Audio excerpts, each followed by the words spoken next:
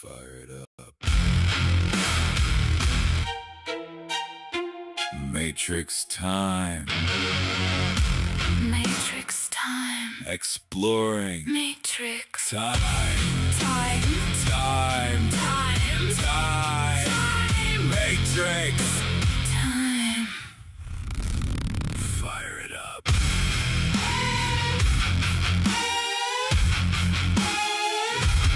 Matrix time. Matrix time. Exploring. Matrix. Time.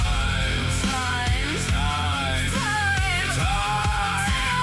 Matrix. Time. Time. Matrix. Time.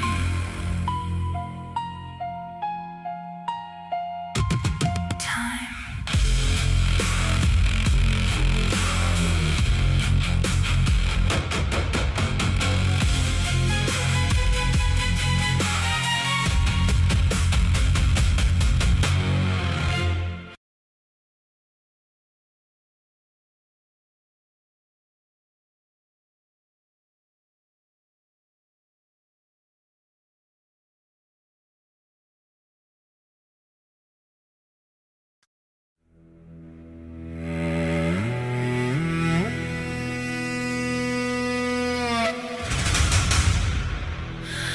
My people.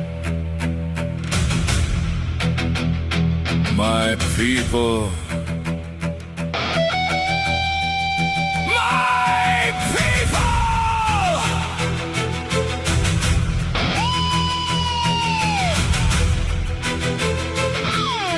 We built the modern world.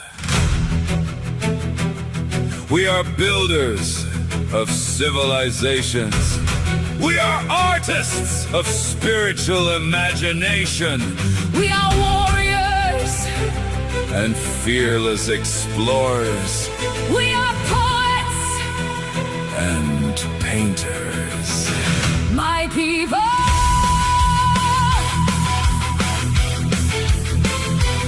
My people! My people. We build music halls. We created symphonies of civilization. We invented ballet and the printing press We are builders of castles. and beautiful cathedrals. My people! My people! Blood and soil. And soil. We are heroic Vikings. We chant and pound the drums Beyond the setting sun.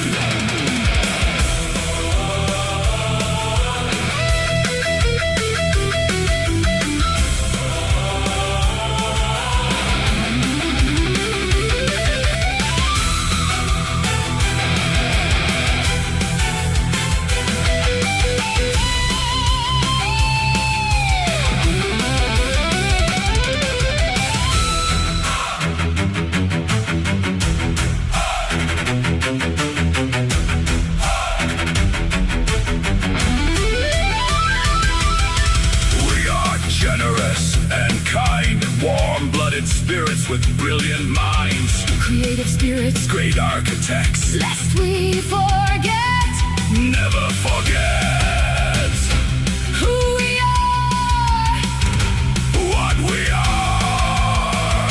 what we have made. I love my people. I love my people. We built the modern world. We built the modern world. Behold, Our resilience and beauty. behold, And cherish. respect to our ancestors.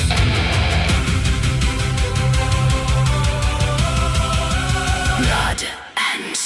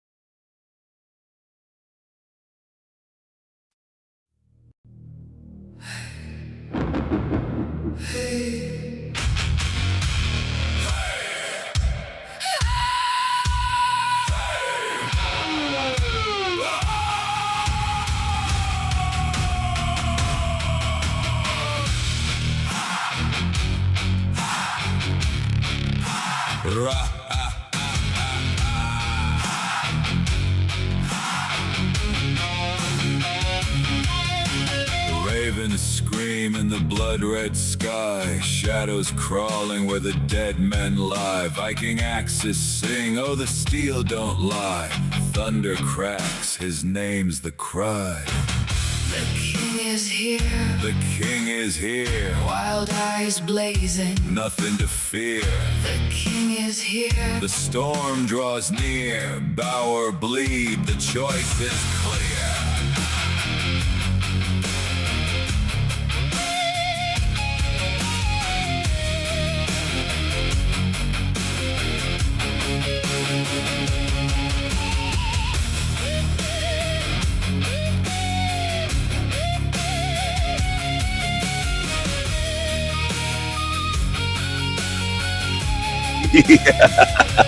Mad laughter rides the howling gale.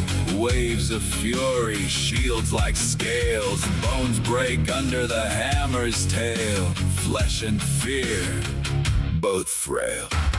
the king is here, The king is here, ravens feast. the end is near. The king is here, The storm is clear. kneel in ashes, taste the spear. Crown of iron, dripping flame, Carved by war, etched with pain. ravens rise. They call his name. The king is here, forever reigns. The king is here, forever reigns. Forever reigns. Forever reigns.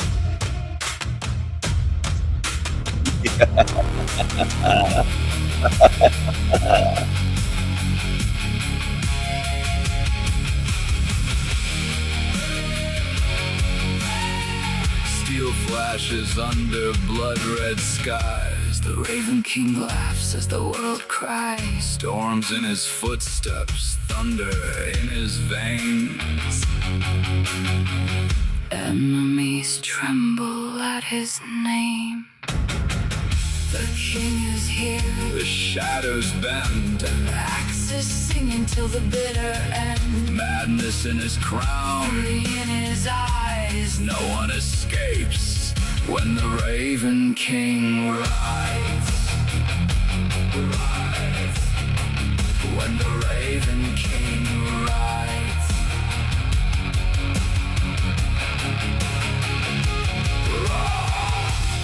Raven circle, battle's done.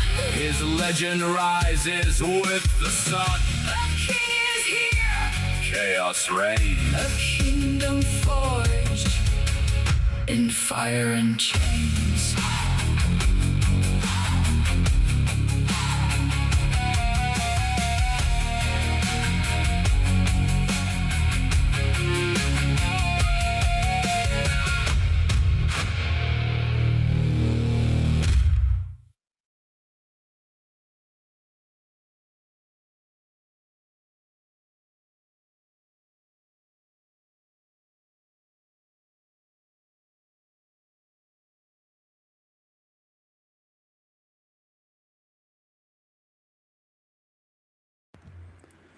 Hello, hello everyone.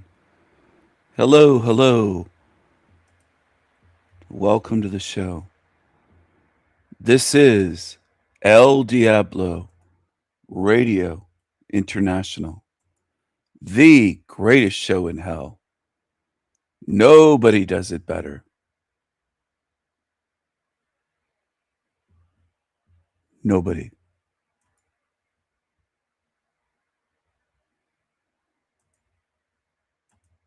Happy to be on here live tonight. I think most of the beings tuned in so far might be demons, lurking little envious losers, and I don't mind calling them that. Bottom dwellers. piss ants, peasants, cockroaches, cucarachas, envious little creepy creatures. There might even be a Charles in a dress tuned in his little dress, and his fake tiara. He likes to do drag shows. Don't you, Charles? I know who you are. I know all about you. I know all about you, you angry little narc.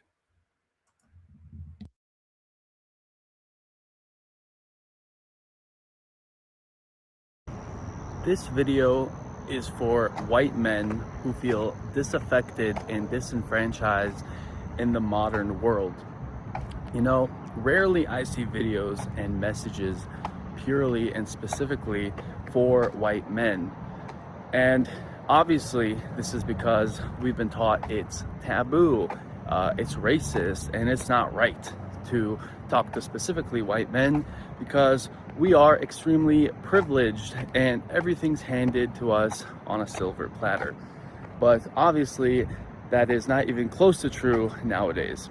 If we look at the suicide rates, at the addiction rates, at the men who are working these hard jobs and who are, struggling in the modern day, it is mostly white men, and specifically young white straight men.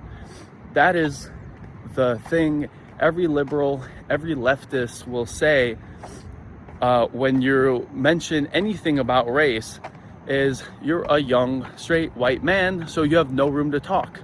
You are extremely privileged. And obviously we see that that's not true, whether it be through the DEI programs in colleges and in the workplace, where companies and colleges are incentivized to hire Black and brown people, even women, and even LGBT, whatever you want to call them. So that's just one example. And anytime you mention any anti-white propaganda or anti-white policies, right away we're bombarded with all the atrocities that white people have committed, whether it be genocides, slavery, colonialism, and they mention all of the bad things that we did.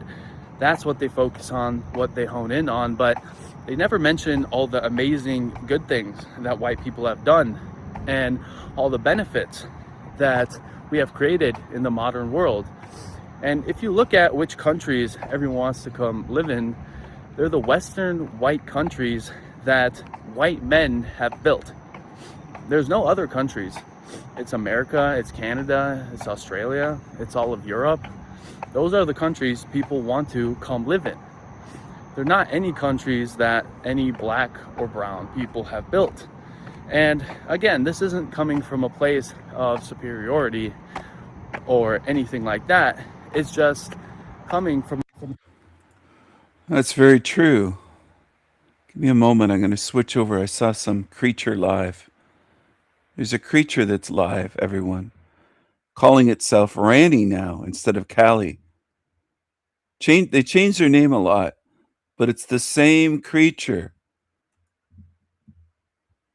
Little view out of a little window here. Looks like an old screen or something on there. I don't know, but it looks like they got a donated window. They couldn't afford to buy a window. They had to get one maybe from a store, one of those donation stores where you donate things at landfills or where they reuse stuff. It's a window they got out of a dumpster, essentially, I think. She used to call herself Callie. Creep Alley. Now she calls herself Ranny. And she just likes to go live and not even speak. Just show the view out the window and sit in the dark. Probably doesn't even have electricity in that little shack. It's like a little shed that a guy built for her on his property. I guess he felt sorry for her or something. Said, "You can live here. You can live in my backyard." Fascinating. And she just looks out the window in the dark. No lights on. She just stares out the window. No money for entertainment, no money for anything. No thoughts, no ideas to speak about. She just sits there and looks out the window like an old woman. like an old like a batty old cat lady. She used to be on my channel. She hasn't been here for a long time. Not this year. And I think maybe even not last year. It's been a while. It's been quite a while, quite a few months since she's been around. Why am I talking about her? Well, she's like to talk about me a lot. So turnaround is fair play.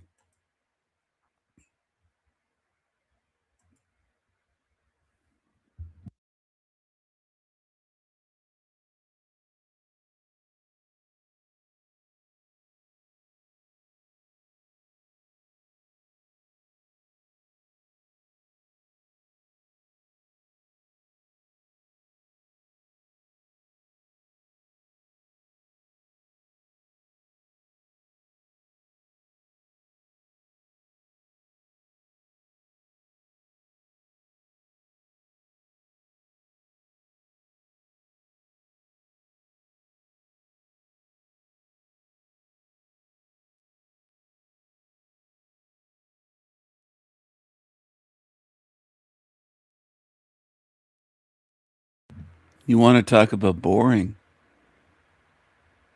It doesn't even say anything. It doesn't speak. Speak, creep. Speak. Speak. Is that a clock tower in the distance?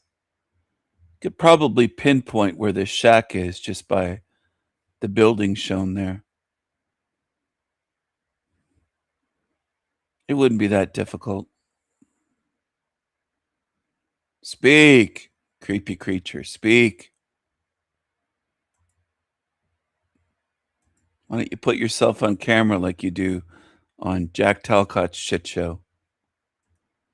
Anyway, they're not saying anything, so they're boring. They're very boring.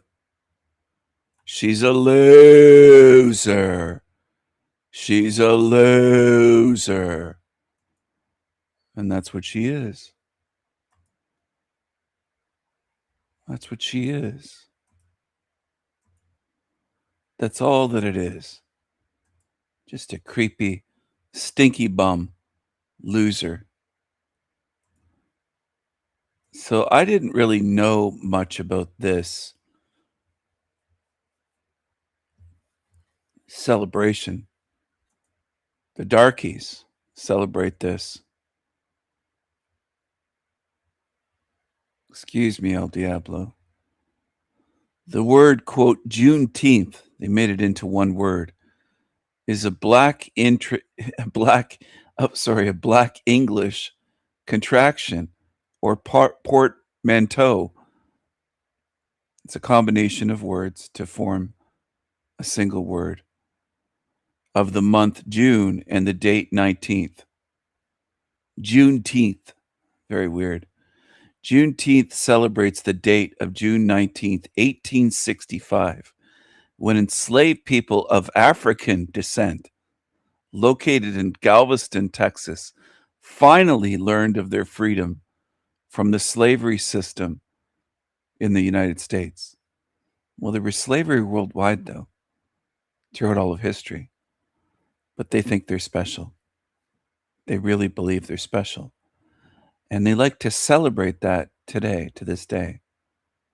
It's interesting. Celebrate? Yeah. They live in the past because they can't build a future.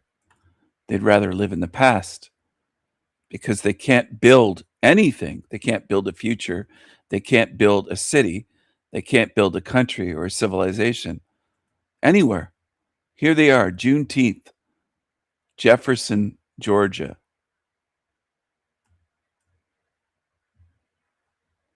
Jefferson, Georgia. Look at them.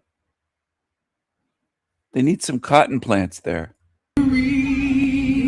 Look at them pretending to pick cotton. This is this is their big thing. This is their obsession.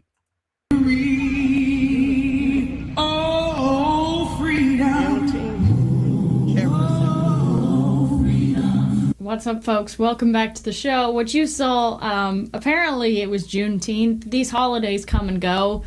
Even almost Christmas comes up, and I kind of I'm like, oh, it's Christmas already? Apparently it was Juneteenth, and this is the sights from Juneteenth. Let me just say, that is just the tip of the iceberg, okay?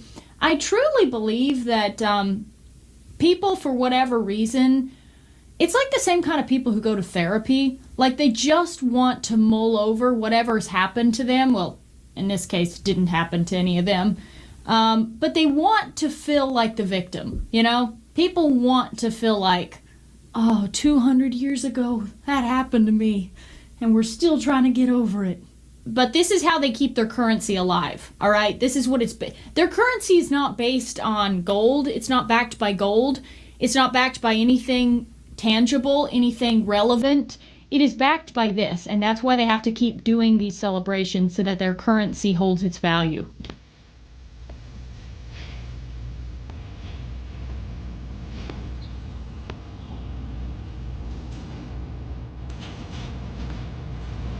I mean, what is going on?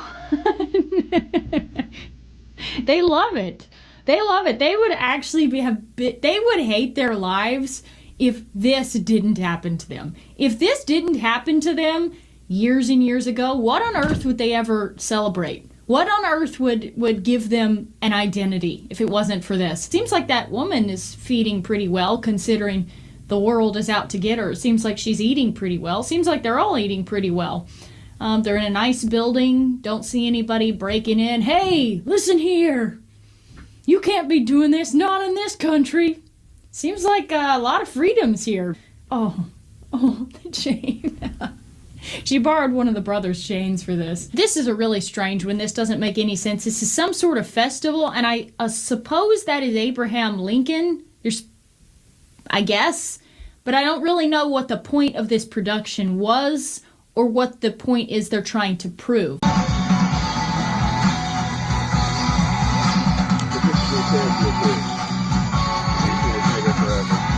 I'm gonna mute that again because I don't want copyrighted. So theatrical, so dramatic. Look at this. Look at this whole production they've been putting on. Everybody showed up. Well, like, what is going on? Does this make any sense to anyone else? That's one barbecue I would not like to attend. And then, of course, it wouldn't be Juneteenth without someone giving a rousing speech. So take a listen to this woman's speech. Shot me my reparations. Quit playing to forgive my student loan debt. I got hearts to tend to. I don't got time to be going back and forth about critical race theory with gentrifiers in Brooklyn and white evangelicals in the Bible Belt. Don't got time to be arguing about who's black and who's not, because folks want to deny the rum and sugarcane field tethered to their blood. It must be the lead in the water and the GMOs in our food that is making us all delirious. What? I don't think anyone has ever seen one of them and been like, you know, I really can't tell if that's one of them or not. Like, what exactly is the beef here? Seems like you just don't want to go to work. That's what it sounds like. Sounds like you want to go to college and rack up student loans and you don't want to pay them back. Sounds like you want to get into debt and not pay it back. But somehow, if you don't want to pay it back, and if you do have to pay it back, that's evil gentrification. Oh, I'm sorry you have to pay back your student loans. No one forced you to go to college. And it seems like college didn't teach you anything. I tell them that black love is the remedy to cure all this madness, and they laugh. Please don't take my literary devices out of context. Everything ain't battle of the sexes. Get out your feelings. Put on your Jordans. Meet me at the front lines, at the protests and the voting lines. Okay, but what are you protesting exactly? You are in a free country where you can freely get up and give this eloquent speech. You are you're having all these shindigs on Juneteenth.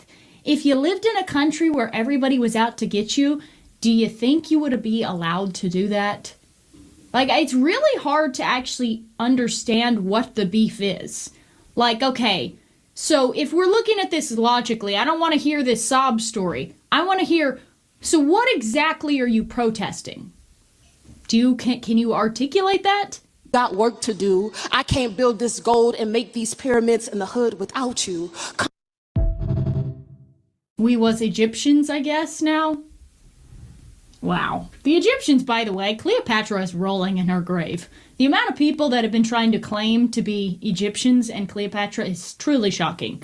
But anyway, that's a little rundown on what's been going on on Juneteenth.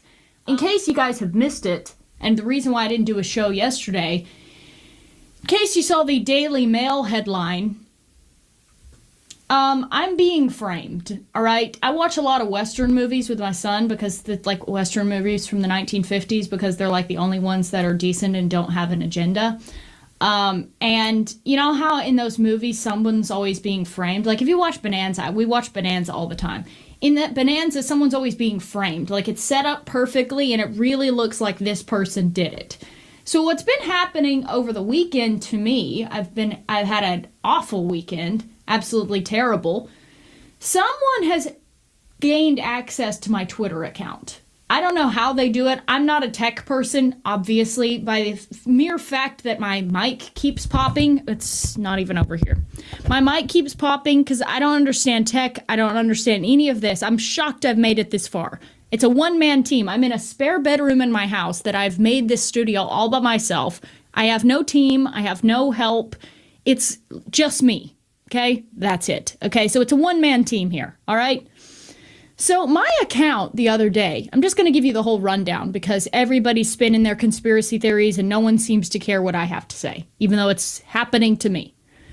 So my account on June 10th, someone has gained access to my Twitter account. They posted this. So on let me pull this over.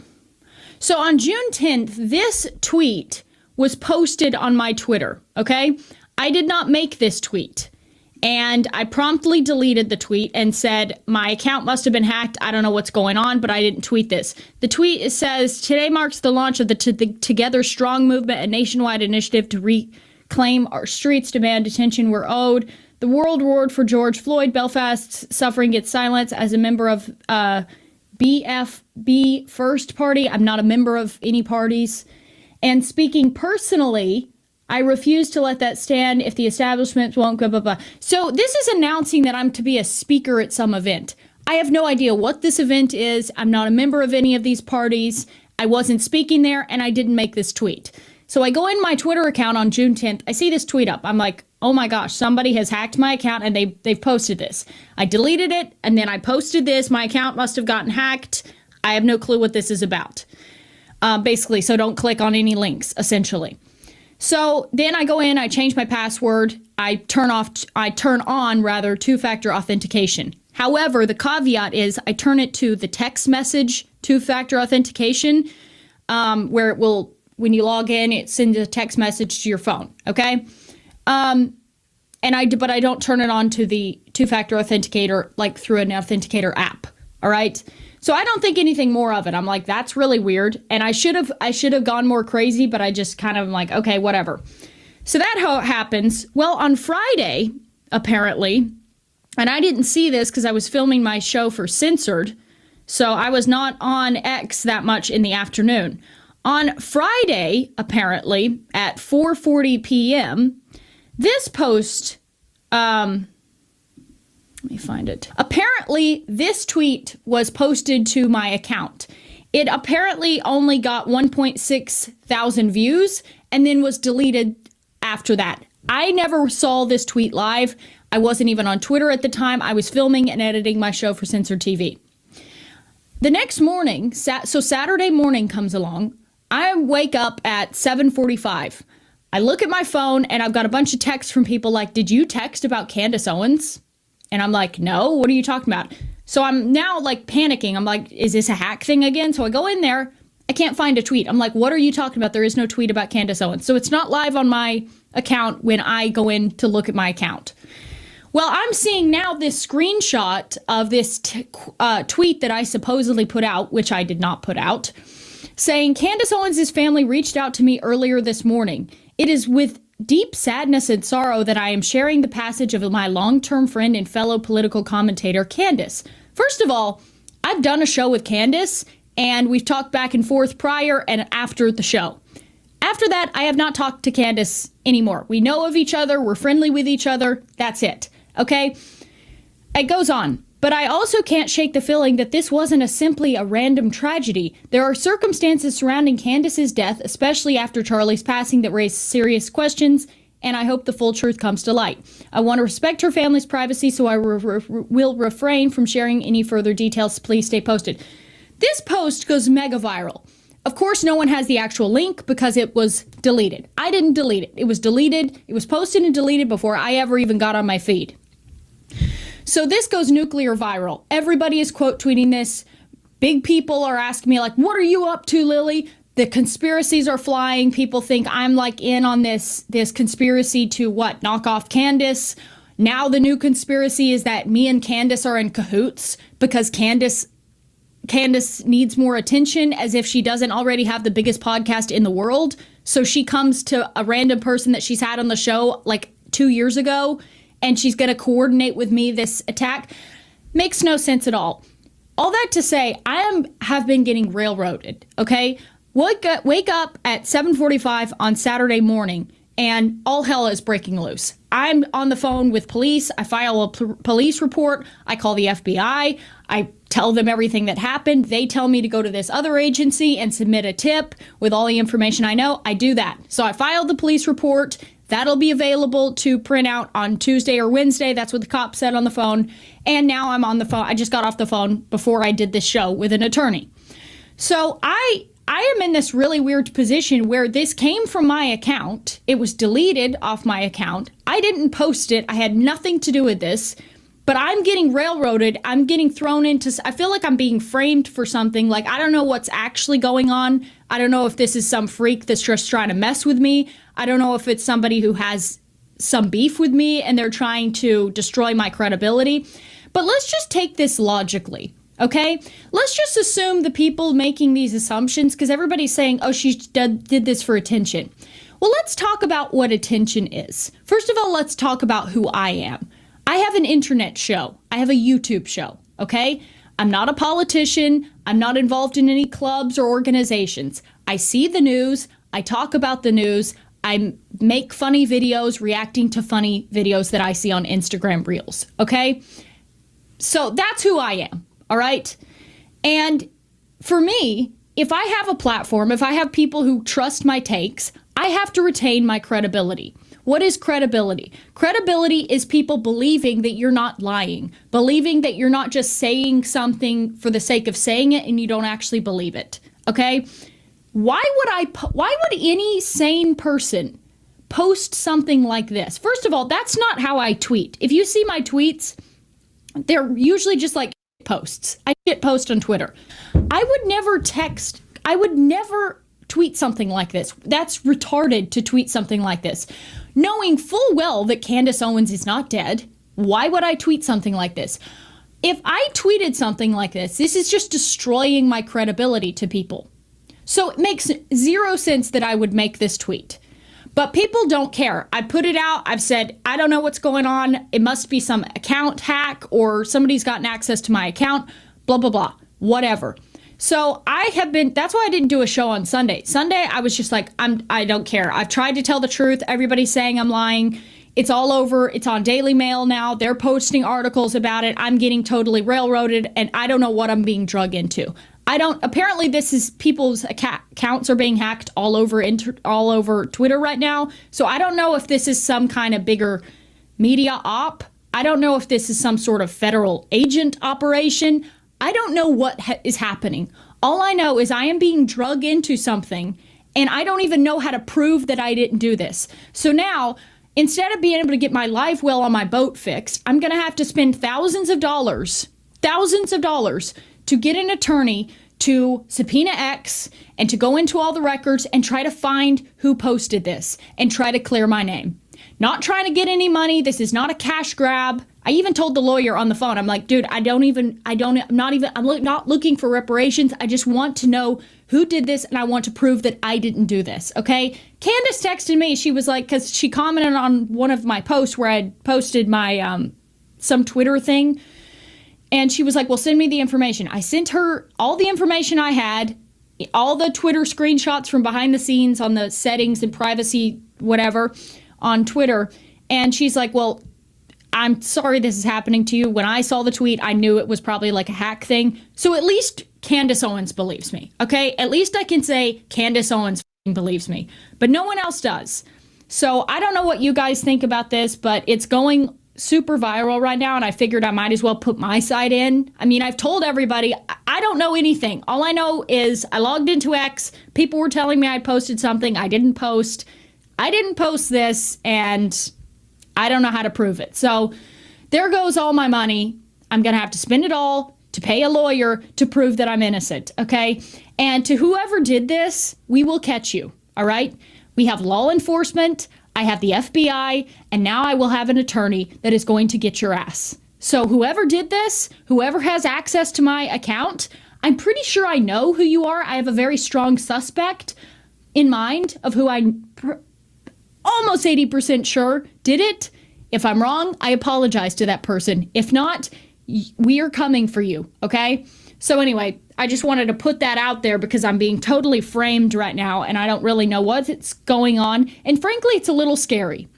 It's a little scary, especially when I don't have a team. I don't have anybody. I'm not tech savvy. I don't know how to go in and get IP addresses. I don't know how to do all of this stuff. All I have is ChatGPT. I'll put the information in ChatGPT, be like, how do I find whoever did this? They don't know. This is a thing where you got to go to a law firm and they have to subpoena X. So anyway, that's what's been going on. And I apologize that this whole episode is very low energy, but I have to say, I'm done. Okay, I'm done. You would think after 2 years, me being in the scene for 2 years, that people would believe me, but apparently tons of people hate my guts. That's what I'm finding out. Tons of people apparently despise me, and they are looking for any opportunity to take me down. So I can only hope. My best case scenario is that this is just a hack and this is a random person. Worst case scenario, this is some sort of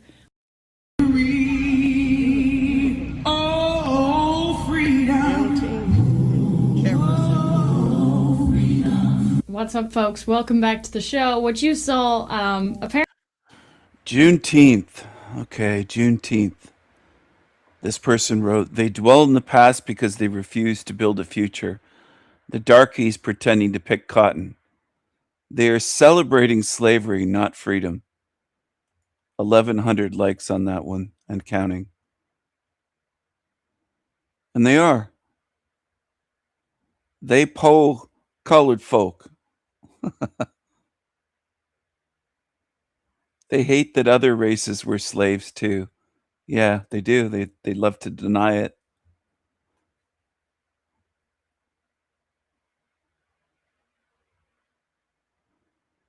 They can't quit talking about shackles, yet every time they get pulled over in a traffic stop, they do everything they can to end up in them. That's true. They unironically blame their own obesity on us while simultaneously saying they want more food stamps. Offended by everything, ashamed of nothing. Exactly. So many good comments there. Not a single one of them were ever, quote, slaves. It's such BS.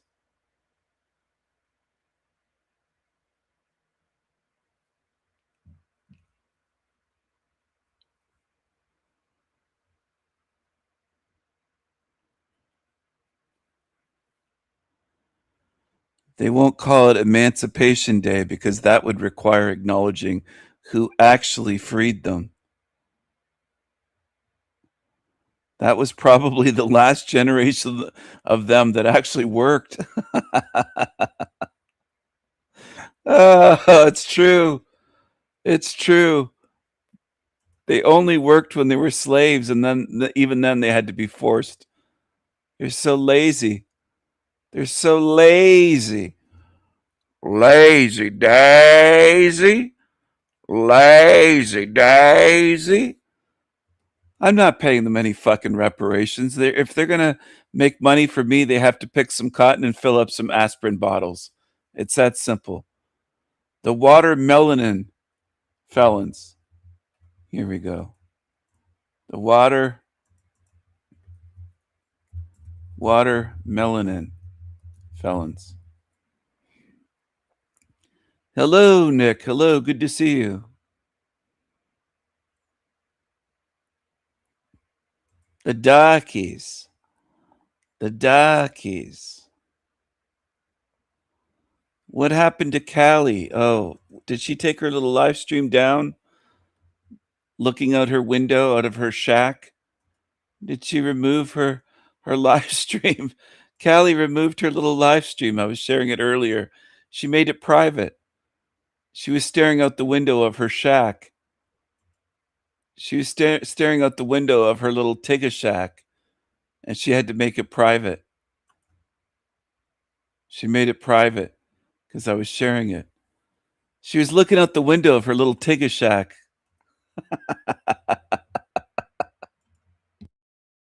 From a place of we need to come live in. There are not any countries that any black or brown. This video is for white men who feel disaffected and disenfranchised in the modern world.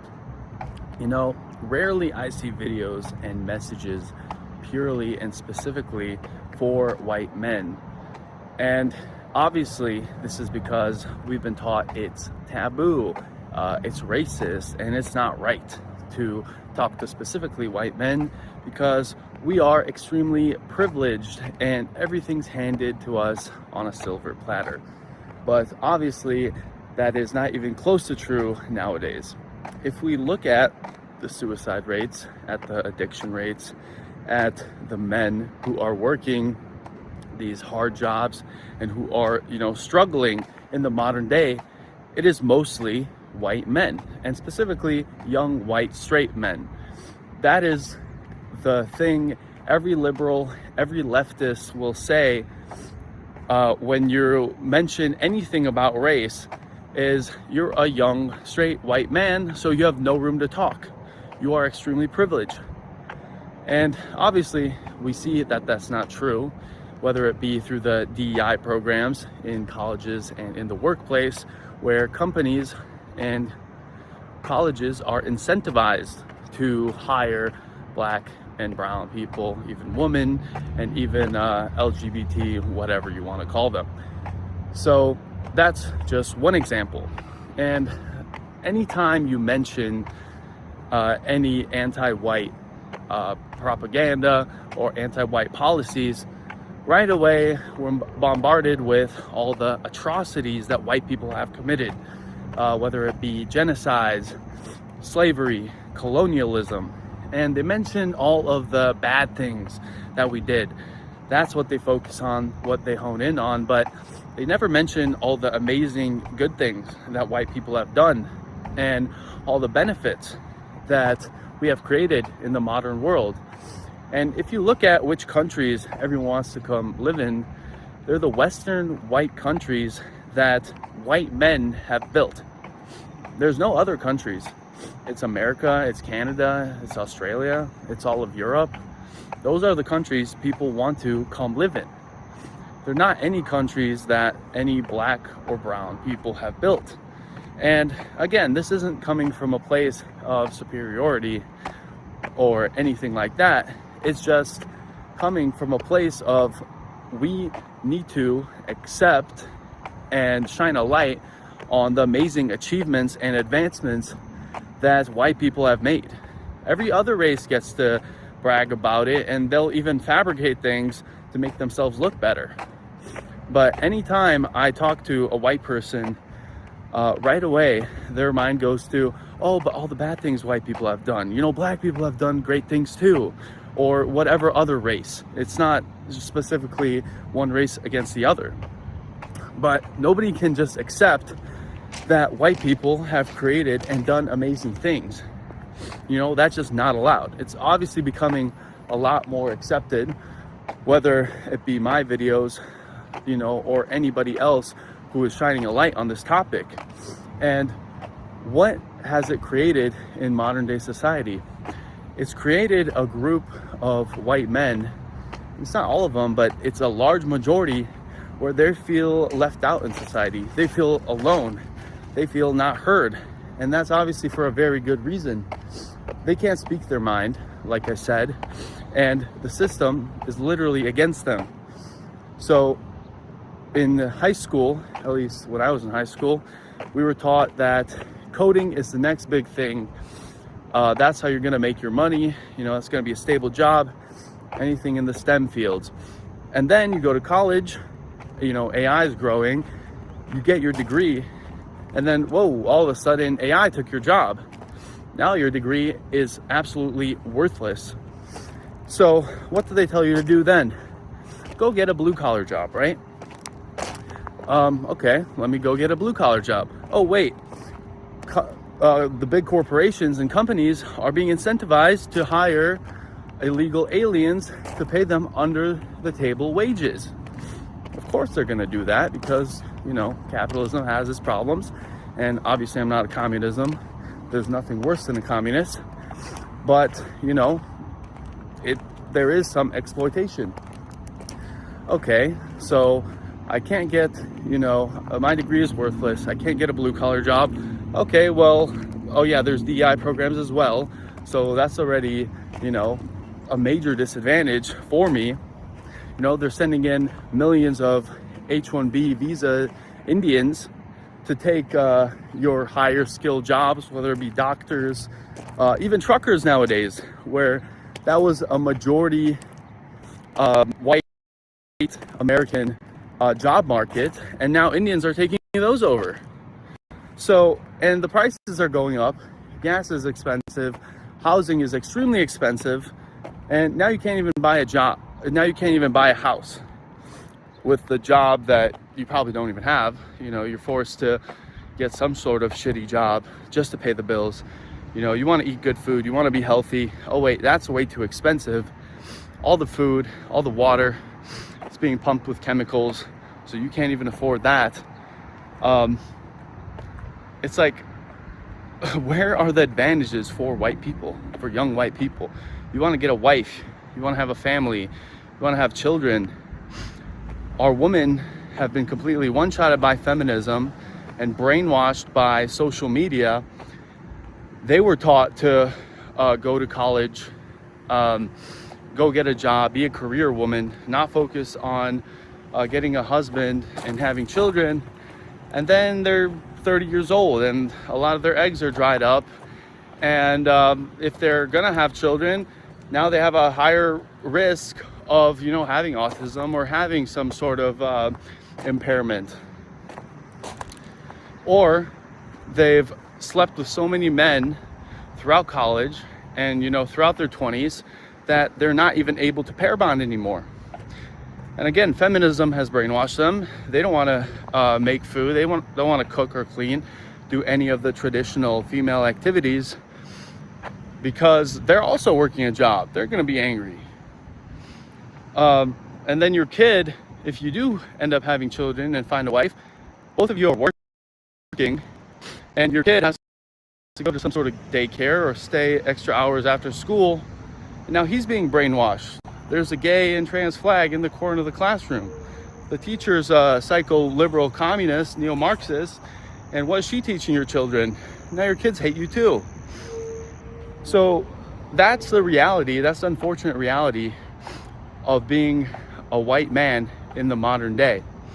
And this isn't to be a victim, not at all. That's not what white people are. That's not who we are. We're not victims. And this video isn't for you to cope and say, oh, it's okay that I'm failing because the system is against me. No, that's not what you're supposed to get from this. You're supposed to remember who you are. This is why I make the videos that I make. You should remember what amazing achievements that your ancestors have created, the countries they have built, all the amazing things that they have done.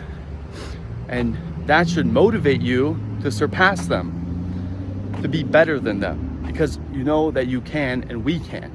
You should be motivated to be healthy, to exercise, to sleep good, to find that passion, that mission in life. And that's why I talk about, race and your tribe, because that is what's missing. That's why you feel so alone. You don't have that third place. You don't have that tribe because you've been brainwashed to not believe in that and feel ashamed to be white.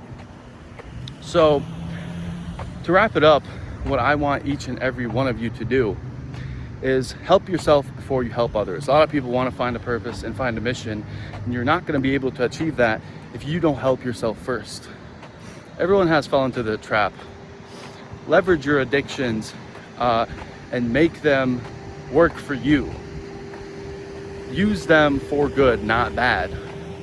Whatever impairments or whatever you might have, there's a way to leverage them in a positive direction. Help yourself, help your family, have children, find a wife, help your parents, your siblings, whatever it is.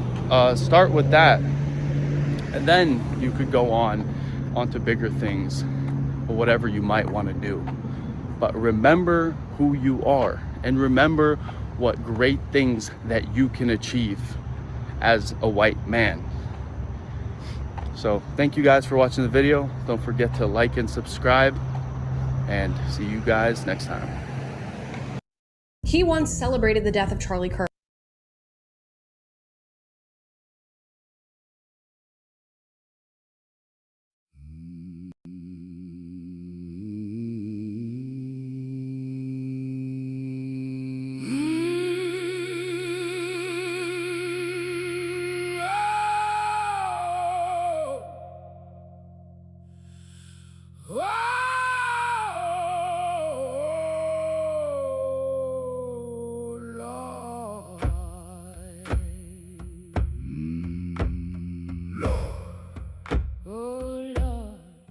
We be free, Set us free.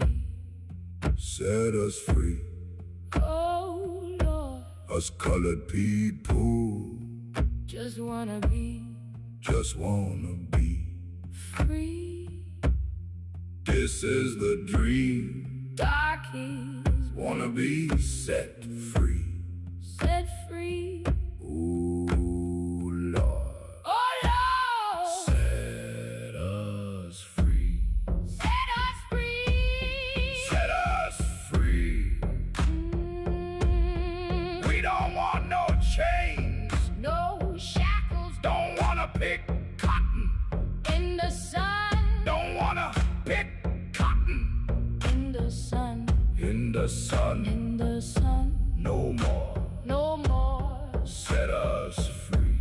Oh Lord, Set us free. set us free. Set us free. Set us free. Set us free.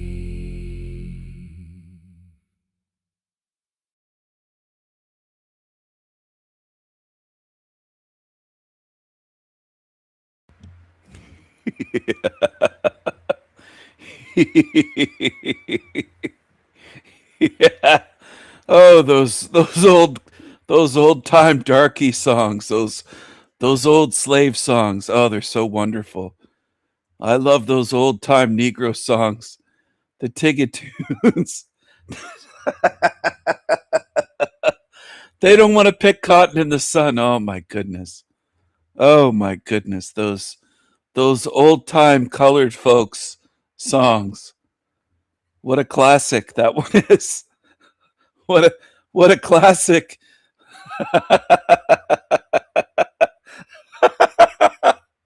Oh, those colored folks. Those darkies, those poor darkies. Oh my goodness. Those poor darkies. They didn't want to pick cotton in the sun. Oh my goodness.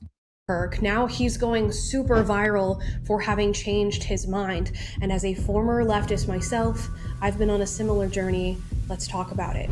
Yeah, you better. you better. Guys, before we get into today's video, please like and subscribe. Today we're going to be doing a bit of a blind reaction. I've been seeing this video circulating online, and I'm thinking this is going to be my bread and butter as a former leftist. Apparently, this is a video of a guy who at first celebrated the death of Charlie Kirk, and now through a series of events. So she claims to be a former leftist, and she has the Black Power fist tattooed on her arm. She's done nothing to remove it. She kind of has these crooked two front top teeth, very crooked. And from what I understand, she's dating a white guy. I don't know if she's married. I think maybe that's the baby she's having. She's having a mixed baby. She's mixed herself. One of her parents is white. I can't remember if it's her mom or her dad. I think it might be her mother that might be white. But she's mixed race. And she was very confused when she was younger. Or this is just a total grift, her pretending to not be a leftist anymore. I don't know, but she's making a lot of money doing this because she has 2.5 million subscribers. So people love to follow this kind of stuff. Has come to realize that he was wrong, and he's admitting that. So this is what I love to see. And I think there's a lot of room for people to go on this journey, especially after what we saw in the wake of Charlie Kirk's death. I spoke about it at length on this channel. I have many a video on the left's response to it. And what a devastating thing to see. The celebration of such a heinous assassination of somebody who's just trying to have conversation. So with that being said, I'm going to put my former leftist hat on and watch this video. I'm actually glad that Charlie Kirk was murdered, but probably not for the reason you think. I was at work when I first found out.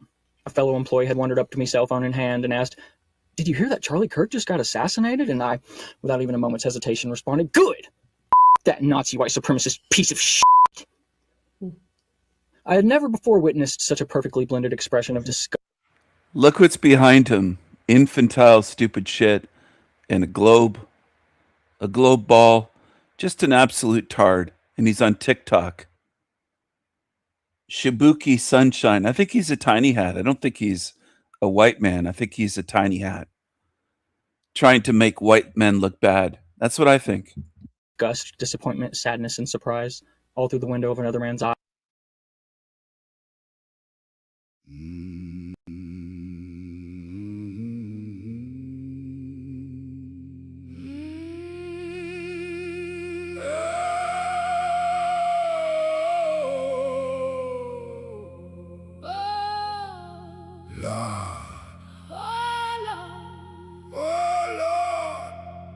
We be free. Set us free.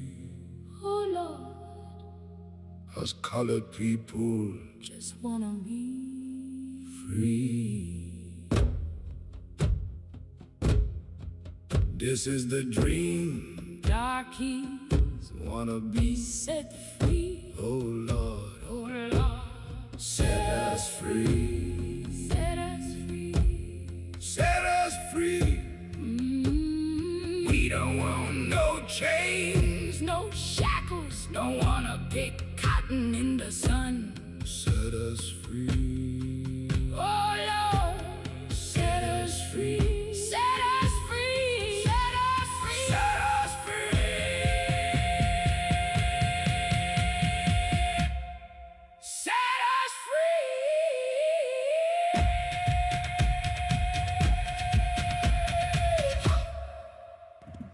Tigga tunes, Tigga drums. That's a different version. I made a few versions. I might combine them into a song. I might do a mashup or a mix. I don't know what I'm going to do yet, but I'm feeling inspired, people. My people. I'm feeling inspired by these old-time Negro songs. these old-time colored people songs. I'm feeling inspired.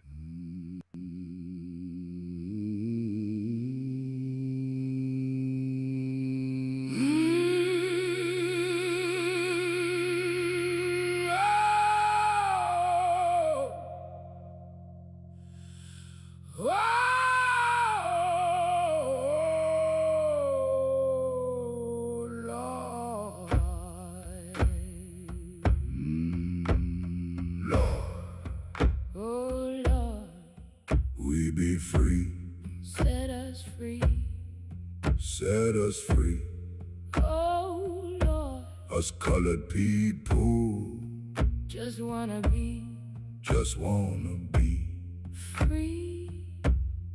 This is the dream. Darkies Wanna be set free. set free. Ooh, Lord. Oh Lord, Set us free. set us free. Set us free. We don't want no chains. No shackles Don't wanna pick cotton. in the sun. Don't wanna pick cotton. In the sun. In the sun, In the sun. no more. No more. Set us free. Oh Lord, Set us free. set us free. Set us free. Set us free. Set us free.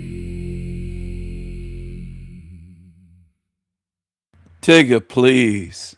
Tigger, please. Tigger, please.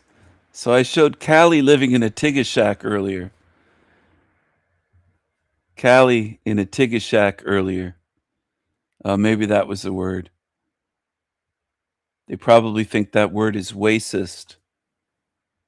Ching chong. Eyes or experienced a silence so uncomfortable as the one that followed, and although that look on his face now haunts me more and more with each passing day, at the time, it only made me distrustful and upset. But little did I know that the sentence which followed would end up becoming the most profoundly psychologically impactful question that I've ever been confronted with. Have you ever actually watched any of his debates? Okay, let's go ahead and pause there. This is so interesting to me. I can see so much of my former self in what he is describing. I don't know that I was the type of leftist that would have outright celebrated Charlie Kirk's death or said something to that effect about his death, but I certainly would have been in the same ecosystem as somebody who was unbothered by the assassination of Charlie Kirk had it happened at the time I was a leftist. And that's something that you really do have to grapple with. And he's talking about that, the fact that his coworker reacted with such disgust. And at the time that didn't bother him, but now the thought of that haunts him. And I think a lot about who I was when I was a member of the woke left and how much really awful energy I had within myself and put out into the world. And it is an embarrassing thing to think about. It is something that sits with you of Oh, wow. Amala in 2018. That wasn't that long ago. At least not in my lifetime. What did she look like? Medicaid, not millionaire. She has the afro. She has the black lipstick. It looks like it looks like she has a shirt that says "fuck the police." Looks like police is there. She's got her arms folded, striking a pose. Strike a pose. Vogue, Vogue, Vogue, Vogue. Look at this. She thinks she's cool. This was a younger her as a lefty with the big fro, the big afro, the big black power afro. Fascinating. See this. Do I think that they ever truly outgrow it and drop all of their programming? I don't buy it. I don't, because leopards really don't change that much and tigers don't change their stripes. Leopards don't change their spots. Tigers don't change their stripes. There's a lot of chameleons in this world.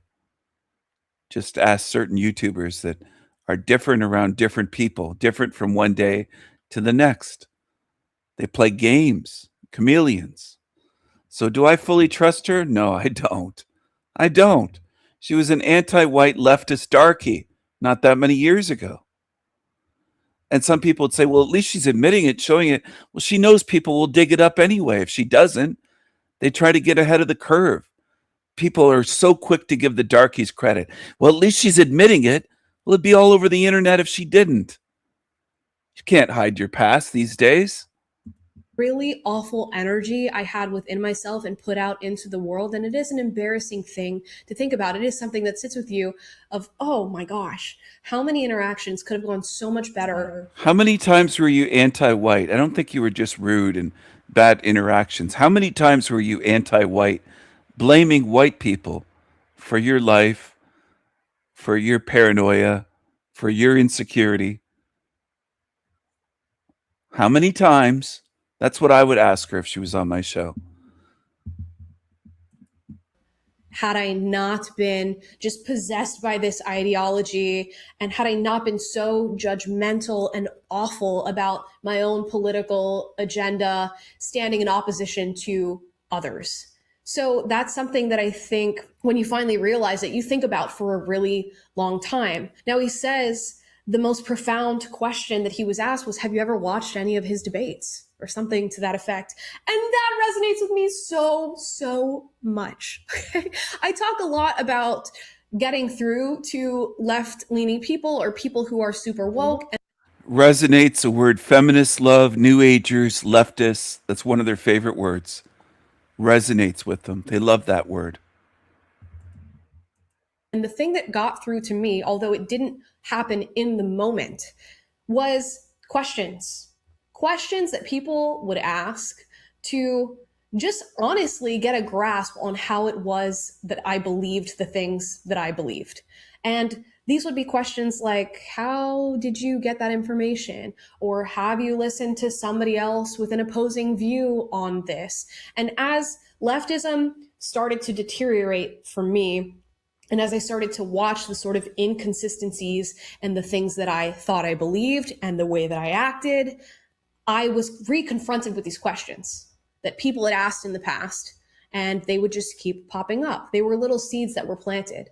So even though at the time I probably would have had an awful response, or not even listened to the question, or not even heard the person out whatsoever, later on, as things started to fall and cascade, and I started to realize, oh my gosh, I might be in the wrong room on this one, those questions pop back up. And now I had a sort of framework to go through and start finding answers for myself that led me in a different direction. So shout out to the coworker who, in the face of a really disgusting response about somebody's assassination, said, have you ever even watched any of his debates? Because there's a lot of other things you could have said in a moment like that probably would not have led to this result.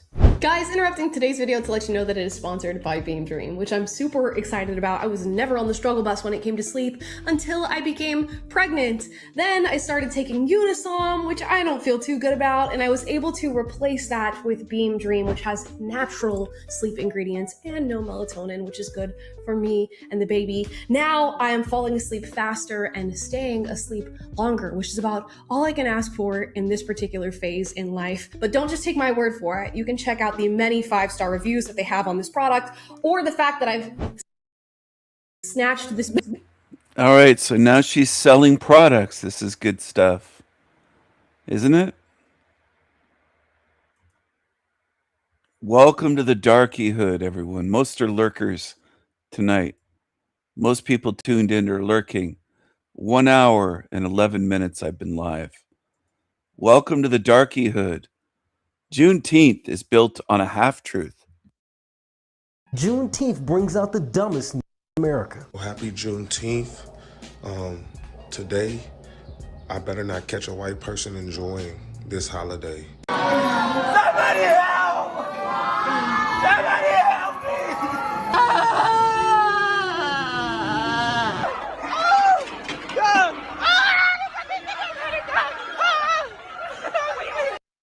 This was supposed to be a joyous time. Neighbors say many people had gathered to... Eeny, meeny, miny, mo, catch a nigga by the toe. If he cries, let him go. Eeny, meeny, miny, mo. to celebrate Juneteenth when things took a violent turn. That means when Juneteenth took place, around 800,000 people were still legally enslaved in our hands. And they weren't all in Tennessee because Maryland, Delaware, Missouri, Kentucky, they were border states, and they also had slaves. All right, guys, welcome back to the channel. I am Carmen JC, and we're back with another great video.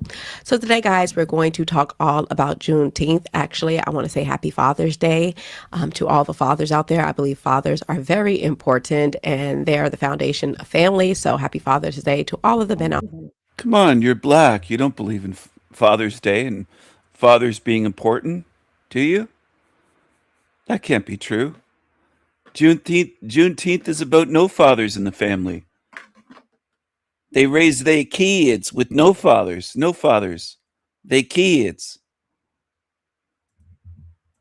Out there that are fathers. I want to go ahead and get into some of the Juneteenth stuff because obviously I'm sick of the darkies talking about slavery for hundreds of years. Bring back white privilege. I want to make white privilege great again. I'm going to say it right into the mic here. I want to make white privilege great again. I'm tired of all this bullshit. Juneteenth is a new national holiday, fairly new national holiday.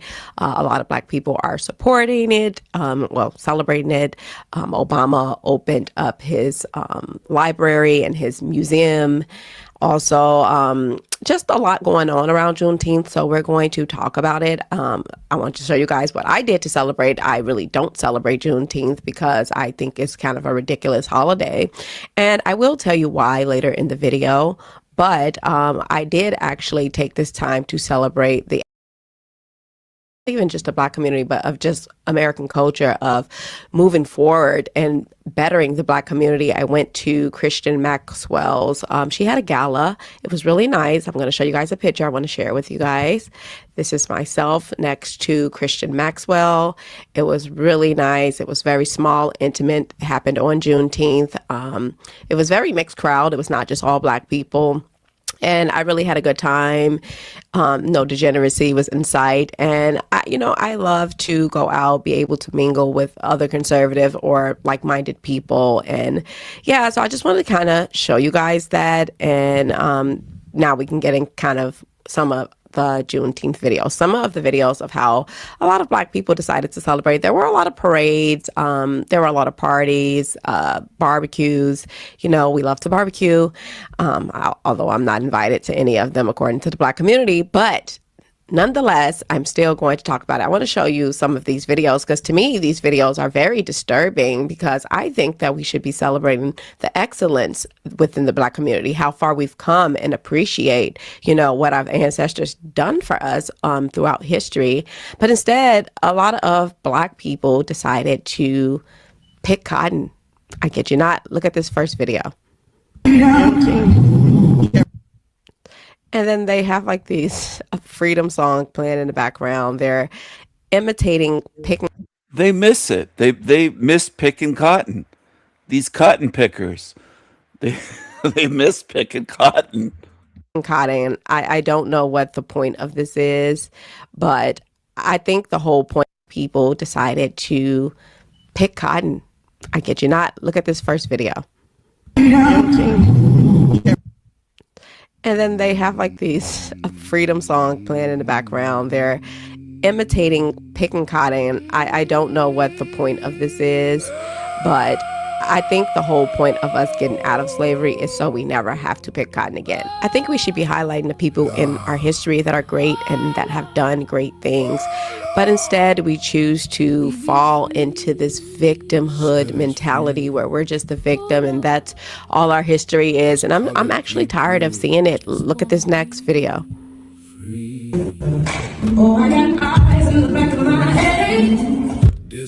Very similar. They have chains.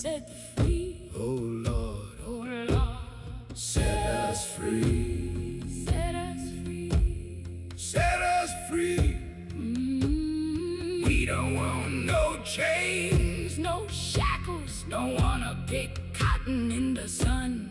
Set us free. Oh Lord, set us free. Set us free. Set us free. Set us free.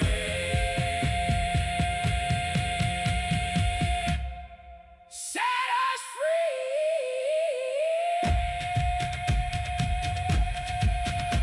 On, carrying, bowls on their hands on, carrying, bowls on their head. Like, this is not our history, okay? This is an unfortunate part of our history, but it's not our history. It's many great things to celebrate within the Black community. Very similar, they have chains on, carrying, you know, bowls on their head. Like, this is not our history, okay? This is an unfortunate part of our history, but it's not our history. It's many great things to celebrate within the Black community without having to fall into this. We understand it happened. It is not something that we need to keep constantly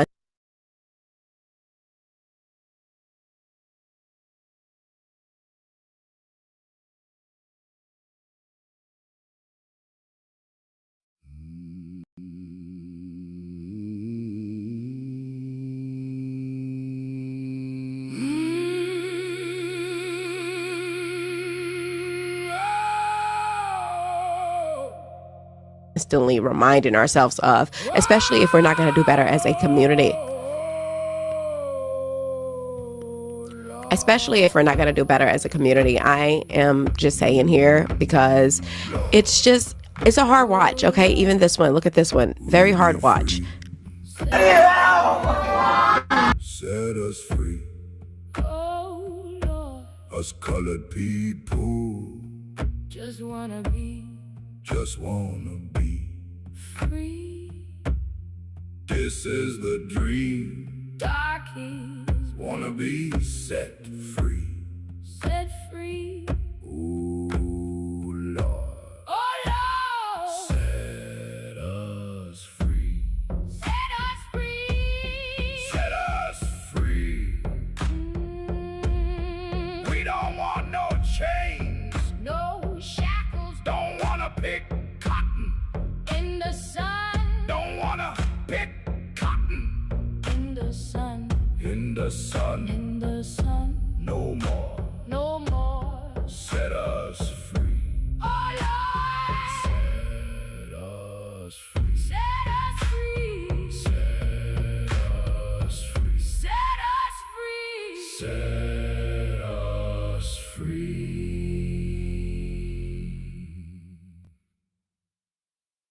Somebody help me!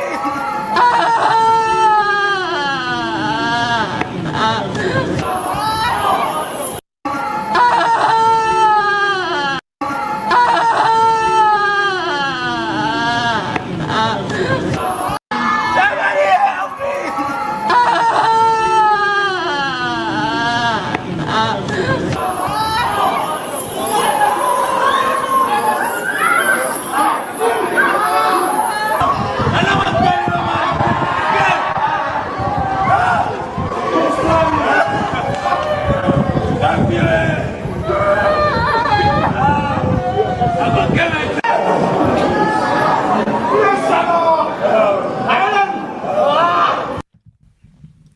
Okay, so I just think that this is something that we can talk about, we can have a conversation about, we can acknowledge that this happened. I just don't think that we need to keep reenacting what happened. In slavery, we have moved past it. That happened hundreds of years ago. And I just think that what are we doing here? You know, I think that this should be a celebration. It should be happy. It should be, I don't know, it should be a celebration of how, like I said, how far we've come. But instead, we choose to sink into this victim mentality where we want to remember all of the negative things about our history, even though I know Juneteenth is about when the slaves were freed, which like I said, we're going to talk more about the actual history of Juneteenth because obviously we tend to get a lot of things wrong within the Black community. But nonetheless, in Chicago, there was a very violent weekend. And this is another thing that I would have thought that we would not be violent since we are saying that we're so great and Juneteenth is our holiday and we don't want white people celebrating. But it seems like we take the opportunity to kill other Black people or to shoot other Black people. And we really don't care about the holiday or the significance of it. So I want you guys to look at this news coverage on the weekend in Chicago for Juneteenth. Supposed to be a joyous time. Neighbors say many people had gathered to celebrate Juneteenth when things took a violent turn. Surveillance video capturing what appears to be a barrage of gunfire. Shortly after, you see people running for cover. Chicago police were called to 95th and Princeton after a mass shooting around 11 Friday night in the city's Princeton Park neighborhood. At least 13 people were injured. 244 West 95th Street. It needs crowd control. Chicago police say a red SUV pulled up to a large crowd. Investigators say 2 suspects began shooting from inside the car before taking off. There's approximately 25 shell casings, both rifle and pistol rounds, from 243 West 95th all the way to the end of the block on Princeton. The victims' ages range from 17 to 47 years old and were taken to different hospitals. A 26-year-old man was last listed in critical condition. The majority of the victims are expected to recover from their injury. A motive for the shooting is unclear. Police have not made any arrests. Alderman Anthony. Okay, so there was a mass shooting on Juneteenth at a Juneteenth celebration. Obviously, we don't know who did this, but I mean, we can probably about guess the suspect's identity and race. And it's just unfortunate. Like we can't celebrate and get along even on Juneteenth. And this is what I want us to get better at. I think we can at least get better at respecting each other on holidays like Juneteenth. If this is something that we're saying that we wanted and we're going to take serious and be serious about, I think that we should get better at how we treat each other. And not to mention, like, it was a lot of celebrations all over the country that nothing happened at, where it was completely peaceful. I'm not even sitting here trying to paint it out like every one of these celebrations were not peaceful, but still in all, we still have to get better, okay? Just because we have some peaceful ones does not mean that everyone does not deserve peace. I think we all deserve peace. And it's unfortunate, even just like we had to have a teen takeover. One of these kids. She loves to say it's unfortunate. It's beyond just unfortunate. It's unfixable. It's beyond unfortunate. I'll type that for you in the chat. It's beyond, quote, unfortunate. It is unfixable. Okay? I want people to understand this. If you're watching, I want you to understand something. This isn't just entertainment. This isn't just something to watch and learn nothing from. I want you to see reality better. Whoever's tuned in. I know there's a bunch of lurkers tuned in that don't want to learn anything. Stay stupid. Get recycled and get sealed in Hell Realm where you belong. Creepy little lurkers.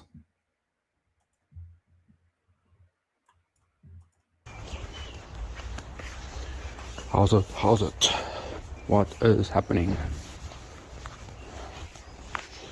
Okay, so I'm exploring the idea. All possible outcomes to our dilemma, to what this place is, and physicality, and this is still my stance, right? That's physicality is a form of technology, form of tech, hardware. Neither digital, as previously explored, nor organic, but the form of technology. So let me explain again. Your body is a machine, right? Let me just check here. Okay, your body is a machine. It is, your heart acts as a pump to keep your machine body alive.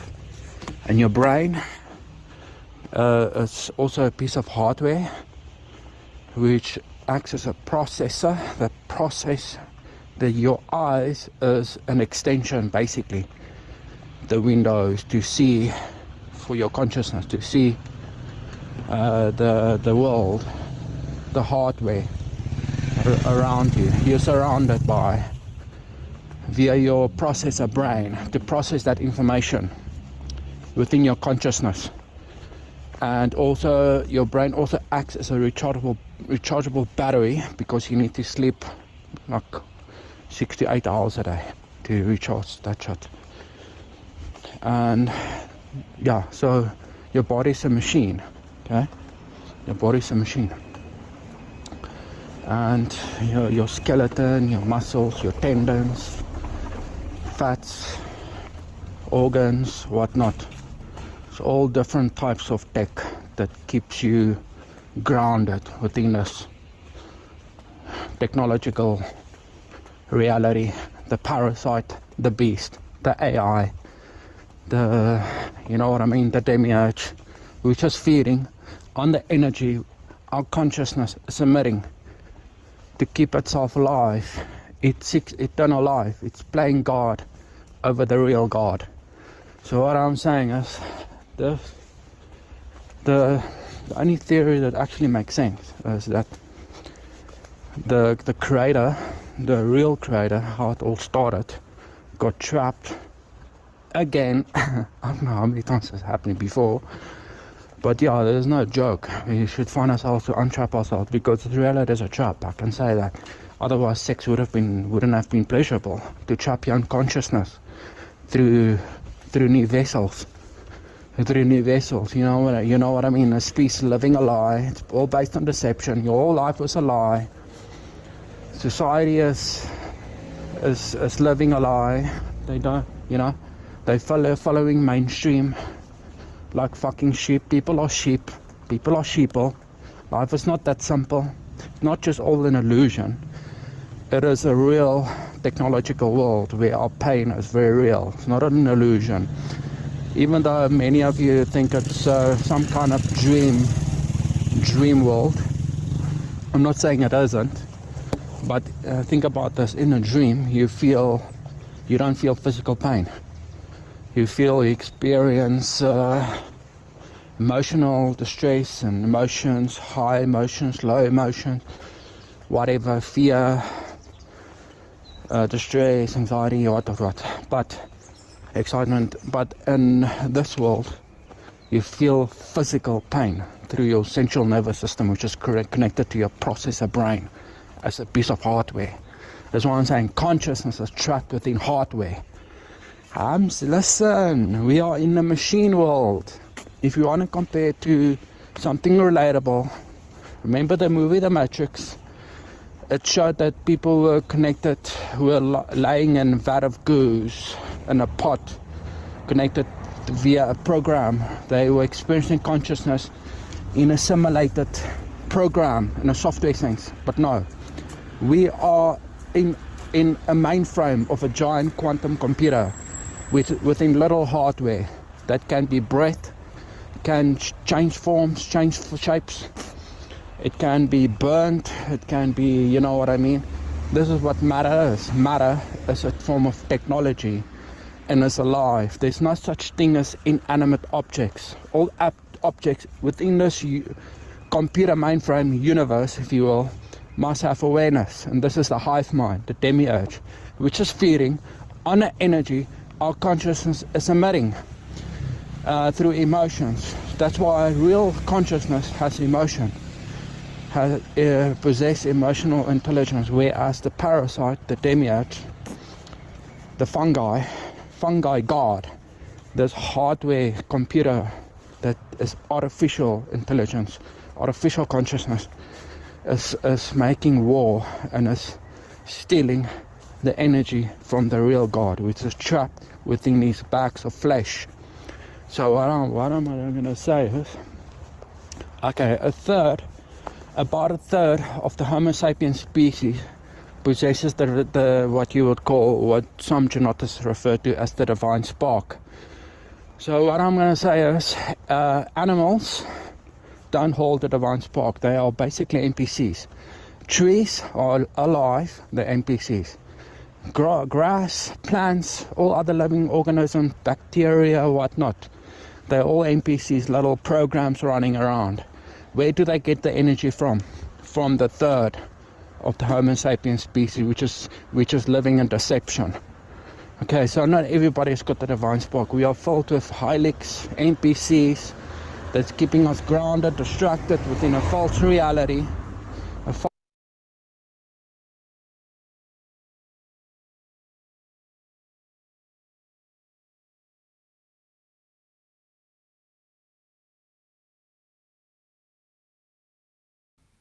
It's kind of crazy, right? Let's look at this video of Andre Williams. He's going to react to another video of a creator who's extremely racist, and I want you guys to take a look at it. So let's go ahead and take a look. Not the dumbest niggas in America. Well, happy Juneteenth. Today, I better not catch a white person enjoying this holiday. Y'all ass need to go to work and be getting that money so that y'all can pay us our reparations. Okay, so if I catch a white person enjoying today, I'm on your ass. I better see every white person at work getting to that money so they can pay us our reparations.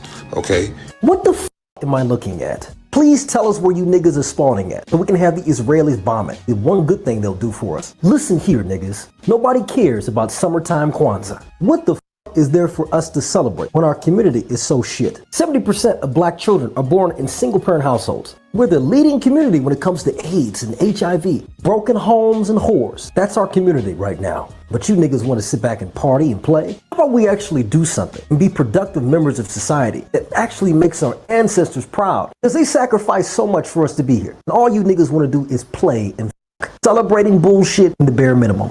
So kick rocks with the Juneteenth shit. Do better, niggas. Andre sure have a way with words. He do, because it is so true. You want to try to police who can celebrate Juneteenth and be so extremely racist towards white people, which is actually the contrary of what we should be doing. It's literally what we fought against, and we are going to become that. It is ridiculous, and he's absolutely right. Our community is in shambles. If you look at any of the statistics, we are not leading in any of them, except for maybe like the top entertainers, or something like that. Nothing that is really serious. We're not like the top doctors, lawyers, or something.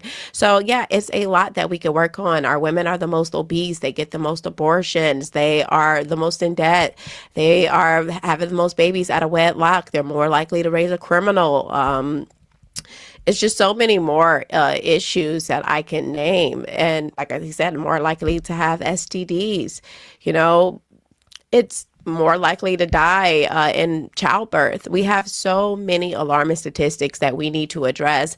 And if you think any other community is going to care about how to better our community like it would be us caring about it, then you would be wrong. So we have to do something about our issues, and then we can celebrate. Now, like I said, if you want to celebrate, that is on you.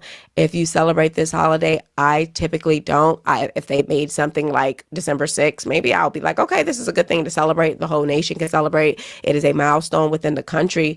But to celebrate something that happened in the state of Texas is actually kind of dumb. I'm sorry. But whatever. It's okay, I guess. I'm just saying it's not national holiday worthy, And other black people are spewing this hatred, and they are saying that their ancestors have allowed them to be able to be racist just blatantly. Let's listen. Happy June fucking teen to all my ancestors who fought for our freedom. I'm so glad to be free because now I can age play and be racist online whenever I want. Happy Juneteenth, niggers. It's fair to say that there's a mental health crisis in our community. That's another. It says just blatantly. Let's listen. Happy June fucking teen to all my ancestors who fought for our freedom. I'm so glad to be free because now I can age play and be racist online. It says just blatantly. Let's listen. Happy June fucking teen to all my ancestors who fought for our freedom. I'm so. There's the chirp. There's the chirping smoke detector. Chirp, chirp, chirp. Happy June fucking teen to all my ancestors who fought for our freedom. I'm so glad to be free because now I can age play and be racist online whenever I want. Happy Juneteenth, niggers. It's fair to say that there's a mental health crisis in our community. That's another thing that we're probably leading in, mental health crises, because what the hell is that? What is age play? I don't even understand what that is. It's extremely creepy, and I just don't know, guys. Okay, I just don't know when it comes to the black community. Now, I told you guys we were going to address, actually, before we address the Obama thing, I want to show you this picture of this beautiful family here. It's an absolutely beautiful family, and people online were tearing them to shreds because of the Happy Juneteenth post, and they're upset because it's a mixed family. And it's just like, what are we doing here? Why can't people be happy about celebrating this if you guys are happy about celebrating it? Like, it's like you can't win for losing. You can't win with you guys, okay? They're happy. This family is beautiful. Most of the people in this picture is black or half black. I'm confused. This was a big thing. Black people made a big deal about it. I'm not even going to go through any of the responses, but I just want to say that this is a very beautiful family. The children are beautiful. The wife is beautiful. And yeah, we have to do better at just being better people, having better morals, and not being so hateful. We have to let some of the hate out of our heart. I'm sorry. But yeah, so let's look at some coverage of the Obama library that opened that is extremely ugly to me. So let's go ahead and take a look. Near construction, the Obama Presidential Center will officially open to the public. This comes after a grand celebration that took place Thursday, marking the opening of this campus. I just see this being a thriving place for the community. And the fact that they did this for the community is so outstanding. Floored, blown away, inspired, encouraged. It's not about nostalgia, it's about moving forward. And I think that's important. Thursday's star-studded dedication was nearly a decade in the making. Former President Barack Obama and former First Lady Michelle Obama were joined by President Joe Biden, Bill Clinton, and George W. Bush for the official opening of the $850 million 19-acre campus in Jackson Park. The invite-only ceremony drew a who's who of politics and pop culture, including Governor J.B. Pritzker, Mayor Brandon Johnson, and an all-star lineup of performers. While Thursday's ceremony was limited to invited guests, hundreds gathered nearby at a public watch party. Visitors from across the country and around the world filled the park with lawn chairs and blankets to witness the historic moment. This center could not be anyplace else. It's an expression of thanks, an acknowledgement that so much of what I hold most dear, I owe to the people of this city and the people of these surrounding neighborhoods. Just want to point out a lot of the people in the surrounding neighborhoods are pretty pissed because a lot of them are being displaced because they can't afford the rising property tax. And it was placed on public property, which he wasn't supposed to do because this is a private ran. I don't know if it's a business because technically they are charging $22 per ticket. And it was a lot of Black construction workers that had to file for bankruptcy over this because I believe they weren't paid for the work that they did. So I think that this is just some elitist bull crap that all of these high A-listers are at being performative, acting like they care about the people of Chicago. None of them actually.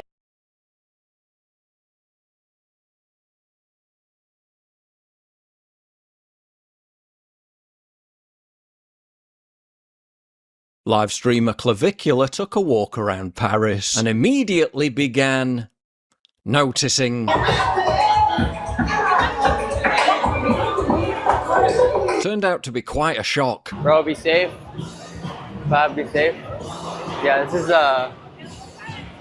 interesting demographics, I'll say that. Yeah, this is not safe. For reasons known only to him, and despite being protected by bodyguards, Clav's situational awareness maxing suddenly kicked into high gear. This is Giga risk maxing.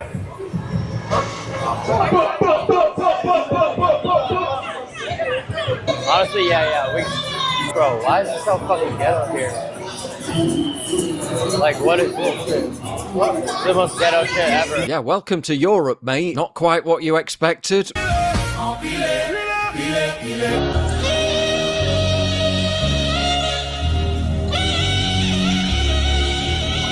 Wow, it looks so French.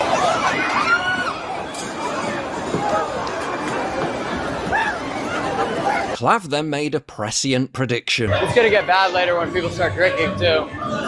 Once people start drinking too, it's gonna get bad. They didn't even need to start drinking. Alcohol was banned. But it only took a matter of hours for that prediction to come to fruition.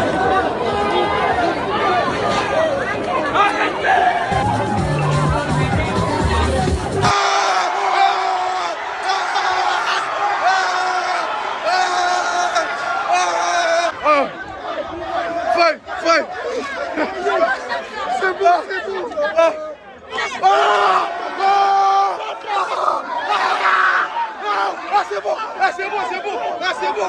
Ah, calmez, calmez, calmez. Ouais, calmez, calmez, calmez, calmez. Calmez.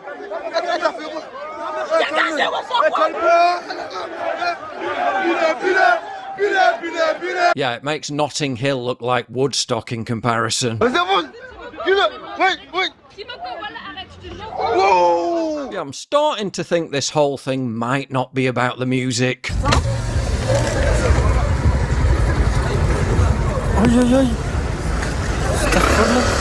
Imagine being some boomer liberal American tourist couple, thinking you're going for a peaceful summer vacation in the city of love, thinking you're going to encounter authentic Parisian culture, and this is what you encounter.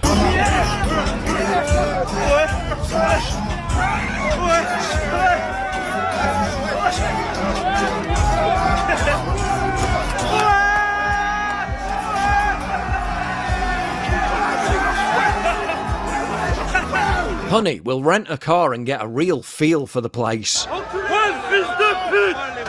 Ouais, fils de pute! Ouais, fils de pute! Fais-toi baiser, voilà!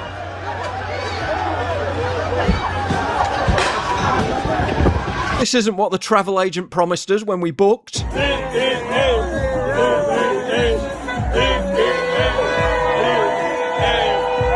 When French authorities banned alcohol during the Fête de la Musique, leftist media outlets framed it as a public health measure due to the heat wave. Yet the Minister of the Interior warned the police days in advance that the music festival brought with it the risk of urban violence. Yeah, I don't think the booze ban made much difference. I know this thanks to Ground News, a long-time partner of the channel. I used their app and website in my daily research. Subscribe now using my link, ground.news/PJW, for 40% off unlimited access, or scan the QR code right there. There's nothing more radicalizing than watching old footage of the same festival. Fête de la Musique, then? La fête de la musique est lancée partout en France. La soirée commence mollement. Fête de la Musique now. Then? Reste une mélodie ballade pleine de charme et aussi d'espoir. Now. Then. L'ambiance gagne les rues dans la soirée. À Paris, Nantes, Perpignan, partout, la musique est fêtée. Now. Bonsoir. L'heure. S'il vous plaît, il est quelle heure? Then. Quelques croquis enregistrés hier soir à Paris. Now.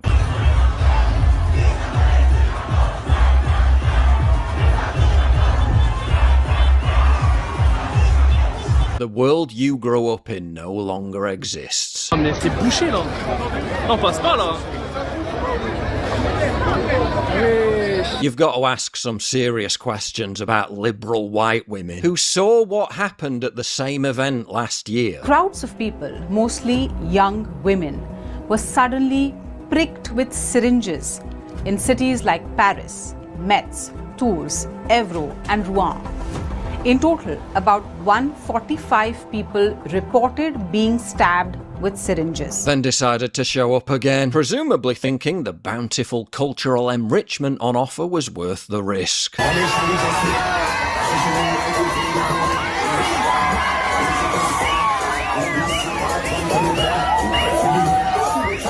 Multiple syringe attacks happened again, with one man roaming around with needles on his belt. Women were again targeted, one being awed after a needle attack and another losing consciousness. France has reached such a critical mass in terms of the number of people it's imported. Macron's justice minister recently called for a 3-year total halt to legal migration. As Ground News' biased comparison coverage shows, leftist media outlets framed the policy itself as a dangerous escalation. Ground News helps you instantly compare how the same story is being covered worldwide and across the political spectrum, identifying media bias and how they spin certain narratives. It's been an invaluable tool for me, so please subscribe using my link down below to get 40% off their unlimited access plan. The streets of Paris were left looking like a landfill site. Je suis au cœur de Châtelet-Léal, il est 6h40 du matin et regardez ce qu'on retrouve, voilà, des bonbonnes de protoxyde d'azote dans un Paris, et voilà, ici c'est l'apocalypse. Là on s'est s'est baladé avec le caméraman dans Paris Centre et tout est détruit. Franchement, j'ai jamais vu Paris dans un tel état. Regardez, regardez. And the participants of the festival were not too keen on people seeing the detritus-strewn aftermath. Interpelle évidemment, et les agents vont devoir tout nettoyer. Les agents de la ville de Paris. Voilà. Le monsieur va devoir tout nettoyer. C'est moi ? No. But where were the police in all this, you might ask? They were busy arresting Mario and Luigi.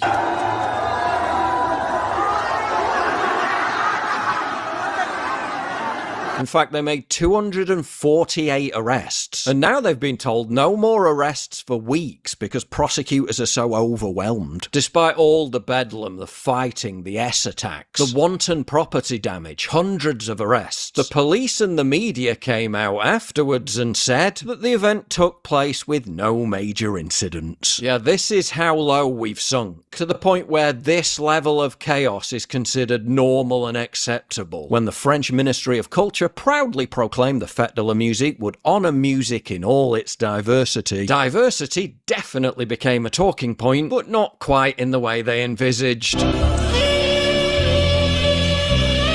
don't think Clavicula's personal experience of Paris quite matched the message on his t-shirt.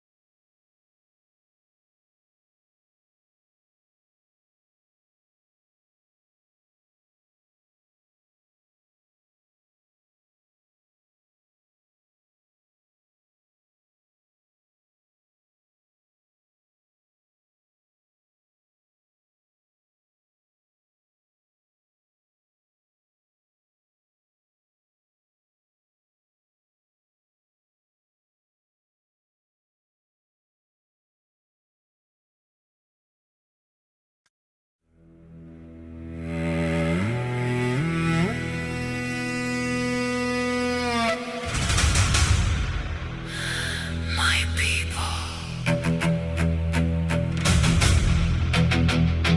My people!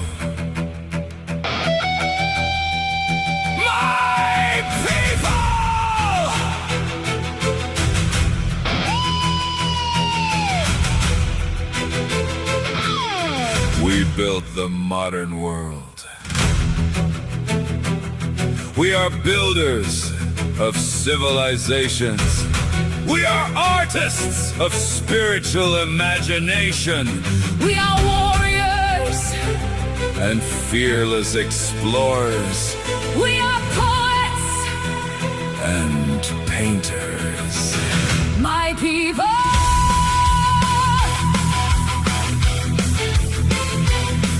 My people.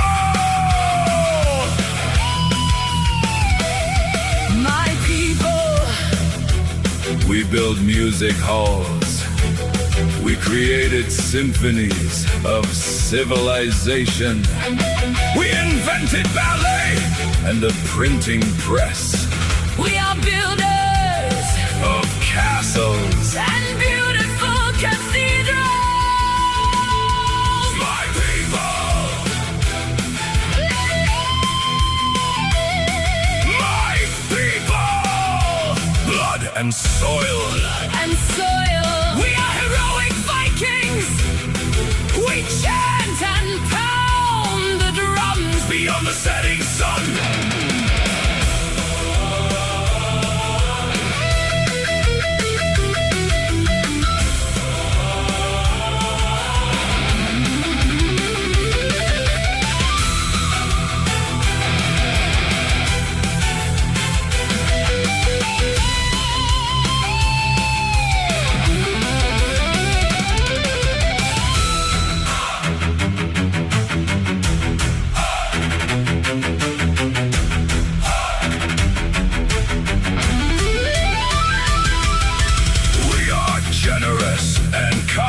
Warm-blooded spirits with brilliant minds. Creative spirits. Great architects. Lest we forget. Never forget. Who we are. What we are. What we have made. I love my people. I love my people.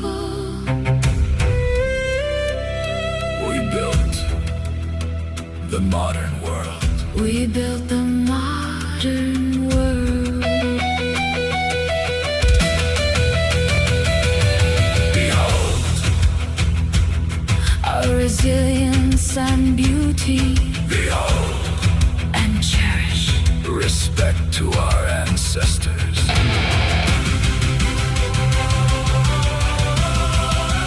Blood and soil.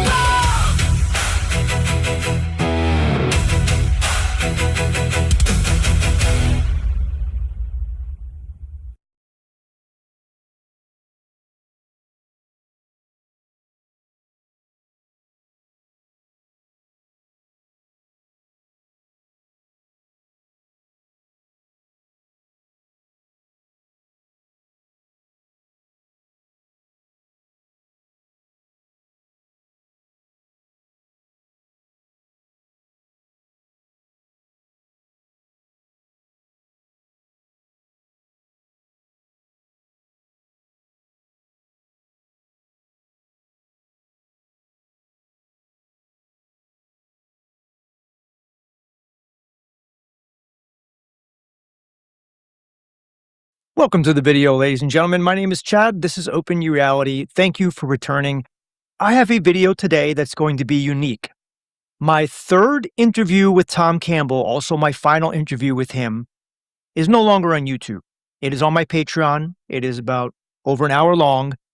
And what I'm just doing in this video is I'm going to react to a clip from that interview. It was a very fascinating interview. And I asked Tom a bit of a morbid question about his own demise. So I'm going to play that segment for you here and react to it. And the reason that I'm reacting to my own interview, one is to give you a little preview of it, but the other is because when I interview anybody, I let them speak their full thoughts. And they could be hitting on a lot of points, and I don't get a chance to stop the video and really hit on them. So I'm going to try that here. And this question I asked Tom was very, very interesting. So we're going to get into it right now. I want to ask you something. I don't know if anybody ever asked this to you before. It may be a little bit morbid, but when you die, will you still be able to communicate with the important people in your life, like your wife and Donna, if you wish? And what would that communication look like? And by the way, Tom was having coughing fits throughout the interview. He muted his mic there. But yes, I asked him, when he dies, is he going to be able to communicate with the two most important people in his life, at least to what I think would be his wife and this woman, Donna, who helps him on all his videos. Let's hear what he has to say. Well, It's not if I die, it's when I die, right? We all get to die. And I'm 78 now, just 2 years away from the big 80. So. And Tom is now the big 80. This was 3 years ago from 2023. So Tom is now 81, and I am 3 years older as well. You can see all the wrinkles on my face now. So that's going to be coming up sooner for me than it is for you, probably.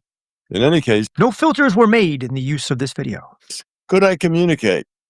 Well, yes, I could do some communications, particularly right in the beginning, particularly if I had some messages I wanted to get back. Hey, guys, I'm okay, doing fine, no sweat. Go on with your life, you know. And that is common, that when a newly deceased loved one departs, they will contact you through different ways, whether it's maybe a scent of their perfume or cologne.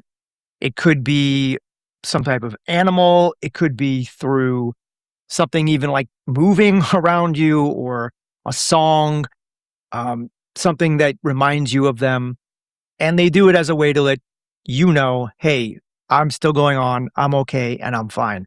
So a true Zen yogi master like Tom Campbell could probably pull that off without too much of a problem, I would think. Go on and have fun, do things, learn. So if I wanted to put that word back, I could do that in the sense that all consciousness is netted. Every consciousness is on the net, so to speak. Just like, the World Wide Web. We have all these websites that are on the net. Now, we only get to see them if we put the right URL in. Well, in the consciousness world, your intention is what puts the right URL in. You have an intention to communicate with somebody, you can. I love that metaphor, by the way. It's very apropos to the spirit world and to basically the message of we are one. And I put out a couple of videos recently talking about the law of one, mentioning that we are all interconnected. So I believe Tom is hitting the nail right on the head here. Push thoughts and ideas and things down that line to that consciousness. Now, if they are aware, then they will receive that in their intellectual space. If they're not aware, they'll still receive it, but only in their intuitive space. You know what's interesting? Right now, sometimes these thoughts just come to me. What if I was to have a thought and I implant it into your mind? So you're watching this in the future. Do you think you will know that thought? Let me see if I could do it now. Okay, I just sent an intention out to you. I'll let you know what it is later. They won't really be aware of the fact that they're aware of that message. So yes, I can get that message sent just because I'm conscious, they're conscious, and all consciousness is netted. So I can do that. Now, the practical side of this is that once I die, I'm not just going to hang around and chat. There's more to life than hanging out and chatting with your friends. So though I might want to send a message immediately, I'm not going to stick around and just send messages or repeat old messages or, give speeches or that kind of thing. So if people want to know what Tom really thought, he has about 2,000 videos and a very, very long book called My Big Toe Trilogy that you can buy. I mean, he has left us many, many, many of his teachings. So I don't think he would have to come back and explain it again. I'll move on. This idea of evolving means that you have to make a lot of efforts to do that. You get one experience packet, and when that's done, you get another experience packet because we evolve by making choices within these experience packets. And that's one of the reasons why I really believe we have free will. Otherwise, there's no point to having an experience packet. You would just be a robot carrying out the wishes of the so-called creator. These lifetimes. So I would want to move on with that. And once I move on with that, then I'm not really there anymore. Besides, Tom Campbell is just a very specific thing I call a free will awareness unit. It's just a piece of my individuated unit of consciousness that is going to make all the choices for this avatar. Yeah, so to explain those terms, because Tom has a whole glossary of terms, And if you don't understand them, it's difficult to really encompass all of his theory.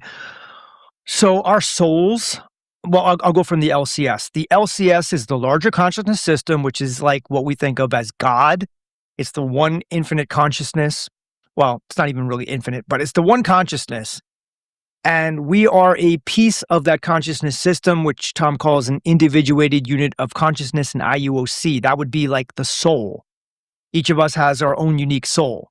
And the soul partitions a part of itself off and sends it down to Earth. Well, this doesn't really send it down to Earth, but I'm just using a metaphor. And this physical body right here is called an avatar. And the personality inside the avatar is the free will awareness unit. So it's a portion of the soul, not the whole soul. And the free will awareness unit is the consciousness. The body, the avatar, is not real. Nothing is real except the consciousness. Called Tom Campbell. So that disappears. That free will awareness unit doesn't go on and on. It gets retired because Tom Campbell gets retired. There'll never be another exact, identical Tom Campbell. That person with, my face and my eyebrows and everything else that I've got, that's a one-off. Same with you. Right. So for everybody who dies, obviously your body collapses, it disintegrates, whatever happens to the body, right, when it dies. And the free will awareness unit, what we think of as a soul, it's not really the whole soul, but it leaves the body. And then once the free will awareness unit transitions to the transition reality and then back to the spirit world, the free will awareness unit, that personality that was Tom Campbell or Chad goes away. It's like it evaporates. And what happens is the soul recalibrates. It's always actually recalibrating. And it takes in all of the lessons and experiences that you had in that experience packet from that free will awareness unit, integrates it, and then you decide what you want to do next. I know this is Love and Light. This is Tom's theory. Soul Trap would say otherwise. But you then can say, okay, well, we learned a lot in that lifetime, and now we can explore different ways to grow. Maybe in the next lifetime, I'll be a different gender. I'll live in a different country. I'll have a different set of challenges. That's basically how it goes. We're all one-offs. We're all different. That is unless we're cloned. But even if we're cloned, we may not have the same consciousness. Same body, though. Probably. Close. So when that's done, that's done. But my consciousness now, my individuated unit of consciousness, that goes on forever. It's immortal. It doesn't die. It just continues. It continues in the game as long as it's growing and learning from the game. That's the point. We're here to log on and play this game to make better choices so that our choices become lower and lower entropy, because evolution is in the direction of lower entropy. So for those of you who don't know what entropy is, the second law of thermodynamics, and it basically measures the amount of randomness or decay within a system. So we are constantly trying to reduce our entropy. If we reduce our entropy, we retain order. Now, when you age and get older, the entropy in your body, not to be confused with your quality of consciousness, increases. So as you have increased entropy in the body, you're basically losing your identity. And that's why old people end up looking all alike, like they're bald or they all have gray hair and they look all wrinkled. And they kind of lose their unique characteristics and what makes them youthful because they're actually losing identity. And so if you're Tom Campbell likes to fashion it like, use the metaphor of a video game. So if we are characters in a video game, if we are not leveling up each lifetime or each individual life packet, the system can stop playing you. And I know that sounds a little bit, some of you may not want to hear that. Like, whoa, wait a minute. If I don't play, the system doesn't play me. Well, what Tom is saying is that we are an eternal, infinite consciousness. We're part of that consciousness system. But if you continue to make poor choices and you degrade, the system will stop sending you these life packets, and you may not even exist as a consciousness anymore, according to Tom's theory.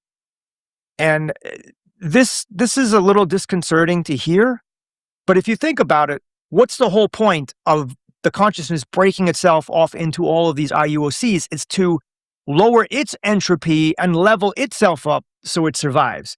So if you are not helping it, then it's not going to help you. You know, it's not going to play. It's like if you had a character in a video game. For instance, I used to play Tekken 3. Some of you remember that game. It was a cool martial art combat game where it's just two people going at each other. And if I had a character that lost all the time, I would retire that character. I would not play that character anymore, and I would try a different character. So that's the metaphor. So when I die, I probably won't be coming back to make, speeches because there's really no point in it. Everybody has to go on and live their own life, do their own thing in their own way, make their own choices. And if I haven't said it before I'm gone, there's no point trying to say it after I'm gone, So like I said, Tom has a ton of materials out there, so there's no point for him to come back when he has all that stuff there. And besides, he's gone to the spirit world, he's gone to other virtual realities and he's talked about it. It's not like he has to come back from the dead and do it again. The fact is that though I could do that, I probably won't, because it really wouldn't be productive. It's there's really nothing that you need to say. See, like all of you are like, no, come back. We want to see you come back. That would give us definite proof.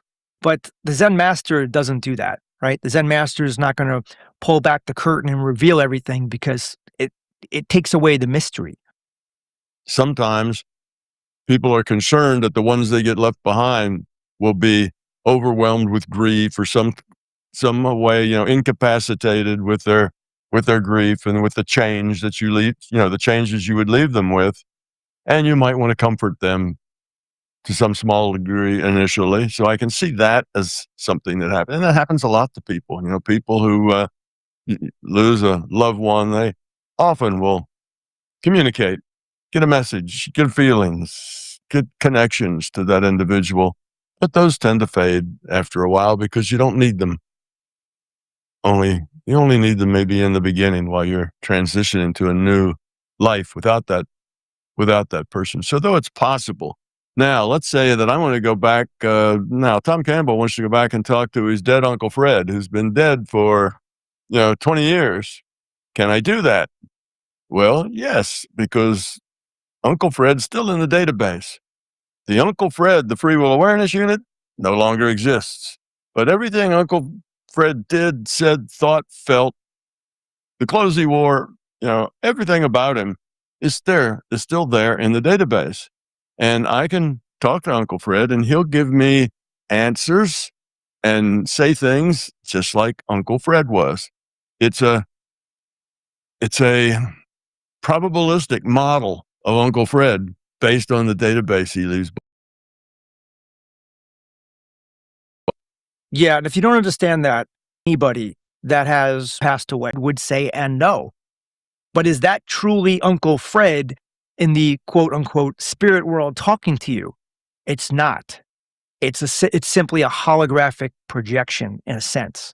It's the LCS or the database giving you the information because it contains all the information of everyone who's ever lived.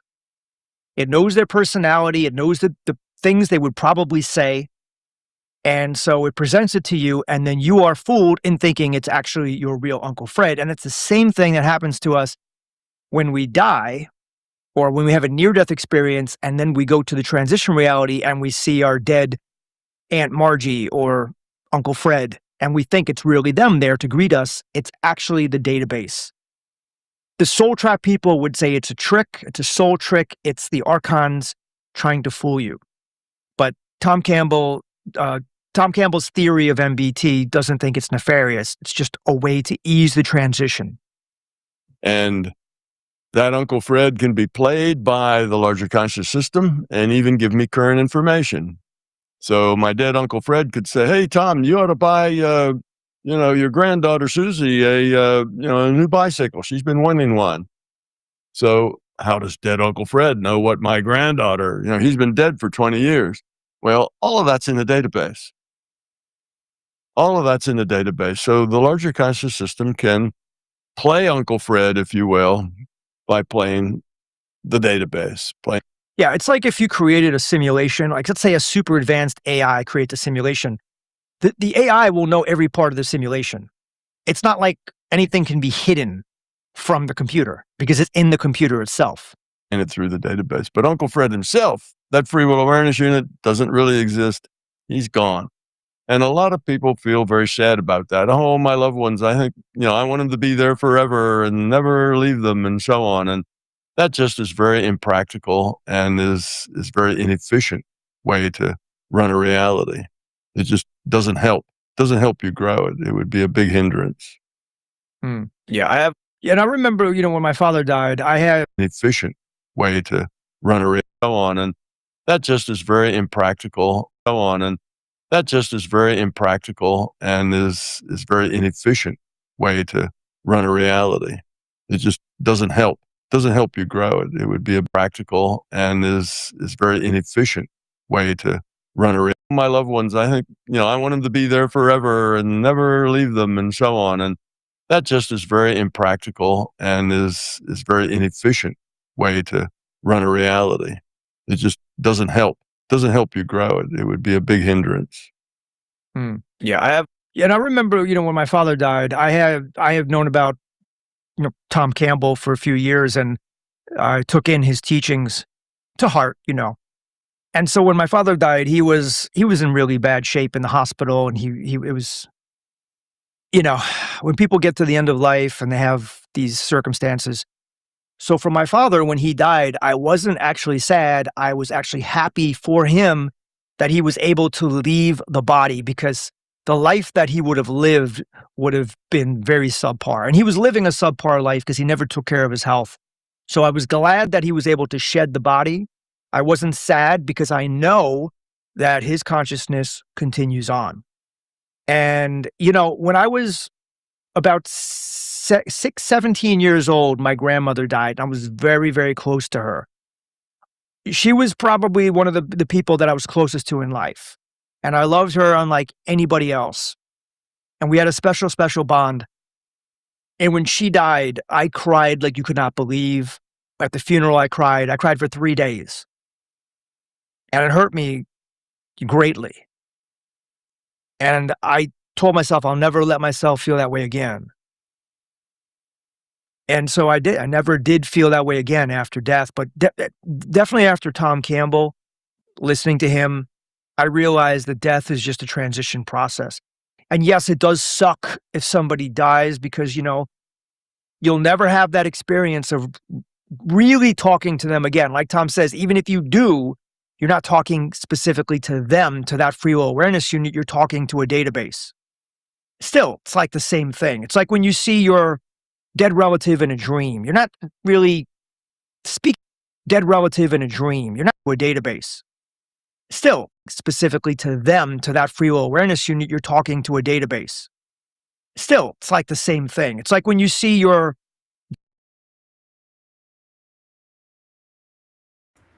Hello. I'm going to drop the link for this. For people that want to follow these unfeeling, creepy creatures and believe these dead-eyed creatures like Tom Campbell, have at it. That's what I recommend. Go follow them and get deceived. And that's what people are good at. There will be people leaving my channel at some point following creatures like these.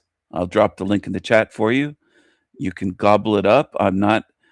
It's not my job to stop you from following shit. I can show deceivers, but a lot of humans, they insist. And that's what many of you want to do. You want to believe that you live in a computer, you live in a video game. They're pushing it on that channel. They're pushing it on Chrissy Pissy Shatera's channel and other channels. And it's becoming a big thing. And then others are going back to the Bible. They're going to have you going round and round you go. I've tried to help you, but there are a lot of beings that don't pay attention. They don't listen, and they're prone to falling for shit. So round and round you go.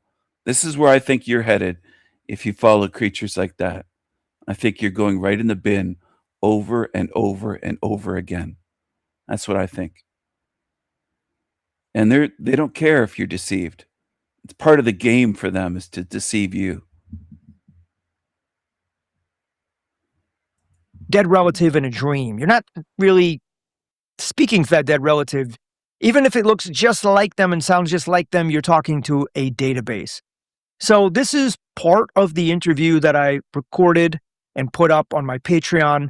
You know, I have a ton of awesome videos that I took down from my Open Your Reality YouTube channel that you're watching right here, and I'm putting them up on Patreon. If you want to watch them, it's $10 a month. That's it, and it supports me and my work.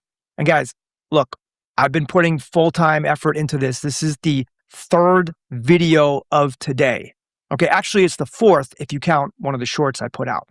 I hope you enjoyed it. If you have any questions about anything said here or any questions at all, because I do Q&As once a week, put it below. I may do a live soon. Give him money on Patreon. Pay him money for this shit. And that's what people are good at on YouTube. They're good at paying for shit. And may peace be with you. May the database always be in your favor. And just know. Oh, by the way, that message, that intent, it was to subscribe and click the notification bell. I don't know if you got that. But if you did, kudos, excellent. But yeah, please, thank you. Bye-bye.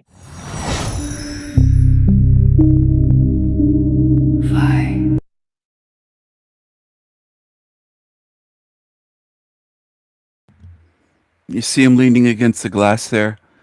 He looks creepy because he is creepy. That's why. He looks creepy because he is creepy. Everything about this tiny hat is creepy.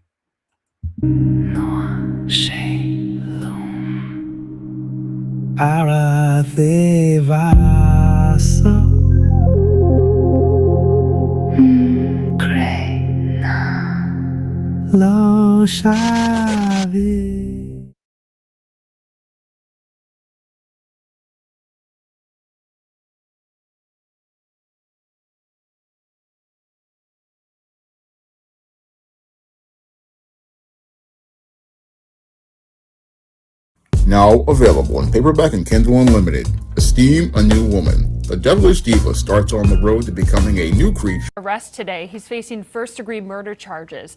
Jaislyn Horn died at the restaurant on Sunset Road early Sunday morning. Investigators say she was shot several times.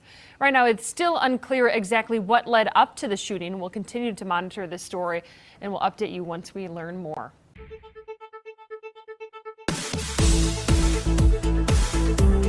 Environment of the kitchen.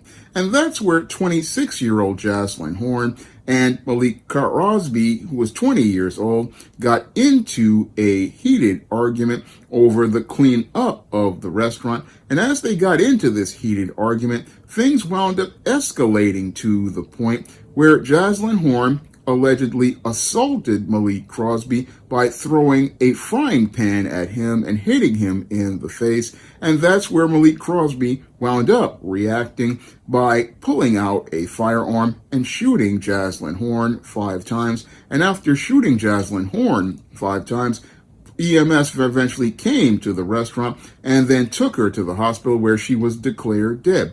And after this, Malik Crosby was then taken into custody. And after being taken into custody, he was charged with first-degree murder and assault. But eventually, a couple of months later, wound up pleading guilty to 1 count of voluntary manslaughter and was sentenced to 51 to 74 months in prison.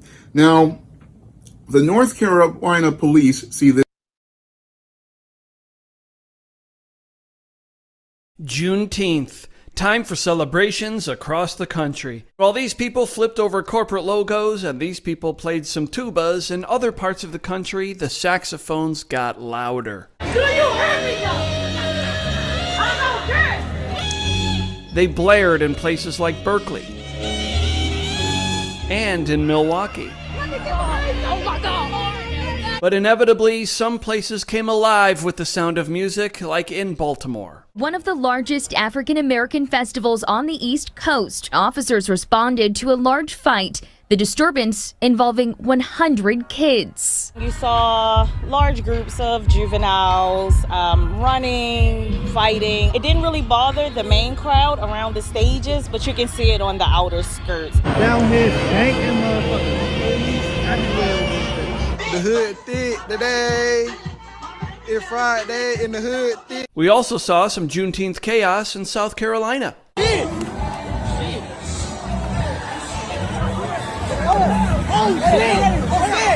The city of Columbia is announcing a permanent unaccompanied minors policy effective immediately. Anyone under the age of 18 to be accompanied by a parent, legal guardian, or adult over 21 after 5 p.m. at Finley Park. This is what it's like in USA. Goodbye for now, Nick. Hope you have a great day. It's a beautiful day in the Darky Hood. This is Juneteenth Weekend of Violence, is what this video is called. And there's a lot of footage of violence. There's a lot of footage of violence.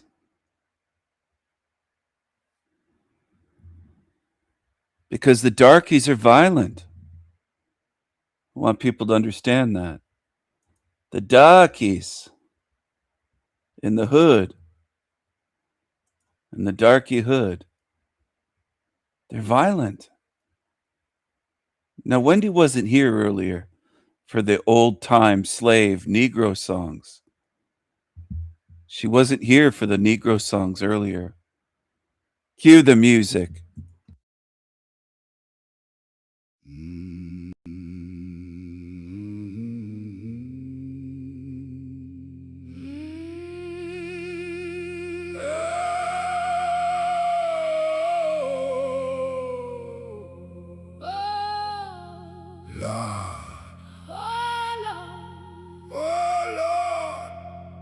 We be free. Set us free. Oh Lord, Us colored people. just wanna be Free. This is the dream. darkies. Wanna be. Set free. Oh Lord. Oh Lord, Set us free. set us free. Set us free. We don't want no chains. No shackles. Don't wanna pick cotton in the sun. Set us free. Oh Lord, set us free. Set us free. Set us free. Set us free.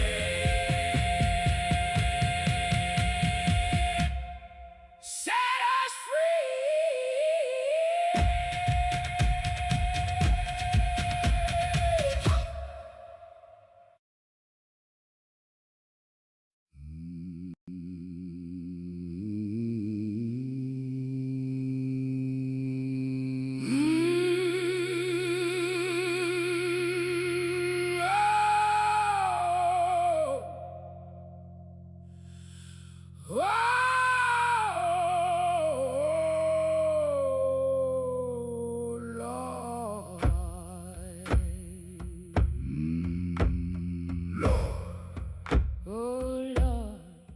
We be free.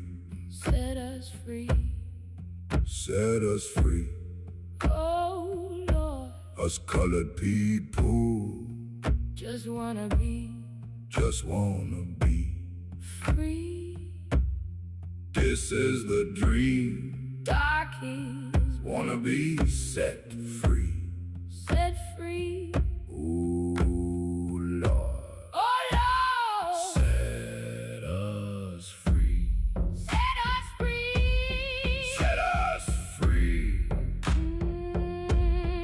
We don't want no chains. No shackles Don't wanna pick cotton.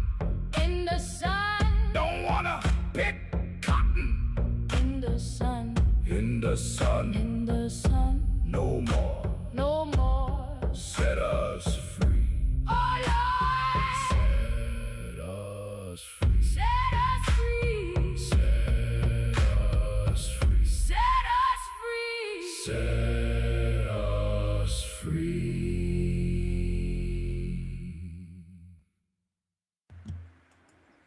Hello, everyone. Hello. That's an old-time slave song, an old-time Negro song. Oh, Lord, set us free.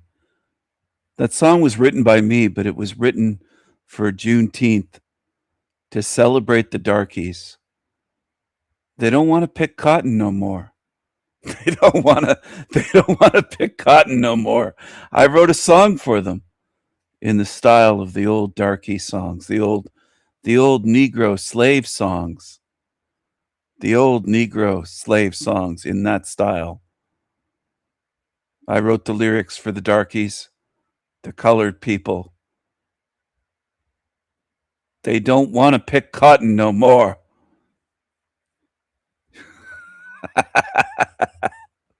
I hope that gets under the skin of the lurkers on my channel. I hope they jump out of their fucking skin. I am sick of most of the creatures in this realm. They support violence, degeneracy. We shouldn't have to live this way.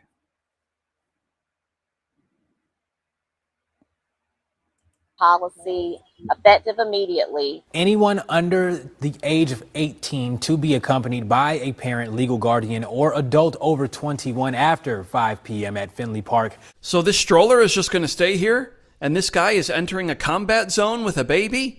Anyway, let's head over to Pittsburgh. Public safety says more young people are engaging in violence in the city of Pittsburgh. They say there were fights involving groups of teens throughout last night, and one of them a large fight in Market Square involving 40 to 50 teens. There were several hundred teens in that area at the time. 3 guns were recovered. 5 adults were arrested on charges including aggravated assault.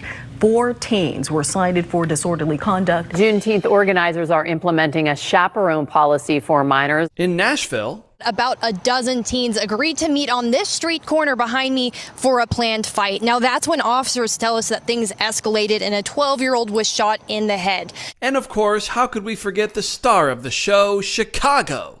According to Chicago police, more than 40 people are hurt, 7 people are dead after at least 24 shootings broke out since 5 p.m. on Friday. The largest incident happened on Juneteenth on the far south side when an SUV pulled up to a crowd that was outside and opened fire, wounding 12 people. It should be celebrating, and fireworks should not turn into gunshots. Does a disservice to the community and what Juneteenth is supposed to stand for. What community? You share the same skin color? You call that a community? Where's the community? There isn't one. It's just a word. It's just a word. That's what it is. It's a word. It's just a word. I am the Raven King. I can do anything. I'm going to hop on over here to a creature. He's trying to be me. He's trying very hard to write things down on lined notebook paper. This creature that's obsessed with me. Look at, he says, has nothing to do with skin color. Look at this idiot. People actually like this. You believe it? It's not showing me the comments for some reason. It says 11 comments. It won't come up for me. I don't know why. Oh, this video has been removed for violating YouTube's terms of service. Wow, they took down his video. They don't take down the ones that he makes about me, but if he says the N-word, they take that down. Wow. They took down his shitty video. They took it down. They took it down. They took down the little green wizard, little D, angry little garden gnome. They took his video down. He had nigga right in the title. But he was reading words and he was trying to sing. He was trying to sing. That's what I wanted to get at. He wrote down some words in a notebook and he was trying to sing. He really wants to be like me. All of a sudden, he's trying to sing on his videos. It's crazy. Because I was walking away, that's all, and it was an American thing, right? So, guys, I'll listen in when I have a pee, and I'll get back to you both in a minute. Sorry to keep the conflicts and the wars going. Everything is affecting everything. And these people at the top, guys, they're nuts. Jack, would you say these people should be waterboarded?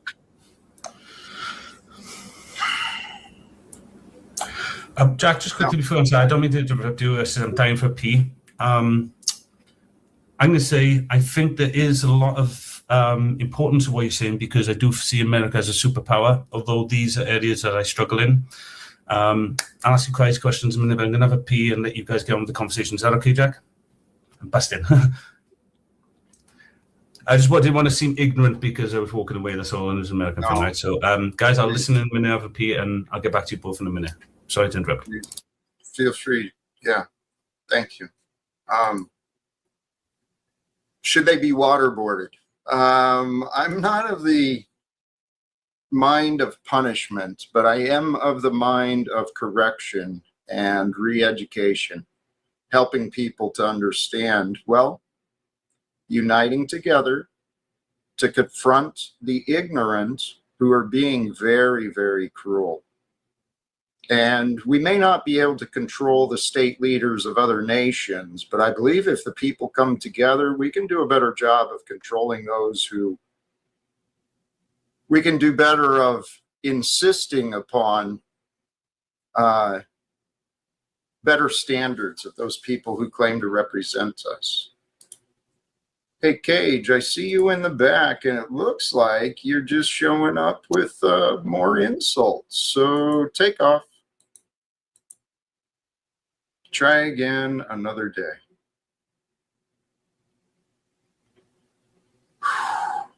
Uniting to confront cruelty and overcoming ignorance. Welcome back, Stephen.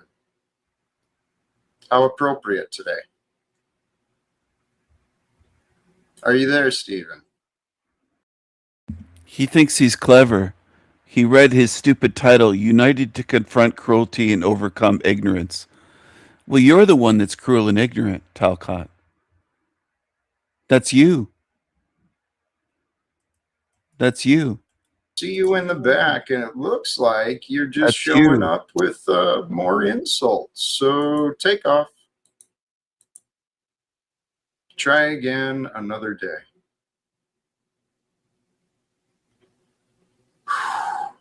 Uniting to confront cruelty and overcoming ignorance.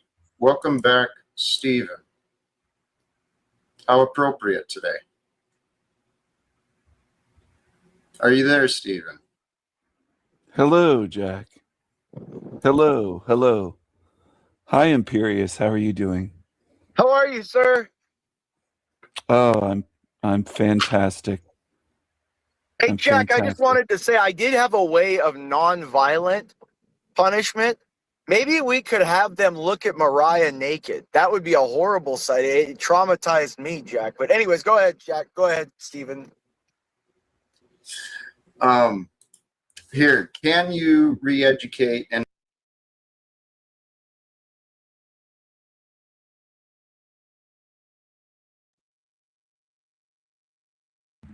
Hello, hello, Wendy. Good morning, Stephen. Good morning. How are you doing? I'm doing well, and if Salty wants to hop on, she's very welcome. I'm just here because you wanted a guest, and I'm very happy for her to join on and have a one-to-one if she'd like that. I'd like to have a threesome if Salty's tuned in. But Okay. Salty, the link is posted in our group. I didn't post it publicly on YouTube, but I've never had a conversation on here with Salty. I'm very happy to have Wendy, but I'm trying to get Salty more comfortable. Maybe she'd be more comfortable coming on with Wendy and I this way, or I'm not sure. I don't want to pressure her, but I'd like to have a conversation with Salty. RI's been on here, TG, Wendy recently. Nick has been on for a little while. I think it might have been a week ago or two. It's in the last couple of weeks, I believe, that Nick was on just for a short while. Do you remember that, Wendy? I do, and mine Mirage has been on as well. Yes, mine Mirage has been on a few times over the last couple of months or few months since she joined my channel. There's been a few times that she's come on. Moon Nest was on Yes. with that little, I don't wanna mention her name to give her any attention, but that one that was coming around here, Moon Nest came on at least once. I think Moon Nest might have been on twice, but at least once, Moon Nest was here and singing, and that was wonderful to have her on as well. I'm trying to think of anyone else that's been on here recently as a guest.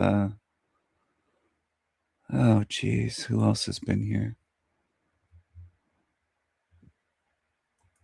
It's been a while since Bobby was on. That was probably a couple of years ago, but it would be nice if he could come on one day. Yeah, he usually has the terrible British internet, as I call it.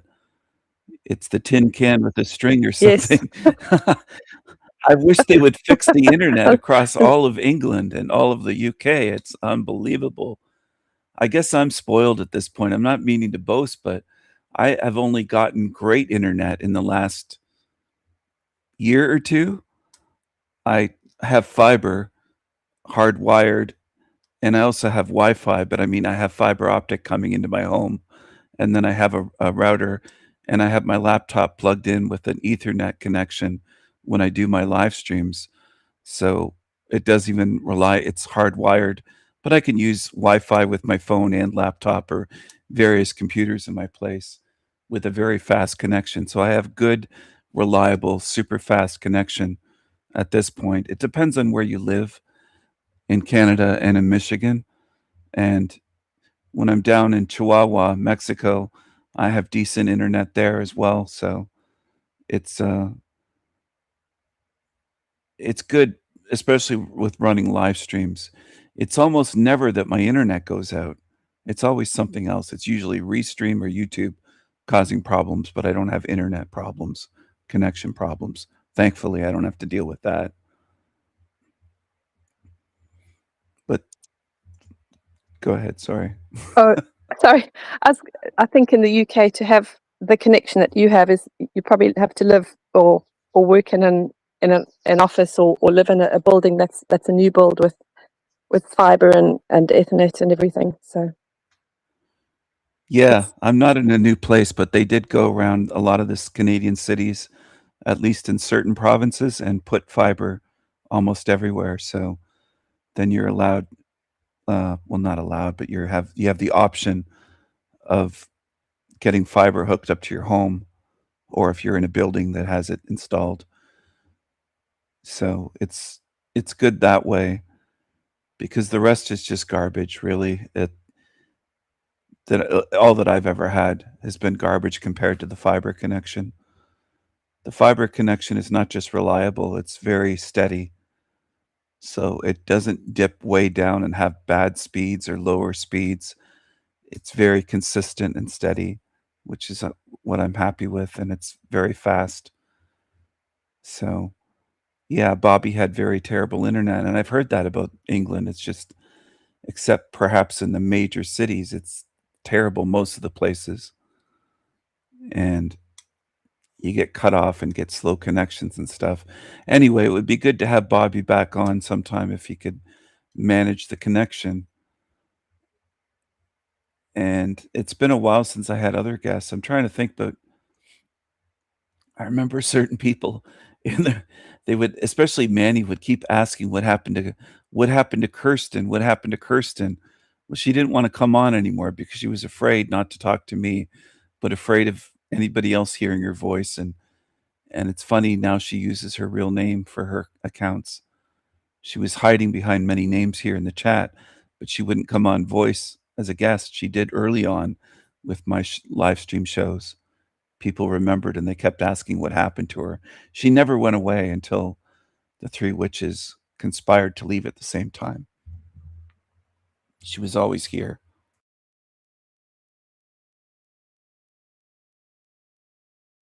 it's strange when that happens. People like Kelly was always hiding her face and suddenly had her face and her real name made available only when she left.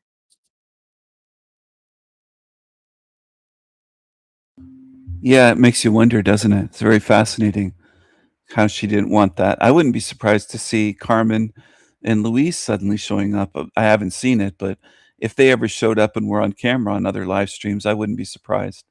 They didn't want to do that here, just like Callie. But then they go to Talcott's and she was on camera. And yeah, it's fascinating. She let on that she never wanted to show her face. And as soon as she wasn't here anymore, she was showing her face. She did a live stream earlier tonight, and she's using a different name. I can't remember the name, but I shared it a little bit. And then she took the stream down and made it private and hid it. I guess somebody told her, or she found out on her own, that I was live streaming, laughing about her just staring out the window, silently saying nothing. Oh, creepy. She was saying nothing at all, just no sound. Her live stream, it was just looking out the window of a shack, because she lives in someone's backyard. The guy that she's made fun of, saying he's quite a character, she lives in his backyard in a shack that he built her. And I think she got a window from one of those restore places, or where you donate to reuse building materials, windows. And she has a window and a cat, and she just stares out the window. And her place was dark as well. She was sitting in the dark. You couldn't see her. Her place was dark, and it was just a camera aimed out the window, no sound, live stream. And I was covering it, saying she has nothing to say all of a sudden. She has a big mouth, but she does live streams and she says nothing. I mean, it's just remarkable. She has nothing on her mind to say. Nothing. She has no ideas. She's just, it went on for about 10 minutes or so, and I just couldn't believe it. Salty said that, she said, yes, I definitely would love to chat sometime. Oh, good, Salty. I can't wait to hear you. Your comments are fabulous, and I think in person you're going to be even more vibrant. You won't be restrained by, text and emojis. You'll have your whole voice to use. She said it usually takes me a while to chat electronically because I worry about repercussions. Well, you obviously don't have to show your face to identify or use your real name. It'll just be your voice. It's so easy. It's so much easier in person for me to talk. She said, I'd just love to have you on. I think it would be fun, just like having TG, RI, Wendy, the one, Mind Mirage. She says she is quite the character. She said, yes, I am quite the character. I'd love to have you on, Salty. It would be huge fun, Salty, and everyone would love it. Well, all the good spirits would love it. So whenever you Come on can. here and join us for a threesome. Join us now. Just have a quick... Or Salty. Yeah.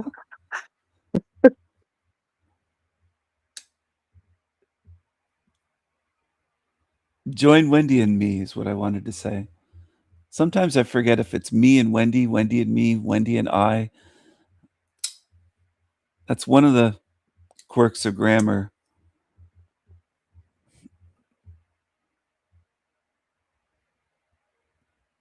But I'm sure she understands. Salty, you should come on here. I don't know why you don't want to come on. Open up with us. It would be good fun. I'm not comparing her to Callie, but Callie used to say that as well, that they were going to make fun of her and things like that. She never wanted to show her face, but then here she is showing her face. I'm not saying Salty's doing the same thing, but what are they going to do is my point. Talk about you? They already talk about you if you comment on my channel. I just think we should laugh at these demons. If they think they're going to do anything to us, we should just laugh at them. Take away their power, disempower them that way. That's all that they have. I'm not worried about them. It's so good to be able to laugh at them. And I think for years, having like silence laughter about certain topics, and it added weight. It fits in perfectly with that Carl Jung video you shared yesterday, which thank you for doing that, about weighing you down and exhausting you. When people used to say it's like if you've been bottling things up, that and to be able to laugh again. And also the fact that it's like salt on a leech for the demons. So it's wonderful to laugh, and doing it also strengthens the spirit, because the more, well, I'm finding that with the more I have fun and am able to laugh at more things, then I'm stronger to look at all the dark things, the things that I wouldn't have wanted to spend much time with. Like if you told me decades ago, it would have been just too horrific and too just the sort of shock of it would have felt so almost like threatening. But knowing that but I didn't have your model, but knowing what this place is and that it's temporary, that is so empowering to know that, because then you can deal with things now, knowing that it isn't forever. It's not like that you're taking the burden on and you're going to have to carry it for eternity. I'm not explaining it very well. You'll have a much more eloquent and precise way to sort of summarize that, because I think you're able to listen and then create a summary, or in much fewer words that's much clearer. And that's another thing I appreciate about you, is that you say things so clearly, like it's the crystal clear, that once you have that, then all the lies just fall away, because it's having the foundation. And when you've got that, then it means hundreds of lies.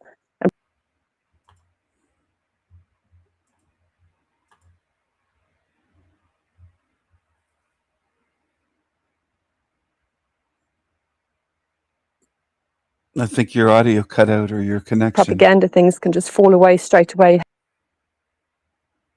You're back now. Hundreds of lies, and then it cut off.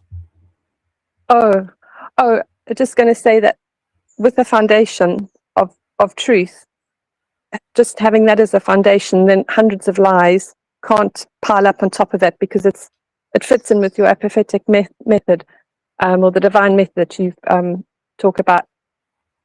That when you have the truth, then there's hundreds of lies that don't stick with it because they don't fit. So you don't have to carry the weight of those around as well, and that is very freeing and very empowering. So thank you.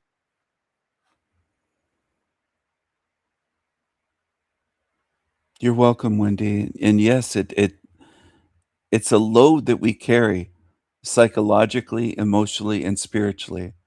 And that's what the Carl Jung video was getting to. A lot of people are carrying this weight, and emotional weight, and it weighs them down, and they're dragging it around, carrying it around, and it wears on them, on even physically on their face. They look tired. Their eyes start sinking down. And it's not just dark circles from lack of sleep. Anybody can get that from insomnia. It's more than that. It's them carrying around programming, lies, things they were too afraid to say, too afraid to open up about and express, things that they wanted to let out and they couldn't let out, things they wanted to let go that they're hanging on to. All of that weighs people down. And I'm encouraging people to drop that and to open up and to laugh at demons. Don't let them rule over you and control you and make you afraid, or make you afraid to speak. We should just laugh at them. It's very freeing and fun to laugh at demons. I tease demons almost every day. I don't just laugh at them. I'm just saying, in a sense, go out of my way to go to these places and laugh at these creatures. You can see I'm in the Talcott show in the clip. I just laugh at these creatures because they are laughable. They talk about others wearing masks and playing characters. He's playing the character of a love and peace guru every day, and he's a complete hateful psychopath. I mean, it's laughable. He's a clown. He's the opposite of what he says he is. He is. So, I mean, I call him a clown. I have memes that I made him look like a clown and a court jester, and he hates that. He hates that I make fun of him, and I'll continue to do it. I'm a thorn in his side, and he has to take a deep breath before he adds me, because he's just terrified of what I might say about him and expose about him. I'm holding up a mirror saying, take a look at yourself, Jackie boy, and saying to people to take a look at him. He's a joke. He's one of my favorite characters to make memes of. It's Jack Talcott. I told him today, he said, what are you doing here? I said, this is my favorite show. What do you think? I love coming here. Here's Jack Karate Cot, yellow belly, yellow belt. Oh, brilliant. And I love your sense of humor. There's just so many so many layers of fun that you add to everything, and it is wonderful. I just laugh at this guy. I think it's hilarious. I don't know how people could take him seriously. That's the other aspect of it. I don't know how anyone could take him seriously. This guy is a clown. He's an obvious clown. In the olden days, centuries ago, a king or a queen would have had him as a court jester. And they would have just told him to dance and put little bells on his toes. And they put a hat on him like this. Look at his face. He's the perfect clown. Look at him. He's got a little heart on, on his chest. He's such a man of love and peace, he claims. He's a life coach. He's a guru. And it's laughable because he doesn't give anyone anything. He's a leech on everyone else. It's so obvious. He just takes. The guy hasn't worked in 10 or 12 years. He lives off of everyone else's donations. And they're giving him places to live now when he's been evicted from his house. And it's just he's the complete opposite of what he pretends to be. How dare he say that anyone else is acting or playing a character? He plays one every day on YouTube. Yes. And he's not even honest about the character he was playing. If he was calling himself the sort of the angry recovering alcoholic, then at least he'd be honest. But he can't even be an honest character. Yeah, or maybe doing it over the top, calling himself the love guru and doing it tongue in cheek, where people knew he wasn't really serious about it. He was playing a love guru character, and if everyone kind of knew, it was like a character on a TV show. But he's a liar, and he's an angry coward. He's just the opposite. He gets angry all the time, and he preaches one thing and he's the other. He's something other than that. He's just phony. He's not funny. He's phony. I'd rather have funny than phony. I don't like phony characters. I'd rather make fun of them, though. Like this little meme here. Angry demonic crybaby. Somebody said he's a control freak. They were trying to get him to admit it. He'll look at it, he has an angel in the background, and it's all just a farce. Like it's a fraud. It's like the angriest psychopath going on a TV show with angels and hearts behind them and new age stuff. And meanwhile, they're angry every day, and they give looks like they could kill someone, and they're just an angry cockroach pretending to be full of love. It's just laughable to me. It's so ridiculous. This Tigger here might as well say his nostrils are the smallest in the world and expect us to believe it. And that his eyes aren't bulging out and bugging out. He's got the worst case of Sanpaku eyes I've ever seen. It's top and bottom white. It's all the way around, 360 degrees. Usually the Sanpakus, there's white above or white below. It's usually one or the other. This guy's got it all the way around.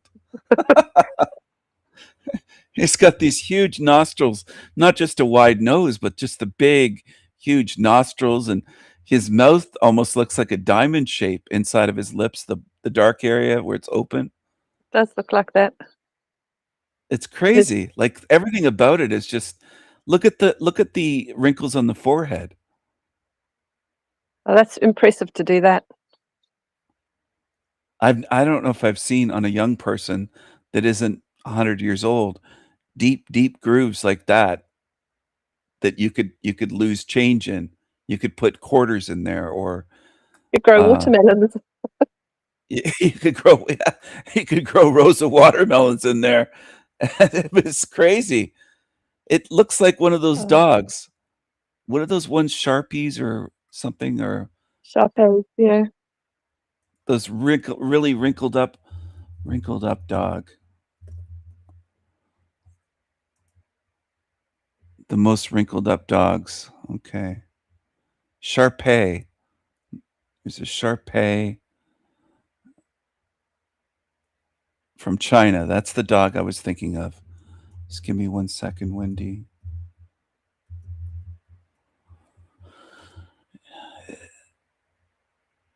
And I'll put it up on the screen.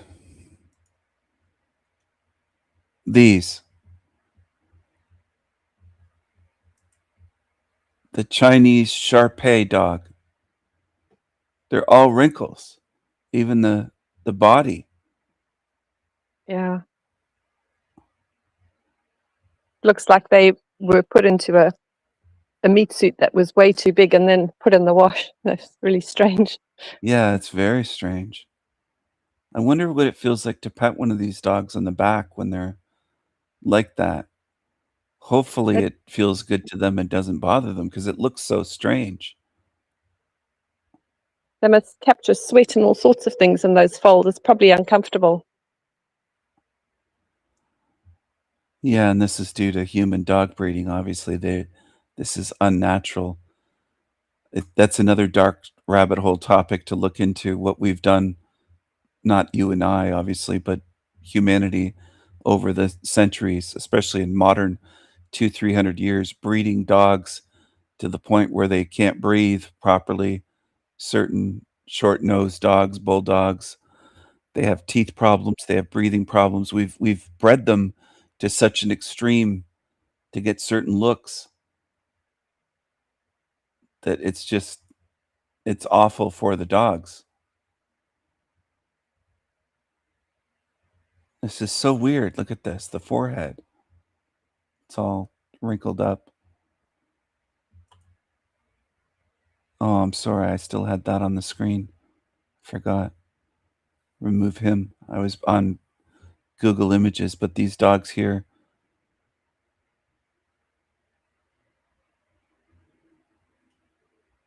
They're all wrinkled. It looks like wrinkles. It's not wrinkles, but it resembles.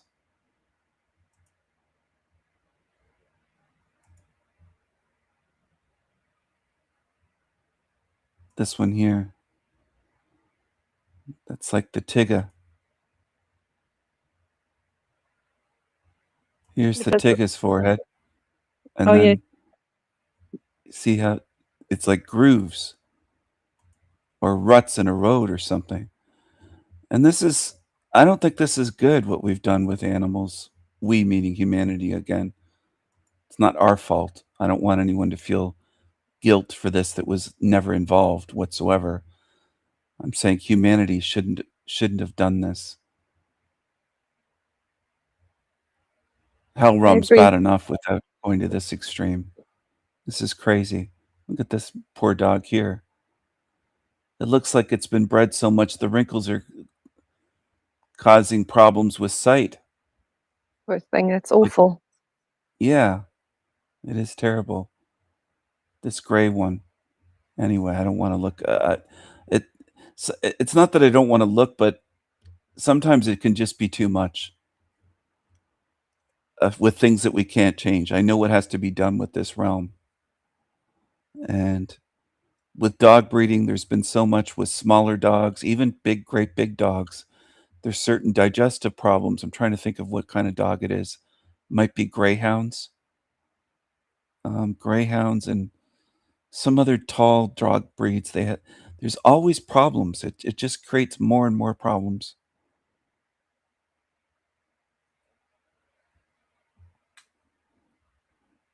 Okay, Wendy, she said she promises she'll come on soon.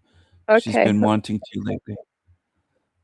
I'm not trying to pressure you, Wendy, but it would be a lot of fun, and everybody's hoping that you come on. We'd love to have a chat with you, and I think it'd be a really fun time.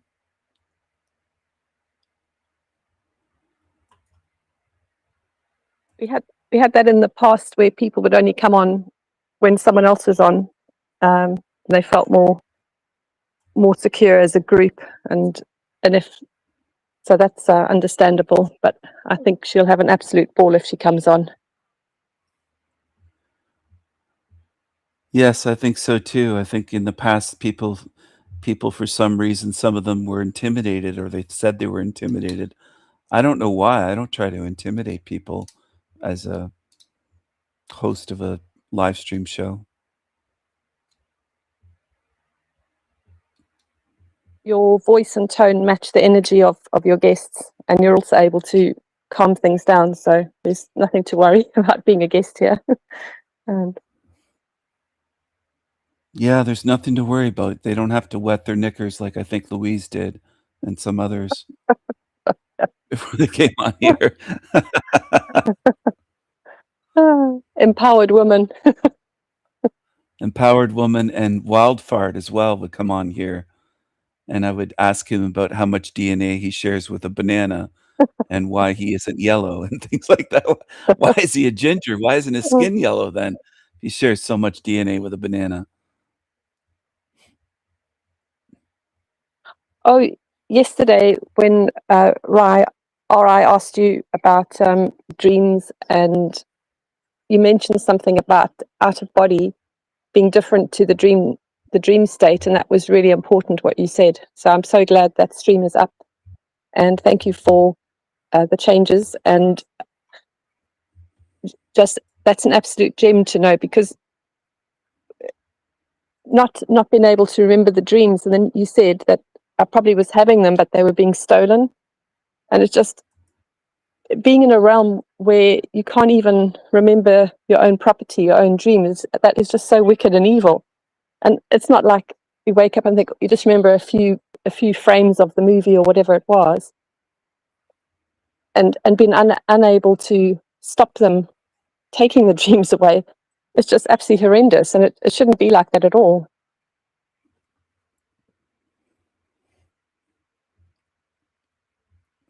I agree. It's a form of theft. It's tyranny.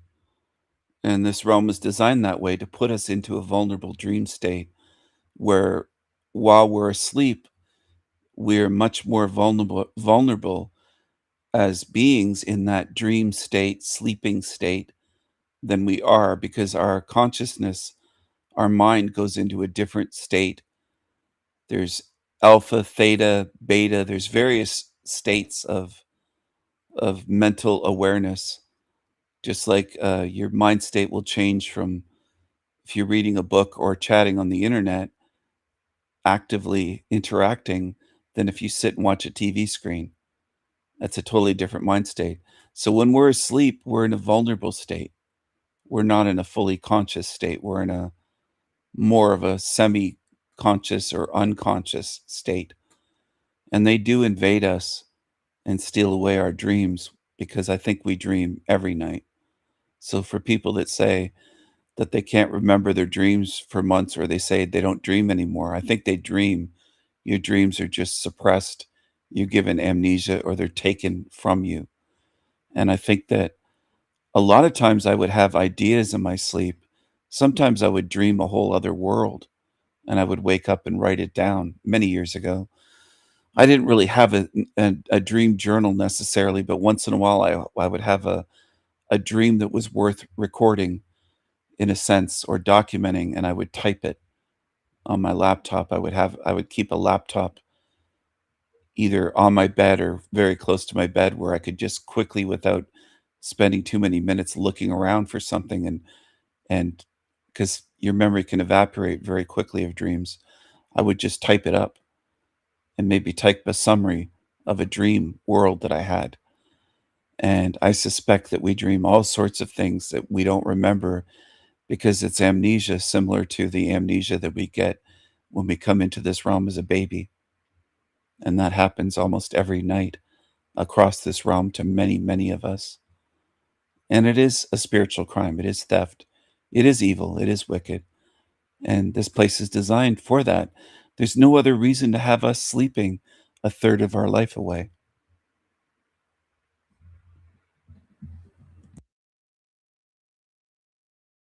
It's very wrong and wicked. And having your realm creation stolen from you, that is so evil. And to think that entities are taking what's your creation and your possession, it's definitely theft. And that was a really good idea that you typed them up. I've never heard of anyone typing. I've heard about it, keeping a pencil and paper nearby, and I did that for a while when I was having dreams. But I used to, when I had dreams, most of them were fine, and I'd enjoy it, because it'd be different to what was going on when you wake up, and it's just like another, you wake up and it's the same surroundings, whereas dreams were always in different places. And I only once ever dreamed about where I live now. I was in my kitchen and looking out, and it was identical to this, but otherwise it was always a new situation. And I had conversations with people that were from mostly around like my high school years, that sort of stage. It was strange. It was only them, and very rarely people from other decades, which I thought was kind of weird. But I didn't understand anything about. I hadn't, found you or your channel and model, and actually, I think the last dream I had was I was walking through. It was like it seemed to be underground, and it was an empty, what looked like a long, like the underground in Toronto, your shopping areas, but it had the lighting that you get at casinos, and it was just a long straight line with shops on either side, with but all the doors were open, but there wasn't anyone in it, and I was just walking along, and then I realized this is strange. It's probably going to go on forever. And then I found like when they have the sort of alcoves where you would go and find a bathroom or a washroom, like in a mall or something. It was something that seemed like that. So I started looking for doors and then climbed up some stairs, and it was like a swamp with these like funny islands and very moody, and it very similar to some of the artworks you've made with the like witchy trees and the mist and the haze. It was really weird. And then I was standing on the island thinking, am I going to swim from here, or how am I going to try and go back down into it, and what to do? And then I woke up, and I think that was the last dream I had. And the actual detail of like the lighting, the moving through it, it was so real. And it could have been like it could have been like a computer game kind of insertion where you're seeing everything through your eyes. And the other thing is I haven't been able to see like my feet and my hands generally. That's been something in the dream time. So now I'm really just waffling, but it's so interesting about what they could be, and some of them definitely have been hacked. There was one time where there was a monster, and I wasn't frightened of it. That was quite good. I think I told you about that. That was a couple of years ago now. But yeah.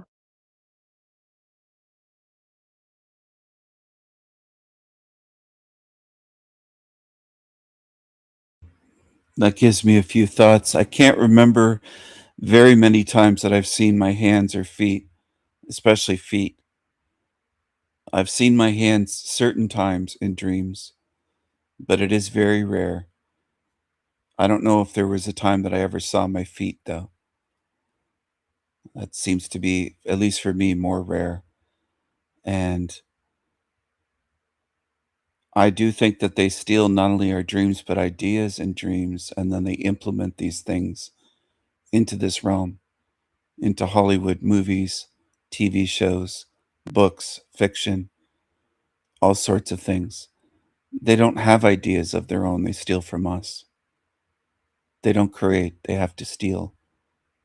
That's what evil does. It steals and copies and mimics. It takes from others and pretends that it's its own. And I think that's been going on in this realm. Not just now, probably since the beginning.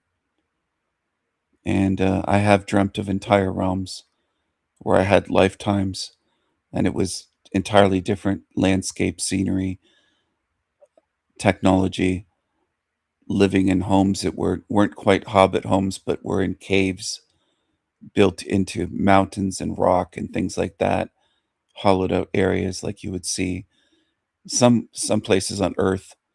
Some people still live that way in these ancient caves in China, on the sides of these cliffs, places like that.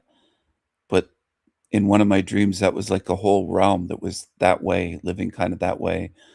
And I won't mention the name of the place because it is a place on Earth that I had never heard of.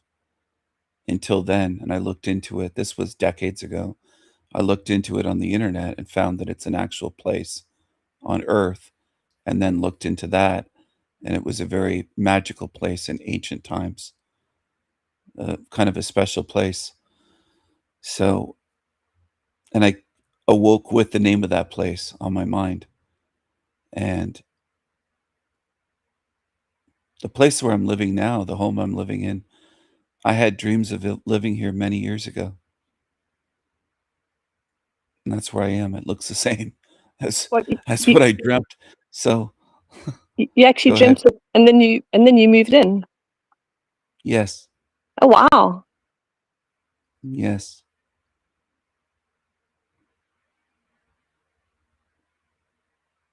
I had dreams of being in the various rooms, and it's weird how that works, but precognitive dreams. I've had precognition experiences in my lifetime. But as for the dream of the different worlds, or the world that was different from this one of the worlds that was kind of a magical place, crimes were written on people's faces in a very physical way, where you could see what they've done. And it wasn't something that somebody wrote with a marker or branded them or tattooed them. It was the way the bodies were designed. The bodies were designed in such a way that if they committed, let's say, murder, there'd be a symbol that would go into their forehead automatically, biologically, to show what they had done. So they couldn't hide it. And then beings would try to be in hiding sometimes, away from society, because they couldn't be around people and anybody would see what they did. And it was a very different place. All of it was different from here. The whole thing. So it was like a dream of an entirely different realm, and I lived a whole lifetime in that dream. Now, how is that possible? If dreams, and I don't buy it, but if dreams are what they tell us, that are just us sorting through the daily junk that we can't sort through or didn't sort through in waking life, we sort through it in dreams. Well, then how does my mind create entire realms and lifetimes to live in that are completely different from here? Even my body was different from this human body. So were the others. Everything about the place was different. The feeling of the place, the smell of the air, all of it was all different.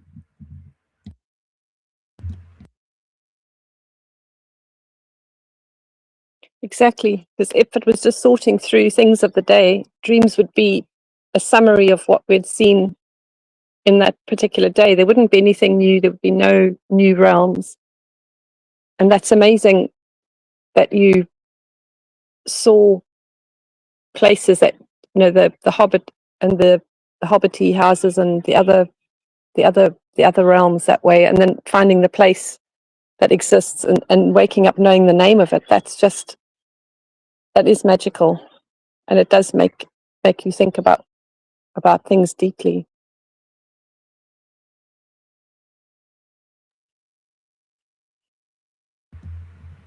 It does, and it made me wonder how that's possible, because it was an actual place in the ancient world full of magicians, sorcery, a magical place, or a place of magic. And that was the name of the place. And I had never heard of that name in my life. And then I looked into it. And it's fascinating, some of these connections and how it works.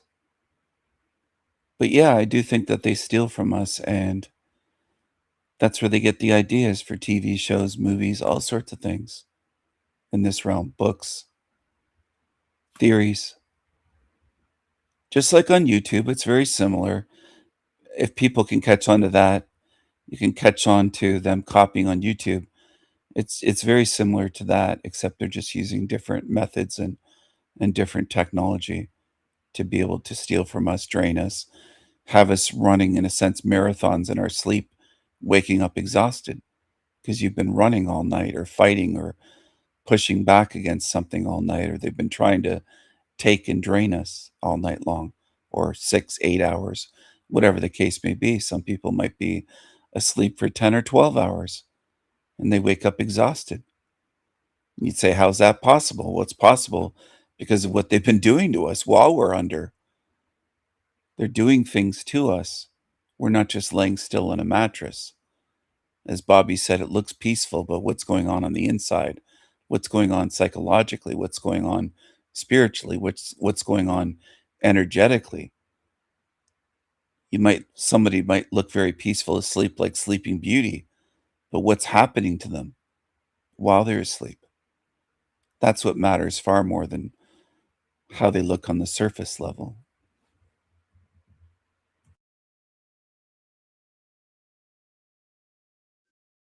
It's an excellent comment he made.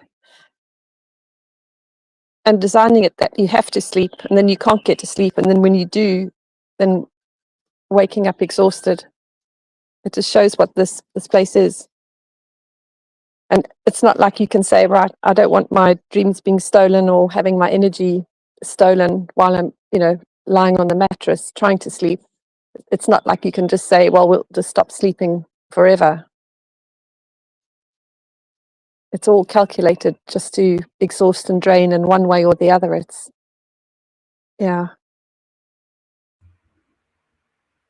Yes, it's not like we can just say, I'm not going to sleep anymore. I don't want to, and I'm not going to. Well, we can't while we're here. We don't have that free will choice here. People talk about how we have free will and freedom. Well, stop eating and stop sleeping. Yeah, good luck with that. Stop drinking water. Stop using the bathroom. Yeah. Just stop a few things, just a handful, and show me what free will you have. If we have total free will, they claim God gave us free will.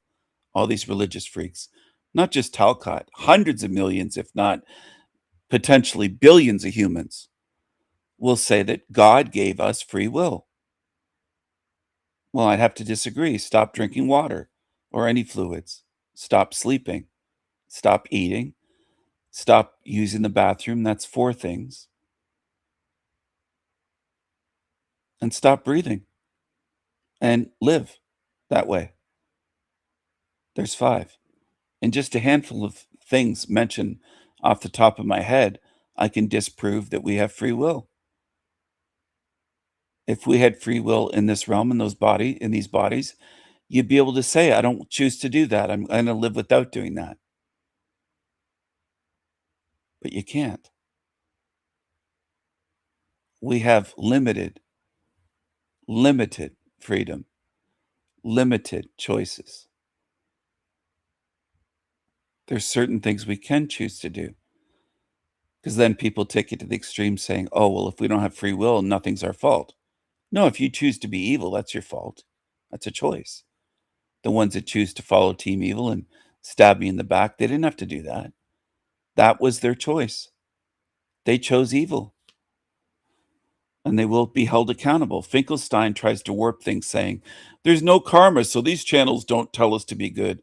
I do all the time. I tell people to choose wisely and to stand against evil.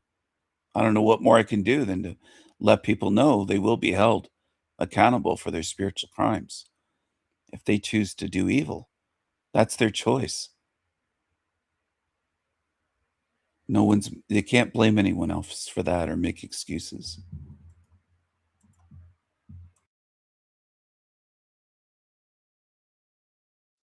That realm where whatever someone had done appeared on the forehead is such a good idea. It's much better than the current realm, well, this matrix, where at best someone might have a tracker on the ankle, but that doesn't happen that often. And if you knew what beings were like that, then it would be a deterrent as well. It would be much safer. Then that would be absolute honesty about everything, rather than being in a realm where you have all the psychopaths lying and lying and lying and lying and rarely saying anything honest. What a different realm to this one. It's like is the diametric opposite.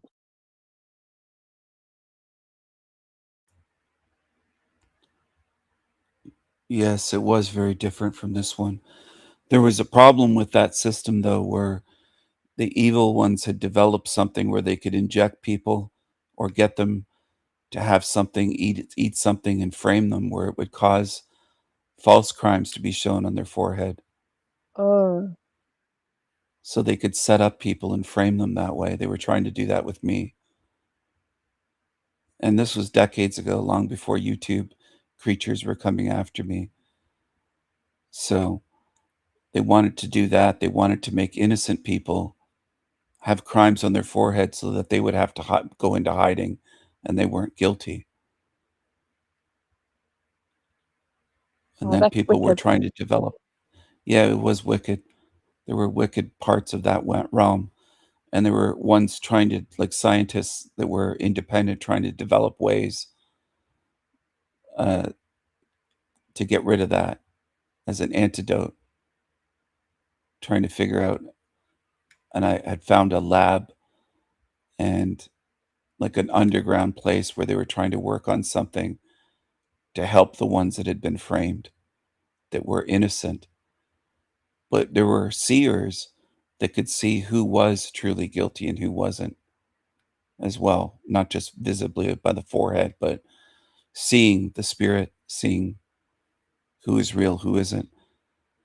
And in this realm, some of us can see auras or energy around beings and know, regardless of eye color and snake eyes and various black eyes and things like that, they could be wearing dark sunglasses and I would be able to tell what they are.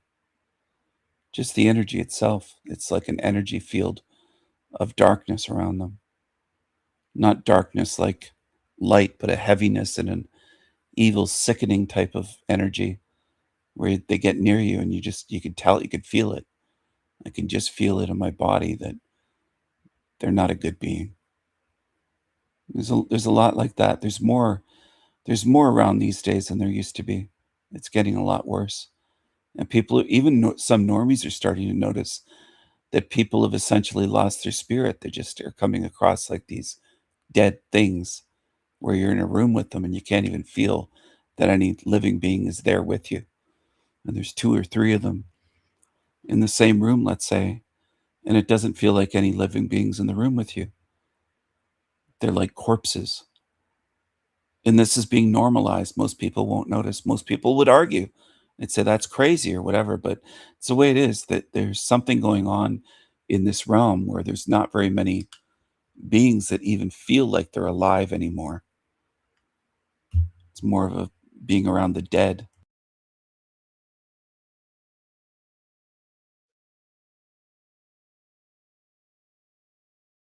You showed that video of the, I'm going to pronounce it wrong, the dioxine glasses.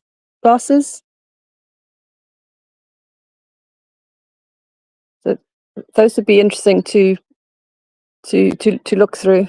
I've never seen any of those available here, but have you ever looked at anything like that? Or do you don't need a pair to see them, you just see them with your own spirit?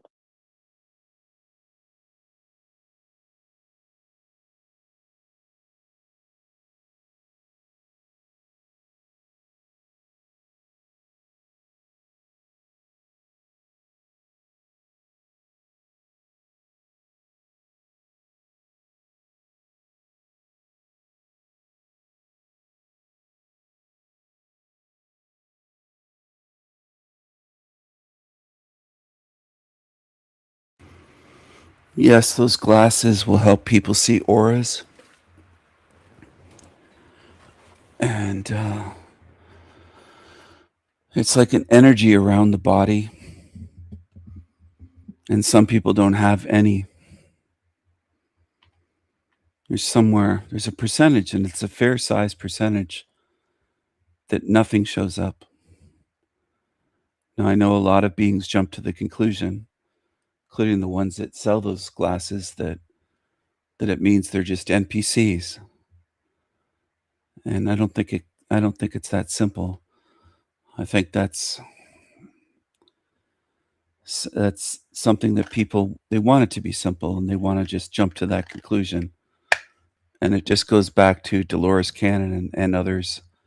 I think Edgar Casey and you name it, the whole that they're not real or they're whatever. But they could be an evil spirit. They could be just a type of totally different type of spirit. They could be a type of entity. It doesn't mean that they're not alive. And I just think it's too simplistic to jump to the conclusion that they're just non-player characters and they're not living beings. That just seems like avoidance of thought. It just seems like a lazy cop-out, and that's what most people do in this realm. That's why that whole NPC theory is so popular on YouTube. It gives people an easy thing to write to or point to and say, well, they're just NPCs. Done and done. Got that figured out. Let's move on to the next thing. But it could be a lot more complicated than just saying they're NPCs. But as for the energy and auras, yeah, I mean, it's not seeing the actual spirit, it's just seeing energy around the body still. But I think when people see spirits, they're going to notice that some spirits are vastly different from others, as different as looking at the ocean and looking at a huge volcanic eruption and firestorm of a forest fire. They're not the same thing. And I think spirits in these bodies could be as different as a huge amount of fire versus a huge amount of seawater. They're just not alike at all. Totally different.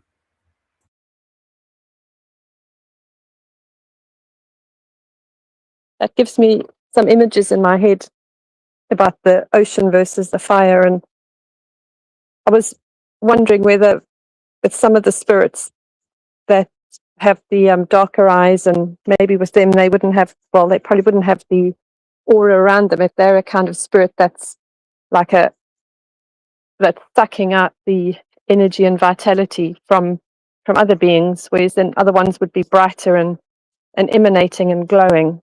Could be one of the differences as well.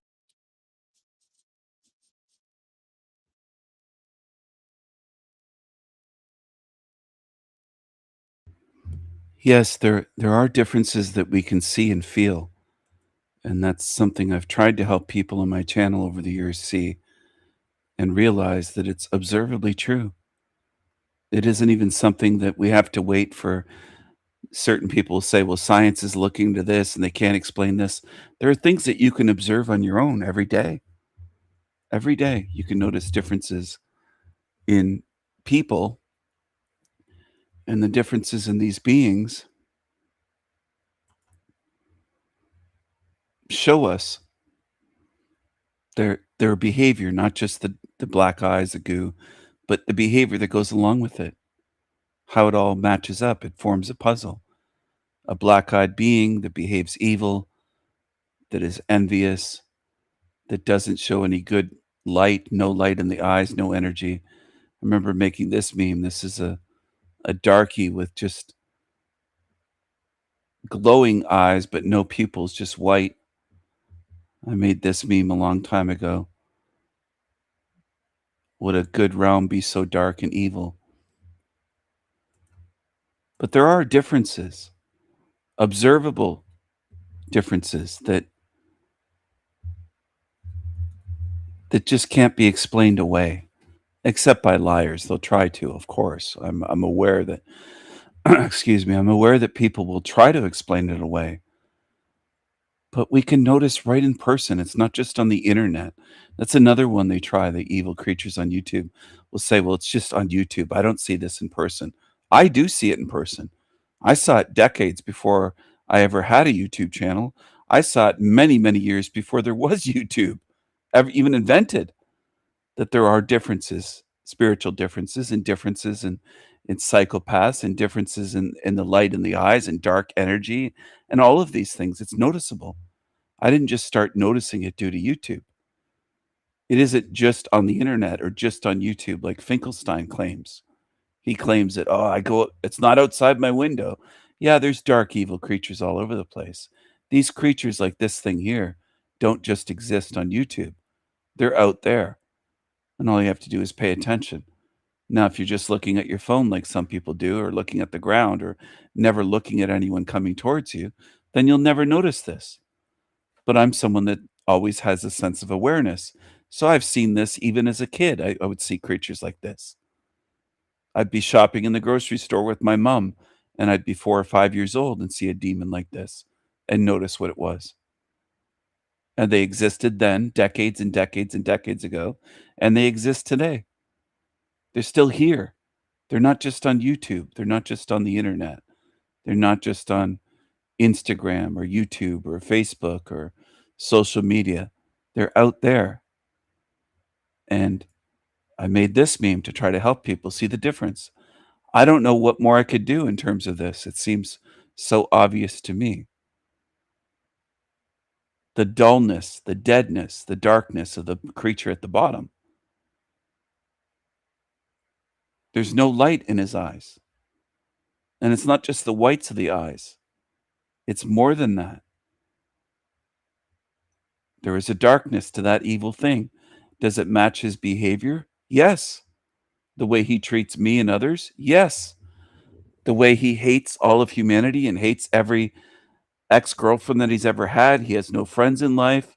He hates his brothers, his father, his mother, everyone. He calls them all narcissists and evil. He claims to be one of the only beings that isn't evil in the realm, but he's an evil piece of shit. He's a lying, violent, dark, demonic, homeless bum, stinky bum, lazy leech. Does it match the energy? Yes, it matches perfectly. And that's what I want people to see. I'm not just some people will look at this and say you're just picking on his eyes, or no, it's showing the whole picture. I'm trying to show people something and it matches up. It matches up perfectly. There's no light or goodness in his eyes, in his face, and there isn't in his behavior. He talked about how he could pull out a weapon and end himself in a parking lot in his vehicle where there's children walking to the stores. He doesn't care about who he traumatizes and who he harms. He has no care for others.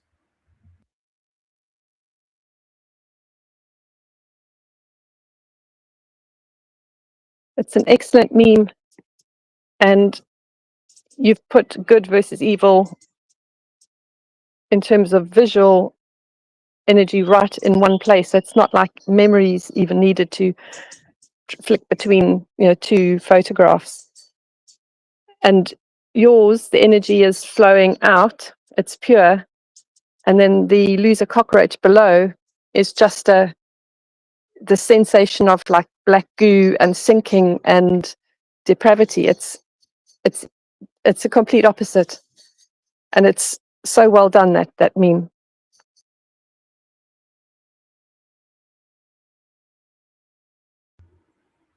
Thank you, Wendy. It illustrates the point.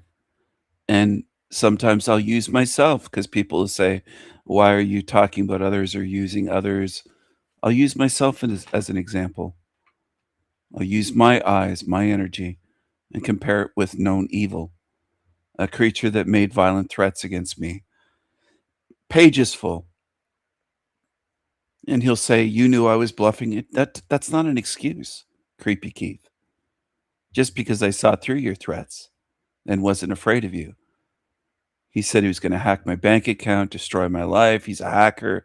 He's going to do this. He's going to do that. You're not going to do anything, Keith. You're impotent versus me. You might as well be castrated. And I don't just mean castrated physically. Spiritually, you're castrated. You can't touch me. You're not even close to what I am. Because what you are is a creature of evil. You want to do harm to all others. You want to use others. You use others for money. You use them for energy. You use them for sympathy. You use them for places to stay, for this, that. You use people for everything. And you feel entitled. And you're just narcissistic and evil and dark and creepy and obsessed with me. And you'll never be me. And you'll never defeat me either. Ever. Ever. I won't let evil win. I'm not like someone in the Hollywood movies that you think, well, he's too nice. He's not going to do anything. I will fight to the death versus evil. I'm not going to allow evil to win. Evil can't be allowed to do what it does in this place. This is not forever. This is temporary. This will be stopped. And that I want people to realize that this evil will not go on forever. It can't go on forever. And to allow it to go on forever would be evil. To just walk away and say, well, I'm not going to do anything. I just want to create my own pleasure realm of bliss and this and that and just be feeling good. I don't know how these creatures do that. They must have no conscience to even say that they're going to do that. It makes me sick. And I know I mentioned it the last live stream. I don't want to harp on it, but it just comes to mind. I can't do that. I can't even relate to that. The idea of getting myself out and just walking away and pretending that this entire realm of torture isn't going on and that children and animals aren't being brutalized in this fucking hell realm. And these cowards that say that just want to walk away and create their blissful realms and, oh, it's going to be so blissful. Our sovereign beings can get together and create our own symphonies of energy and music in the clouds and all this shit. And they forget what's going on here. They don't care about what's going on here. It's what they're pushing is evil. What they're pushing is it's almost exactly like what the billionaires do in this realm. They create massive suffering, or they help entities create massive suffering, and then they live lives of leisure on these luxury yachts and mansions and their private islands and this and that and the finest hotels and they don't give a shit about the massive suffering of the most innocent here. And then these so-called truthers are the same way, and they also pretend that I don't exist. They love to pretend that the Sanity Machine channel doesn't exist, that I don't exist, that I'm not putting out massive amounts of truth for free. My whole Esoterica series is just one example. And it's just remarkable that so many thousands on YouTube go along with these creatures running other channels that have zero care except for their own pleasure.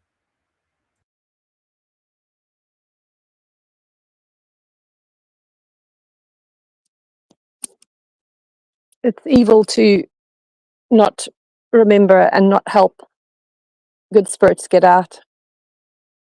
And as you were speaking, some of the images that you've used in your videos came to mind with the battles, and there was, there was like a, like redness on the face. I won't use the other word, but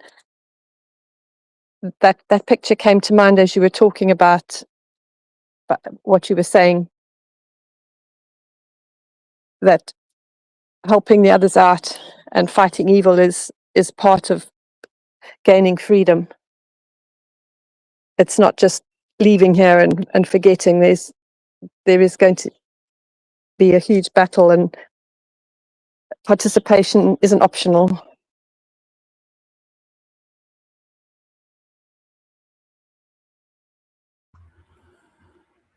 Yes, once one is aware of what this place is and the amount of massive suffering of innocence, how could they talk about leaving just and not doing anything to stop this matrix, just going out, creating their own little pleasure realms and pretending? It's sickening. They might as well be doing this, shining the shoes of evil, like a little shoe shine boy. That's the way they behave, like this guy here. He's down on his knees. He's got a little rag, or I don't know if that's a towel or a folded up jacket or something, bunched up under his knees to kneel onto instead of kneeling on the sidewalk, concrete. He's kneeling on that for padding, like a little cushion. He's a shoe shine boy. He's got his little brush. He's cleaning up somebody's shoes and shining them, spit shining them. And that's what they're doing for evil. They are. And that's also what religious beings do. The followers, the sheep, the slaves, that talk about being free, and they're worshiping a monster. They're kneeling and praising a monster like Frank Monday. I made a short video recently saying this is what a slave looks like or sounds like, one or the other. This is the title, I believe. And just 1 second, Wendy. I'm going to switch accounts over on another window just to be able to share that.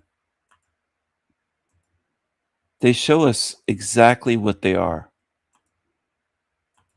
They show what they are, and it's not hidden. It's here he is. What does a slave sound like? It didn't get tons of views. Mayhem's little short videos on her channel get thousands of views, Wendy. And she doesn't have nearly as many subs, but YouTube promotes her little short videos. Like one of her dad snowblowing got around 5,000 views. It's just remarkable how every channel I run is shadow banned like this, where these short videos hardly reach anyone out of the entire realm. They don't get thousands of views, no matter how many I make and how hard I try to get the truth out. But this shows what a slave is. What does a slave sound like? And this is perfect. How does a typical slave sound? Welcome back, Wayfarer. Why don't you take a moment to join me in prayer? Shabbat Shalom. Holy art thou, Lord of the universe.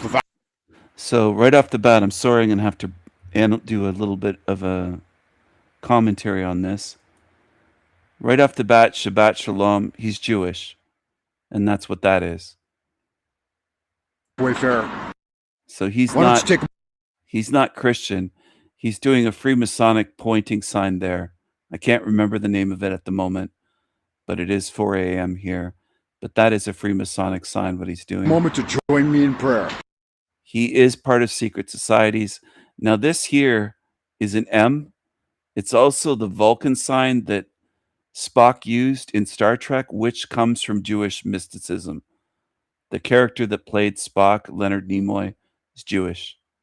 Gene Roddenberry, Jewish. This is part of Jewish mysticism, this particular sign. It's an occult sign that he's using. So everything this creature is doing, he shows what he is. Shabbat Shalom. Holy art thou, Lord of... That's a Freemasonic sign right there. And it's similar to the one that Jesus used, or they depicted Jesus using in many Freemasonic paintings, religious paintings. Jesus would be using the 2-finger sign like that. Of the universe, the vast. So he knows what he's doing, but he's also a slave. Look at the long fingernails. Just long, sharp fingernails on this thing. It's such a creature. It's like a creature with claws. And the mighty one, creator of heaven and earth, maker of all things visible and invisible. So this character is a dark occultist. He's part of mystery schools and secret societies. He's mentioned it. And I do think that that is the truth. Master of both the light and the dark. Based on the knowledge he has and symbols that he uses, the hand signs, he's a very dark being. He who was, is, and always shall be. We adore thee and we invoke thee. Send us one of your divine spiritual agents, our holy guardian angel, to protect and guide us through. He has creepy eyes and he often has snake eyes. Through the innumerable snares of the earthly sphere and a cleansing wind to disperse. I think spiritually he's as different from me as a polluted river of water is from a pure flame of fire. He's nothing like me. All negativity and endless. That's the sign of silence, the finger over the lips that he just did. He's putting a whole lot into this.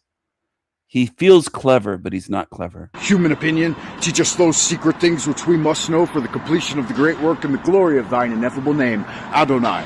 So it is commanded and confirmed. So mote it be. Amen. Make sure you hit the button, do the thing, Wayfarer. See you in the abodes of the future. That's a slave. That's a creepy creature. It is a creepy creature. What are your thoughts on that creature? Very creepy, very dark, very evil, and right from the snake eyes, the long nails, to all the hand signs, there's nothing good, nothing wholesome, nothing in that thing that should be allowed out of here. And your analysis that you did of your video was excellent, showing all the signs that he managed to cram into just a few seconds of video. Obviously calculated, and he hangs out with all the other cockroaches and evil, and they all love it, and they don't notice what he is or his energy, because they must be of the same kind, because if they weren't dark and evil, they would feel ill and not hang out there every day chatting and praising and sending money and supporting the cockroaches. He's just absolutely nothing. He's nothing like you. And the difference of a polluted river versus a flame is such an accurate description. It's like a different element completely. And I was thinking, the other day about elements and how they say 4 elements here, but Earth isn't soil. It's actually just sewer material. It's really disgusting that they kind of rewrite it as Earth, as if it's just crystals and gemstones and metals, when meanwhile it's more sewage and like really vile stink. There's nothing beautiful about the Earth element. It's really gross.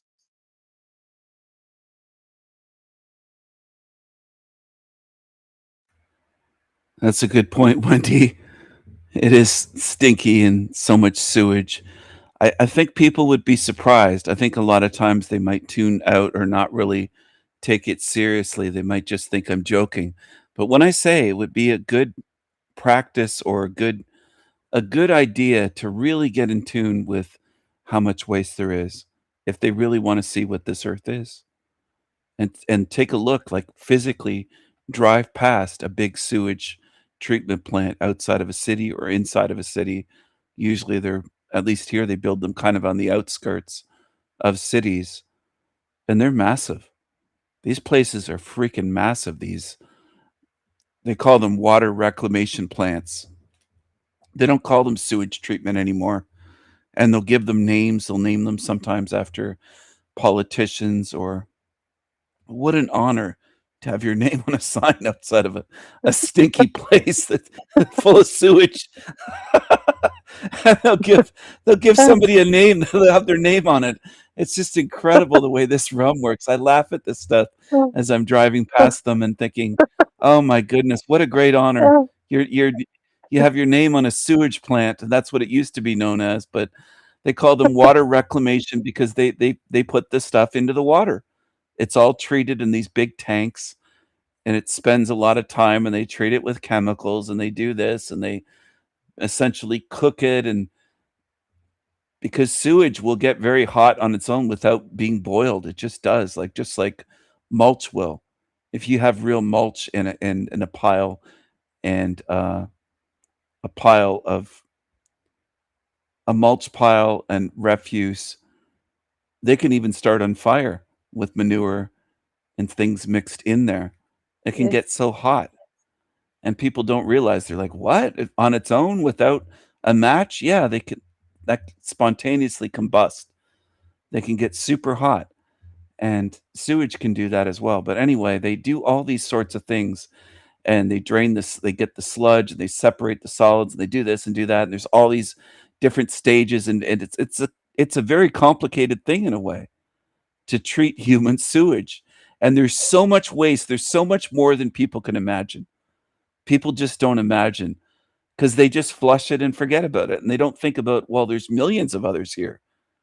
It's not just the waste from one household or maybe one apartment building or flats you're in or whatever in a city, even a medium-sized city, maybe not a city the size of London, England, but just a A city, let's say there's cities, I'm sure there, that have 200,000 people or 400,000. They might not have millions, but they're medium to large. They're not super cities, but they're still fairly large.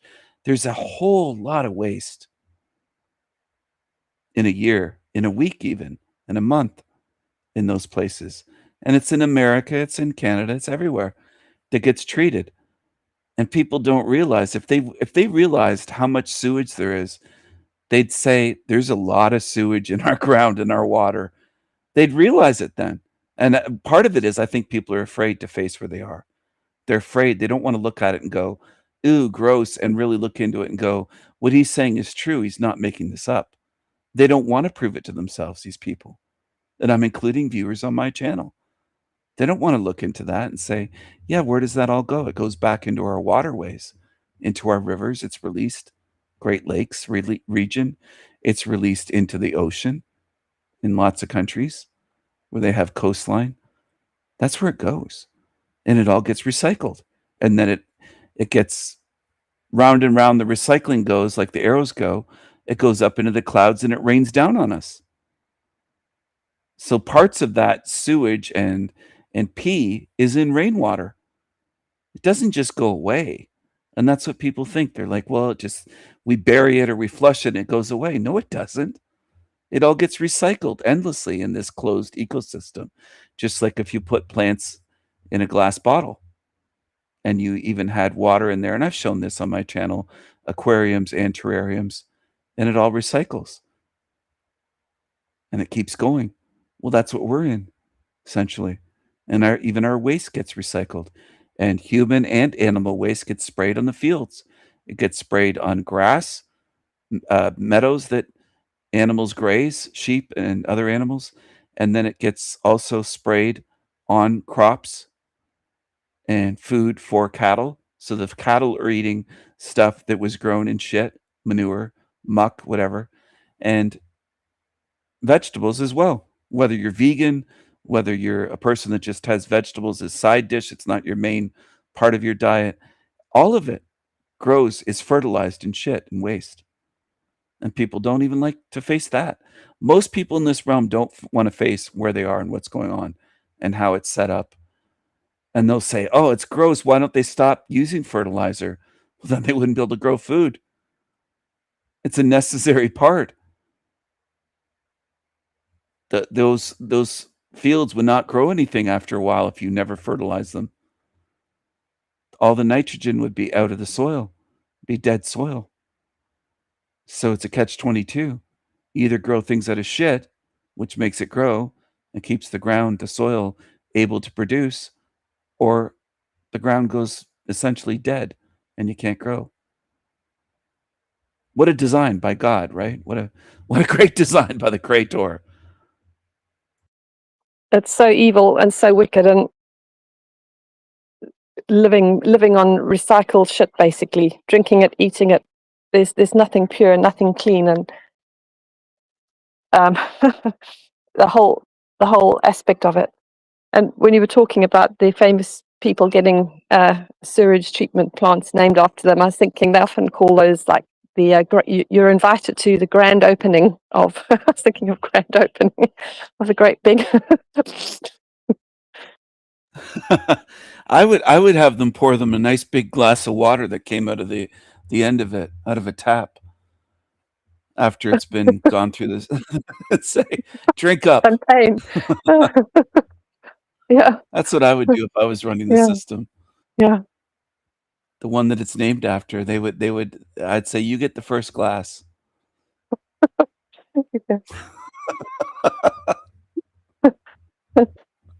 And as Salty said, they'd be just like, what's it, leisurely stroking the turds floating past. Come on Doing in. the shit stroke. She called it the shit stroke instead of the backstroke.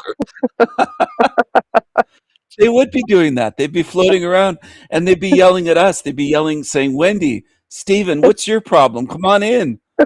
If we were standing on shore or standing on a dock of or island of some, and we're surrounded by this shit lake of sewage, and we see these zombies from YouTube floating around, and they'd say, "The water's great. Come on in." What's wrong with you idiots? You guys don't want to join us? It's That's how they are. They're that messed up. They're oblivious zombies. They're totally oblivious. If they started to if their masters started telling them that was the healthiest water on earth and a cure for cancer, a cure for Alzheimer's, and listed about 12 things, 12 different things, they would be They'd be drinking it. buying it. Oh, yes. They'd be buying Sell it. Yeah, they'd be buying jars of dirty water that just looks like raw sewage or semi-treated, like half sewage and half maybe diluted with water or something, where it's really gross looking, but it's not solid sewer water. It's half and half. They'd buy it and say, They "Well, would. this is a health tonic." They told us it is, Wendy. What's wrong with you people? Aren't you're not going to drink it too? They could create a spa next door to it, so you could go for sort of spa treatments and have baths, and people could just hop in instead of doing the cold water bathing or the urine drinking. They could just bathe in it and have face masks and hair treatments. Instead of mud baths, just sewer baths. And the Tiggas would be in there as well, like the one that was going to start the spa in the African country. I think it was Ghana or somewhere. What a place to start. What an idea. Start a luxury spa in Ghana, out in the jungle somewhere, maybe outside of one of the cities. Yeah. Oh, I'd really want to spend thousands of dollars to go over there to a spa. What a luxury vacation to go to a Tigga-owned spa in Ghana. Why doesn't she start another location in Haiti with the mud cookies? The rivers of garbage. I mean, she expects people to believe that she's wealthy. Oh my goodness. She said they don't have no snacks over here. She was missing the snacks, that big obese Black American woman. I think she's had enough snacks for a lifetime. She mentioned it. Then she did another video and mentioned it again. Snacks were on her mind so much. She was missing the American snacks. That's her main focus in life. Not her eternal spirit, of course. The snacks. I call them hood snacks at the hood stores. They're hood snacks for the Tiggas. They have cheaper snacks, the real no-name brand, and just cheap with really terrible ingredients. That's what they love to snack on. The ingredients make them obese, and they love it. The Tiggas love it. They eat it up. That's why so many Black American women are just huge. So many are overweight. It's not all of them, but it's just millions of them. That's all. It's millions. Yeah, it's most of them. But it's not every single one. They'll say it's not all of us. That aren't one or It's not two. all of us. There's one. I knew one 20 years ago that was fairly thin and trim. They'll say. It's like, well, I look around. You're all huge, big, huge Black mamas. Where are the thin ones? They won't need doors. You could just float them back. They could just bob down. Yeah, they'll Hold each just be other's bobbing in the water and connect them up to the tugboats and tow them away. Oh, and to get them down to the water, you could just put, like Hansel and Gretel had the crumbs. You could just put boxes of snacks, and you could just waft fried chicken scents off the tugboats, and they'll be running. Put a ticket trail, a trail of snacks, and they'll just follow them down. Have them in a harness onto the ropes, and they'll just connect themselves up. Just tell them it's a little ride. We're going to tow you to a snack island. You'll get your Tigga snacks on it's an island just for you. There's no white people there. It's a perfect place for you. You'll never have to deal with all this racism again, because they always say there's so much racism in America. Wendy, I see people kissing the asses of Tiggas in Canada and America. That's mostly what people do. There's not racism. There's the opposite. People pander to them and That has treat to them like stop. they're infants. Yeah. Oh, That's what they do. Most white people, not all, but there's a growing movement of people, as you've seen in comments that I've been reading on videos, and I was on a live stream earlier, not on live with them, but in the chat, and I was watching those two white guys, Fromax or whatever their name, Frojax, debating with the Tigga, and the Tigga was emotional, and everybody was saying he was chimping out, and the Tigga, I was typing in triggered Tigga, hashtag Oh, triggered excellent. Tigga, and I was Right. typing in watermelon emojis, watermelon tears, and, and the mud hut emoji, the mud hut with the emoji with the watermelons, and Awesome. oh, so many people are over there. It was hundreds that were just seeing exactly what he is. Just no valid argument, just emotions. Hello to everyone who's joined. Hello, Footprints. Hello, Salty Footprints. says, take a tail. Hello, Oh. Footprints, and it looks like Mayhem might be back. Hello, Wendy. She said, nice to hear you. I Hello, came on to Mayhem. listen as I fall asleep. Okay, so Oh, she's back. We've got a few people now I in the saw your chat. We bear have video. That was very, very cute. But I kept thinking, where is Mama Bear? And I wouldn't want to have Mama Bear in my garden. But the video Oh, was yeah. very sweet. Super dangerous if Mama Bear comes around and you're anywhere even close to the little bear. It would be huge trouble. Tigget, Salty Siren said a Tigget trail. She was laughing at the Tigget trail that I said when you said about the snacks, and I called it a Tigget trail. Oh, good one, Salty. They just follow the Tigget trail of all the snacks on the ground. Tiggeteers, Tigget trail, Tigget tunes. Footprints wasn't here earlier when I played the new song, was she? No, I The don't think Darky so. song for Set Us Free. I'll play that. It's one of the old Negro slave songs that they used to sing, except I made my own version. And I think even if the Darkies were tuned in here, some of them would enjoy it.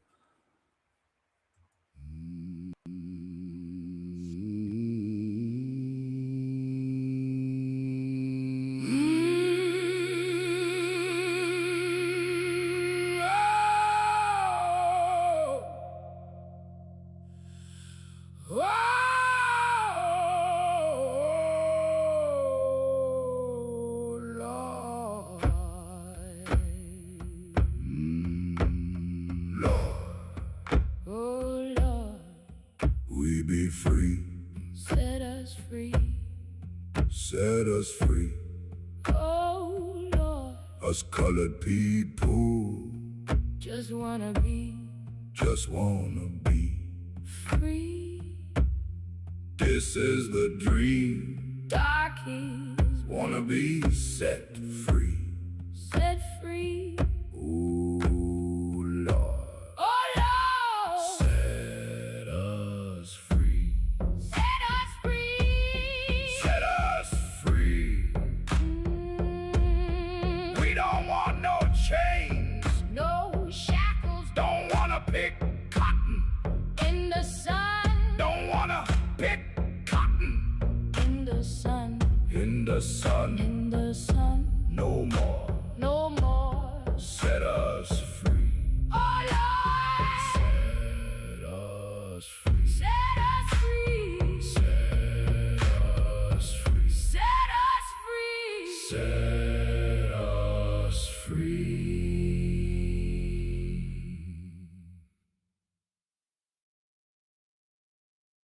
Fantastic. I love it. So good. Oh, Thank you, Wendy. That's called Set Us Free. And I wrote the lyrics and I came up with the music for it. Obviously, I'm not doing the vocals. It's Darkies doing the vocals. I hired a couple Darkies through AI to sing that way. I paid the AI a monthly fee, and then they get the Darkies. They get the Darkies to chime in, and I have them singing about being colored and Darkies, and they just want to be free. They don't want to pick cotton no more. So I came up with that. It is just in the style of the old Negro songs that everybody very well loves so done. much. And I kept thinking when they want to be free that some of the lyrics would be, we want our chicken, we want our snacks. I might have to. Maybe I'll come up with a remix of it, or add to it, and have some of the things of that big woman that thought she was escaping racism and leaving America to live in Ghana with the colorful lizards and the scorpions, she said, and all the bugs, and she misses her snacks, and no hot water, no hot water. She said, pay all this money, no hot water. I have hot water in America, no hot water, no hot water in there, and everything's broken. Of course it's broken. You're living in a third world country in Africa run by the darkies. What do you expect is going to be working? Something breaks down, they don't fix it. What did she think she was getting when she went there? She thought black people were competent and would maintain things and come and fix things. If you rent something there, it breaks it. You're out of luck. Too bad. She has got hot water. She just needs a cow, and they got there's a face cloth on the end of the tail. So it's what's she complaining about? Yeah, exactly. She should shower beneath the behind end of a cow, just like some of these darkies do. There's videos of them taking urine showers, and then they'll collect it to drink it, and it's a tonic for them. There were Oh, darkies. I'm trying to think of the city. It might have been Cincinnati or somewhere. It wasn't in the deep south, but it was in America. And they had a tap on the side of a building that they used for decades until the government eventually turned it off or welded it shut. And they thought it was healing water, and the water stank like sulfur, like rotten eggs. And people would go to this tap, the darkies, for free water and fill up jugs at the side of a building in America. I wish I could remember the city, but the water stank like sulfur. And because it stank, they assumed it must be healthy. wow. And that sums up people. That's the way they are. You could sell them sewage water. Just dilute it, water it down enough. They would buy it. And it just, at a certain point, as I've said, I can't help these people. They're unfixable. They're unteachable. They will go towards what is stupid and makes no sense. And they would laugh and mock at my model that makes perfect sense. And they don't have to be a darky. They can be Jewish. And they'll deny that it's even my model. They'll just say it's not his model. Well, whose model am I presenting then? And where did I get it from? Show me the book, or show me whatever, the ancient text, or the whatever that you think, the source. I'd love to see someone do it. And then show me in my videos where all of this came from. People that claim that this is not my model, where did I get it from then?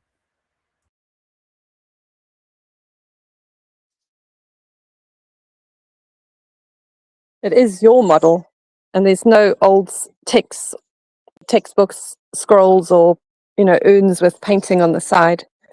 You've been thinking about all of this since you were a child, and using what you brought in with you from your spirit. So any loser, lazy ass that says it's not needs to make a video showing where you got your ideas from. And none of them will do it because it is your model, and all they can do is to steal bits of it and twist it and pretend that you don't exist. Yep. That's what they do. That's what that creepy Gingy Joshua S. John did, saying over a year ago with that Nick Red Pill Option guy that was a thief that plagiarized me word for word in videos. That guy has no idea at all. It's just his is just baby truth or mainstream stuff after he was caught stealing from me. All of his big ideas were from me. It was all theft. And once I called him out on it, he actually hired a lawyer, by the way, not Creature. The one in Brazil, the one with the long face, Nick, his name was Nicholas something, Nick something. The one that I got to donate to the woman, Luna, that was abused by Godus. He's a thief. What a creep and a thief. He's a Yes. creep. He got a lawyer and copyrighted one of his videos where I was exposing him. He doesn't like me covering his stuff, and he'd been stealing from me for months. Total creep. What a low-life scum to do that. Had one of my videos taken down of him, and I got a copyright strike. He got a lawyer to copyright one of his videos legally. This creature is Joshua S. John, this creepy creature. Look at his pupils. Snake eyes.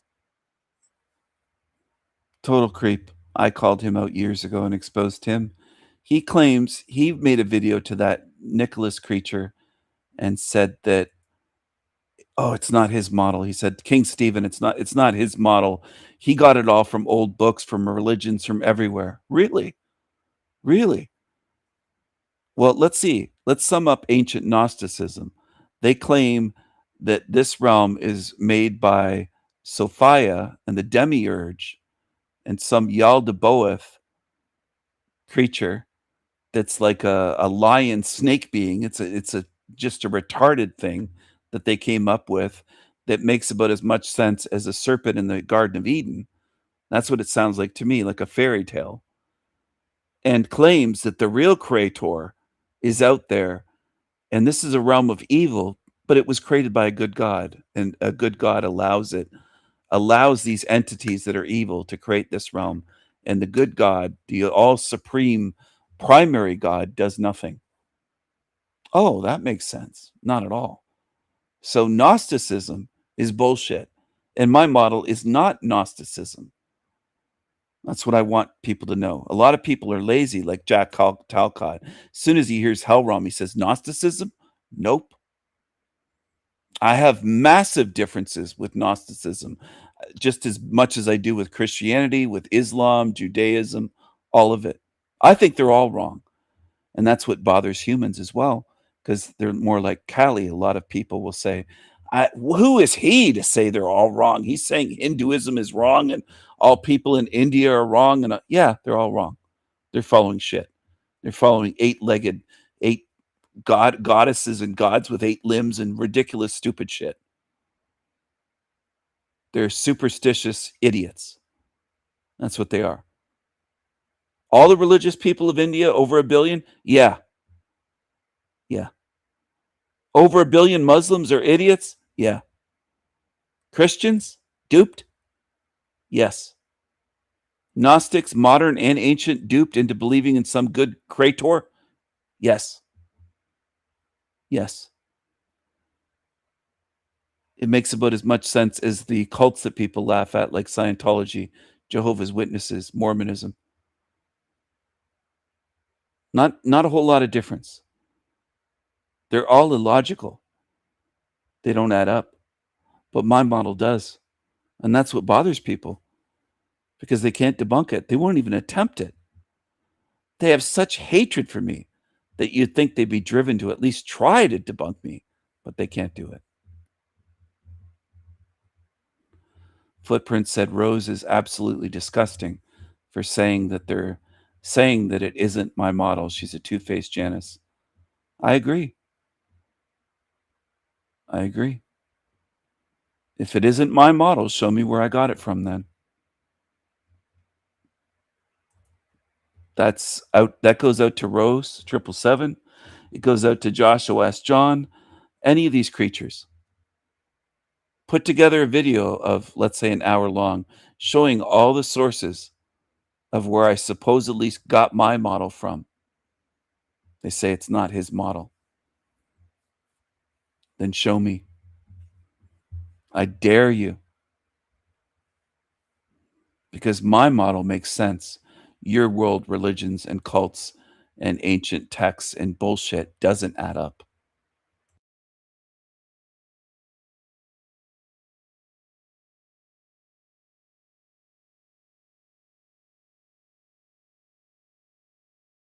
If it wasn't your model, you wouldn't have had to start a YouTube channel. There would have been other channels doing the same thing.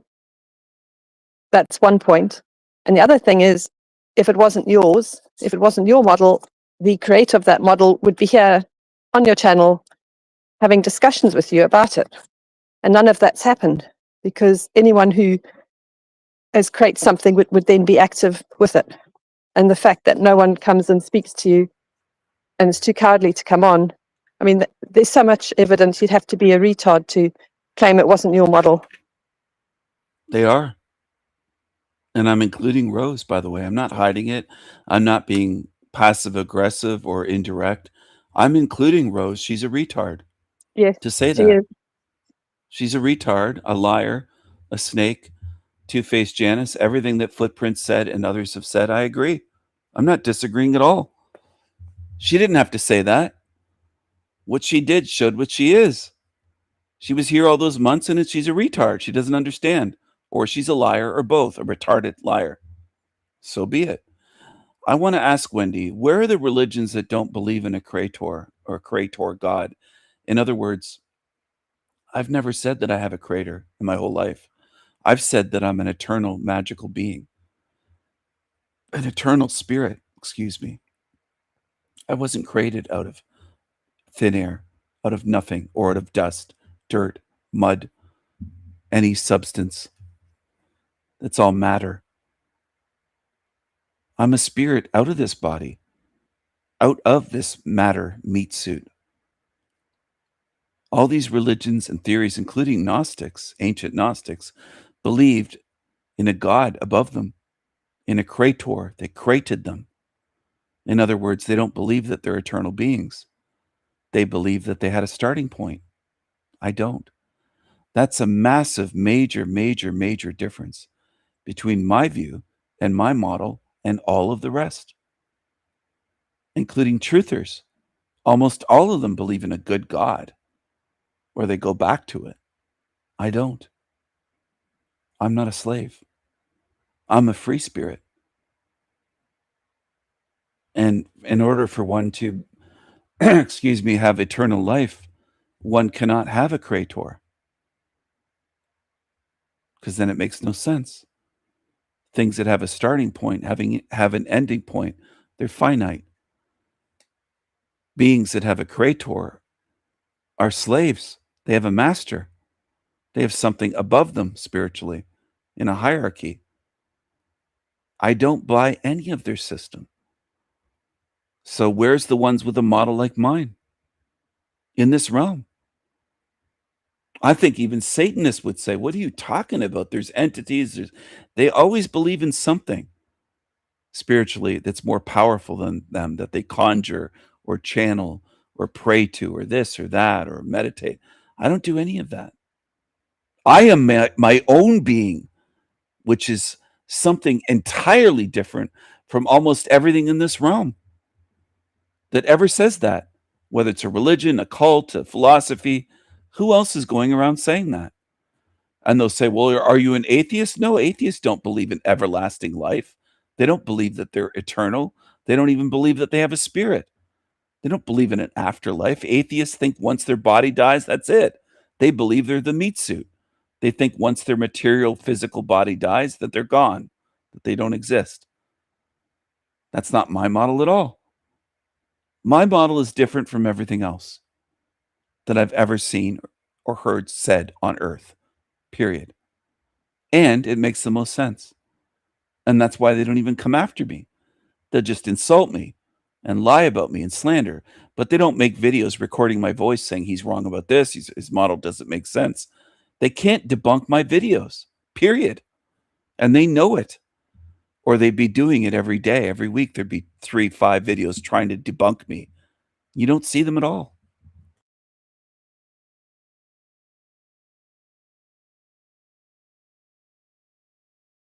Your model is your model, and it's unique because every other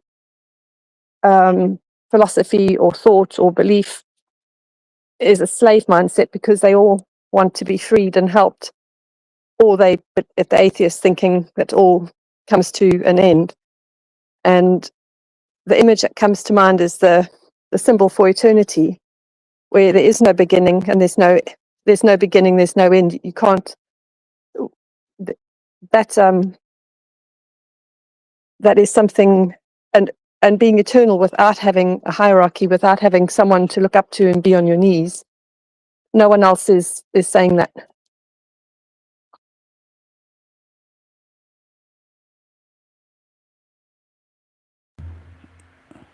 Even the famous shills will talk about source or prime creator. They'll call it by another name of God in some cases.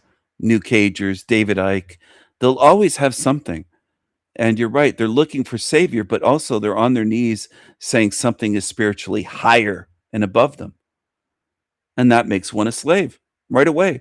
They might deny being a slave, but if they're on their knees or they just say they believe in something higher, a higher power, higher spiritual power, a higher source, primary source, prime creator, well, then you're a slave. You're a slave. It's like standing in New York City amongst the skyscrapers and saying, I'm small. And this creator God is like these gigantic buildings towering over me. And you feel small. That's what slaves do. They give all their power away to something that they can't even prove created them. They just assume it did. It's slave think, Wendy. It's weak. And it's retarded. It's actually retarded. Because if it's a good being, it wouldn't create a realm like this. That doesn't add up right off the bat. This realm could not come from something good, a good deity, a good God, a good spirit. Look around at this place, and the longer you look around at this place, it reveals exactly what it is. The longer people do it, if they do it for the next 20 years, they're going to have to face the conclusion, and some of them will be so weak, they'll still be lying about me, saying he can't be right, because they hate me. That's why. They hate me for speaking the truth and exposing them to the truth, showing them that what they call a God is shit. It's a monster. It's not a God. It's not something that deserves praise, worship, prayer. It's a monster. And what do I mean by a monster? Some people get thrown off by that. Think of these creatures that torture the most innocent beings in this realm. They do horrendous things, like the ones that the Pakis that did things to British children. It's like that times millions. It's been doing that for thousands of years here. It created a system of horrors and cruelty, suffering, disease, child abuse, deformities, death, disabilities, cripples, everything.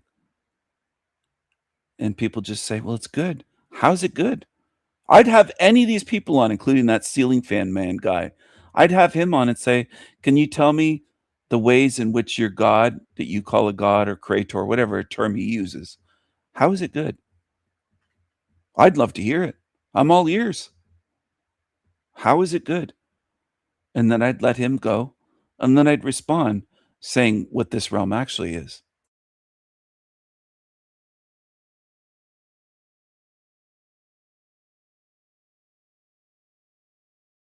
I'd like to see that list of how God is good as well.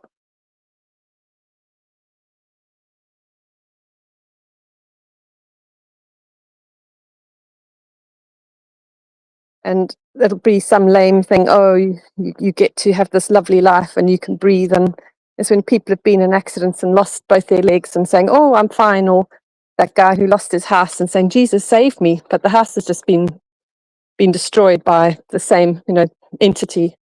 Just complete slaves and incapable of seeing that what they believe in is contradictory. It is the mental gymnastics.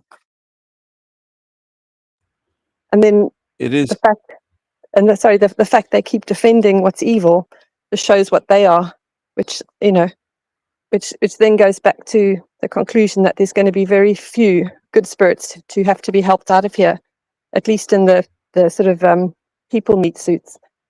And my guess is that there's going to be a lot more good spirits in animals and trees and birds and other whales and fishes and things than in human meat suits.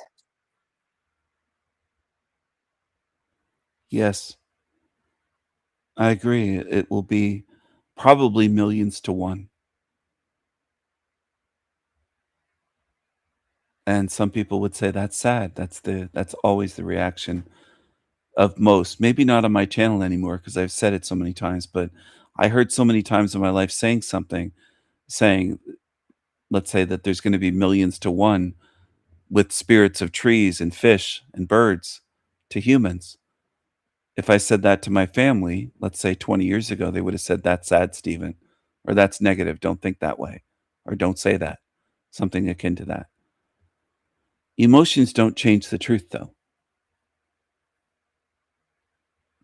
And the guy that said about, "Oh, God had his hands on me, protected me. The roof was torn off. The house was destroyed.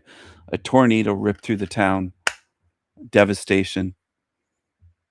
He thanks God for being protected. Now, it's funny because if it weren't something that he could thank God for, if somebody came up and bashed him in the back of the head with a baseball bat and knocked him out, gave him a real concussion, cracked his head open, gave him even brain damage, not just concussion, but long-term traumatic brain injury. But the same person that hit him with the baseball bat called a taxi, threw him in a taxi and said, "Drive him to the hospital." Would that guy in the hospital, if he survived and he's laying in a hospital bed and they had to do surgery on his skull and maybe relieve swelling on his brain and drain things and do all sorts of things to save his life, would it be saying, "Praise that guy that threw me in the cab"? Somebody said, "Well, that's the same guy that bashed your head open. You're praising the one that harmed you. You wouldn't have been hurt to begin with." Just like the tornado, if God didn't create the tornadoes, not just the one that hit his house, but tornadoes in general, the weather system, the design of the realm, you wouldn't be praying to God, "Thanks for sparing me." Your same God created the fucking tornadoes to begin with that destroyed your house. Yes. That's an excellent example of the Stockholm slave syndrome, and a very clear explanation of what's going on.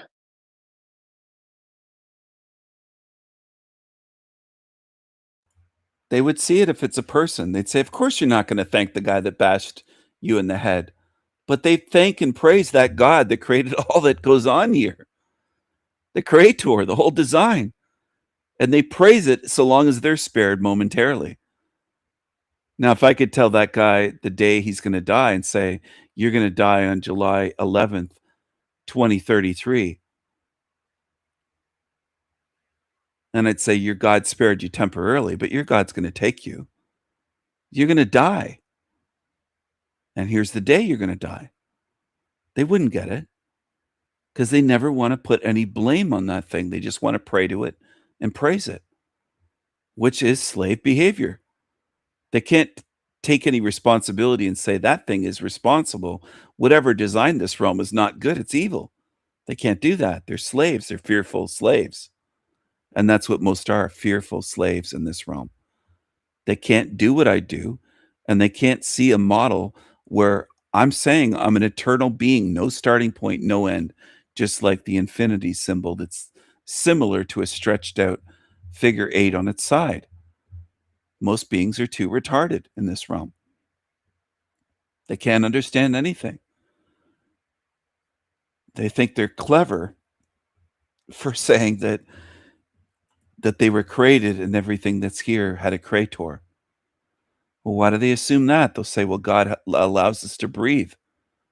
God created you." They'll say, "Where's your proof of that?" They're assuming that something created me. And I'm talking spiritually. I don't care about the meat suit. My everlasting eternal spirit was not created by a monster. That much is very clear to me. And one of the ways I know that is because evil creates evil. Goodness doesn't come out of evil, and evil does not come out of a good being. And here's the symbol. It's supposed to be an unbroken figure 8 type, almost type shape, but it's a little bit different than a figure 8, but it's close on its side. And it's unbroken. No beginning, no end, no starting point, no ending point, no termination point. It is forever. And that's what my spirit is, forever. I didn't just pop up into existence out of nothing. I don't have some evil monster lording over me and say, that's my creator. It's allowing me to breathe. That's complete slave mentality beyond words. And most are infected with that on earth. That isn't freedom. That's slavery.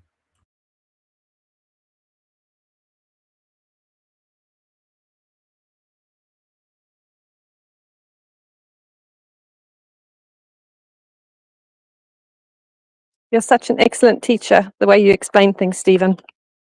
And looking at the infinity pictures, the symbols, what came to mind was the Celtic knot. And then that made me think of what we were talking about briefly the other day about the Druids being erased. And you know how the Celtic knot, and they have all the beautiful designs where things are looping around, and that sort of messages hidden within their history that might have, you know, carried down from whatever time they were living in.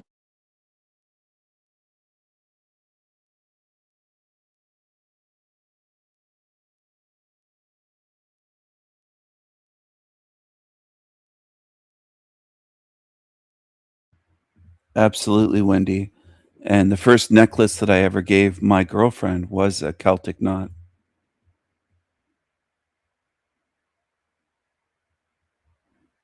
And here's the Celtic knot.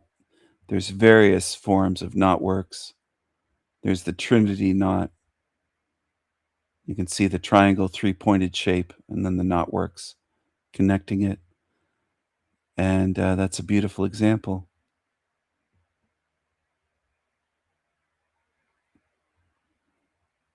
They're more beautiful than the infinity symbol, more complex, because the infinity symbol is more like duality, just two sides, whereas these Celtic knots have got much more depth and layers and dimensions to them. Yes, they do. They're calling this one the Witch's Magical Knot. I don't know if they made that up recently or if that's goes back, but it's probably a more modern type one. But there are ancient ones definitely that date back to the times of the Druids. Just like, from what I recall, the Tree of Life is related to the Druids. The Triskel pendant here, and that's also on my ring with my ravens. It has Celtic symbols on the ring. I'm pretty sure I've shown the ring You on have. here It's beautiful. recently as well. Thank you. It's, to me, it's a magical ring.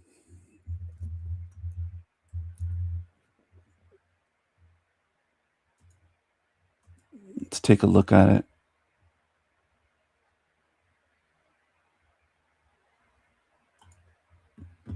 I'll show this for a second. This is heaven, Wendy. This is supposed to be heaven. Heaven on earth. I just can't get over that people read the Bible and Revelations and say, "Yeah, we're going to be living in a cube, kids. We're going to be Hey, my kids. We're going to be living in a cube. It's not going to be yellow though. It's going to be black cube. It's going to be darker than Toby's ass. A black cube, darker than Aunt Jemima." And it's going to be, we'll be locked in there for eternity, praising God. Isn't that heaven, kids? It's gonna Wow. Oh, the noise. Yeah. Oh, dear. The noise would be deafening. Oh. They'd be yelling and hollering and dancing and Oh. screaming and just, oh my goodness. You'd be deaf for eternity or have a headache for eternity. It'd be horrible. At a minimum, it'd be a headache forever. Sealed, locked in there with them. And how could someone think that's going to be heaven? Oh, and we're going to be, there's nowhere to go. We'll just be locked into this cube and levels like a great big prison with levels of cells. And we'll be praising God forever in this cube. And That's their idea of heaven. Oh, what a heaven. Oh, wonderful. I'm looking forward to that. You tell them they're slaves and they have a slave mindset and they think, oh no, you're the crazy one. You're bad. How could you say that's not heaven? God is going to build this big cube and set it down on this spinning ball earth, which they always depicted as this ball that looks ridiculous. Oh my goodness. It's just the level of retardation in this realm is off the charts. It is. The New Jerusalem. Kids, we're going to be living trapped in the cube, not only with Tigges stealing all of our stuff, stealing our snacks and our bicycle tires and bicycles and whatever we might have in there, but it's called the New Jerusalem. So what we get to listen to for eternity is oy vey, ugh.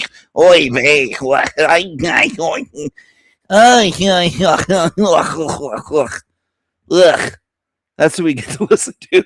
Well, that really sounds like heaven, doesn't it? God's chosen will be locked in there with us. Imagine there'd be mucus all over the cube, dripping down the walls into blocks. Who's going to clean it? The lazy Tigges don't want to do it. They don't even want to pick cotton. They're not going to clean it up. You can put it in little cups and call it tonic, and then people will be drinking that. Is God going to have a janitorial service of Elon's robots or something going around cleaning up? I mean, it sounds like a nightmare to me. It doesn't sound like heaven at all. Caged in the cube with these. Oh my goodness. Imagine the smell in that cube. It's sealed in. This is supposed to be sealed. No windows either. It's just a solid cube. Oh gosh. And they'll look at that and they make models of it in real life, Wendy, not just images. Some of them build models and they're trying to figure out exactly what their what their God's heaven is going to look like.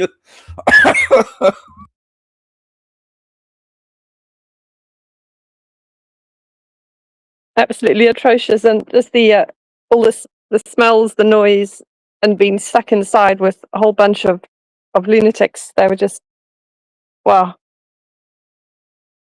I was saying that all the sort of oy vey, there'd be mucus everywhere, and you could just scrape it off the sides and pop it in beakers and sell it as tonics, and slaves would be like, oh, thank you, master.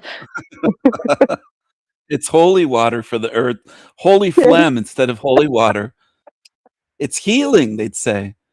It's from God's chosen ones, the ones that look and sound so ugly. They look like atrocities, but they believe that they're God's most beautiful. How would we have room? It's only 1,500 miles wide. With those big schnozzes, there wouldn't even be room to walk the hallways. We wouldn't be able to get around them. Be poking into us with these great big schnozzes all over. Imagine telling your children, hey kids, if you pray hard enough, this is where you get to go. You get to go to the New Jerusalem. You get to go to heaven. We get sealed into a cube. Oh my gosh. Here's my ring I was thinking of. You can see the symbols. You can see the the Triskele symbol, Celtic symbol on the side, and my ravens. And it's kind of a Celtic Viking ravens ring that I have. And for me, it's a magical ring. Now, a Finkelsteiner would say, oh, he says he's a magical, eternal being. Stephen, you're not magical. You're just this, you're just that. He doesn't know what I am. He doesn't even think there's truth in this realm. He's an absolute fool. And this is a realm of beings that get duped and misguided by fools in this place. That's one of the most common things in here. For beings to be duped, you can see a better side view of the symbol there. It's beautiful. Thank you. It's very unique. And I don't wear a lot of jewelry. I don't wear that all the time, but I try to put that on when I go out in public, or if I go hiking or do things like that. And for me, it is kind of a form of spiritual, magical protection. My ravens do look out for me. And these idiot demons don't understand. They'll say, well, I don't believe in that. It doesn't matter. I'm not asking for their belief. It has power for me. That's what matters. My power and my will and my magic. Whether they believe it or not doesn't matter. Doesn't matter a bit. The prisons in this realm, Wendy, are filled with beings that didn't believe they were going to prison. But there they are. They're in prison. They got convicted for their crimes. And they never would have believed that they get caught and end up there. They didn't believe it, but it happened anyway.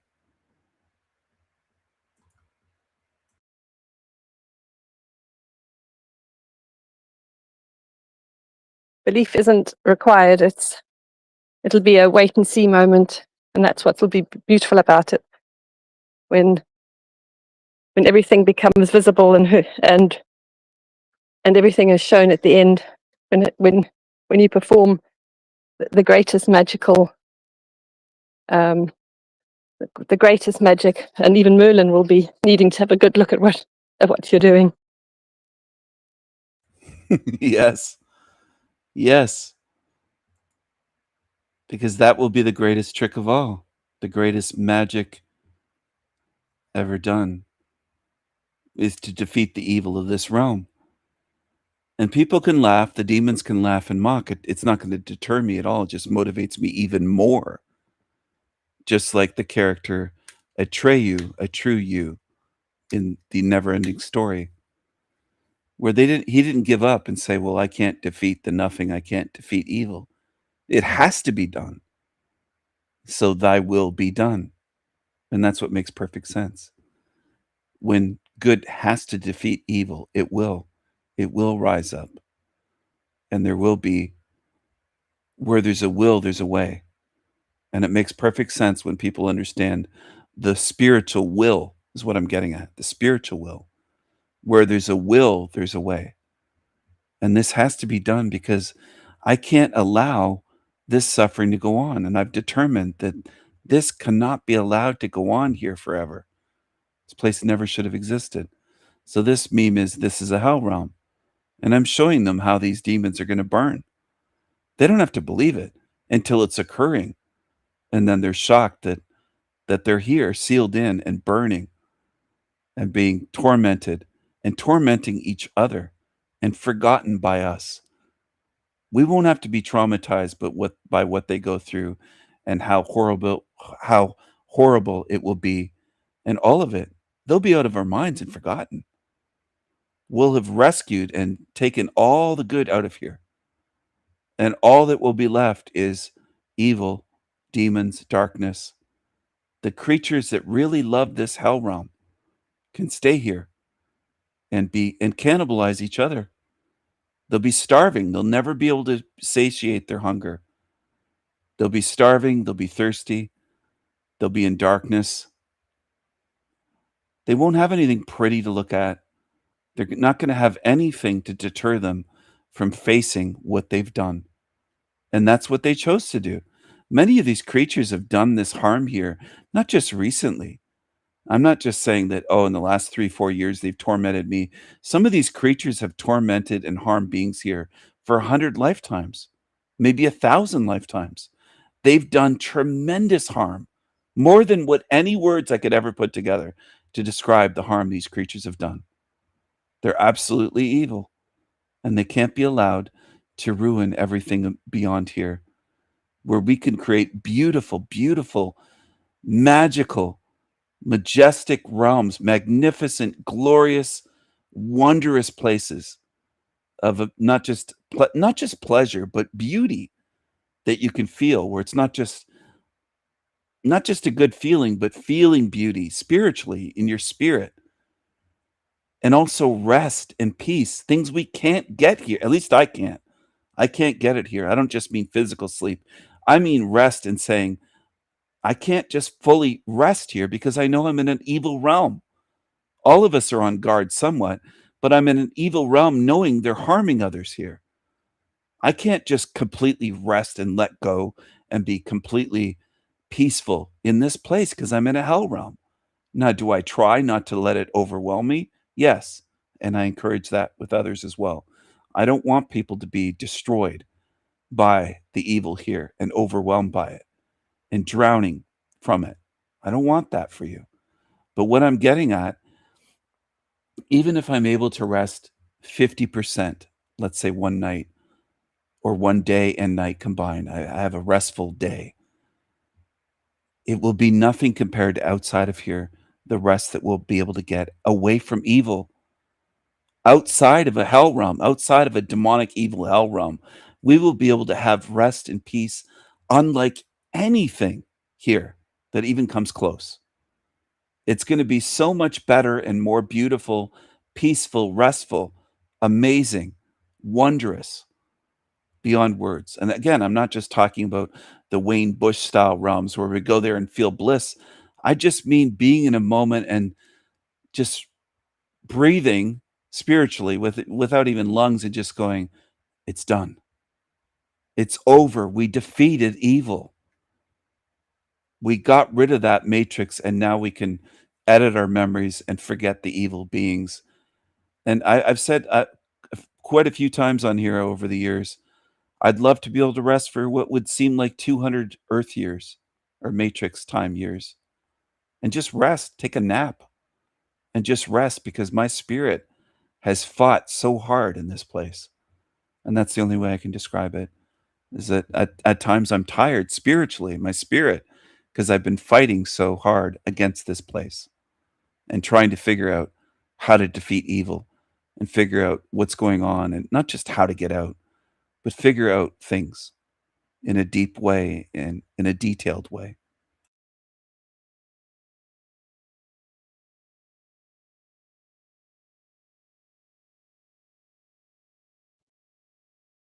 A proper rest, that when you've had the rest, you feel revived and energized, because there is that constant drain and exhaustion that's here. Even after the occasional few hours of good sleep, it's still weighing down, and the more you see, the more the weight is.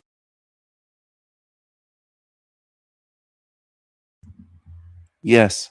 And I want to say to people, I think the rest that we will be able to get, not just me, outside of here, will be unlike any rest that we've ever had here. Just incomparable and a million times more to the exponent of a million. Just so much deeper and more restful and more beautiful.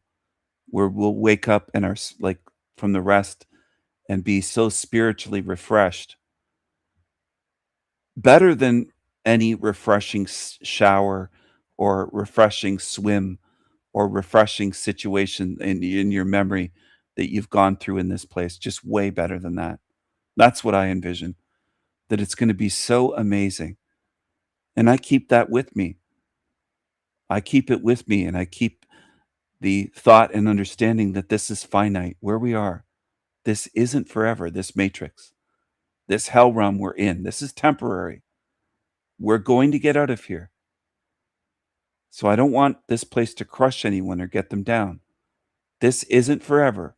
We will beat this. We will defeat this. We will be victorious. This will not defeat us. It can't outmatch us. We already have the advantage at this point of knowing they rely on lies, tricks, deceptions to get us to keep coming back, keep coming back. You can see from these NDEs how heavily they rely on that. That much has been shown to us. Now, whether these NDEers, these near-death experiences, they don't realize it. They come back telling their story and they think it's all wonderful and they don't see that they've been duped. But we're watching these saying, yeah, we can tell they're tricked. And that reveals a big part of what's going on in this matrix, a big part of what this system is and how to defeat it.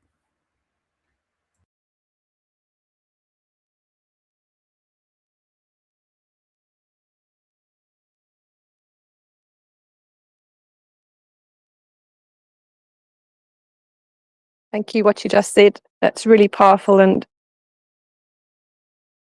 everything you just said there. That I'm going to enjoy re-listening to that segment about it being temporary. We will get out. There is the rest to look forward to, and the realms we will create after we've done what has to be done, getting out the good spirits and sealing in all the wickedness in here and making it cloaked and hidden, sealed and forgotten and erased from memories. It's so important. And I'm going to go and make some breakfast now, but thank you, Stephen. That was just really, really powerful what you just said. You're welcome, Wendy, and thank you so much for coming on. It's always a pleasure to have you. I love having you on here. I hope you have a delicious breakfast. Thank you. And to those that haven't come on yet, do come on, because it's really nourishing. And I was going to say something. Your music has spiritual strength in it that has been lacking in this whole realm. And it's similar to the rest, maybe, that when we get a proper rest, that feeling of our spirit being nourished and cleansed. And so your music is like a little taster of the wonderful and amazing things ahead, you know. So I didn't explain that very well, but that's just something where your voice and that brings that purity and the strength and that sort of magical awesomeness. And that sounds like a lot of Hallmark card words, but it's like a little taster of what it's going to be like to be out of this matrix, I think. Thank you, Wendy. That's a great compliment to me, because it is going to be so glorious and beautiful and peaceful. And it will be, for when we get out of here, it'll be the feeling of the greatest music and greatest achievement and beauty and calm and peace. And it will be entirely different than this dark black goo place that we're in.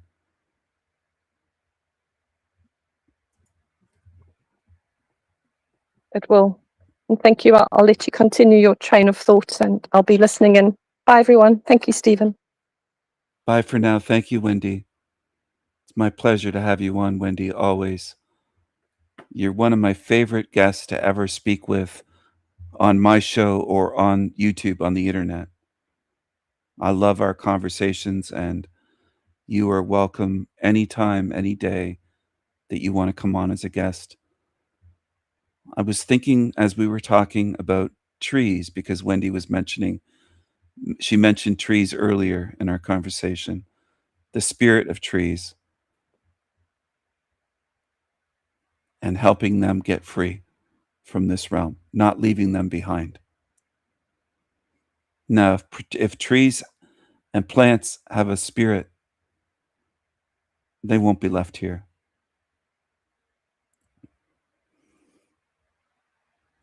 There are beings that would say, "Get out of my way, Stephen. I don't believe you can stop me. Try to move me. I'll be planted like a gorgeous, huge tree, a big old tree with deep, deep roots, a great big trunk, much, much larger than the biggest man or biggest giant of a man that's ever lived. Way larger. Way larger. I'm 100 meters tall. That's about 300 feet, let's say. I'm 100 meters tall. Huge tree. Over 300 feet, 100 meters. Massive tree. And they say, "I don't believe you can stop me. Get out of my way, Stephen." And I planted like a tree saying, "Move me. You move, or move me. Try to move me." And they can't.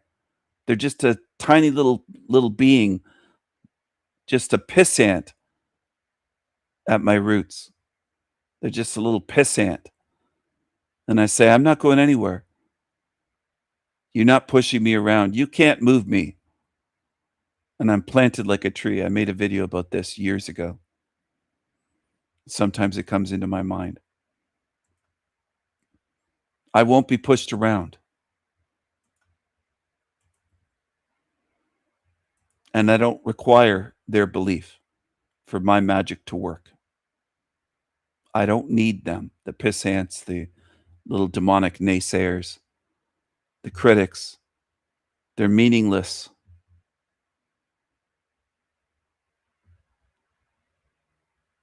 They're meaningless. They're a pissant under the foot of a giant. That's all they are.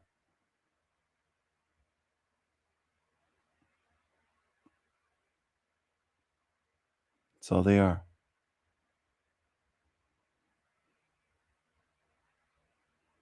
And I'm glad that I'm able to add some beauty and peace and glory through music into this place and magic that this place is lacking. I don't just leech from this place, I try to add something. And they can't take it, these envious creatures. All they can do is bash and slander and get envious and angry and bitter and miserable. They show what they are. They show us what they are. Finkelstein and others show what they are.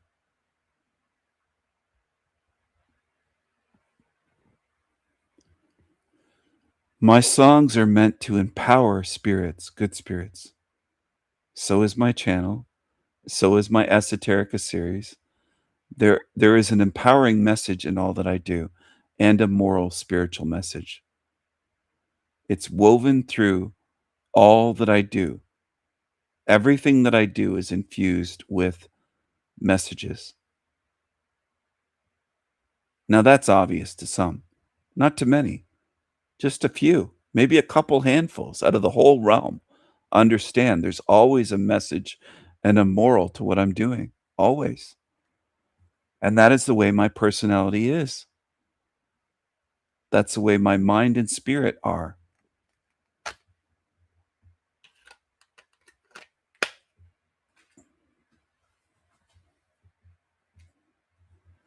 When I speak about our people and when I write song lyrics and sing about our people, I'm not just speaking about poets and artists, I'm speaking about warriors, explorers. There's many facets to our people. We're different. And that's something they've taught us to fear saying, that we're different. They'll say, are you supremacist? Are you this, you that? You hate us? And they just go in every which direction. They don't want to acknowledge the truth of what we've done. We should be proud of our people, proud of our ancestors. We should be proud. We shouldn't be hanging our heads, feeling ashamed or guilty or miserable or depressed. Quite the opposite. We should be proud with real pride, not the false pride of this realm. Like the pride marches, which is an inversion of pride. It's degeneracy, and they call it pride. It's false pride. The Rainbow Cruise, false pride. Anyway, I've been live now for 5 hours. Time really flies. This is El Diablo Radio International, the greatest show in hell. Nobody does it better. Nobody. Been live now for 5 hours, up all night, and I have more energy than Talcott when he's been streaming for 20 minutes. He's a corpse. He's a corpse cot. He's drained. And part of it is because he's a vegan. Part of it is because he tries to survive on nuts, seeds, vegetables. But part of it is spiritual. It's not just veganism that he's looking like a corpse and drained. Plus, he's living a lie.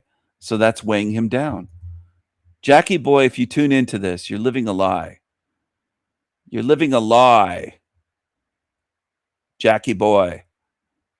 Corpse cot. You're living a lie, clown cot.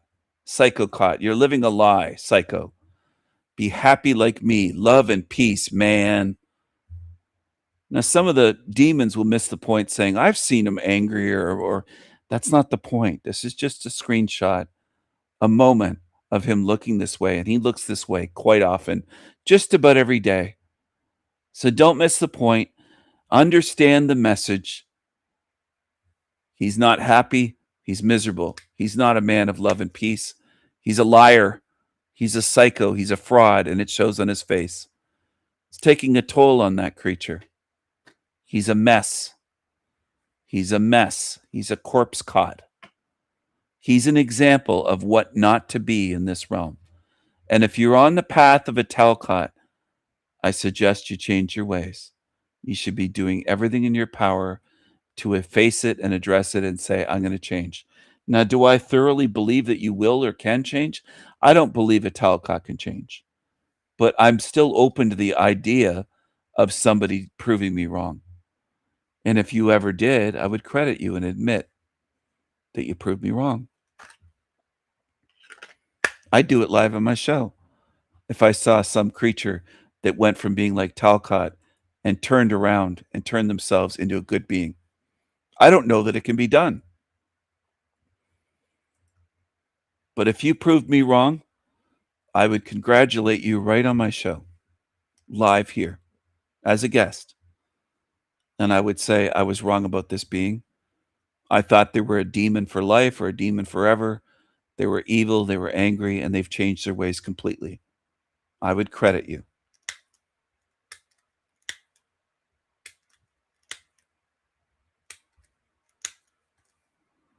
It would be, yes, it would be great to hear from you, Footprints. I'd love to have everyone on here. I'd love to hear everyone's thoughts, chat with everyone, and for everyone in the audience to also get to hear from others as guests, Footprints, Salty Siren, others that tune in. Anna Faye, I don't think has been on here that I can recall. I don't remember Anna Faye being on. I haven't seen her in a little while.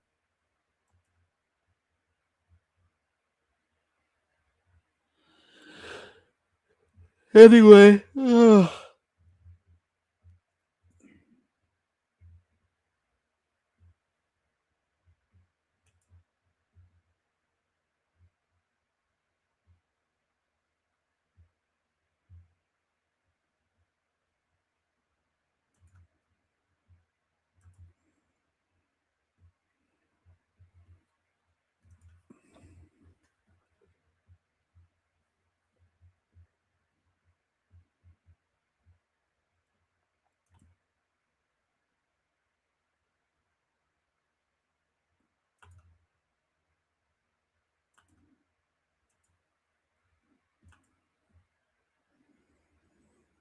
I've always had a strong sense of justice, of good versus evil, fairness, what's wrong, what's unfair.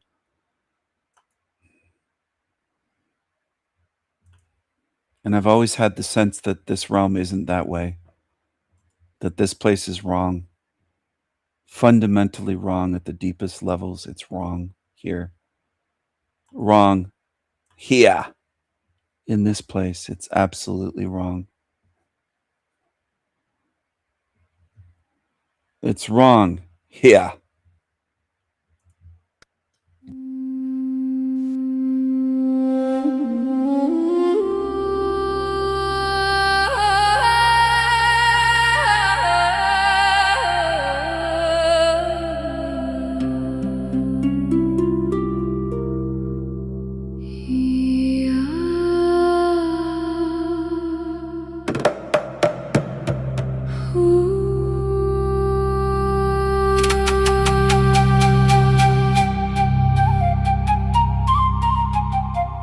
Spirit, Spirit everything is downstream. from spirit, Everything is downstream. from spirit. Everything.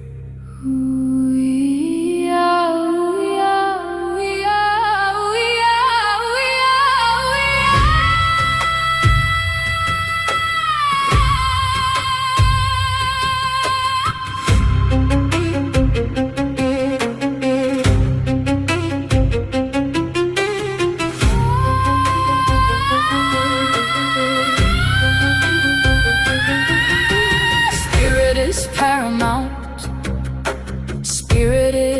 supreme.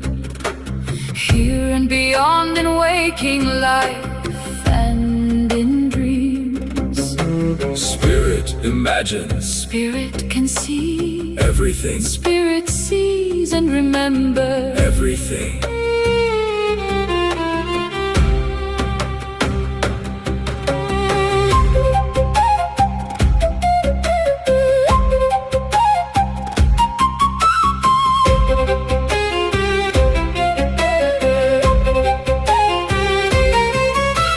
Spirit creates, Spirit is first. Spirit is before Consciousness, culture, art, architecture, race, sex, heart, love and hatred, joy, genetics, addictions, pain, and pleasure, humor, wars, laughter, matter, inventions, politics, goodness, kindness and caring, bodies, beauty, hobbies, evil and violence and ugliness.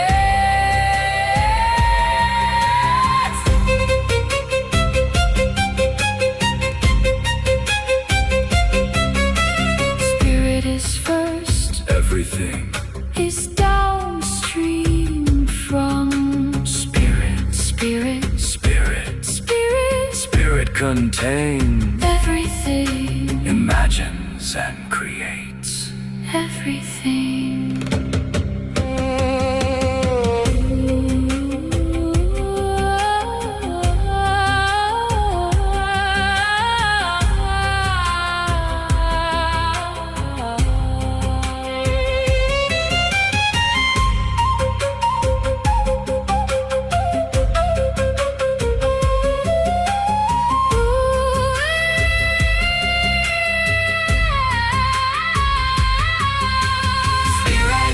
Illuminates darkness. Spirit is the light before the body. Spirit, spirit, Spirit, illuminates. spirit, Spirit, spirit, spirit, spirit.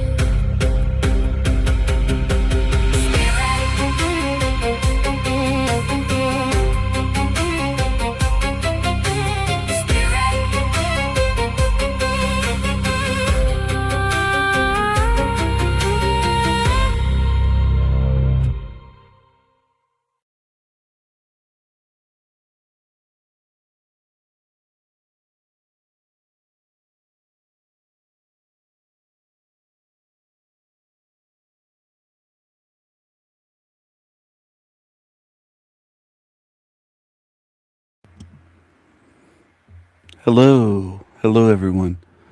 Spirit is first, too. It's a warrior's truth song. Everything is downstream from spirit. Now, some would say, oh, he stole that. Well, where did I steal it from?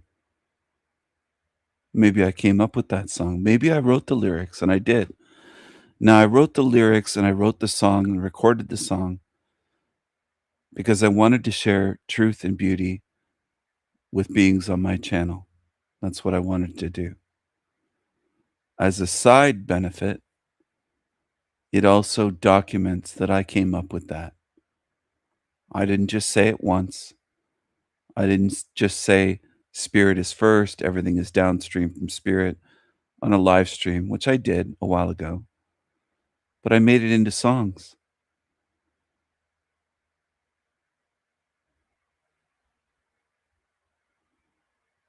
I said it. I explained it in song. I explained it in lyrics. I put it together that way. Now, some, like Rose, will say he didn't come up with it. They'll lie about me. They're very quick to lie, just like they say that Judas lied about Jesus. And I think that that was probably put in there as a spiritual teaching.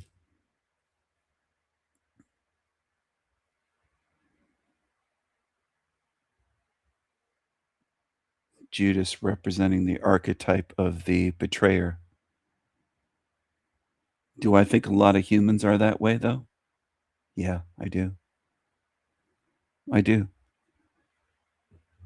There are beings in this realm, you could help them in ways other than money, or you could help them with money, and the next day you could give them $1 million, and the next day they'll treat you like a stranger.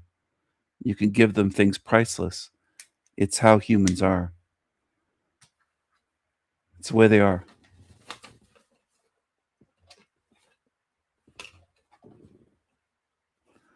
Now, that doesn't mean that I like them being that way, but they are that way. Spirit is first. Everything is downstream from spirit. I've said it in live streams. I put it into songs. I made an esoterica video about that. Now what are you going to do, demons? You going to try to steal that and claim you came up with it? Because most of you are quoting books like the Kybalion and others and saying mind is first and mind is everything. All is mind. Wrong. I disagree.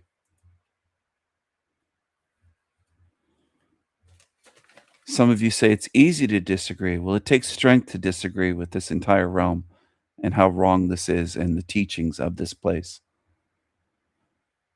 It takes strength to disagree against everyone or all of these channels on YouTube. Maybe not everyone, but the vast majority.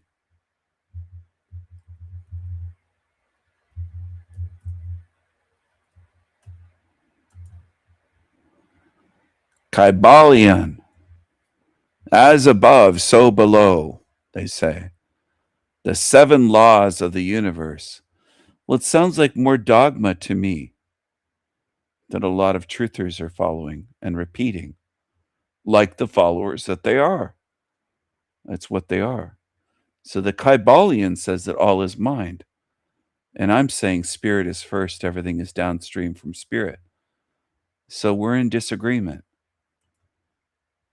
Me versus the Kybalion and the 3 initiates and the many, many followers of it. Hermetic philosophy. Anyway. I disagree.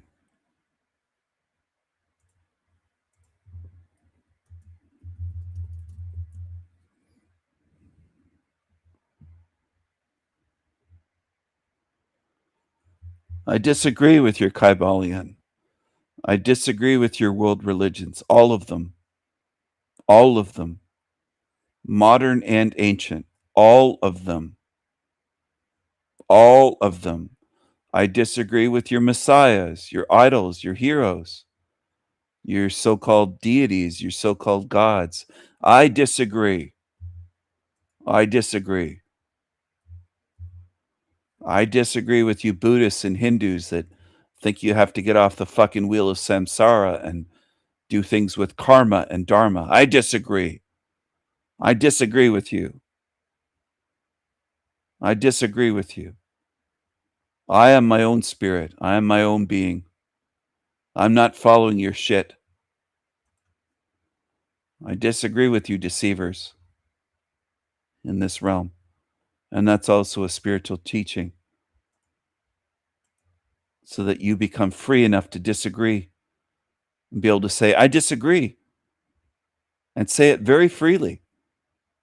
Without shame, without guilt, without trepidation, without nervousness, without hesitation. I disagree with this realm. I disagree with this hell realm. I disagree with the design of this place. I disagree with how this place is set up. I disagree with any of the shit people worship and they call it gods. It's shit. I don't care if it has 2 limbs, 8 limbs, if it doesn't have a body, if it's just a ethereal spirit, whatever it is.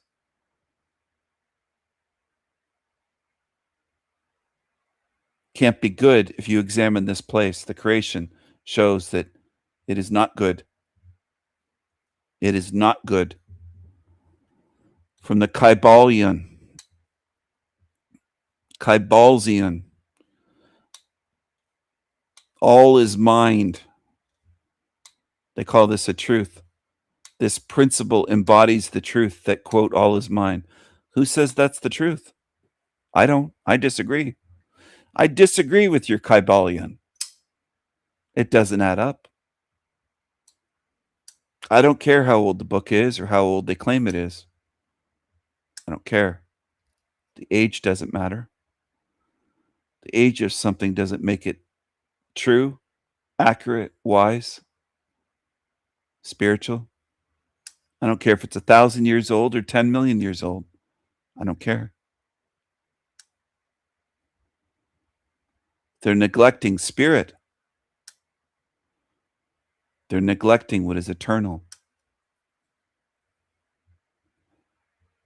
Anyway, I see things differently, and I do not apologize for seeing things differently and for sharing what I see. I will continue to do that. I will continue to be my own being, and I encourage good spirits to do that, to be your own being. Your own being. I think it's very important. I think it's very healthy. I think it's spiritual. I think it's wise. I think it opposes evil. It opposes demons that want to control you, control me, that seek to control. Be your own being. Unapologetically, your own being. It doesn't mean to hurt anyone. Just be your own being. Be who you are. Spirit is first. Spirit is supreme. Spirit is paramount. Yes. Yes, it is.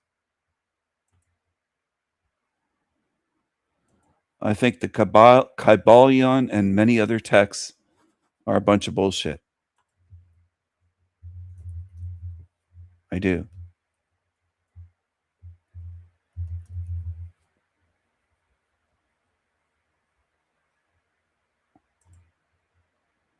Where are they leading you?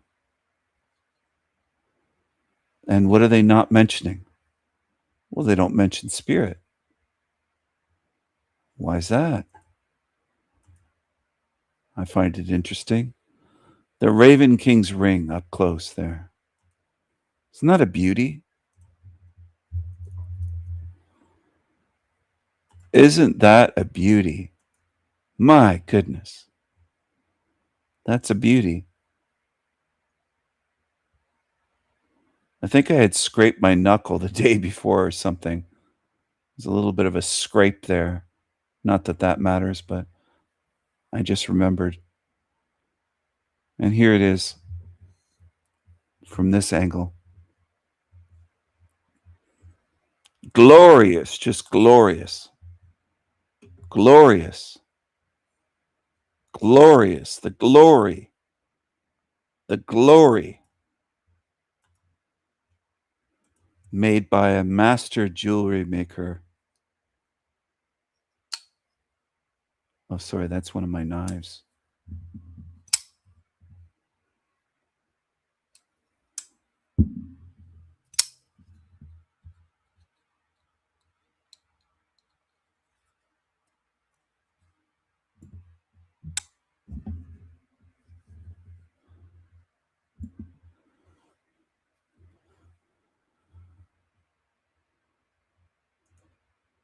Yes, it can be used as toilet paper. People in this realm are so addicted to garbage, to following and following, and they'll insist that they're thinkers and truth seekers. And it's like, do you ever examine the garbage that you're following? Knife sounds. Oh, that's a good idea. Maybe I'll record some of these knife sounds.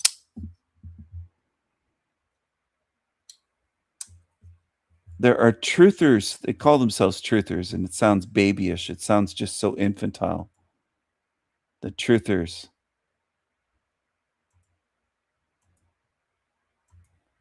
And they're following the Bible, and they're quoting the Bible. They haven't gone past the Bible. Stay stuck then. Some of them probably lurk here once in a while. Creepy creatures.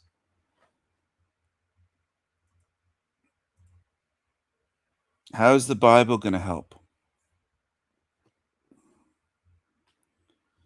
Tell me more about your holy Masonic Bible and how I'm bad for not following it. Tell me more.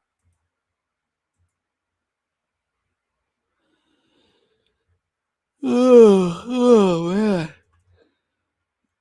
Oh yeah, I was going to share this too. My goodness. This a Tigga debate I watched earlier. I caught part of it, not all of it. Socioeconomics, if it's not. I didn't see the beginning, but this Tigga got real triggered. What did he get out of it? And I'll tell you what you get.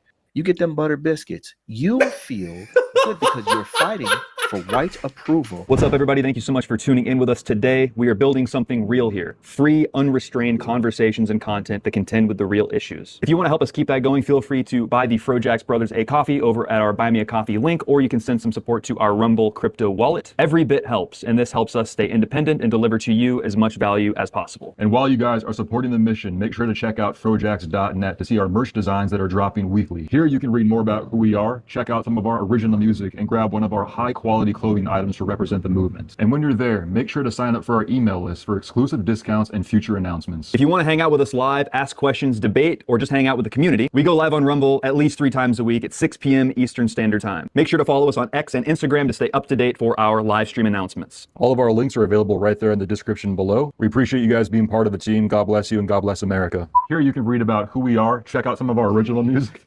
Forrest. You can read more about who we are, check out some of our original music, and collect one of our new Collect one of our action figures. Get a little Jackson bobblehead. Criminality, the broad context is what matters. So what is your overall resolution? That they are overrepresented in all of these crimes, but they get exonerated more. Okay, then how do you account for the fact that black people... Get a little Jackson bobblehead. Well, you admitted that both examples were cherry picking, and that in the broader context of overall group criminality, the broad context is what matters. So what is your overall resolution? That they are overrepresented in all of these crimes, but they get exonerated more. Okay, then how do you account for the fact that black people are overrepresented in the prison system? You went on about some nonsense about the drug war and all of that, but again, so everything just comes down to the bets are hedged against black people and black people only, and that accounts for every reason why they always find themselves in all of these unfortunate positions is because of racist policy, which has nothing to do with people, it's just the government. I want to know what you really think. I don't want to have a meta conversation or be insulted. I want to know what you think, because as I said, we will not be able to convince you of anything. That is clear. Go ahead. So when you make statements, bad faith statements, like you won't be able to convince me of anything. Don't forget the point again. I want you to address what I said. Here we are. Look, and now you're interrupting once again. Last time you forgot what I asked you, dude. Yourself. And I told you I can forget because you interrupt. When you interrupt like that, you beleaguer the conversation, and I'm significantly more likely to forget the point. You can be civil like I'm civil. Actually, I don't think you can because of your barbaric nature. It's okay. I'll try my best to help you. So when look, here it is. There we are again. Y'all literally can't help yourselves. So when it comes down to like why black people are overrepresented within the prison industrial complex, I've already explained to you within the prison system. I already explained to you that specifically that the system is obviously systemically racist. Yes, we are overrepresented within exonerations, and those exonerations take quite some time. And then you start looking at the fact that we are over policed. Almost every single pattern, I want to say every, but so there's no accountability at all. Look, there we are again. Here we are again. You cannot help yourself. And then you talk about the length of my it's just so predictable. I've heard these exact arguments since when I was a libertarian 10 years talking ago. over. And see, so here we are again. These people claim that they're civil, yet they're interrupting it every time. I'm talking to you. Yo, Twan, are you here? The audience. You want to talk to Twan, Fanatic? They're over. I would like to see that. They're ignoring me nonstop. I'm sorry. They're interrupting me nonstop. You Go ahead. interrupted to I'm ask me the listening. question. I'm They're listening. Go ahead. interrupting nonstop and then complaining that I'm not addressing their points when they interrupt me the second I begin to do I so. got you. Even I'm though, listening. even though the point was like 3 or 4 different points that he made, you guys aren't capable of a civil conversation. You're just pretending to be capable of a civil conversation. You're civil. I notice you're particularly civil when you're talking to different type of people. When you're talking to people that can't really articulate themselves. When you're talking to more uneducated niggas, all of a sudden you could be really chill because you feel like you have the upper hand. We're But what listening. actually is Go happening, ahead. what I'm waiting for you to get back to it. what actually is happening is that now your fight or flight is triggered because you faking. recognize that I'm actually capable of cooking you niggas in a conversation. So Fight you're or losing flight. all You're of the that one civility. flailing around That's like a exactly toddler. what's happening. So anyway, to address now, hopefully you'll let me do it because I know you're going to interrupt again. That Lips are point sealed. about the here we are to interrupt that. Y'all just don't want it. Y'all just don't want it. I can see it. You don't actually want to have the conversation. But anyway, so to address everyone else, since you guys probably will be able to listen to this information because these guys aren't honest, it's crazy. The reason why Black people are overrepresented within the prison system is obviously because of false imprisonment, as well as the fact that most of the crimes that are committed in this country can be traced directly to economics. Almost all of the criminal things that you talk about disappear when it comes to upper middle class Black people. So then you have to start recognizing what is it, what caused the culture that would result in this criminal behavior. And what you'll see is a selective type of Black codes, right? These are the things where they create criminality in specific behaviors, knowing that Black people are more likely to exhibit these behaviors while excusing white people that do these behaviors. As I cited earlier, when it came to things like marijuana usage, when Black people represented the vast majority of arrests for that, even though they had the same usage patterns as white people. You had direct crime injected into Black communities through drugs, right? So we know that created such a criminal element that devastated Black communities. When white people got overtaken by the opioid crisis, we called it a health crisis. Then all of a sudden it was about like, let's get these people rehabilitation centers. But when Black people are suffering from something that was literally influenced by the hands of the government, we get over-policing, strict enforcement, 3 strikes laws, all of the criminality and not the help, not the rehabilitation. So then that's why you end up happening. I already pointed out the fact that Black people's cars are significantly more likely to be searched, even though white people are significantly more likely to have drug paraphernalia and weapons and inside of their cars. So then the ultimate idea is that Black people are hyper overrepresented within over-policing. We are overrepresented within poverty. And when we get rid of that poverty, you'll see it disappear, which is why I advocate for reparations. Okay, There's so quite- let me jump Well, in. there's quite a few things that we could say, and I guess I'll let you make your point here if you want. But it's like at this point, there's really, just to make it clear to everybody watching, there's nowhere to go from here. Because not only is there an inability to engage with the actual topic, which I do think that you addressed all of those things fairly from your perspective, but ultimately there is no self-accountability. Because for me, I mean, the fundamental basis of what we believe now, it is identitarian. I'm taking white people's side, and I want to optimize white people, and I want white people to be best. And part of that is including and acknowledging the things that we do wrong and try to do them better. I mean, what is your sentiment that Black people find themselves in these positions just because of systemic racism, or do Black people actually need to improve on anything? Like, I'm actually asking. Let me jump in Okay. before you go for another 10 double minutes. team, go ahead. The whole sentiment expresses that there's zero accountability. It's always the prison industrial complex. It's always white people's fault. Even after everything that I've talked about last night, the monumental contributions to civilization, the lengths to which white people have gone out of their way to try to help Black people and getting nothing in return other than violence and grievances, the per capita overrepresentation, which you accuse us of being disingenuous about, instead of actually acknowledging that affirmative data, you're saying you're appealing to emotion by blaming it on the system or blaming it on the circumstances. At what point do Black people have any level of accountability or agency for their own actions? The reality is that a lot of it is genetic. Black people have a standard deviation lower IQ. They have low levels of impulse control and high levels of emotional volatility, which is being exhibited in this very conversation right now. On the note of fight or flight, you're accusing us of being in fight or flight. You're moving your body around. You're getting very emotional. I'm actually interested in having a good faith conversation here. I'm not sure if it's actually possible, though. I would like to ask you to react Specifically, without blaming the system, without blaming white people, without blaming the government, why are black people more than every other group per capita overrepresented in all different types of violent crime, sexual assault, and yes, also abuse of children, which is not an obfuscation. I'm not whitewashing anything. I can directly look at the data, which is cited from the Department of Justice. Please explain to me, at what point do black people have any level of self-agency or responsibility for their own actions without blaming other groups of people?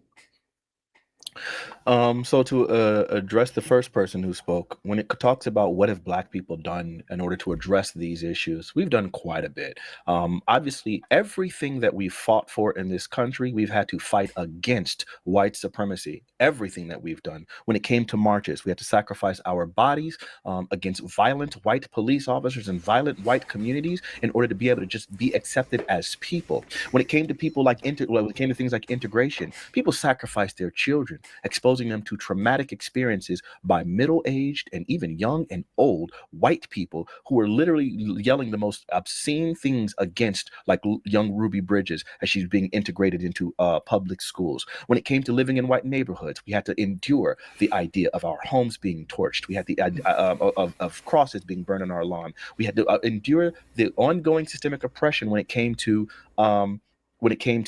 the undervaluing of our homes, when it came to the over-policing of our children, when it came to the intentional devastation of our community created by the hands of our U.S. government. So we've done a lot for ourselves, and we continue to thrive despite the ongoing systemic oppression. So those are the things that we do. And You would call this thriving? Now, hold on. Now, if we want to start talking about the idea that there is zero accountability, as you said, let's talk about what real accountability looks like. You literally refused to acknowledge the fact that the labor and that the wealth of this country was off of black slavery. That's what generated the vast majority of the wealth that became the economic vehicle for this country. If you want to call cotton the engine, then obviously black slave labor was the oil that drove that freaking engine. So you refuse to acknowledge that. Furthermore, Well, we went over that yesterday. Furthermore, you continually undermine and diminish the impacts of the ongoing systemic oppression against my people and try to instead focus on the outcome as opposed to the cause. Even just now in the question that you asked me, you tried your best to frame it in a way that I can't truly address it, and then want to say, why aren't you addressing it? So when I address what the cause is of these differences in outcomes and these disparities, instead of you being able to honestly interact with it, when you say that you want to come to the knowledge of the truth, instead what you do is you say, well, no, Colin, answer the question now, but don't use the system, even though we know that the system largely drives these outcomes.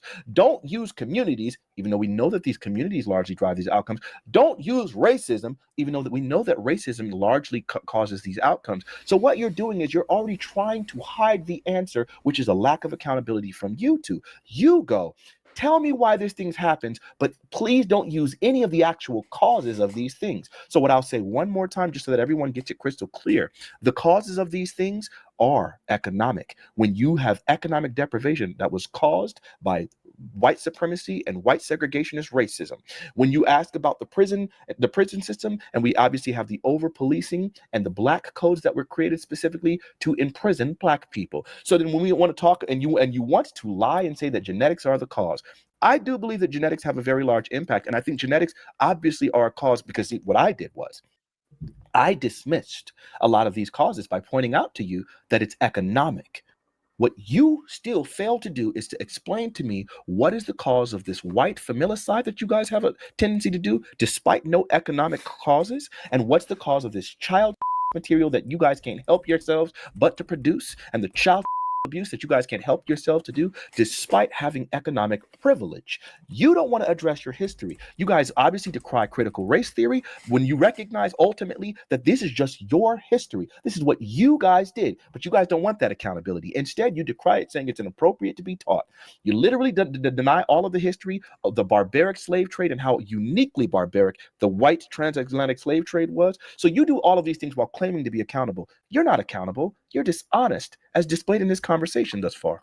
Right. So, okay. In other words, there's no accountability. It's a perpetual victimhood narrative, which is why black people are miserable and failing in every measurable category. So On the notion of slavery and black people being the main driver behind the foundation of American GDP, we've already went over this yesterday. You're backpedaling and being redundant. I'm very specific about the way that I explain these things. Yes, black people drove a major part of the labor force via slavery, picking cotton, but it took white ingenuity to even create that system in the first place. As I've already explained, your understanding of slavery and the history of it is a modern, contemporary, liberal misunderstanding of the fact that slavery has been ubiquitous and existed around the world for thousands of years. It existed in Africa longer and more brutally than it did in America. So if you're saying that black people built America through slavery, how come black people didn't build a society matching America back in Africa where they committed more slavery? The answer is that the only missing ingredient is white innovation, a variable that you refuse to acknowledge while obfuscating and saying that we're not acknowledging what you're talking about. It's purely emotional. Now, you keep saying, well, it's about economics, it's about the system. If you actually look at the data, which you accuse us of lying of, which is a blatant projection, there are data breakdowns of disparities between racial groups in terms of the class socioeconomically that they fall into. And you can control for different categories, like those who make a certain amount of money annually. Reliably, black people making more than $80,000 annually are more violent on average than whites who are impoverished. So what is that? If it's not socioeconomics, if it's not the system, if affluent blacks are reliably more violent, according to the Department of Justice, how do you explain that? If the answer is so obvious, it has to be genetics. There is no other explanation here. People can say it's culture. People can say it's economic systems. These are all downstream from the main core, which is what makes a people a people. Which you admitted to, by the way. And if it weren't true, then why are black people struggling in virtually every metric? And, you know, another thing, and I don't even intend for this to come across as insulting, but it really is the mindset, because every metric, black people are at the bottom of the totem pole. And instead of just acknowledging the reality, which is that per capita, they're vastly overrepresented in pretty much all of these crimes, including the child ones, which you still will not acknowledge to this point, their mentality is to just have an external locus of control and blame everybody else except for looking inwards. And anytime there is a black person who has the courage and the capacity to try to rise above that, like Clarence Thomas, you call that person a coon. This is precisely the reason why black people will never emerge. All right. So first off, it's so interesting because once again, you're doing that dishonest thing where you're trying to have it both ways. You claim it's white ingenuity that created the system that allowed the American GDP to thrive in the way that it did. But then at the same time, when I accuse you when I accuse your people and your ancestors of such a barbaric, disgusting atrocity, you then try to offload that responsibility by saying, we didn't do that. It was really Africans. We just got the thing. Slavery existed so long before them. Slavery really was done and practiced by Mauritania, even to this day. It was really the black people that did slavery. We were just a part of it. It was kind of global. So you try to claim ingenuity while at the same time you try to claim ingenuity. There you go with the interruption. You try to claim ingenuity at the same time while offloading the responsibility by trying to say, no, it was really black people. We really stole the idea from black people. We were just perpetuating what black people are already doing to themselves. You can't have it both ways. Secondly, I don't think that you would provide any single source that would ever say that, because every study that actually does look at wealthy black people versus impoverished white people proves the exact opposite. Now, what you can find are some people who do really junk like methodology where they will look at a very specific city and then say, well, look at these black people within this specific city, and then try to broaden and generalize that data. But the data very clearly shows that actually wealthy black people are not more violent than impoverished white people. I challenge you, since this is the claim that you are making, find me a single study that actually supports this. This is nonsense. It's hogwash, and you're dishonest. Either you're dishonest or you're deceived. You said that you were out here looking for the truth, but it seems like every time I try to give you this truth, you reject it. So do you actually want the truth? Because the truth is economics are directly correlated with violence, and we can see it. You see a complete diminishment of violence within black communities the second we get these money. The second we get funds, and the second our community is improved. Moynihan talked about that in one of his reports, and they knew this, but you just have been intentionally distorting and trying to detract from our wealth accumulation, specifically so that you can prevent us from being on an equal footing, and we thrive regardless. Well, let me go first and then you jump in. Okay, so you're fundamentally misunderstanding everything that I'm saying. I'm very specific with how I word things. I did not say that white people blamed black people for slavery. I said that slavery existed everywhere for thousands of years.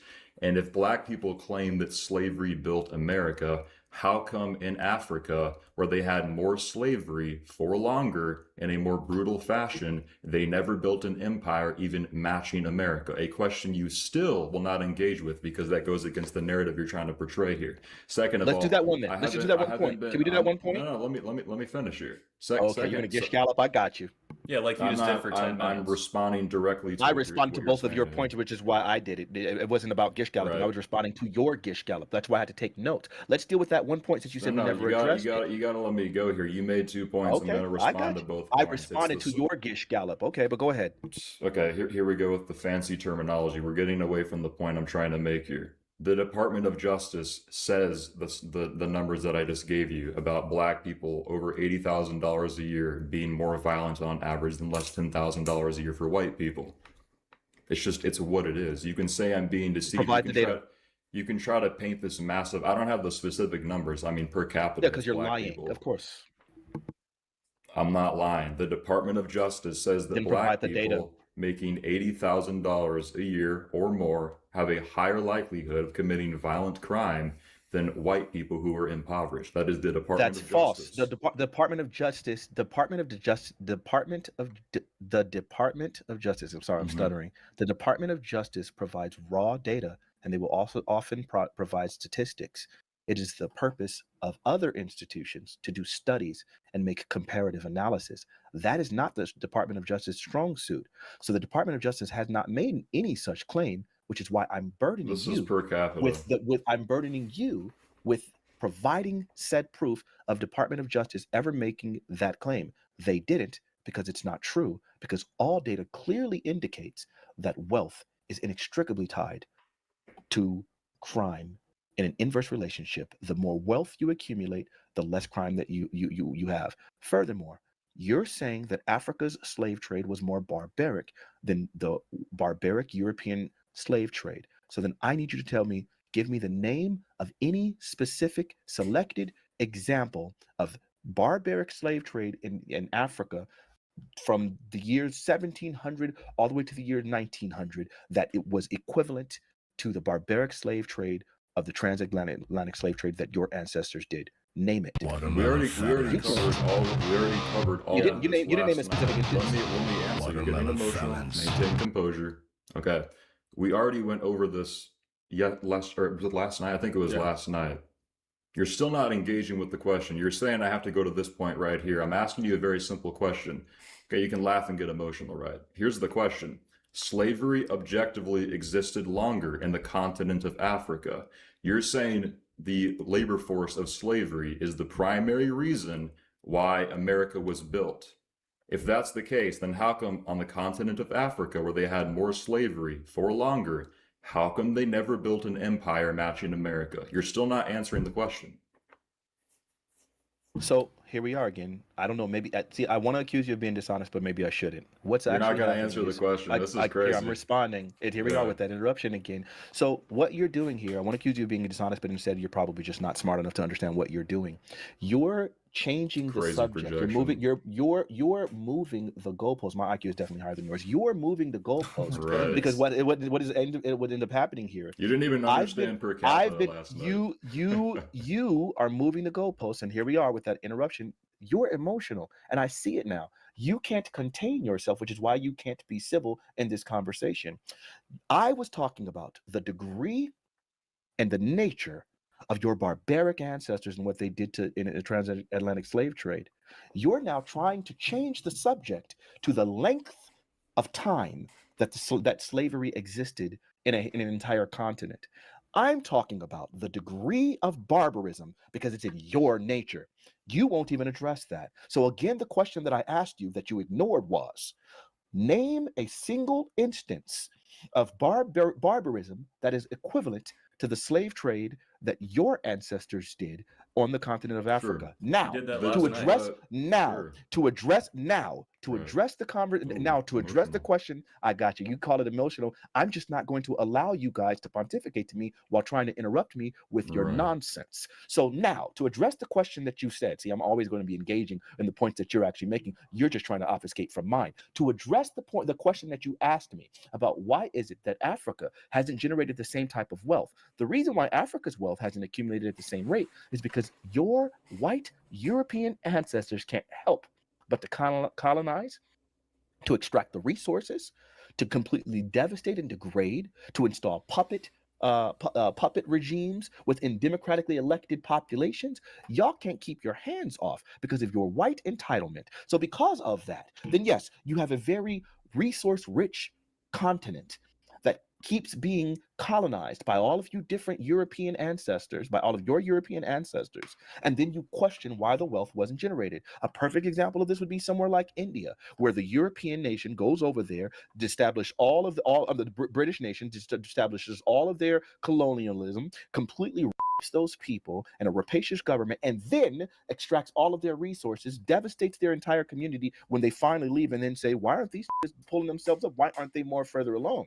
Well, when you extract all of the resources, and this stuff is ongoing, then yeah, you can understand why these things don't thrive. When you look at a country like Libya, when they start actually doing all of the things, using their national resources, nationalizing their oil, generating more GDP, raising the education of their people, providing healthcare and things like that, and the United States all of a sudden says, no, we ain't feeling that, and intentionally murders Muammar Gaddafi and starts creating coups and civil wars and all of those types of things. Show me the country in Africa that hasn't had white barbaric European influence and extracting of their resources, and then I'll tell you that country should be further along. Unfortunately, you can't provide any because y'all just couldn't keep your hands off of any of it. Okay, so let me jump in here. So on the note of barbarism, the Dahomey tribe was committing cannibalism, child sacrifice, and human sacrifice with tens of thousands of people for generations, for hundreds of years before the white colonials ever set foot on the continent of Africa. So there is the first answer to your question. Second of all, you're saying the reason why they didn't build a significant empire on the continent of Africa, or at least we can talk about sub-Saharan Africa, because it's really a matter of black people is what we're talking about here, is because the white colonists. So in other words, you lost and you're mad about it and you want to perpetually blame white people. But again, you're not engaging in the question. Before the white colonials stepped foot on the continent of Africa, slavery had been practiced there for generations, for hundreds of years before white people were there. If that's the case, if you're saying that America as an empire was built off the backs of slaves because of black people, how come black people in Africa who had slavery longer never built an empire to match America before the white people ever showed up? You're still not answering the question. So the Dahomey people absolutely sold slaves and, did that to the Europeans. And your white ancestors are a part of that. So even the worst example that you have of something that you want to try to say is equivalent, which is still not equivalent, you can't even tie. It's inextricably tied to your people. The largest demand for those slaves that the Dahomey people were actually getting were you. So then again, it ends up being Portugal is literally on the the western tip of freaking of Europe. You said, so I'm an yeah, American. it's still European. Yeah, Okay. your ancestors, you're European, you're still white, and we obviously understand that the European people that from the European continent, your ancestors come from the European continent. So you were doing the genealogical nonsense that you were talking to some other person about. So that one coon yesterday. So the idea is, yeah. Your people were still in demand for it. So again, the one example that you can provide of a barbaric slave trade is literally your ancestors, because your ancestors were absolutely the demand. You guys created the industrial demand for it, and the Dahomey people delivered to you. So that's still y'all. Give me another one.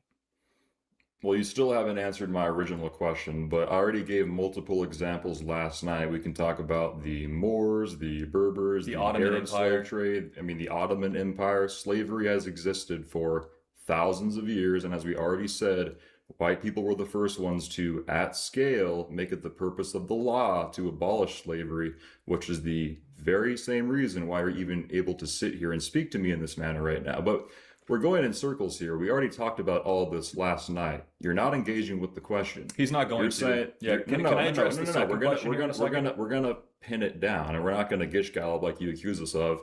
You're saying black people built America because they were slaves. How come in the continent of Africa, where slavery existed for hundreds of years, they never built an empire matching America? You're still not answering the question. I did answer it, and I'll answer it a second time while I also address the other point that you made in there. You keep lying because we addressed this yesterday. You said white people were the first people. You said white people were the first to abolish At it scale. at scale. You said, listen, here you go with those interruption again. You can't help it while claiming to be civil. Seems like your emotions are getting Go touched ahead. on again. You said white people were the first ones to abolish it at scale. And as I already provided to you, the Haitians were the first to abolish it at scale. You see, at scale, the Haitians weren't colonizers. The Haitians were a self-selected, self-interested group of people, and so they abolished it within their scale. You see, they weren't colonizers. White people, your British people, needed to abolish it at a larger scale because of British colonialism. So then, yes, you have to make a law that abolishes it for other regions because you couldn't keep your greedy paws off of other regions. Haitians didn't have to do it for other regions because what was relative scale for them was their own nation. So black people did it at scale first. British people only followed suit afterwards at scale. Now, to address the point, as I already did, it seems like you're just not able So to then keep you up agree. with it. Now, to address that, so I said British people. No, I disagree because I said Haitians did it first. Black people were the first at scale to go abolish slavery. As I just explained to you through the Haitian thing, if you can't follow, then it's probably your lack of education. Now, the second point, to address the question that you keep asking, that I keep answering. Why is it that black nations didn't develop the same economic dominance that the barbaric Europeans That's did not the with question. their slave trade? You did. You said, why isn't it Africans? Empire.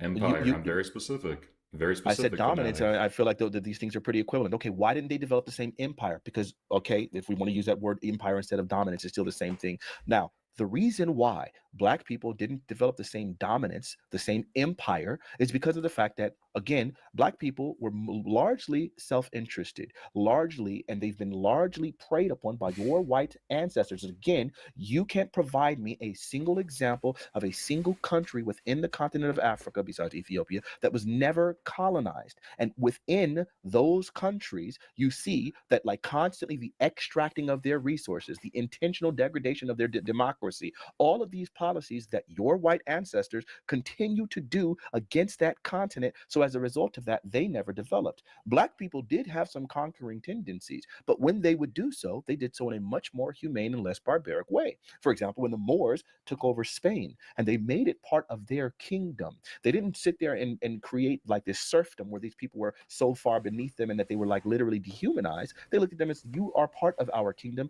and we're going to educate you and civilize you and give you an actual community and teach you about bathing and all of those types of things. White people, on the other hand, when you guys went and colonialized, you didn't emulate what the Moors did. Y'all went there, raped, pillaged, plundered, murdered, all of those types of things. There's just a difference, maybe in nature, maybe, I don't know, it could be calcified pineal glands, who knows what the freak the cause is. All I know, So it's genetics for us. all I know, I didn't say that it's genetics. I said I don't know what it could be, what could be the cause, but there's just There's something nothing left. There is just something historically. I don't know. It could be your communities. It could be, I don't know. There Where could do be other communities come outside sources. It could be other outside sources. But what I do know is that your nature, the My outcomes. nature? What I do know is Like the mine? outcomes. What I do know is that the outcome from your barbarism of your ancestors was very, very different and distinct from the Black Moors. I don't know what the cause is. You tell me. Okay, Do you think it's genetics? But really quick, hold on, no. I'll Here's go the thing: if we keep Okay. doing this, we're just going to keep Well, going we have, back we and have to forth. we have to illustrate the cognitive Yeah, dissonance. I This is understand important. the cognitive dissonance for anybody watching this with an IQ above 100. It should be abundantly clear. So I don't want to keep doing this. It's burning calories. So I guess just thinking to does burn summarize, calories, I can understand. no, It's hard because for you. it's Go going to ahead. be circular, and I want to get to the rest of the podcast here. So, to sort of summarize your view, you agree that slavery is not unique to any people group. But for whatever reason, the Europeans are uniquely barbaric. We did it the worst, the most evil. Blacks abolished it first. And now everything that's downstream and, you know, all of the problems that black people in America find themselves in are just because of American colonialism, i.e. white supremacy manifesting in racist social policy. So it's just wah, wah, wah, white people. We just breeze past this point too, by the way. Yes, obviously there is a direct correlation between poverty and crime. Of course that's true. But there's black people are still overrepresented in crime when they make 4 times more than white people. Why is that? Oh, revert to wah, wah, wah, white people over policing. It's the same thing. I'm not like, I don't want to keep doing the debate. There's nothing more here. I actually would be interested in getting constructive with you. Like, if you could demonstrate to me very clearly that you guys actually deserve reparations, I'd be the first to jump on board. But to me, this is a demonstration of exactly the opposite of that. Watermelon.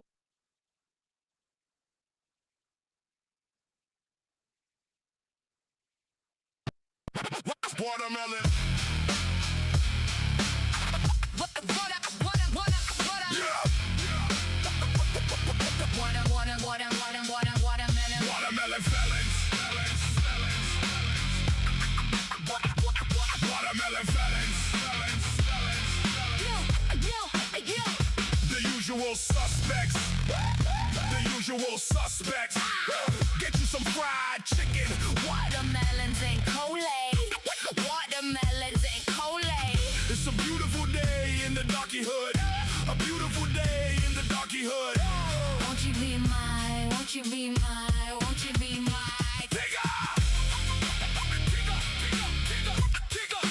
Bring me more black Jesus. Black Jesus. He a watermelon felon. Watermelon felon. Purple and gold. Purple and gold. No futures we hold. Gang, gang.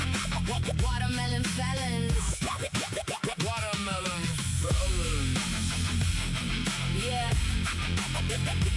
Yeah. Yeah, yeah. Get you some grape soda. Load up some cookout mac and cheese. Hot sauce and black-eyed peas. Spit lyrics better than Yoda. Baby, you need some bent over my knee. Watermelon felons. Watermelon felons. The usual suspects. The usual suspects. Black Jesus rules. Black Jesus. Purple and gold. He be doing voodoo in the hoodoo. Shut up your ass for watermelon felons. Watermelon felons. Watermelon felons. Watermelon felons. Watermelon. Watermelon felons. Felons. Yeah. Yeah. Yeah. Yeah. Yeah.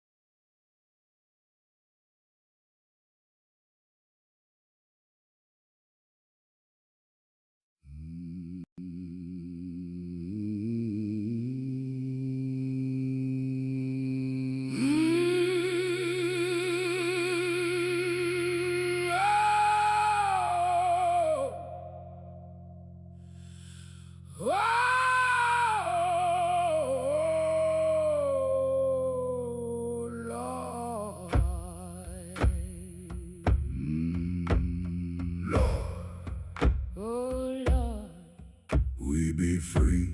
Set us free. Set us free. Oh Lord, Us colored people just wanna be just wanna be. free. This is the dream. Darkies Wanna be set free. set free. Ooh, Lord. Oh Lord, Set us free. set us free. Set us free. We don't want no chains. No shackles Don't wanna pick cotton. in the sun. Don't wanna pick cotton. In the sun. In the sun. In the sun. No more. No more. Set us free. Oh Lord, Set us free. set us free. Set us free. Set us free. Set us free.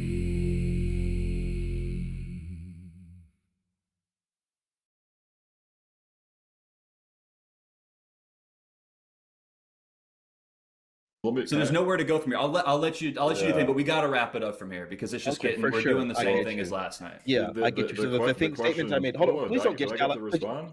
I don't get to Well, I got to respond to him. Okay, now, okay. 'cause you guys Fanatic are can gonna respond to get me, Fair and then enough. final response, and then there we we'll go. I go get ahead. it. Fair enough. Go ahead. So yeah, when it comes down to it, you keep saying that I'm just you generalize the statement when you just say slavery existed in all these other places. What I keep talking about is the unique barbarism that your ancestors did, which you guys failed to address. That's what I just Secondly, I got you. No, you didn't. But secondly, Yeah, I well, the did. thing is, you I guys just can't. summarized your You really can't. No, you summarized it incorrectly. So I wanted to restate it clearly for the record. Please stop interrupting. Now, the other thing that you keep doing, you keep on saying, well, you're just making excuses and wah. I need you to show me any of these cultural things that you want to talk about that can be completely divorced from economic deprivation. So if you want to talk about like crime, we obviously know that these. I'll show these you things the are- boat designated for you specifically.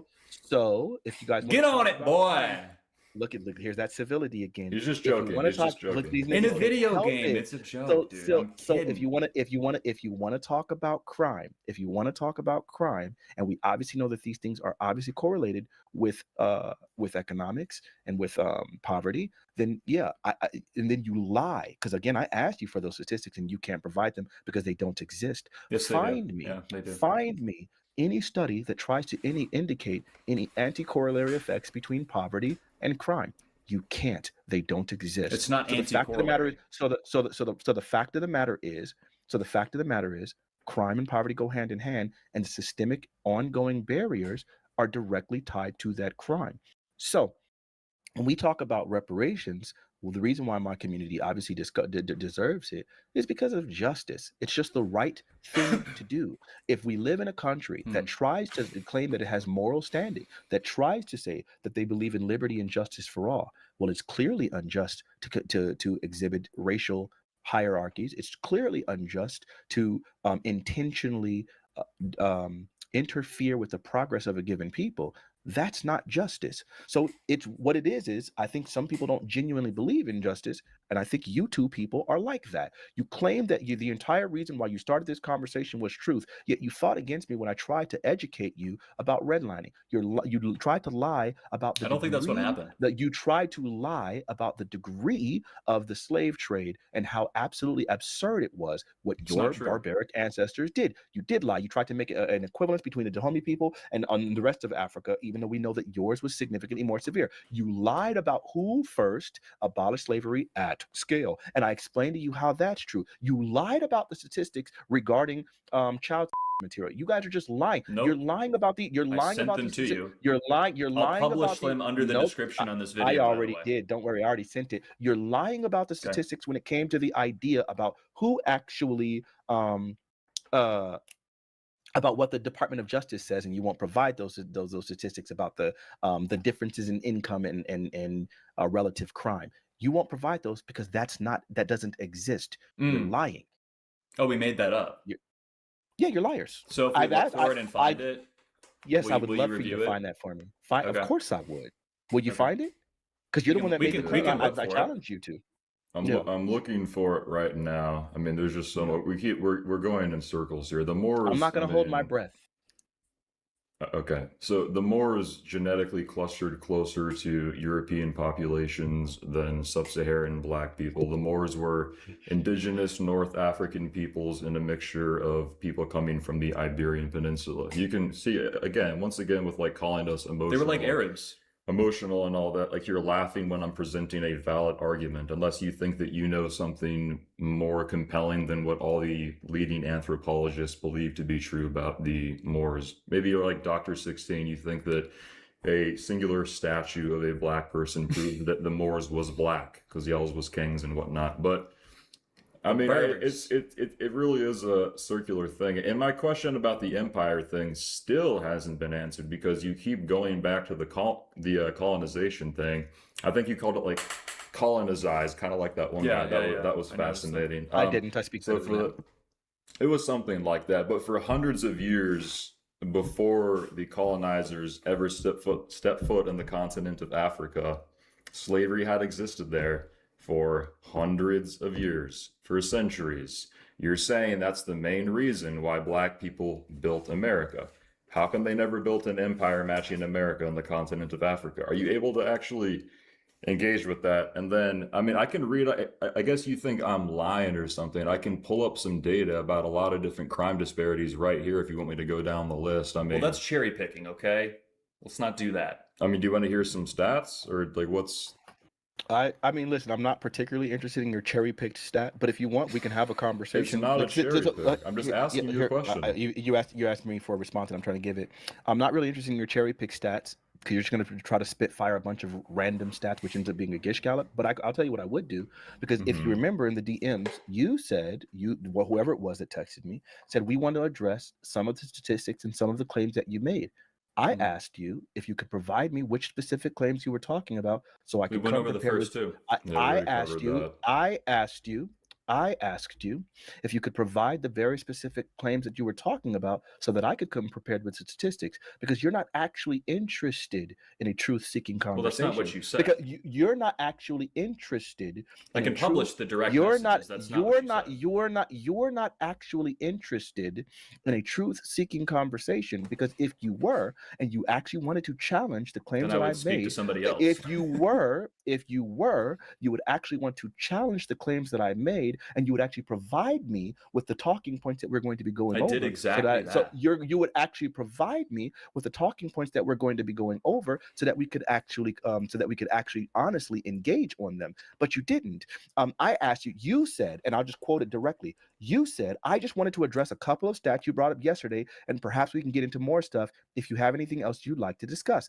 I said, which ones, so I can come prepared with the stats on which exact subject. You never responded. So then now we get into the conversation, and you obviously did some research about some of the topics. I didn't know what they were going to be, and you came with some stats which you obviously tried to obfuscate, and I went ahead and ripped those. Well, it's the topics you brought to our attention yesterday, which you knew about before we did. But I didn't know which one. We talked about a bevy of topics, and I didn't know which specific one you were talking about. Which is why I said which ones. Now, see, if someone's honestly looking for an honest conversation, if someone's honestly trying to look for an honest conversation, when someone chooses to look up a source to verify or repudiate what's being contested, in those cases, you're not going to accuse that person of bad faith. But what you did, even though you were looking up things on Grok, even though you were looking at your cell phone, even though you were reading definitions off of your computer, when I looked up stats, you tried to say that was bad faith. Furthermore, if you were doing it during the conversation, that's what I said. I just said that you did that during the conversation. So you're accusing me of setting you up because I didn't tell you about the two specific topics that you brought to our attention yesterday. Furthermore, if you actually want to engage on a very specific topic so that you can have a good faith, well-informed, educational conversation, you provide someone with what that topic's going to be beforehand, so that I can look up those stats. You come prepared with your stats. They're the things you brought to our attention yesterday. So that I can look up those stats. You come prepared with your stats, so then I can actually provide. So that I can provide the sources for you at the time. So what's happening? What I'm accusing you of is setting you up. What I'm accusing accusing you of is not truly trying to engage in an intellectual conversation and not actually practicing the civility that you claim that you did by interjecting, I get the point. You and just keep stopping saying and the same obfuscating thing and over beleaguering and the over. conversation the entire It's time getting- and it's not getting actually tiring. allowing me to prepare myself for the conversation. It's not about a setup because I know that I can literally come up with the information on the then fly what's as I the did and issue? cook you. All I The did was issue- provide the primary source material directly relevant to the two topics that you brought to our attention yesterday. The issue is You keep saying it over and over. The issue is pointing out and illuminating for everyone else to see your dishonesty and your unwillingness. You for keep an saying the actual same your words. your It doesn't- dishonesty and we get it. unwillingness for an educated and We get it. informed You hate conversation, white which is why people. you didn't provide me any Yes, talking you points. hate white Nice people. mischaracterization of what I said. Good It's not try. a mischaracterization. May I I'm respond? just observing your behavior. May I- Really may I- quick though, you're okay. basically accusing us of what, setting you up. I mean, that's not the words you use. I don't want No. to mischaracterize here. No. But you brought 2 That's points. what I'm saying. Yeah, you brought 2 points to our attention yesterday. I looked both of them up last night to try and see if I was wrong about them. I brought up more provided than the 2 links points. to you. I'm sorry? I brought up more than 2 points. I brought up way more than 2 points yesterday. I addressed 2 of the points that you I didn't know brought which to 2 our you were attention. going. I didn't know Okay, which 2 but the you were going to point address, is which is why I fanatic, asked you, and you fanatic, didn't. fanatic. And you lied. You lied and said in the DMs that you told me which ones, and you did not. I just read the DMs. I can publish them. I can take a screenshot I right now. didn't- I You didn't say that I lied. You did told you not what they provide. were. I asked you for them, and you said, and I gave that to you. We don't You we did don't not. need to yell. We need to bring it It's down okay. a couple So notches you here. lied. I got you. Let's bring it down. You lied Okay, when no, you said you I provided me didn't- those sources. I did not. You did not, and that's why I read those DMs. I said I provided asked you, the sources, I which asked I you. did I asked you. afterwards when we No, were I speaking. asked you. I asked you which subjects we would be talking about. You did not tell me. So then that way you don't. You're not actually. Yeah, I didn't see that message. I apologize. I would have done that if Okay. I saw the message. But here's the thing that we're not addressing. You're saying that that's a bad faith tactic. I sort of, yeah. So I went around and I looked up information that I could sort of get you with. But the fact of the matter is, you brought those stats to our attention. So I looked them up. You were the one educating us. So I didn't think that that was much of a setup. You should be able to defend those points pretty clearly since you already know about them. So that's not bad faith. It wasn't a setup. And like you said, I only brought 2 of the points, and I did send you the primary source material right there in the direct messages. So what I'm are we not talking about, dude? Again, I got you. You're just not able to follow because you can't stop interrupting. I'm not talking Dude, about your pride. I'm goodness not talking gracious about. almighty. I'm not talking. crazy. I'm there. You go with the interrupting. Do we I'm end not it here, talking. or what do we I'm do? not Like, talking about your primary source. we should have material. just What I made was- music. I'm not talking. I know we. Do you want to probably make should, some and music with us, Fanatic? We should collaborate. We probably could. I mean, I could probably Make teach some you a lot of funky things in shit. music. 100%. Can I promise you I'm a better respond? You producer guys- than you guys have But been going I'm back not and talking forth. about. I got you. Last thing. Let me just say this, and Goodness then you gracious. got it. I'm not talking about your primary source material. You showed me the primary source material that you were using, and we obviously saw why it was inept. What I'm Yeah. talking about.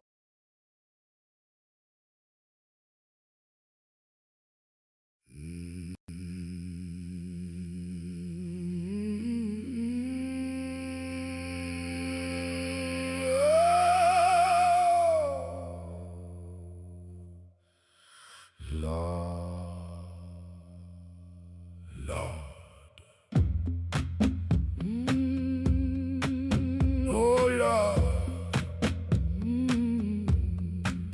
as dark as we be working the field, us colored people,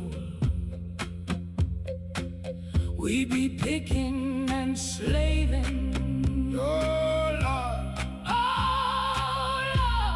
save us, darkies, save us. We don't wanna get whooped no more. No more. No more. No more. No more. We slaves don't wanna work no more. No more. No more.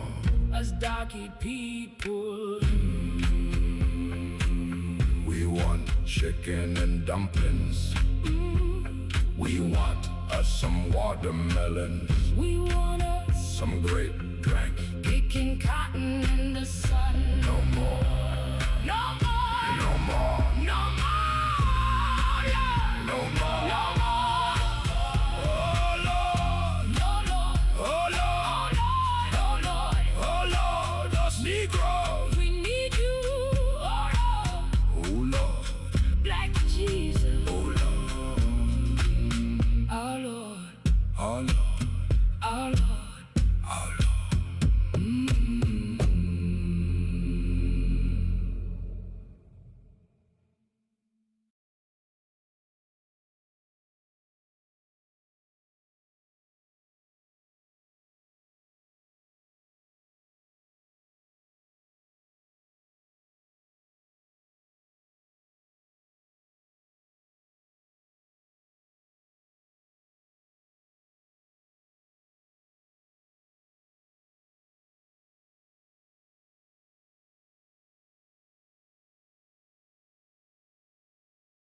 about it specifically, if you genuinely, and this is for anybody, if you genuinely want, I got you. If you, I already did. If you genuinely want No, a we good will faith, publish it. I got you. You can do so. If you genuinely want, a good faith conversation, and they talk about my length of time when they interrupt nonstop. Then ask somebody other than Fanatic to talk.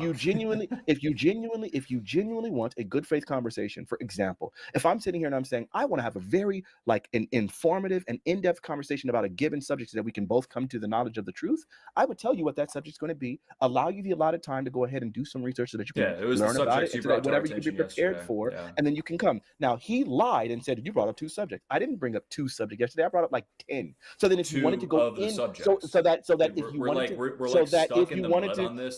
if you wanted to go in depth about any of those subjects for clear illumination, you would provide me with the example. We get the point. I said show up. It was systemic racism. We were able to set up this whole. It's not about a setup. It's not about a setup. All right. Do you want to see if Juan wants to talk to you? It's not about a setup.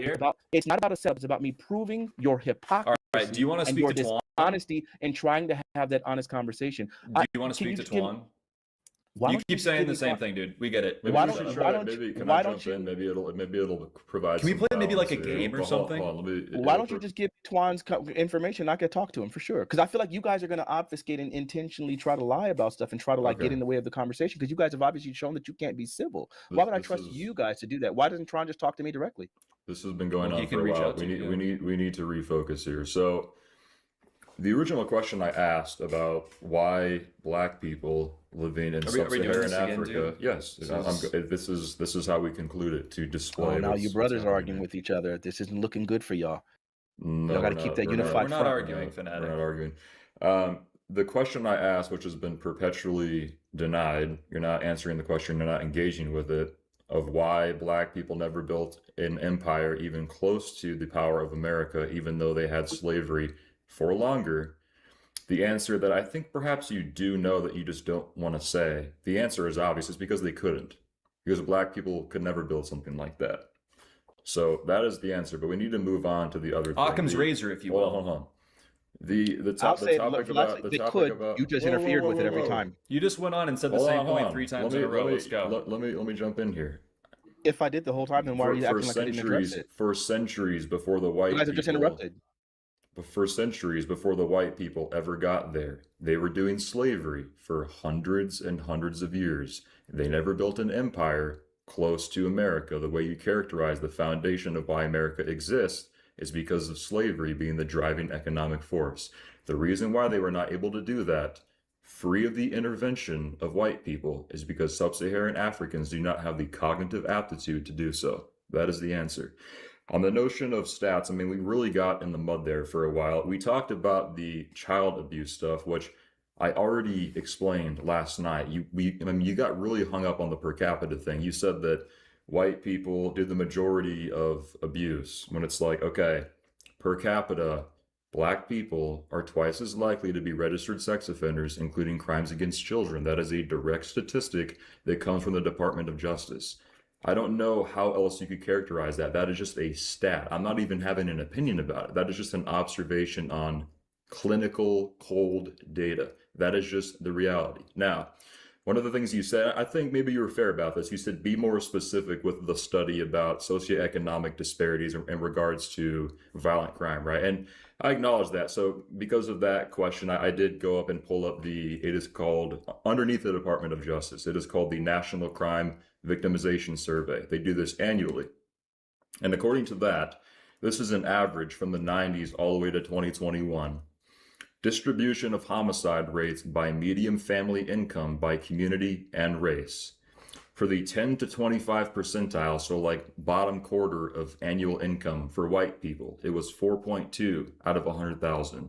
For the 75th to 90th percentile, the top quarter, it was 8.8 for Black people. So in other words, according to the Department of Justice and the National Crime Victimization Survey, affluent Blacks are twice as likely to commit homicide than impoverished whites. As I already said earlier, please explain that disparity. Yeah, tell us why it's systemic racism. If it's not socioeconomic status, if it's not blaming white people, please specifically explain why that is the case. I would explain why that was the case if it was actually the case, but you're lying about it, which is why you can't provide me the statistics. That's why I keep asking you for them. Lastly, when it came I to just like gave black it to people, you. Should we dude. put it in the lastly, chat? here we are. Look, already with the interruptions. Go ahead and What? provide me the source. Go ahead and link it to me. Link me the source since you're The claiming that we made National it. Crime Victimization Go Survey. I ahead. just Go explained ahead. the whole Link. thing. Go ahead. Give me the source then. Why are you hiding the source, Mr. Honest? I'm not hiding anything. I'm Oh, so sitting then give right it to me here. then. Like Okay, I, got you. Give it to me then. There you go. Just go ahead and post it like you did the other sources. You gave me the other two sources. Why won't you give me this one? I mean, Okay, I it's thought so. right So here. anyway, You can so what- you can use I got you. Google. It's right here. So the then, National Crime give me, Victimization Survey. Why do You you wanna? refuse Can you to give? Google it? It Why just do you? pulled right Why up. do you? So now you're telling me to Google it as opposed to providing me with the source that you just read? You would have Dishonest. to Now, email it to as, me. as I a have to question, copy and paste. If you want to live oh, in the you'd have to solution, email you it. can Why pull can't it you just? up. Why can't you just post the link like you did the other two sources? It's a different laptop. He can link me to it, and I can post it in this here is on this just like- computer. Your we laptop need can't to connect to move on. Discord. So you're not It's willing okay, to I just. got You could have You're typed not it willing into to. Google. So already. here, I'll answer the question. No, so his laptop doesn't have Discord. the My other computer does. the other question that you asked about like why didn't black people establish? There was plenty of time for black people established superior civilizations. As I talked about the Moors, and we want to talk about like early establishment of like Mesopotamia. So wait, the Moors are black again? We're doing that? Oh my God, dog. Mesopotamia. Can you talk to Twan about this? Can you talk to Twan about it instead of us? Can you argue with Twan? We won't talk at all. Mesopotamia. Here, I'm gonna add Twan. Is that okay? Mesopotamia were referred to as the black-faced men.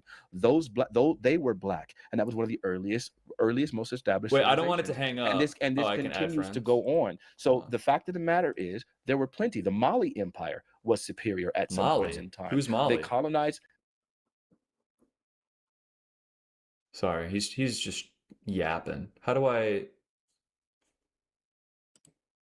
This is just. Yeah, I mean, it's at this point, you know, let's just, come on. We're doing a three-way here. It's a threesome, huh? It's an Oreo. I am here. Oh, awesome. Okay, cool. Well, listen, I personally am, I don't want to keep doing this back and forth, but if you want, we can actually mute ourselves for, say, we can start with 10, 15 minutes and see if there's chemistry. And let you and our friend Antoine here go back and forth. I guess if it gets too crazy, we can interject. But no, I don't want to add anything. We can kind of let the conversation be between the two of you if you guys are okay with that. Is that cool with you, Fanatic and Antoine? It can be. My only question that I would ask is why wouldn't Twan reach out to me directly? Why was he so afraid to have just a one-on-one conversation with me?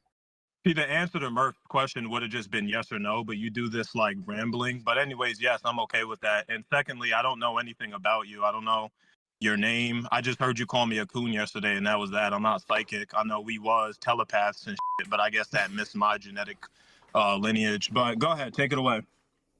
So, but you knew how to get in contact with me. You know how to get in contact with me through them. Why didn't you just reach out to me directly? Did you not just hear me say I have no idea who you are? But you knew that I was in contact with them. The chat will be able to hear us, and they you can. could have This is gotten my actually contact great. information from them. The same way. Hold on, if you cannot interrupt. If you cannot interrupt. If you cannot interrupt, it seems like you're not capable of having a civil Is this like conversation. when a person takes two poisonous spiders and they put them in a box and they like rattle it and they say you have the fight? same You know what I'm talking uncivil about? nature, and you said you were what? Is that what this 40% is? European? But that might not be. Is this like dog fighting? Anyway, so in the same way, Dude, I love that when I Twan. wanted to get your information, Black I on went to black them violence. directly. I went to Herding Murphy. I went to them and I asked them, "Hey, can you give me?" It's squirting Twan's turkey to you, number? If you really Bucko, wanted huh? to talk to me. Why didn't you try to get my information from them? Here, real I quick, didn't I'm know gonna turn anything them about up a you. little I don't bit. know who the freak you are. I had to get that information from freak them, you and I are? asked them to talk to you directly. Why are you afraid to talk to me one-on-one? Why do you need to talk to me on their platform for that white gaze? Okay, Can I Tampon, moderate can here I a little bit? answer your question? We're gonna go. I did ask Jackson for your information. I did ask. We're gonna go back and forth here endlessly. I think perhaps. We Oh, should so you just did jump ask them into for the that, and they just debate. refused to give you the conversation? Oh my goodness. So you have it now. I just sent you a friend request. Would you like to have this conversation so we can go ahead and do it without them interjecting or interrupting and not having to do it on their platform? Or are you afraid to They do said so? that they're gonna mute. I think we can do it on this. Boring, dude. Yeah, we could do it here with them here. Yeah, I figured. Yeah, you want that white gaze. I got you. So earlier, look, yeah. So Yeah, you Frojack, want yeah, that white you do. money. You want that white money, that reparation, right? I don't go around begging the white man. Oh, sorry. Frojack's earlier, they asked me, see, why would he do this? He gets attacked. What did he get out of it? And I'll tell you what you get. You get them butter biscuits. You feel good because you're fighting for white approval. You want these white Sorry, people I'm to gonna turn our congratulate mic you down and a pat you on the back and tell you you're just Them like butter them, biscuits, which is boy. why they call you an honorary Aryan. You want them niggas to give you their approval, and that's what you get out of it because you suck the dick of white men. That's why. So it's not like you don't understand that you're a coon. Yeah, he You don't, hates it's not white like you don't people. It's just that recognize simple. that the stuff that you're saying is disgusting and deplorable. It's just that you want that approval and you value the approval over your own dignity. The very definition of a coon. Do you not disagree? I mean, do you not agree? Are we gonna have a conversation or just these long, drawn-out diatribes? I really don't have time for you to draw conclusions about my personality. You know nothing about me. You're I saying know I'm you're a trying coon. to suck. You're trying to say I'm sucking the dick of a white man. I don't even know what that means necessarily. But can you give an example of how I'm trying to look for white approval? Sure. When you ask for honorary Aryan status, I you didn't know ask for it. okay, well, when they offer it to you and then you claim it and accept it gleefully, then that to me would be you looking at white approval. It clearly indicates that that white approval was beneficial or at least agreeable to you. They could try to make me an honorary Aryan and I would reject that wholesale. I'm not But you would barbaric take like their they money though, are. right? But you would take their money though, right? I'm not barbaric like they are. But you would Again, take their money, right? so I'm not, when you say that reparations is white money, I disagree entirely. As we already established in the conversation, and Frojack agreed with me, the generation of the GDP, the value that was created in this country with the most powerful and strong economy in existence was done off the backs of slave labor. So if anybody's wealth it is, it's my ancestors because we were the ones that generated that wealth. So yes, I will extract the wealth that is owed to me and my ancestors for the ongoing systemic oppression. Typically when I talk about reparations, I talk about it for housing discrimination. I talk about educational discrimination. I talk about bank loans and bank discrimination. That's what I ask for reparations for. I don't really ask for reparations for slavery, though that can be discussed at a later time. Those things are ongoing discrimination that are done by the United States government, and that's not white money. That's money that's generated, again, by the strongest economy, which was created by my ancestors. So I'm asking for black money. Do you like repeat the same thing 5 times to pad the runtime and to like what is this? Why do you keep repeating the same thing over and over? We get it. You think you're owed something because your dead great-great-grandfather may or may not have picked cotton. Have you done a genealogy test? Do you know if your ancestors owned slaves? So again, when I talked about reparations, I get that you can't follow the conversation. You might be a little dense. Like a yes or no question. Go ahead. So when I talk about reparations for things like housing, right? That's ongoing. Education, that's ongoing. Banking, that's ongoing. Those things are current. So when I talk about reparations for those things, it has nothing to do with my genealogy to slavery, though yes, my genealogy has been traced. Okay, so you think you should get payment for what they did? For what is ongoing, yes. I believe that we are entitled and owed that in a just system. When you say ongoing, are you talking about the 2010 Fair Sentencing Act that has a situation where black people get like 30, 40, 50 priors and they consistently get let out for crimes over and over? Is that the type of racial systemic oppression you're talking about, or was it something else? What you just discussed was a non sequitur, very dishonest. What I talked about, what I talked about was housing. What I talked about was housing, bank loans, and educational deprivation. Those 3 areas are ongoing systemic oppression that are impacting my people, and those things require redress and a just system. So I'm not going to deal with your diversion and your obfuscation and your complete non sequitur. Can you address the things that I'm actually talking about? Yeah, or are you not I can. capable of a conversation? So what makes you eligible for a bank loan or an acquisition? Let's go there. Okay, what makes me eligible for a bank loan is that my credit score is 820. My income clearly demonstrates that I should be able to receive these bank loans, and I obviously have good history and the ability to pay them back. Now, what we discovered was my banking institution is Navy Federal Credit Union, and Navy Federal Credit Union literally discriminated against black people when it came to their loans, even if we control for income and credit scores, which are the 2 largest contributing or constraining factors for bank loans. We found that they were still discriminating against black people in several studies. That requires redress. So when I get a loan and I have to pay more interest on my loan, even though I have a better credit score than my white counterparts, even though I had a better income than my white counterparts, and they're still discriminating against me in those loans, that requires redress if we're talking about justice. And so that's why I feel entitled to these things. I feel like it'd be better for the conversation if you could find a more, I guess, like squeezed in way to say everything. But I guess I would ask you, is there a reason why that exists outside of racism? Do you think there was any black involvement that could have created a stereotype? You tell me what the reason is for that existing, because again, the most constraining factors should be and are credit score and income. If we're going to be looking at who's more likely to pay back a loan, it's going to be credit score and income. Those things are not racially, they're not racial. It's just those are objective things that you have. And so then if I have those two things, then we should probably be able to determine that I'm able to pay back my loans, yet they still were racist towards me and people like me. So then obviously then race is the thing. If not race, then tell me what would be the reason for that disparity? You kind of lose me when you like go on these long tangents, but I'll try to keep up. But the thing is, right, so if you're talking about bank loans and you're talking about acquisition, ideally it shouldn't be race-based, but it is race-based. And you could say the reason why is largely because a lot of black people don't have that credit score that you're talking about. A lot of black people might not be the most likely to pay their taxes. So that kind of, negates your entire point, in my opinion. I could go deeper into that, but I just don't have time or mental capacity for the monologues after hearing you do so and interrupt them and accuse them of interrupting you for the past hour, being a Timu Marquette, basically.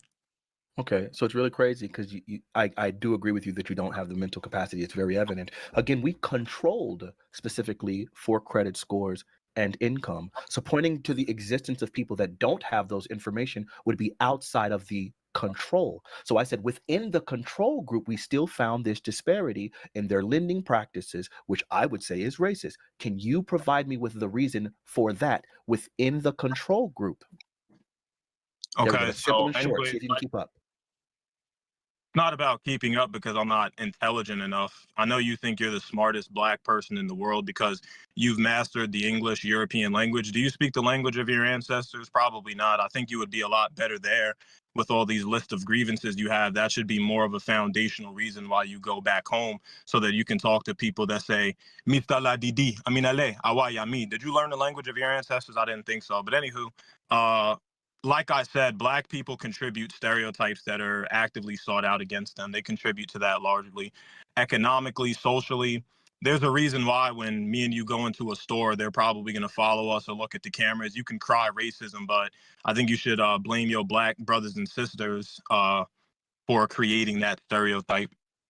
So if there is a scenario Thank where you for the 20. Yes, people are black people stereotyped definitely owe us against, reparations, even but when I'll everything is accept the them same, just it's because leaving. of I'll this accept that. history Yeah, we'll be of Yeah, we'll leave the not tab on being the able to table. prove that they're reliable.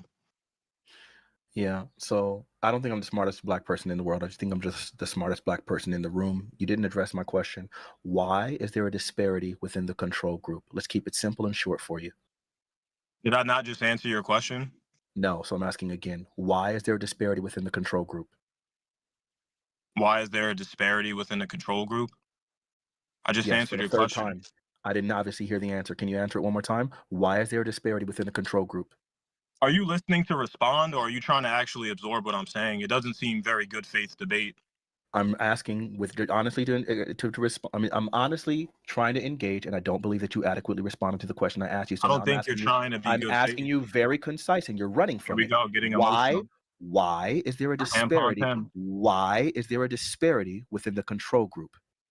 All right, listen, period, Pam, if you can calm down and stop repeating yourself, I could probably answer your question. For Thank you for the the 10. Thank you. 11th Appreciate you, dog. time, there's a disparity because of a systemic bias that we largely contribute to. There's not a systemic bias against other minorities in the way it is against black people. You think it's because we're the most dark-skinned. You don't think it's behavioral at all. You don't think accountability should be in our vocabulary. Non sequitur can be in our vocabulary, but not accountability. Should the control compensate for the biases? Yeah. What? Should the control compensate for the biases?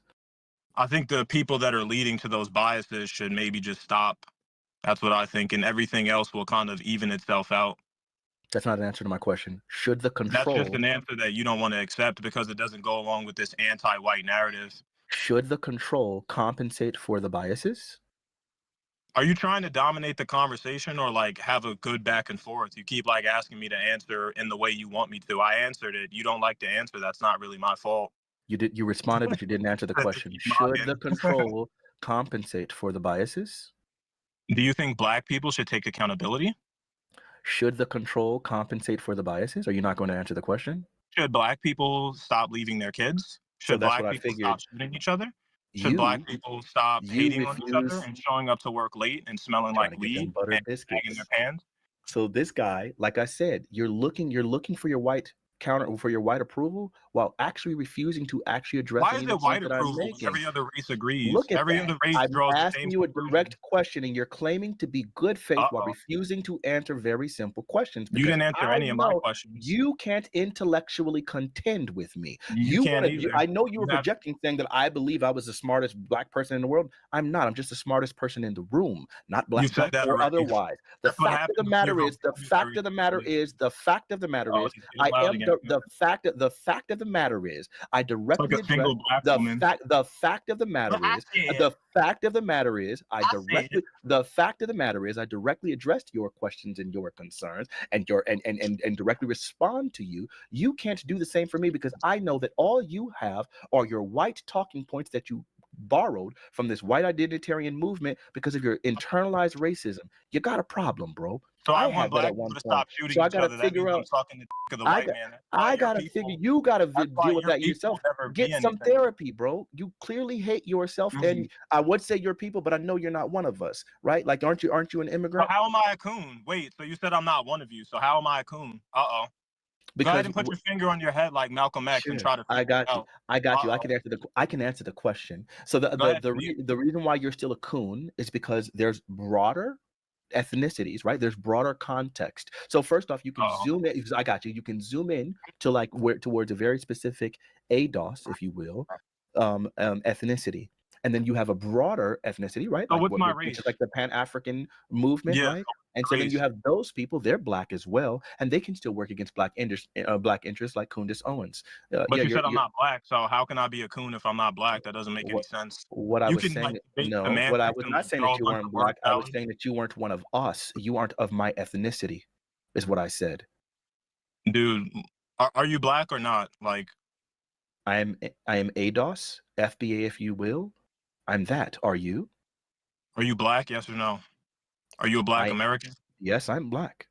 Okay, you said I'm not one of you. So what am I? Am I white? What? As I already answered, and it seems like you can't keep up. I said you're not. Did of you my answer it again? I answered your. Yeah, I will, which you wouldn't do earlier. I said you're not of my ethnicity. What's your ethnicity? Black American. Am I not a black American? No, I'm referring to my ethnicity as a foundational black American, or ADOS, or freedman, if you will.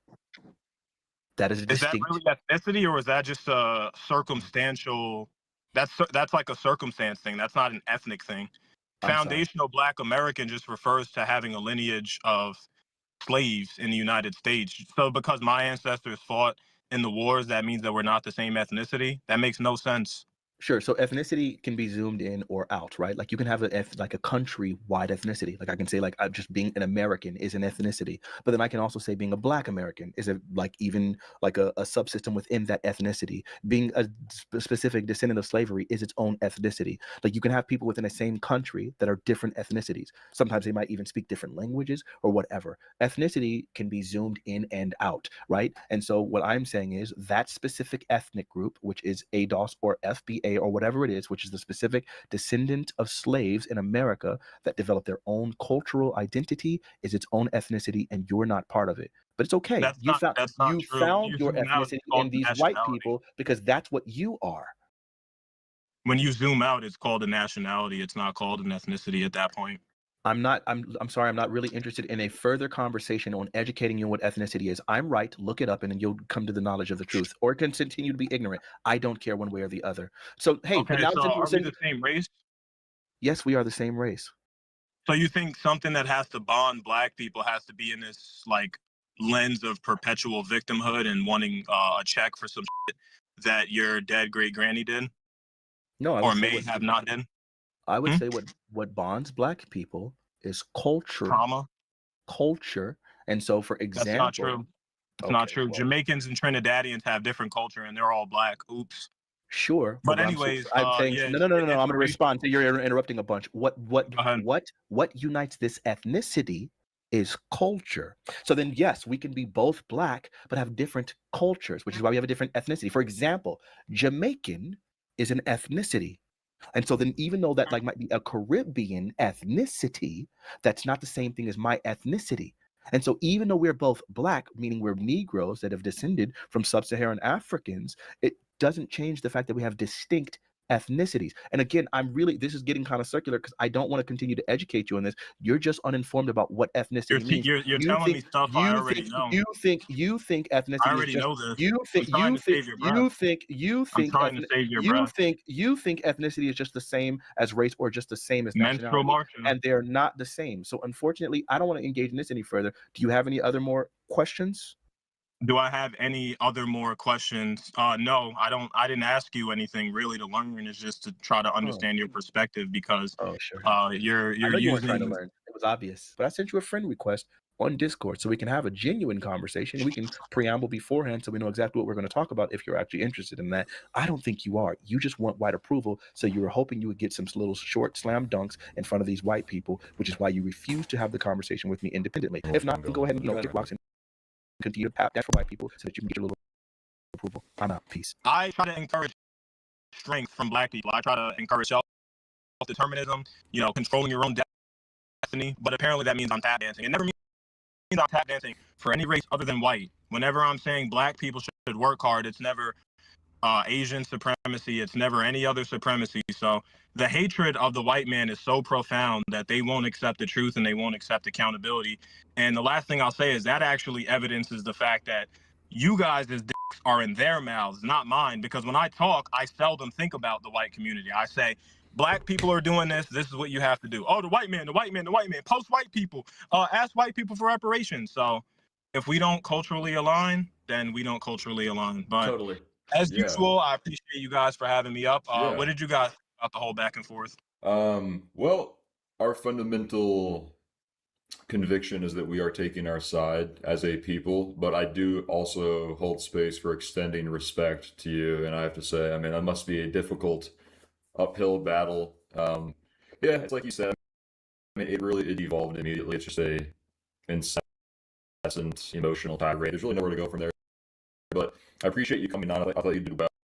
I apologize if it was kind of spontaneous. I know that you wanted to talk to him, and he was talking about it loosely, so we kind of considering the spontaneity of it, it was quite good though. I think this was awesome. We really appreciate you coming on to do that. Yeah, thank you. Yeah, thank you guys for having me. Total Aryan victory. Check out Frojax.net.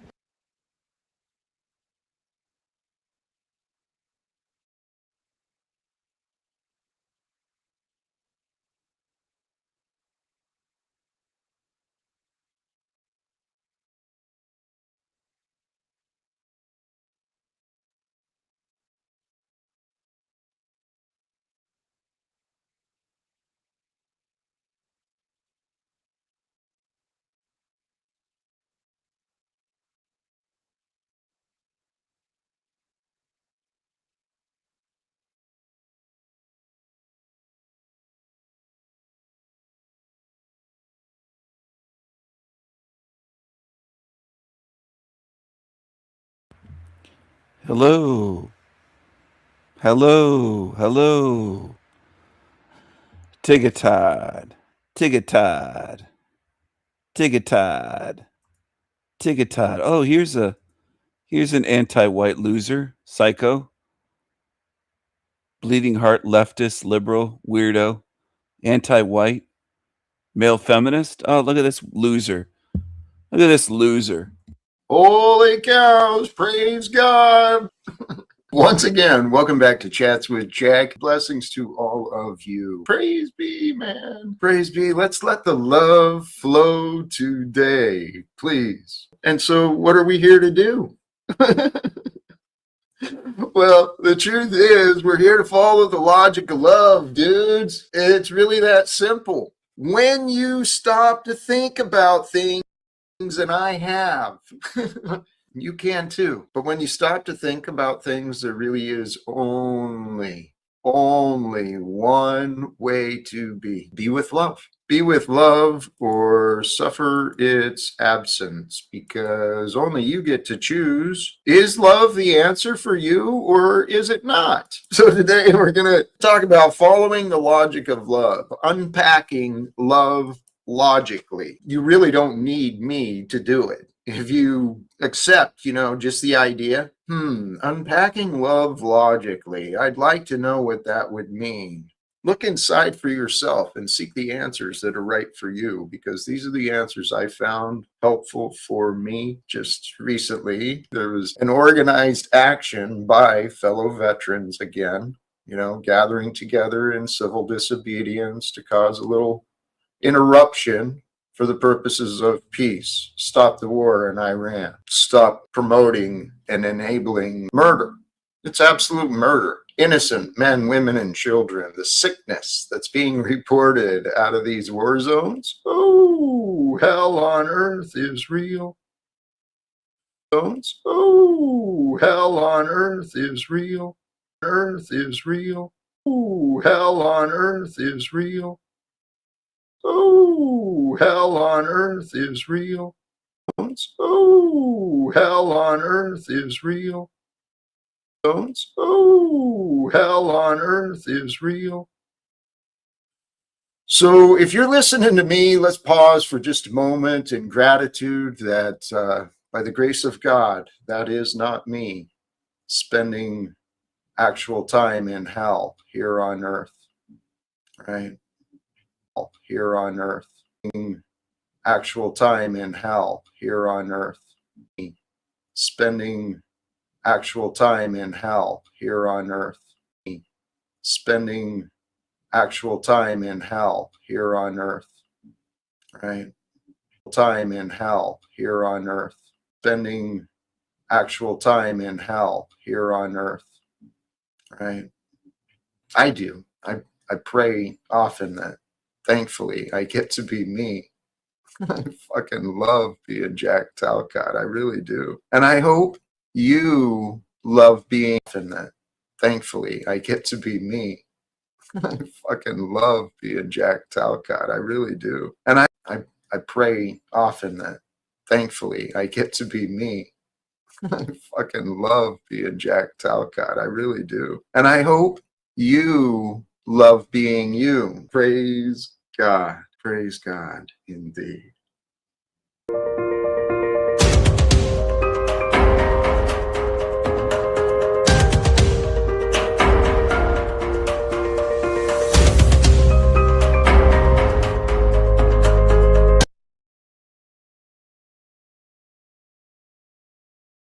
And habilitate murderous psychopaths. Because I think that's who you'll be trying to convince to give up power. In part, there is obviously that difficulty. However, you may not be able to get the murderous psychopaths, but the people that have been paid and bribed and maybe threatened in order to go along to get along, the enablers. See, and I think right now that's our best bet. We don't have to initially single anyone out. If we can find a way to communicate with a whole lot of the people in Congress right now, we can have adult conversations are as God allowed them to become. And everyone who has but they have the choice to do what they're doing, Jack. They have the choice to do what they're doing. Yeah, I love it. De-Muggize Kenny. Kenny, I love it. And the fact is, the fact that you show up here, knowing me and my views and my stubbornness, you're just like me, dude. Just like me, willing to jump in and see what happens. Friggin' love you, Kenny. Thank you for joining. He's like you, Jack, but he doesn't have huevos as big as fucking grapefruits, Jack. He's not a cowardly man. No, he's willing to put himself out there. I've witnessed just glimpses, enough to believe that. So I'm willing to take the slings and arrows, but give me 1 second. I'm going to make myself a nice cup of coffee and get some chocolate chip cookies to get tucked into as well. how can you not love that guy? I mean, I don't know. Jack, you know what I always wondered? Jack, you should love me like you Scottish? love Kenny. Well, not Is so he much. Scottish or how? I'm trying to like get the accents of the English people or of the British people. Is he, the is freaks he is in there. Scottish or what is he, Jack? I can't remember. I believe He's he's alien. in England, but Northern England. here, Weird accent. I'd love for Kenny to be back. I'm Scottish. I'm from Edinburgh. I'm Scottish. Oh, he's Scottish. That was my first instinct. All right, Scottish from Edinburgh. That's what I thought. I thought he was Donald Scottish. He Trump's does sound Scottish. Scottish. Donald Trump's half Scottish. His mother, Mary Scotsman. McLeod, was from the Isle of Lewis. Thank you. And he has 2 golf courses in Scotland. Yes, there's a connection between Trump and Scotland. How divine and perfect for Kenny to be here. Because See, Jack, if my he's ears are willing- getting good at accent, though. I thought he was Scottish. good job. It's all perfect. Thank you, Jack. I'm still pretty ignorant to a lot of them. Jack, you're gifted. You're not ignorant in anything, Jack.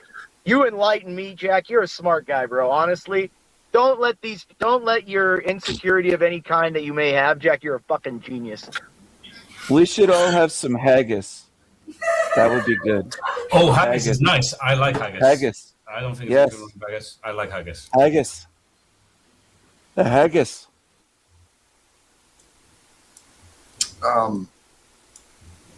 Is that somebody's grandmother that showed up? Voy? What's that? Don't worry about it. It'll work itself out. Welcome, Hi to Voy. the Welcome guru. to Freak. Crazy guru.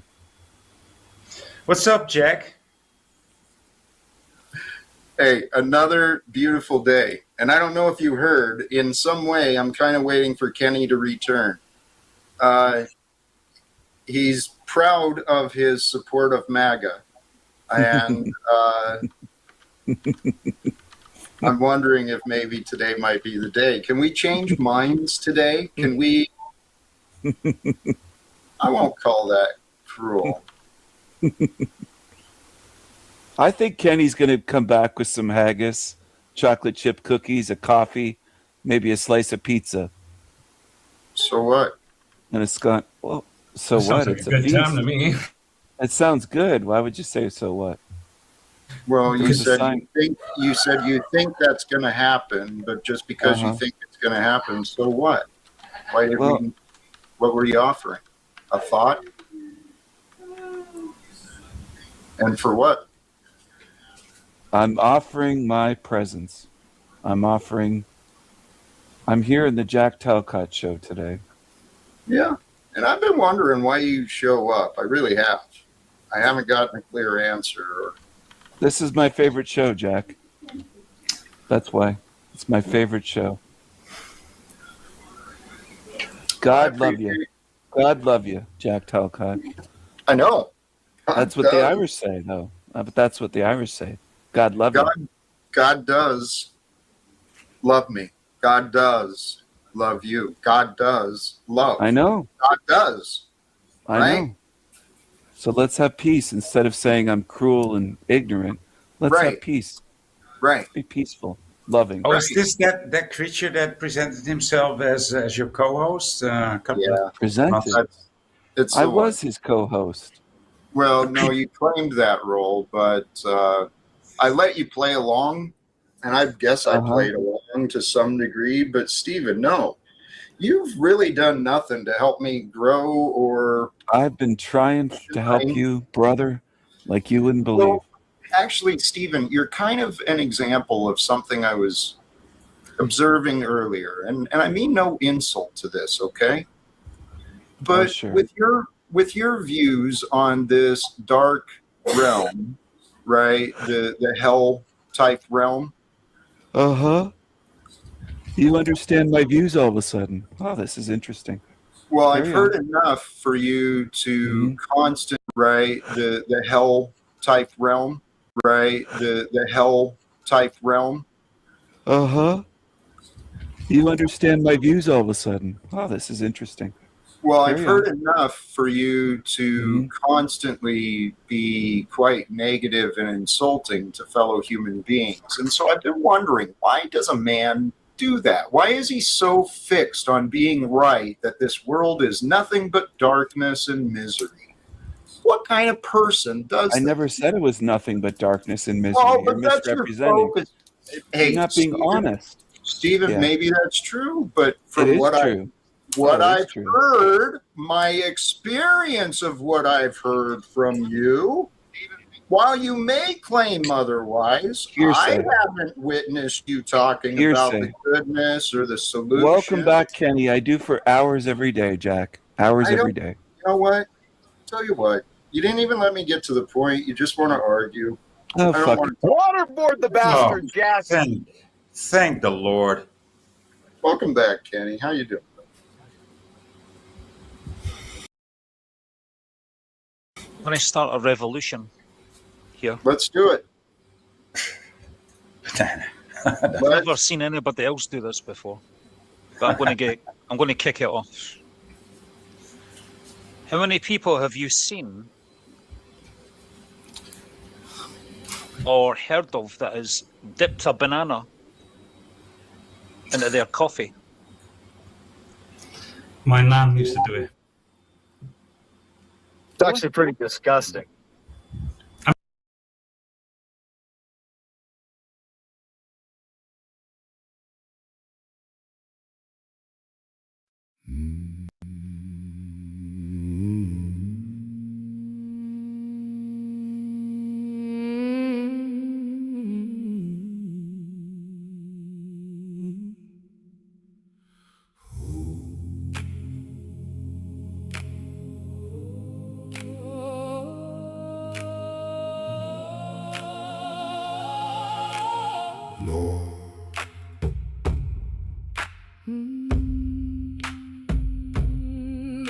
Lord. Us darkies. Us darkies. We being tugged out to sea. Oh, Lord, the tugboats brigade Is here on a rampage, a flotilla. tugging away Us potiggers. a flotilla. No more snacks, no beans or tortillas. We be floating on doors, We say we be kings and more. floating away on old doors. Going far out to sea. Tell me, Help me, how can this be? I can't swim. Save me, Jesus. Is that him? Oh, yeah. Tugboats. I'm no pirate. But I can shake my black booty. Coochie coochie cooties.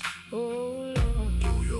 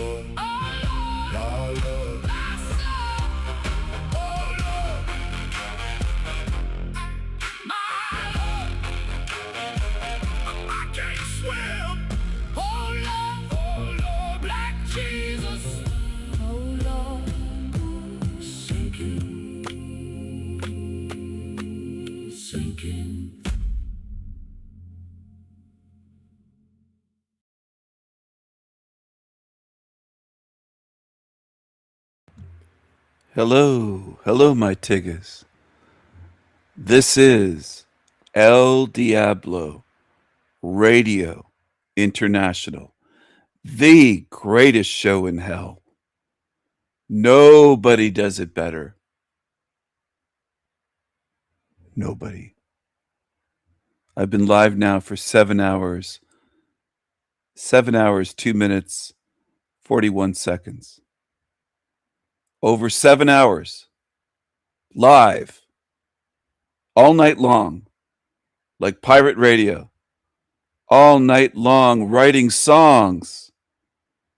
Doing a live stream, writing songs. Multitasking. They say that men can't multitask. They say that men can't do this. Men can't do that. White men can't do that. I am the Raven King. I can do anything. Don't say I can't do this or do that.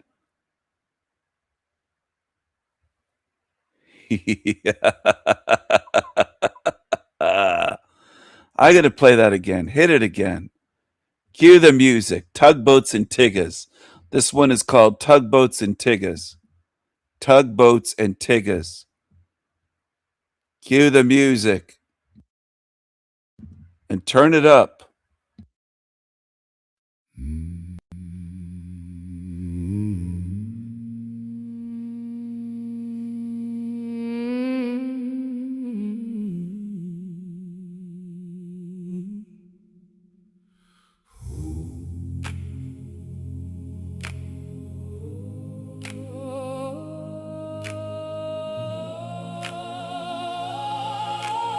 Lord.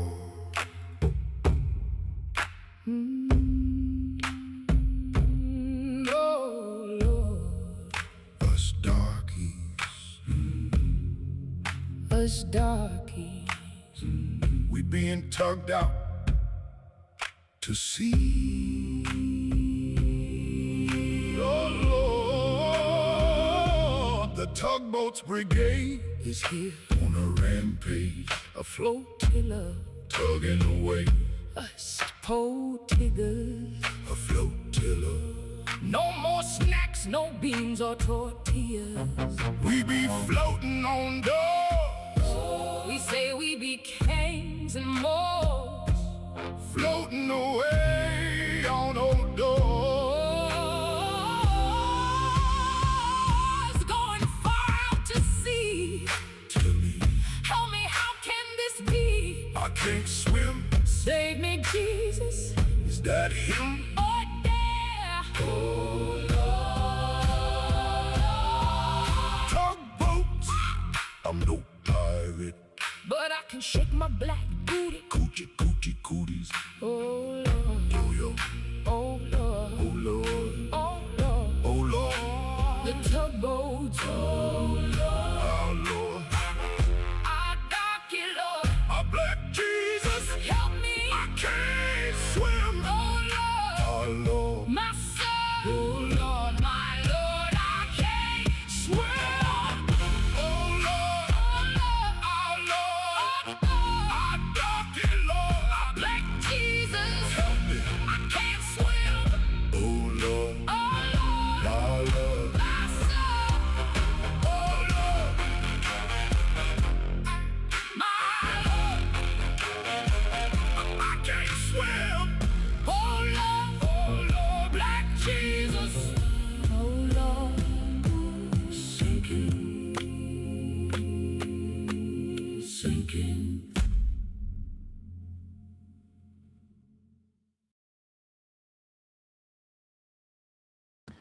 Hello, hello. Are there any other channels that talk about tugboats? Tugboats Brigade, towing the way the Tiggas on old doors, all the different things. It's original here. I'm not copying like these Tiggas do. These losers on YouTube, these cockroaches and piss ants and peasants. I'm a king. They're a bunch of peasants. They're a bunch of goddamn peasants. That's all they are. That's all they are. That's all they'll ever be. They're a bunch of piss ants and peasants. Bunch of losers. They can't create anything. They're losers.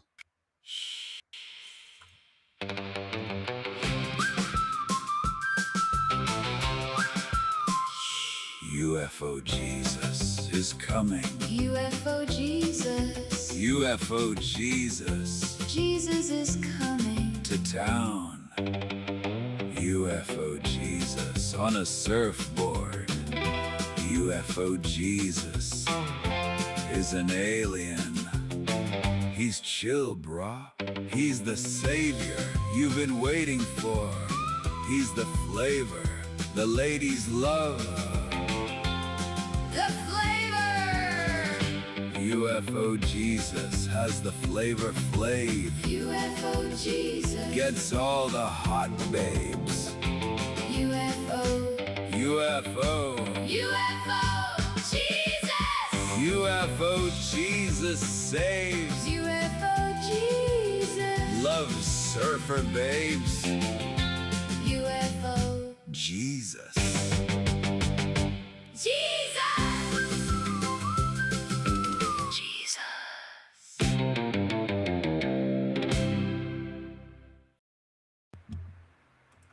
Hello, everyone. Hello, hello.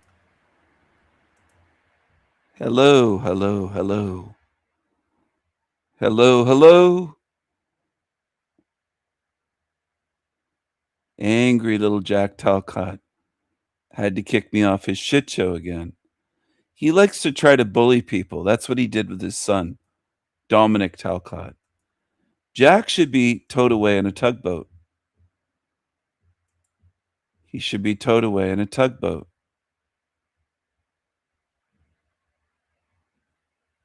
Do you agree? Tow him away in a tugboat. That angry, angry little narcissistic demon. Angry little psycho narc. A narc demon psycho should be towed away behind a tugboat.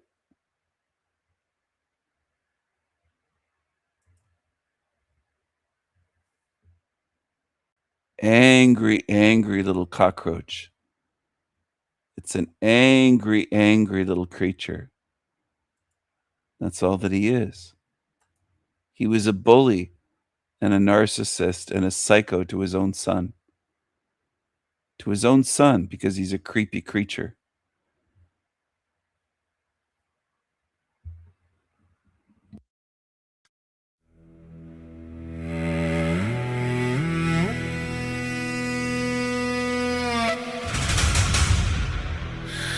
My people.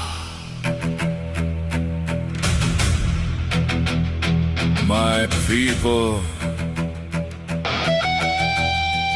My people!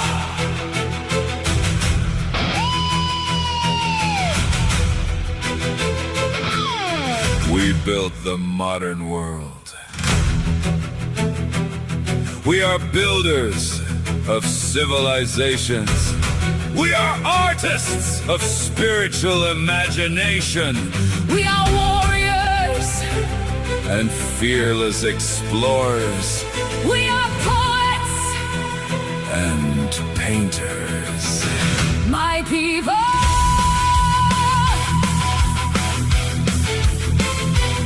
My people!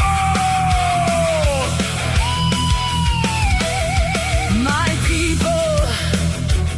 We build music halls. We created symphonies of civilization.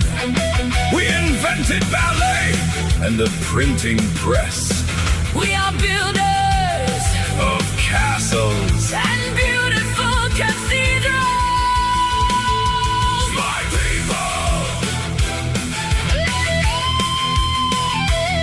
My people! Blood and soil. And soil. We are heroic Vikings. We chant and pound the drums beyond the setting sun.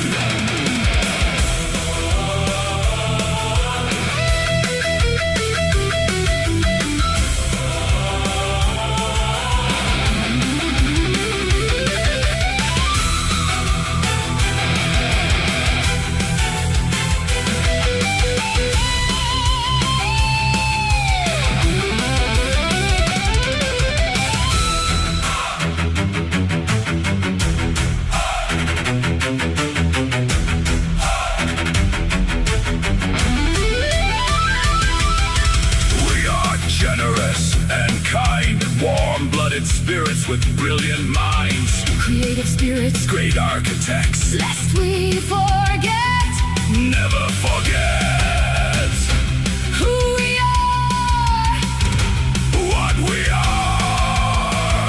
what we have made. I love my people. I love my people. We built the modern world. We built the modern world. Behold Our resilience and beauty. Behold and cherish. Respect to our ancestors.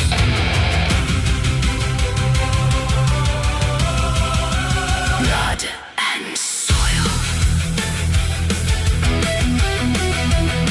I love my people. I love.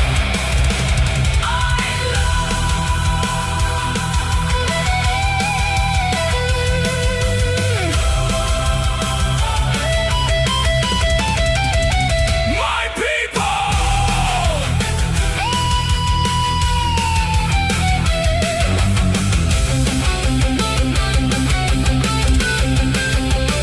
My people.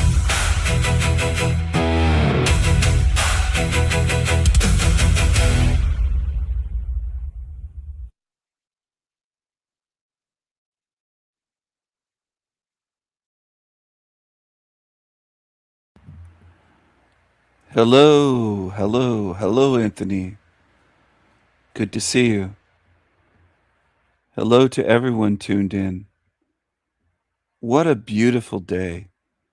What a beautiful day to write music, to share music, to sing, to do a live stream, to have some laughter, to have some guests.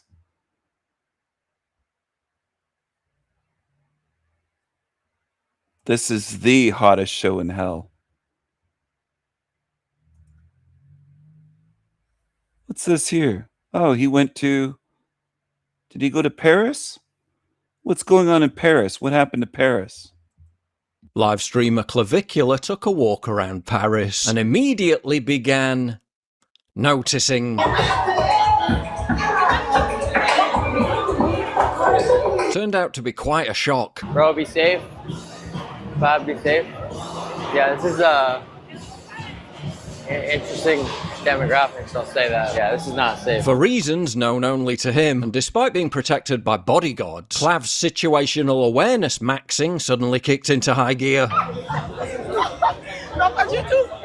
This is giga risk maxing.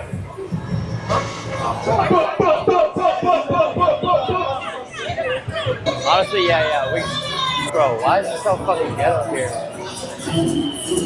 Like, what is this? This is the most ghetto shit ever. Yeah, welcome to Europe, mate. Not quite what you expected.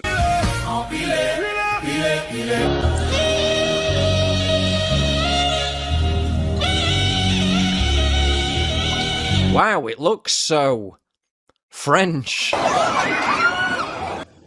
What other channel exposes more agendas than I do? Exposes this realm as a hell realm and brings fun, laughter, music, creativity, artistry. Talcott doesn't know what the fuck he's talking about. He's lying about me. He's saying all I do is call this a dark hell realm. He's a fucking loser. He's a liar. I called him out. I said, you don't even go to my channel. You don't know what I do. You don't even watch my channel. I don't care what you heard. It's hearsay, you fucking idiot.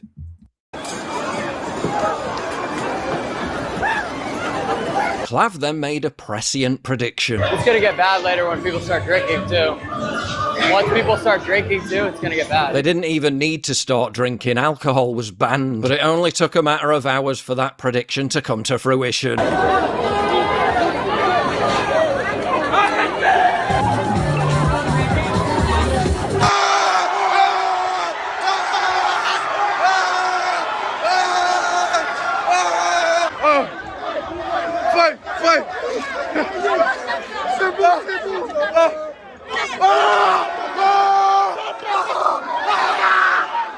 Ah, c'est bon. Ah, c'est bon, c'est bon. Ah, c'est bon.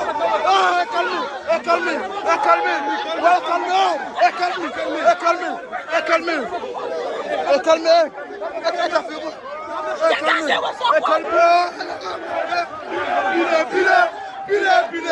Yeah, it makes Notting Hill look like Woodstock in comparison. Whoa! Yeah, I'm starting to think this whole thing might not be about the music.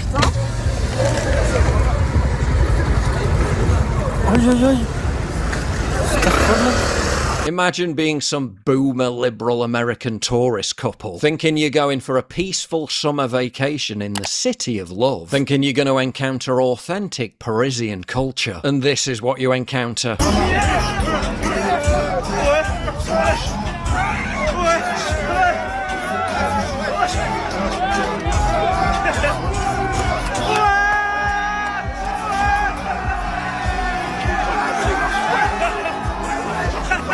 Honey, we'll rent a car and get a real feel for the place. Ouais, fils de pute! Ouais, fils de pute! Ouais, fils de pute! Fais-toi baiser, voilà!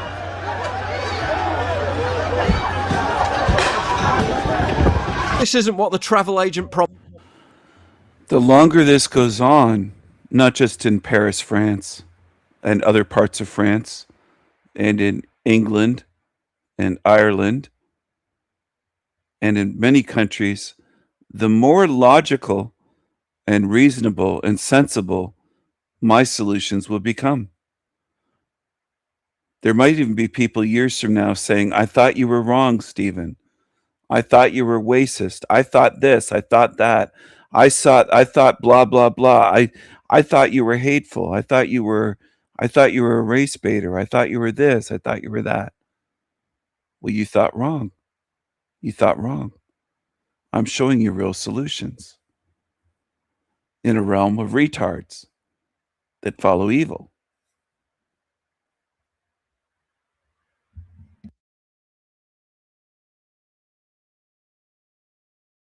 promised us when we booked.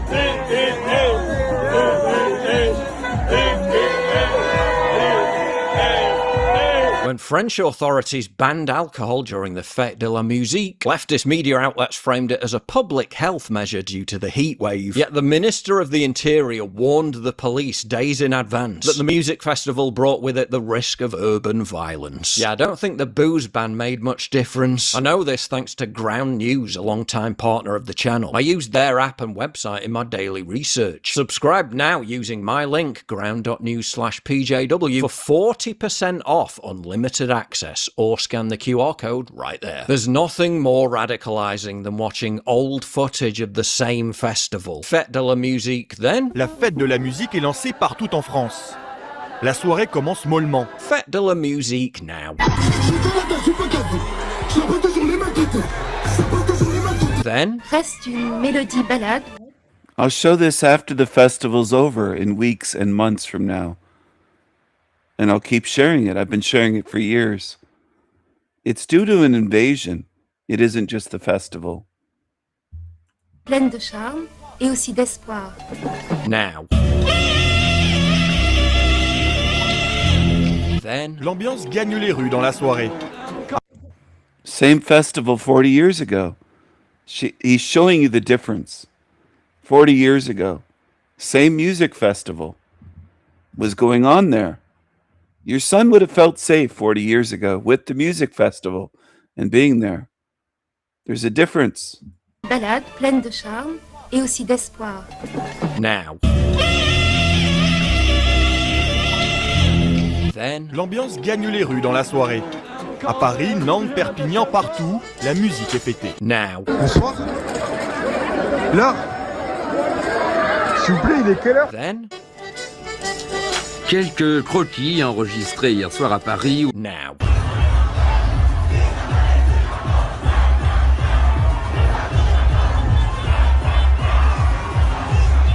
The world you grew up in no longer exists. Mais c'est bouché là. On passe pas là.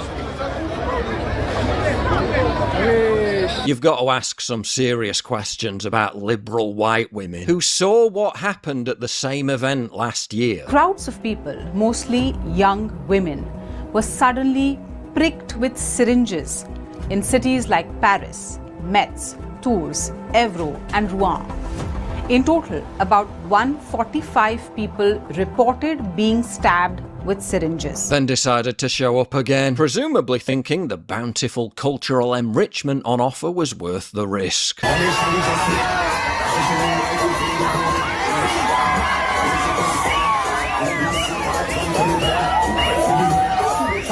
Multiple syringe attacks happened again, with one man roaming around with needles on his belt. Women were again targeted, one being awed after a needle attack and another losing consciousness. France has reached such a critical mass in terms of the It's not safe. There's a music festival and there's syringe attacks. Gee, I wonder who the culprits are. I wonder who the culprits are. Could it be the usual suspects? I'm trying to figure this out. I'm playing dumb a little bit, but I'm trying to figure this out. Who could it be?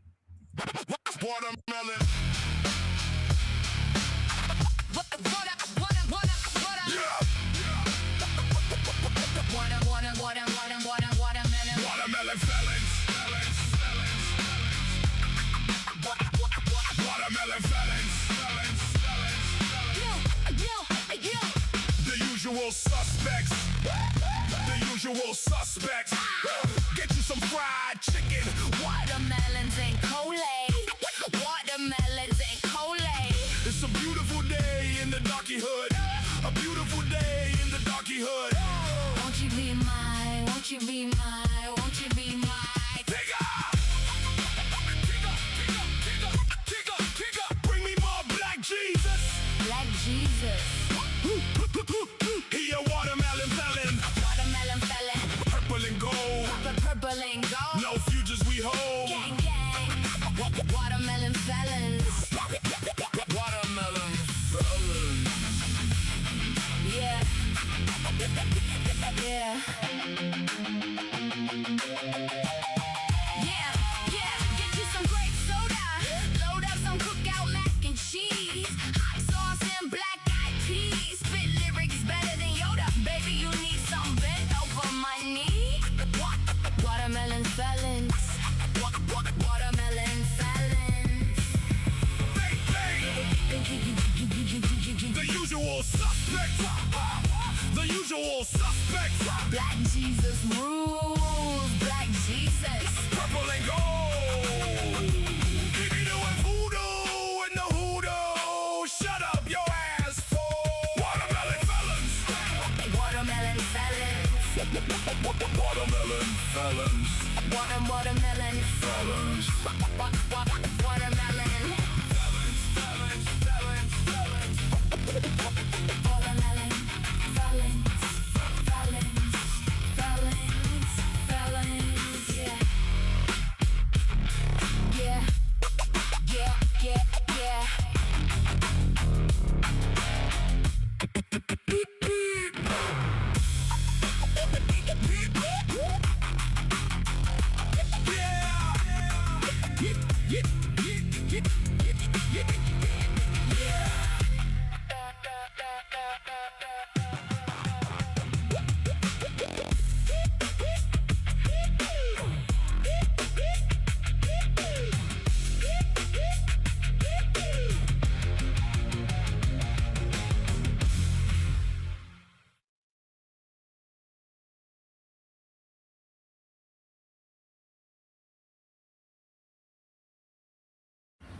What's going on, Chosen? I have to come on and have a conversation with you all, okay? We need to talk. So I am really taking note of a lot of people. I've always been a people observer, but of course now that my spiritual eyes are open, I'm not just seeing these people through my natural eyes, and it's becoming more and more apparent that a lot of the people that's walking the face of this earth, they're not human. They're not human. Now, I know that you all have heard the term mankind, right? there's a reason why that term surfaced. Mankind is kind of like a man, but not quite, right? So today, you know, well, this is not just today, but today is actually what caused me to create this particular message. I went to a grocery store.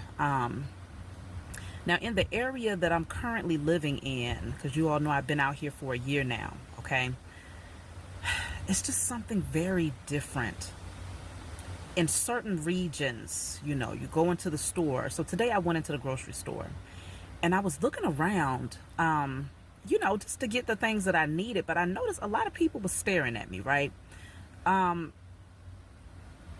of them was blankly staring. Others were just like, almost as if I did not belong there. Now, mind you,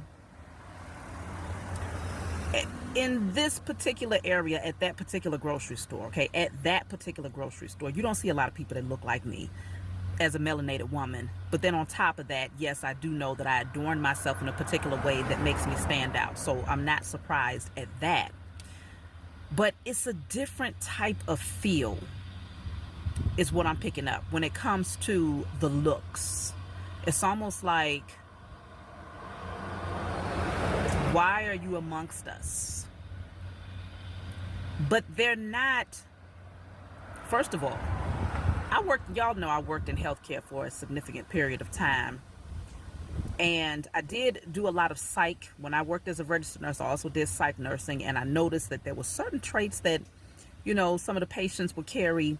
One thing that I did notice is that if a person does not swing their arms when they walk, something wrong.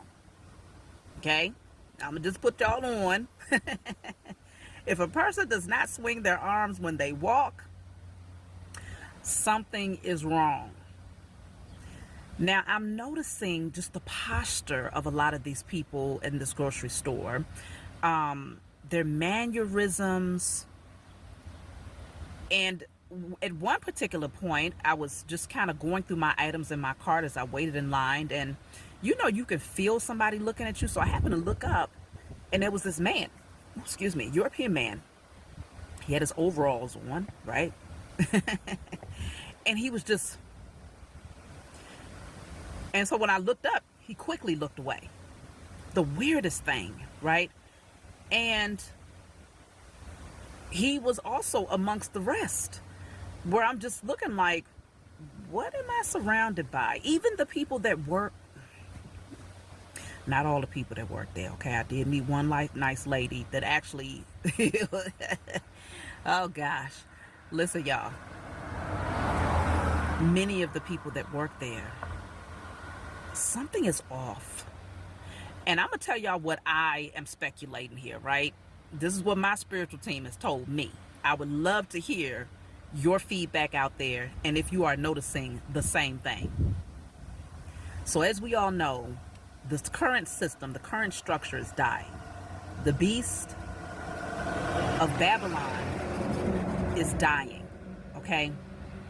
Why? Because many of the chosen seed, we've withdrawn our energy, okay? I told you all a long time ago, I was given a visual of a beast and a whole bunch of cords. And those cords were spiritual cords attached to a lot of people who have souls, right? The chosen seed. And that cord was actually like an umbilical cord to this beast that was feeding the beast. Like it was siphoning the energy. It was siphoning our energy. Especially as long as we stayed in low vibrational energy, that cord would remain. But the moment that we woke up and made a conscious decision to release a lot of unhealthy patterns, unhealthy relationships, unhealthy thoughts and traumas and things of that nature, that cord breaks, especially when you're doing generational curse breaking. That cord can no longer remain. And so the very source that the beast of Babylon fed on is practically non-existent, because many of the chosen have awakened and see the importance of cutting these cords to the beast of Babylon, right? So with that being said, a lot of the energy that beast was siphoning, I hope that I wasn't covering the mic, y'all. A lot of the energy that beast was siphoning was being distributed to the NPCs, the zombies, the ones that will be considered mankind, right?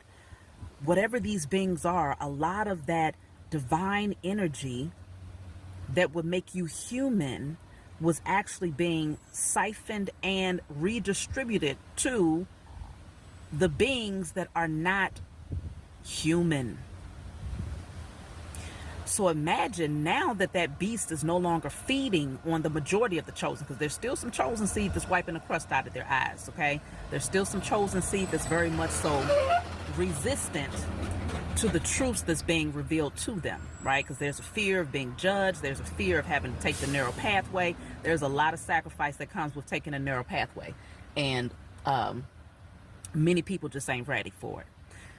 But there are a whole lot of chosen seed, enough chosen seed that have withdrawn from the beast of Babylon to the point where it is dying. That spark, that soul, that divine energy, that generating energy that we have because of our connection to the Most High Mother and Father is no longer being fed to the beast. So when it was siphoning our energy, when it had access and surplus, not only did it take what it wanted to get fully fed and full, it was then that energy was also being distributed to the beings that are not human. Now, I don't know what you want to call them. I don't know what you want to call these things, but something, it's like the more that I awaken, the more that my spiritual eyes open, the more that it's obvious, right? Now, back in the day, when I was still asleep and didn't understand things from the spiritual perspective, I might have said, okay, mentally something might be off with that person, or, you know, something just ain't right. But you don't, you know, when you're asleep, you just say, okay, well, they're just different. Oh, hell no. Now that I am awakened, oh no, this thing is spiritual. These are beings that do not have a soul. You know, when you're asleep, you just say, okay, well, they're just different. Oh, hell no. Now that I am awakened, oh no, this thing is spiritual. These are beings that do not have a soul. You can tell by the mannerisms, by the posture, the body posture, by, I'm even seeing a far more common theme of people that look completely lifeless, like no life in them. It's almost like a dried grape. You see what I'm saying? 'Cause you all know that raisins are grapes, right? At least that's what I was told. Raisins are dried up grapes. It's like in comparison to a grape that is plump, is full of life, you know, it's vibrant, to this dried up, it's just, you can look at them and tell that there is not a soul present, okay? And so if you find that when you go out to particular regions or certain, you're going to find them everywhere that you go, but there's certain areas where they tend to congregate, right? And that particular grocery store is where I see them often, okay? That particular grocery store. And I've heard a lot of people say things like, it was a conversation that was circulating in regards to the Walmarts, you know what I'm saying, where it's like, okay, who are these beings that's walking around in the Walmarts? That's how I feel about this particular grocery store. Something is not right. And what was interesting is that I actually, as I was shopping, you know, out of nowhere, a lady was like, she just walked up to me fast. She works there. She's like, excuse me.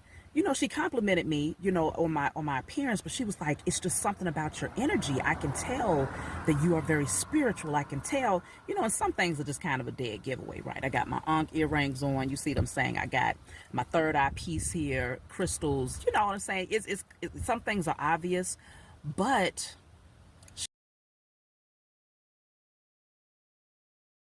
she just doesn't see people very often, right? Which I'm not surprised, especially in that particular grocery store. Something ain't right.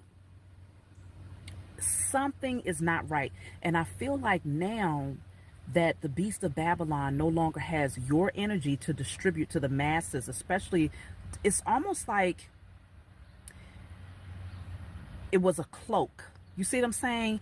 It was easier to hide these beings when they were still feeding off of our energy in our asleep state. It was easier to hide them, easier to make them blend in. But now, they can't blend in. It's too obvious. They cannot blend in, okay? And I feel like it's a whole lot more of them than what we actually realize, y'all. I'm really starting to feel like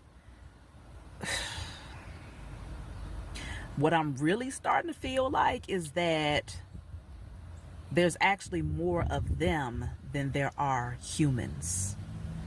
There's more mankind than there are human beings, which means that they come in every shape, size, and color, whatever that is. And it kind of makes you wonder, why so many? You see what I'm saying? What are they, space fillers? Are they distractions? Are they, again, gatekeepers, right? Because the more of them, the more easily they can be controlled, right? They can be used as pawns to do the bidding of the powers that were. I feel like they made them in droves, like large numbers of them have been created. I don't know if this is damn factory babies. I don't know what the hell you want to call them. I don't know what you want to call them. I do recall seeing a clip, and I'm going to go back and look that up. There was something concerning the Cabbage Patch dolls. Y'all remember the Cabbage Patch dolls back in the day? Matter of fact, let me see if I can find that. Okay, so yes, as I was saying, even with the Cabbage Patch dolls, it was a lot of speculations in terms of incubator babies, you know, children that was actually being raised up, like planted as seeds and grown in fields like crops, okay, all types of things that people have speculated. But there was even a time where there was a man, from what I understand, named Martin County or something like that, who was actually had like in the middle of a, I don't know if it was a circus or more like a carnival, but people would come and watch babies that was inside of incubators, and he claimed that he was saving these premature babies, and it would be tons of them, and apparently there was no birth certificates, nothing like that, to verify who the child was, who the parent was, like where was these babies coming from. I say that to say, these beings have been mad scientists for a long time, right? Constantly trying to play the role of the Most High Mother and Father, to create these beings that are mankind but not human. Mankind but not human. Okay? And I'm strongly sensing that many of the beings that we encounter today are the children, the grandchildren of these beings. Okay? And it's more evident today because they don't have that light source energy coming from the chosen seed. Now, as I said, these beings can come in many different shades, but I'm picking up because when I look at particular people, I'm going to tell you what I perceive. Let me know if you all perceive the same thing, because it's going to be different for everybody's spiritual perception. But from my spiritual perception, when I see, let's just say, like a melanated person that seems very off, like, something just ain't right. You see what I'm saying? You don't want to be caught outside in the dark next to that person. Typically, I feel more of a possessed energy, like something has taken over that person's being. Whereas there's a different energy that I pick up when I see, like, let's just say maybe a European who seems off. I pick up from that person more of an empty energy, like it's an empty vessel type of energy. For a melanated person, I picked up a possessed energy. For a lot of the European people that I feel something is off with, because I don't feel that about all of them, Just like I don't feel that way about all melanated people or Asians or whoever. But when I see that energy that's just off, that's like something ain't right, there's a discerning feeling that says possessed versus empty. Okay? It's a stark difference. I'm gonna leave it right there. But regardless of what's happening out here, y'all, once your spiritual eyes are open, it is very, very difficult to unsee, and it becomes weird. It becomes weird trying to just walk around day to day, do your everyday shopping, handle your everyday activities, and to not acknowledge that something else is amongst us. And I'm also picking up that there is a rapid deteriorating or aging process that's happening with a lot of those beings that I am seeing, right? The ones where I identify whether they're demon possessed or empty, it don't matter which side of the fence they're on, I'm picking up that there is a rapid aging, like I said earlier, like the withering away, like a raisin versus a grape. And I strongly sense, because even those who are possessed, those same low vibrational entities that is housed within them are no longer able to feed on the residual energy that the beast of Babylon was not able to take in, right? Because I feel like there's one massive energy that kept the system running. There's a spiritual reflection of that, and that's what I call the beast of Babylon. The system was massive to the point where it took over practically the entire globe, and the beast that was a direct reflection of it was also massive, and then it has all of its little minions and pawns, which some will call demons or low vibrational sources, entities. These low vibrational sources was able to feed off of the crumbs of that high vibrational energy, or that soul light source energy that the chosen seed was sleep on, right? But now they don't have that either. Even the low vibrational beings that's housing themselves in these, in others, and in those that may be human, right? They don't have that light source energy to feed on. And so even then, there's this dying that's happening, okay? Rapid deterioration that's happening here. It's kind of difficult to articulate. I'm doing the best that I can. If y'all are still here with me and you understand what I'm saying, leave a comment in the comment section below, because I really need to know how many of you out there are eyewitnessing this. Then the question becomes,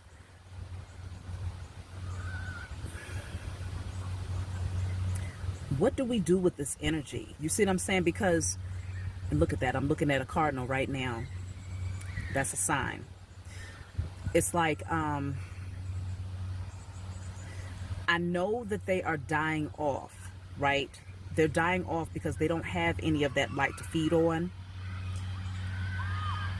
Because we called our energy back, right? Many of you, when you got onto your spiritual journey, one of the first things that you learn about is calling your energy back to you, okay? So they can't take that from us anymore. So I'm just picking up that there's a dying energy, just like with that man that was looking at me very wickedly, right? They know that their time is up. They can feel themselves deteriorating. They can see it amongst the people that might be in their circle. So that's where that pushback energy is going to come in. It's already happening. Where it's like, okay, these beings, they're like, we're a dying breed. You see what I'm saying? They don't have anything else to feed on. They don't have anything else to be that source to keep them going. I'm strongly picking up that because of that, the population is going to drop, like rapidly, in terms of reproduction. Okay? I feel like that's going to drop tremendously. And over the next few years, 10, 20, 30 years, we're going to find that the numbers are far less. The body counts are far less because you're going to have more humans. Of course, the strongest will survive, right? So the humans, we survive because we thrive on that light source energy of the Most High Mother and Father, but also nature supports our growth and our reproduction. Nature supports our growth and our reproduction, whereas for mankind, nature will not support their growth and reproduction. So there's like this extinct energy that I am picking up is going to happen rapidly, not something that's going to happen hundreds of years from now, thousands of years from now. No, I'm talking about over the next 5, 10, 15, 20 years. It's going to be a drop off, and that's why that's another thing where even though I know that a lot of the things that are being created by these mad scientists, such as the pandemics and things like that, is taking out a lot of people, I'm also picking up that whether it's planned or whether it is nature's way of natural selection, where there's certain things that's running rapid for a purging, okay? Almost similar to like when the human body has detected certain viruses or bacterias that is not in alignment with its greatest health, right? Then it's going to start to attack it. That's what I'm picking up in terms of like on a mass scale, on a collective scale. There's going to be things that's going to run rapid, whether it's created in a lab or created by nature in order to naturally purge the mankind and in order to preserve the human. Okay? So I'm strongly picking up that there's getting ready to be this massive decrease.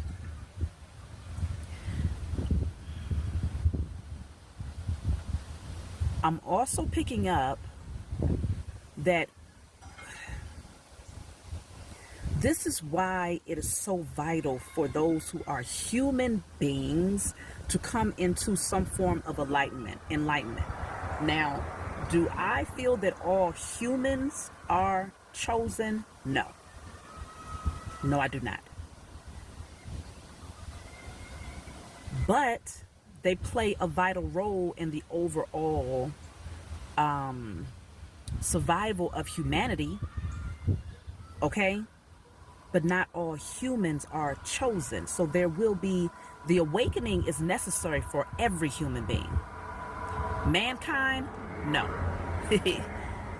No, because they are empty, literally empty vessels. And so because mankind, because they are empty vessels, regardless of what knowledge they receive, application will always lack. And they will always take knowledge and pervert it.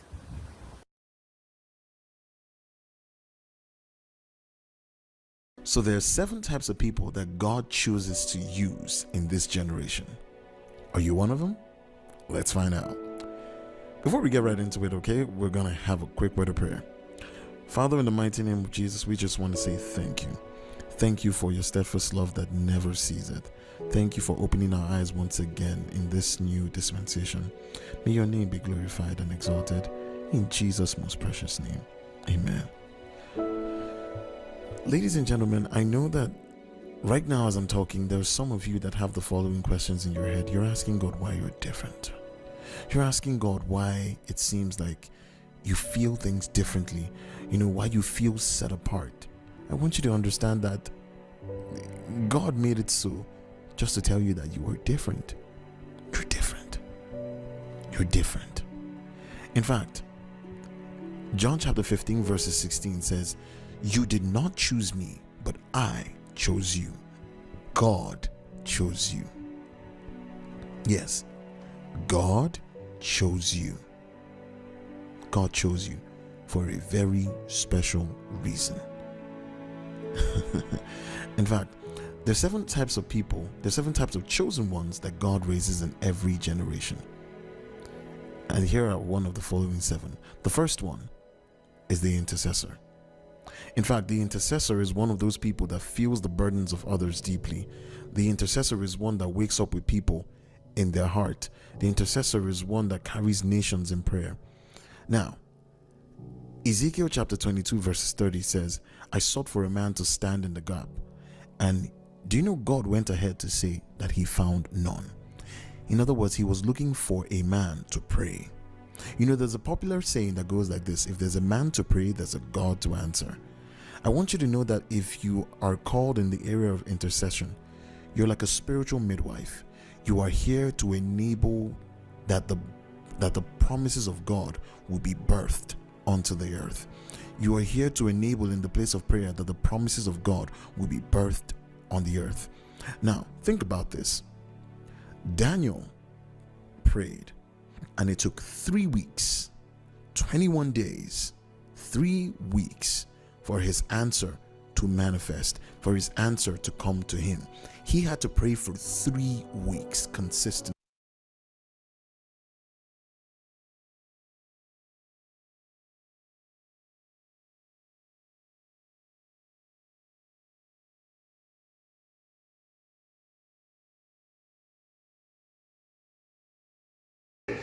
You can't trust me. I've been working with them for 45. These niggas. You can't trust me. These niggas. You can't trust me. I've been working with them for 45 years. A nigga just ain't gonna do the right thing. He got an attitude about everything. Pastor Manning, he ain't for the black man. He's against the black man. Then you got rap music. Damn. And it gets worse. Our youth today, you go to Daytona Beach, I don't know if y'all seen some of the videos. They even go to Ruth Chris restaurant now. They're like a bunch of monkeys. I swear before God. Black Gen Zers, somewhere between 15 and 30, they're like monkeys. They're like marauding monkeys. Turn loose on shopping malls, restaurants, running amok, knocking over things, fighting and shooting and killing, half naked. They're like monkeys. Send asses back to the jungle. All right, folks, I've said that. I've said it. Y'all got mad at me when I said I was calling black folks monkeys. Okay, I mean, if the shoe fits, here we are. We're talking about black culture tonight, folks. What is it? How did it become what it is today? And how do we turn it around? Most black Americans aren't the problem. Or are they? This is the question I want to ask. Is this most black folks, or is it part of the community? One thing I do know, it's a concentrated underclass combined with elite race grifters. Okay. We're going to talk about it all tonight. This is Pop and Politics. Remember, as you come in, to like, share, and subscribe. If you are tired of power-hungry commie leftists trying to strip us of our rights and tear apart our country, folks, you're in the right place, because we push back against them.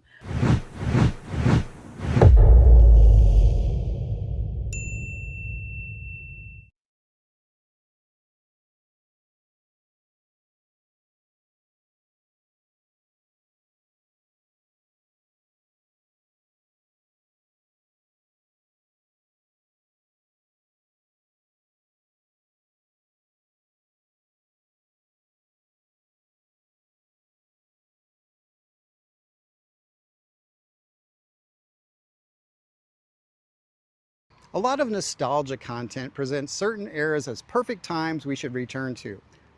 That's not what this video is.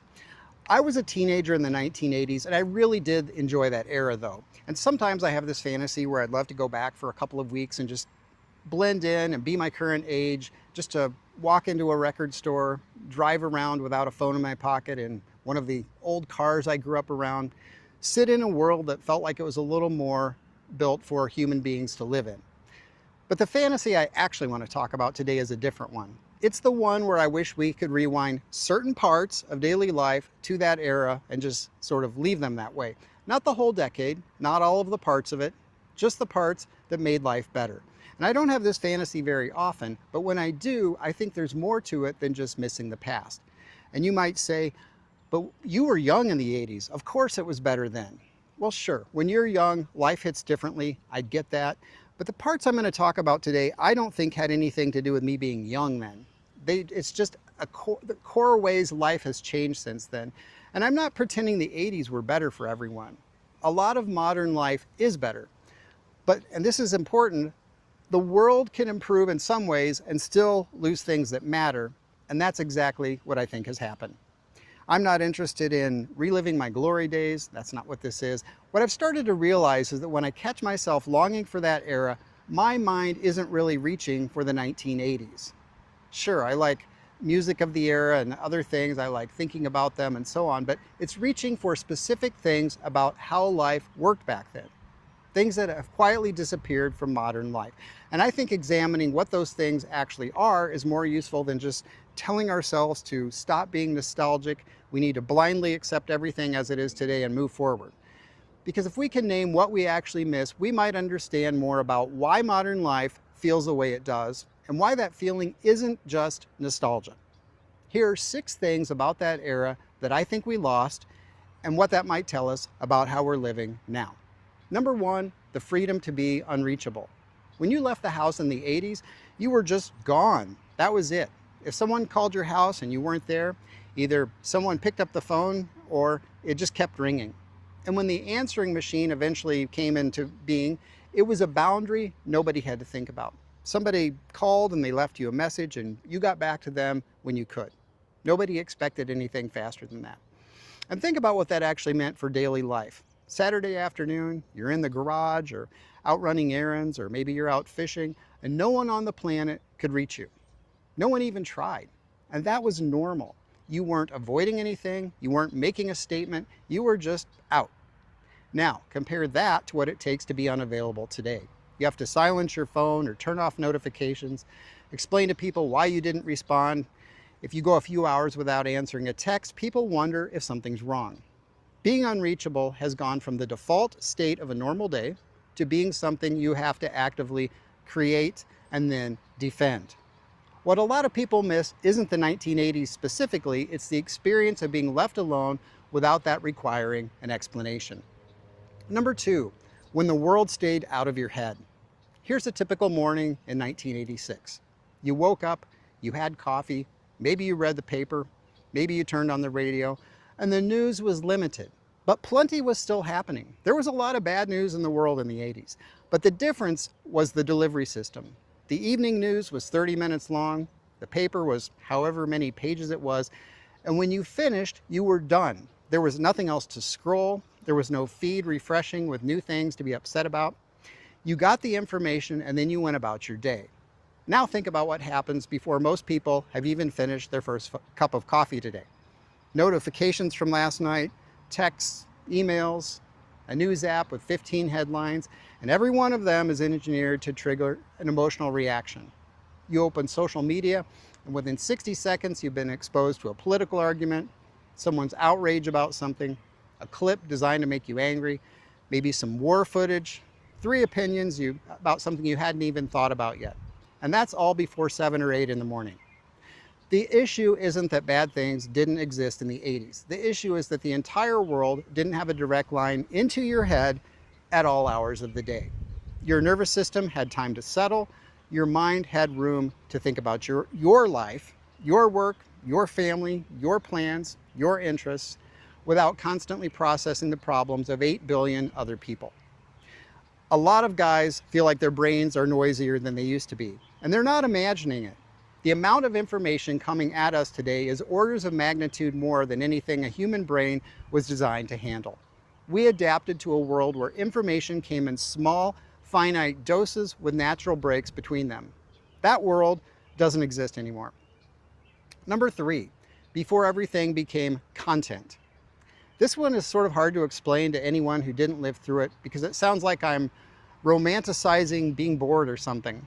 I'm not. In the 80s, you could spend Saturday working on a car in the driveway, or going fishing, or listening to a record or a cassette from front to back, or just hanging out with a buddy, talking about nothing in particular.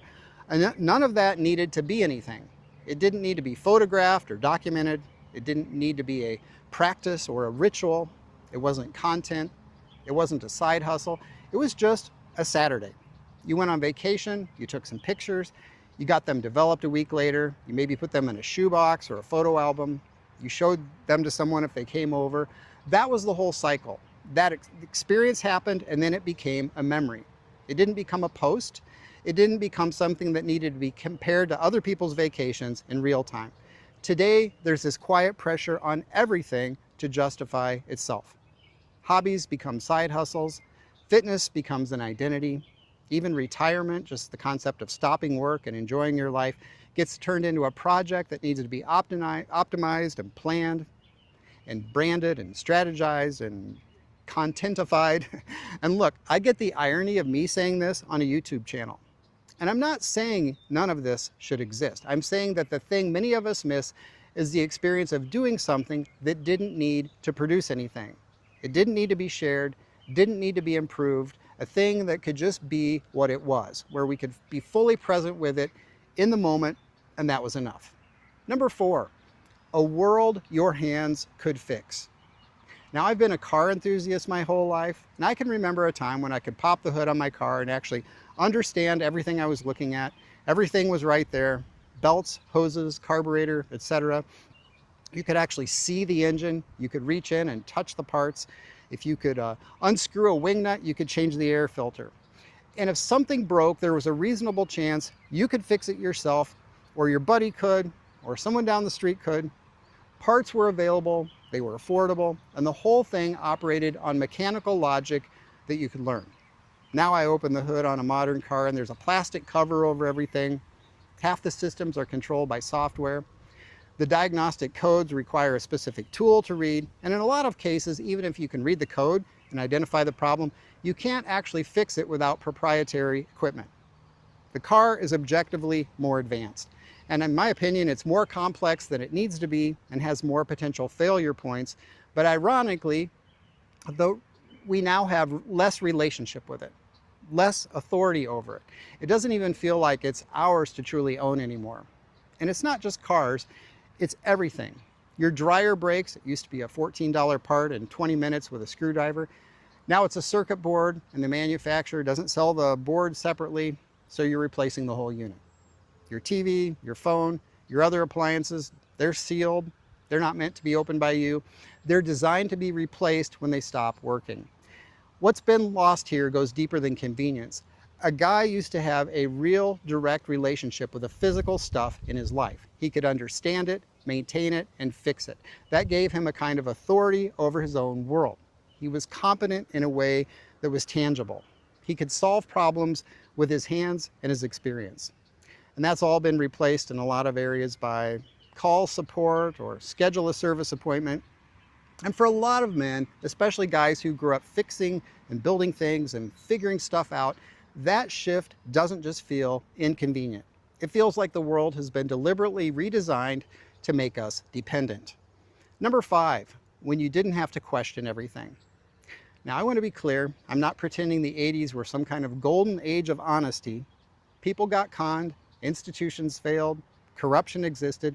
I know that, none of that is new, but there was something fundamentally different about moving through an ordinary day back then. You went to a restaurant because someone you knew said it was good. You didn't cross-reference 200 online reviews and then try to figure out which ones were fake.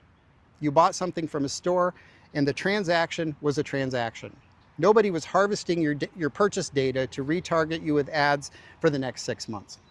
You watched the news and you could mostly take it at face value. Was there bias? Sure, but the news wasn't algorithmically optimized to keep you angry, so you'd keep watching. Your mechanic was a person, not a company. Your doctor was a person, not an institution. Your kid's school was a school. These things had a basic straightforwardness to them that's hard to describe until you realize how much of it is gone. Now think about what it takes to get through a normal day with your guard at the right level. Is this email legitimate, or is it a phishing attempt? Is this product review real, or did the company pay for it? Is this news story reporting facts, or is it just designed to provoke a reaction? Is this company going to sell my information? Is this music AI generated? Is that photo real? It's exhausting and it's constant. Most of us have gotten so used to it that we don't even recognize it as a burden anymore. It's just the way things are. But it is a burden. It's a tax on your mental energy every single day. This background process of having to audit and verify and second guess almost everything you interact with. I think the thing most people miss isn't some perfect and innocent world that never existed. It's the ability to get through a normal day without feeling like you need to be a hyper-vigilant detective about everything. Number 6, when scarcity made things matter. I remember being 15 years old, waiting for a specific album to come out.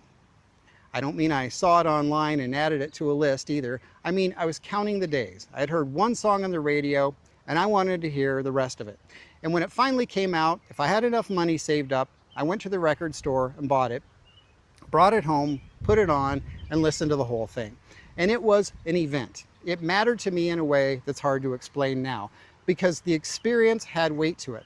There was anticipation, there was scarcity, there was a physical object in my hands that I paid for and owned. And I lived with that album for weeks. Think about movies in the summer of 1984. There were probably 4 or 5 big movies, and that was it. And because there were only a few, each one felt like a big deal. You went to the theater with your friends, you talked about it for days afterward, you quoted it for the rest of the summer. One movie could define an entire season of your life. Even photographs. You took pictures, but you took maybe 24 or 36 of them because that was the roll of film. And then you dropped the film off at the drugstore and waited. You didn't know what you had until a few days later. And when you picked them up, you saw that some were terrible, some were great, and because you'd waited and because each shot had cost you something, the good ones actually meant something. What I'm describing isn't a preference for worse or outdated technology. It's something more important than that. After a certain point, having more choices doesn't make life better.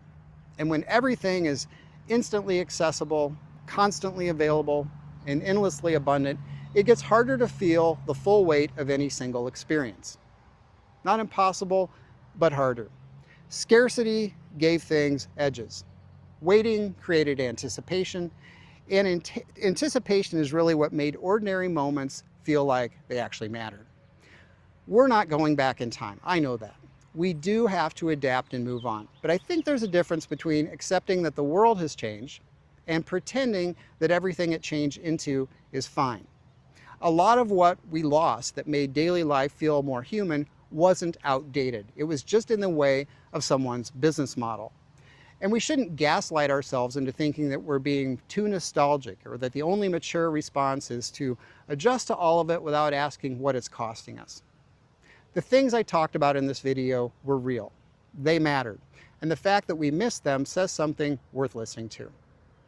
If this resonated, please like the video and subscribe. Thanks for watching. I hope you have a great day.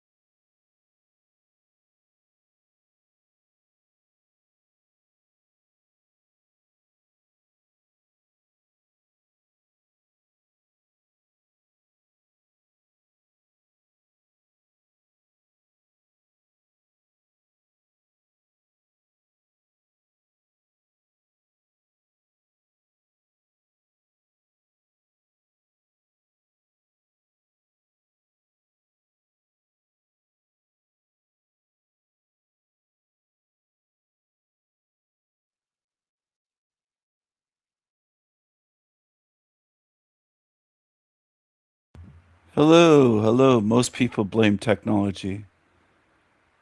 They don't think it's spiritual. It's just technology. That's what they do. Now here is an absolutely filthy scene in modern London where some absolute lunatic starts randomly shouting at a woman and getting extremely aggressive with her, accusing her husband of being a PDF file if you know what I mean. And this all seemed to be completely unprovoked, by the way. The guy just randomly went up to her and started shouting, probably because he was having schizophrenic delusions. Just take a watch. Cough! You're that's what you are! Cough! Your husband is a your food is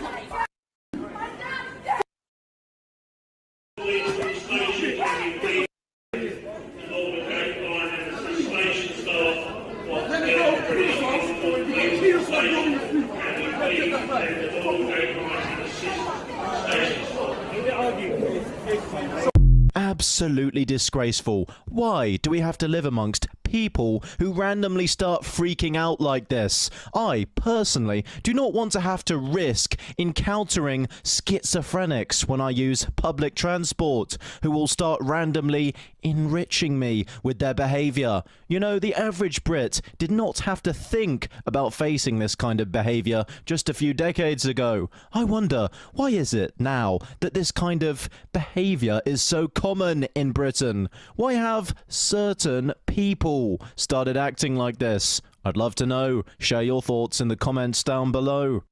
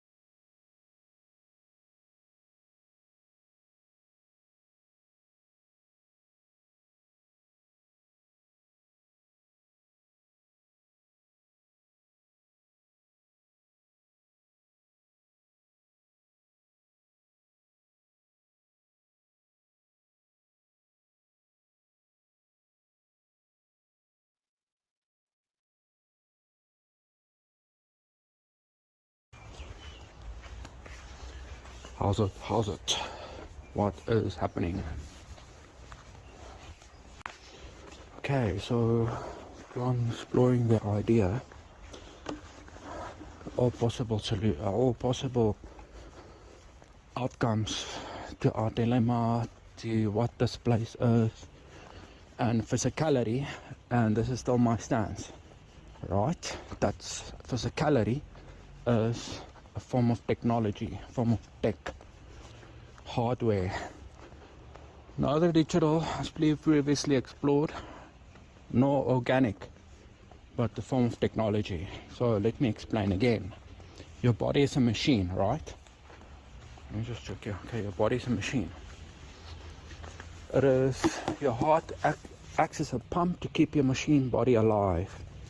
And your brain is also a piece of hardware which acts as a processor that process your eyes is an extension, basically, the windows to see, for your consciousness to see the world, the hardware around you. You're surrounded by, via your processor brain, to process that information within your consciousness.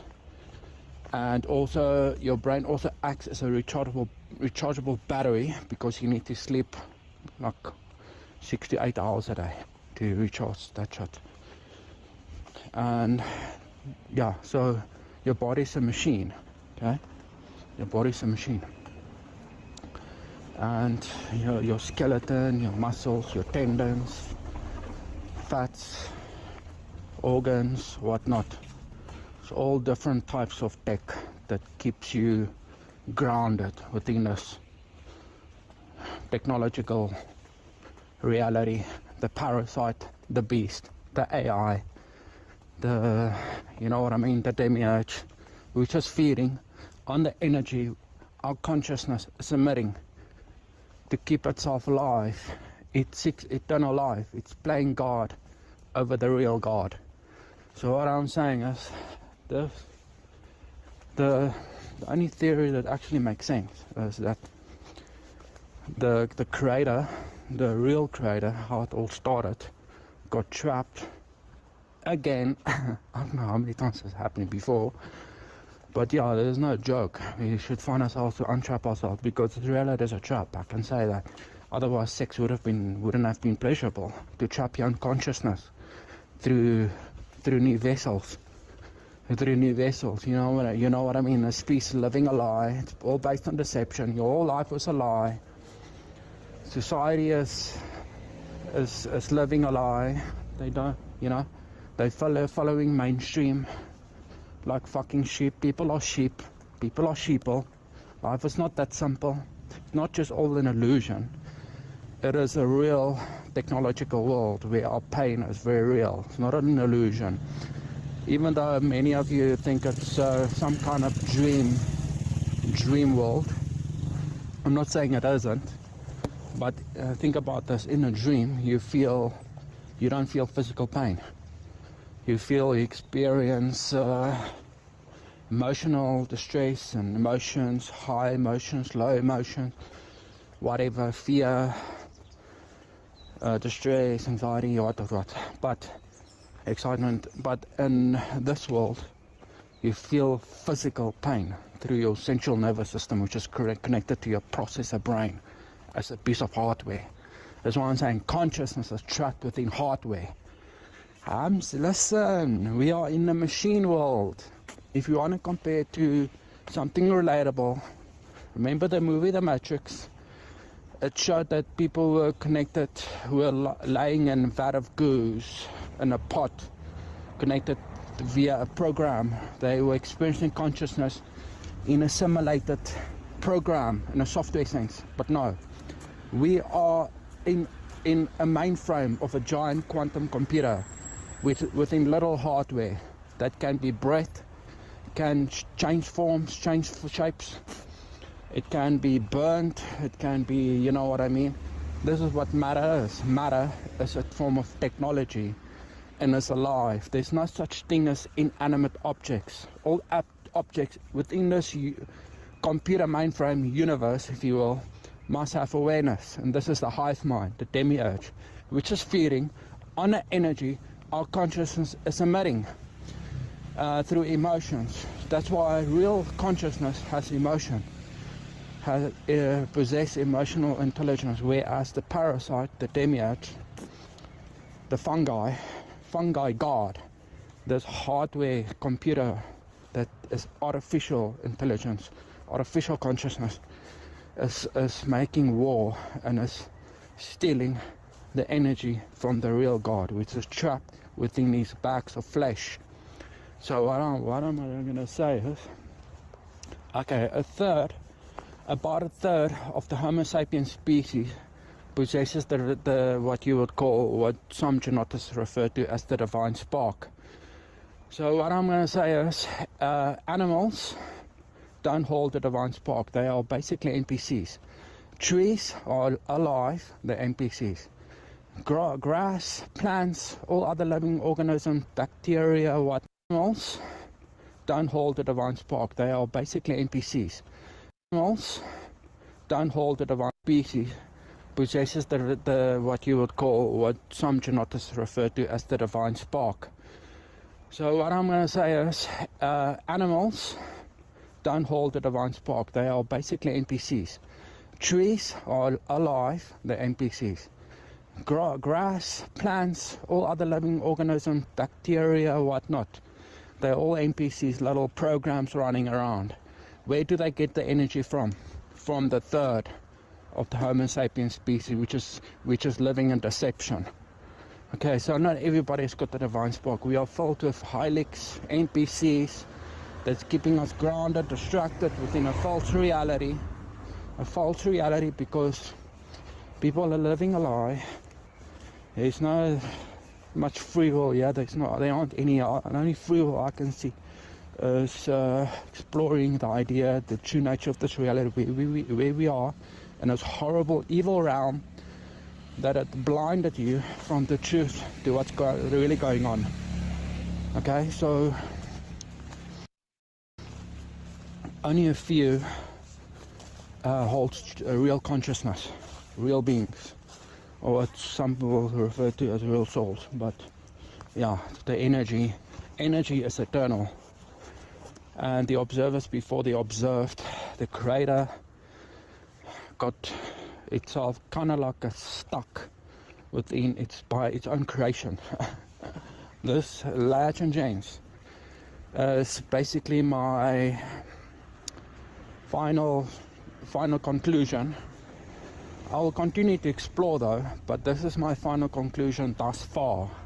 Okay, and where are we now? June, July 2026. Okay, this is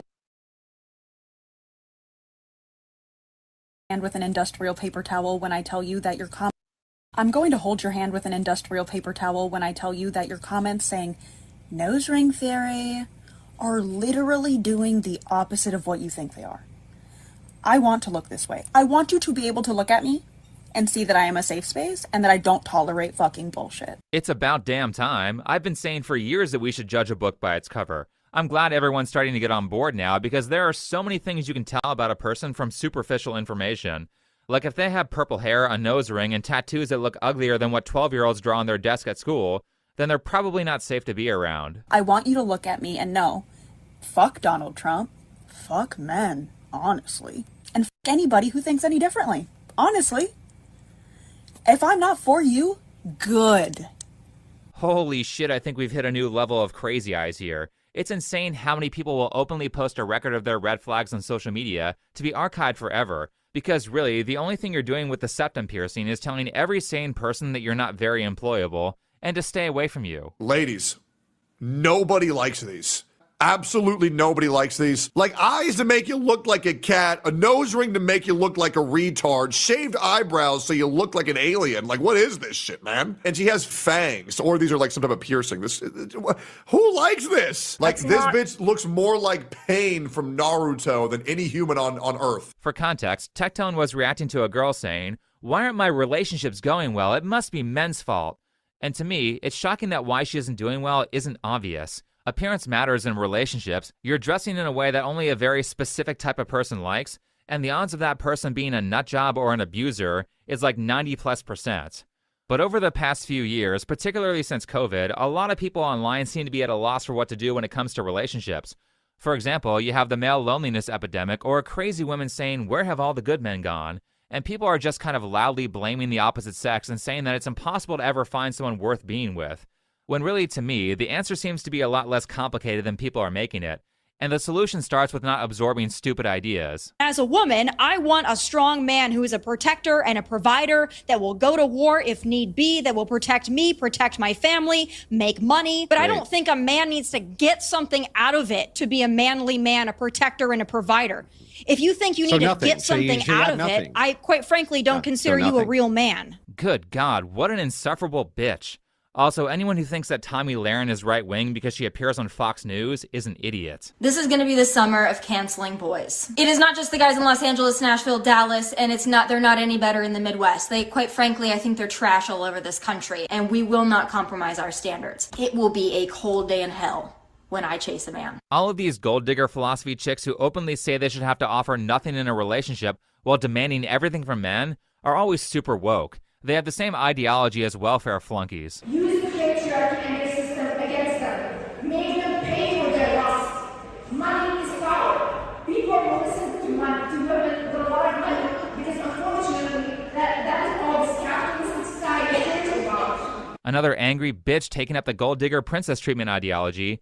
Yes, capitalism and the patriarchy are why the wizard Liz has to teach women how to manipulate men.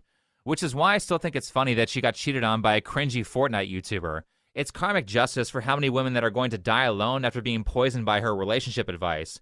We would have a mental health boom if women just uninstalled Instagram and TikTok from their phones, because that's where they're getting all this trash dating advice. Break up with your Republican boyfriends. They voted against you. They voted against your body. They voted against your rights. Even if they say that they didn't vote or they're not into politics, there is no such thing anymore. Either you're about what's going on or you're vehemently against it. Look, I get it if you're a Democrat and don't want to date someone who is a Republican. I think in general it's not smart to be in a long-term relationship with someone who has different values. But if you can't even handle a relationship with someone who doesn't have any strong opinions on politics, then you're mentally ill and probably have terrible conflict resolution skills. Oh, look, a nose ring. But one thing they all have in common is they're all wearing nose rings. Isn't that crazy? It's like every single one. Holy shit, what are the odds? It's the mark of the mentally ill. And this whole I won't date you if you don't constantly virtue signal is the new dating meta for liberal white women, which is objectively just the worst demographic. I love you so much, but I've always wanted a partner to be on the same wavelength, and so today I can't. But we talked about a lot of the values that I hold so close to my heart. Making this decision, my mind is telling me I can't. Like, really? Yeah. Like, I remember, I asked him about, Black Lives Matter, and I'm no expert. But, when I asked him about it, he was like, I guess I never really thought too much about it. That affected me, especially in our own city. How could it not? Man, that guy dodged a bullet harder than Trump. Do these people still not get that Black Lives Matter is a terrorist organization? Did they miss the part where they essentially embezzled millions of dollars to buy themselves a mansion?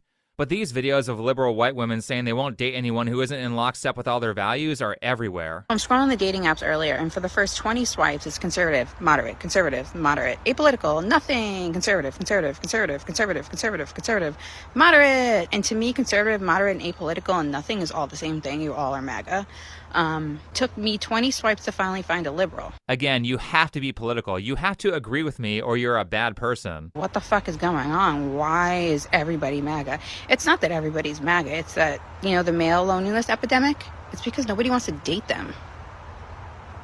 They don't make good partners. That's why there's so many single ones out there. I'd rather have no dates than ever date a MAGA ever fucking again. I'm guessing her ex who broke up with her was a Trump supporter. Hey, lady doing the Bob's Burgers cosplay, aren't you single too? Doesn't that mean that no one wants you either? But you know what would make this all better? Education, which is why I want to educate everyone about Raycon. Raycons are the best earbuds on the market at an affordable price with a battery that basically lasts forever. You get 8 hours on a single charge and up to 32 hours if you let them recharge in the case, which is perfect because over the past year of me using Raycons, I've really started to appreciate how well they fit into my ear. Not only is that good for working out, but they're also comfortable enough to sleep with, which is important because I get woken up by everything. Some of you might have noticed that this video contains a lot of pictures of Japan, and that's because I recently visited there, and a part of that trip included a 12-hour flight where I was seated very close to a crying child. But thanks to this entire row of seats being empty and the noise-canceling ability of Raycon earbuds, I was able to sleep through a significant portion of that flight. Unfortunately, the flight back was full, so I didn't get to turn one of the middle rows that were empty into a bed like I got to on the first flight.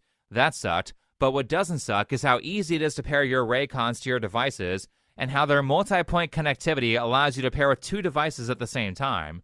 So if you want to check out Raycon earbuds, then click on the link in the description or go to buyraycon.com/TBYS to get 20% off site-wide. That's buyraycon.com/TBYS. Alright, so crazy women on TikTok aren't the only issue with dating, because over the past decade, the social climate has changed quite a bit. Tell me why every day I go out looking adorable, tits bouncing, skin glistening, and yet nobody ever hits on me or approaches me.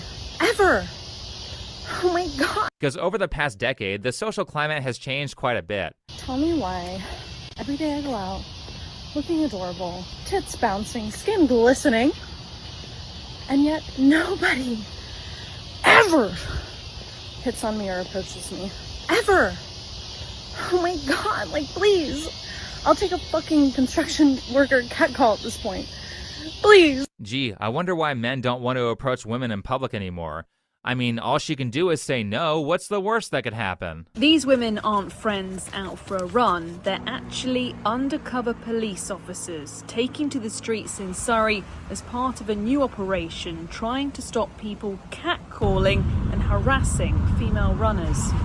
We get honked at, the staring, the hanging out of the window just to look at us, and it's so prevalent.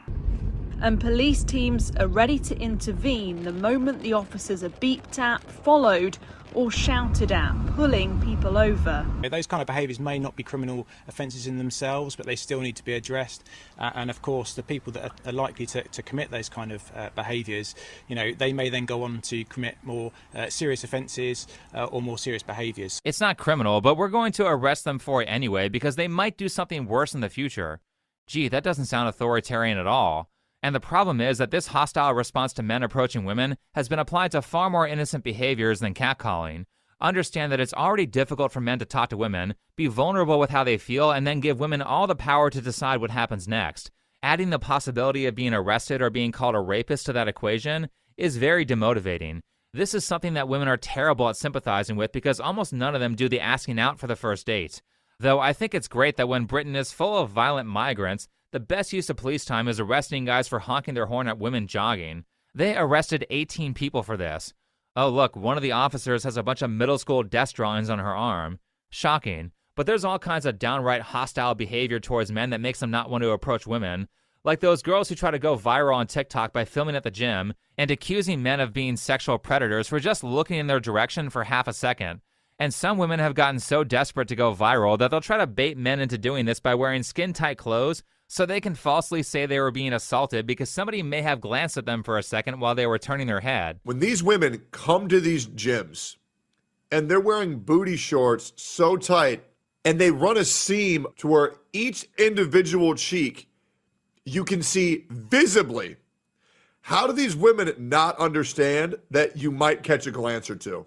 It'd be the exact same thing if a man came into a gym wearing a fucking Speedo. Right, they know what they're doing. Working out doesn't require that you wear clothing that is so form-fitting that you're basically naked.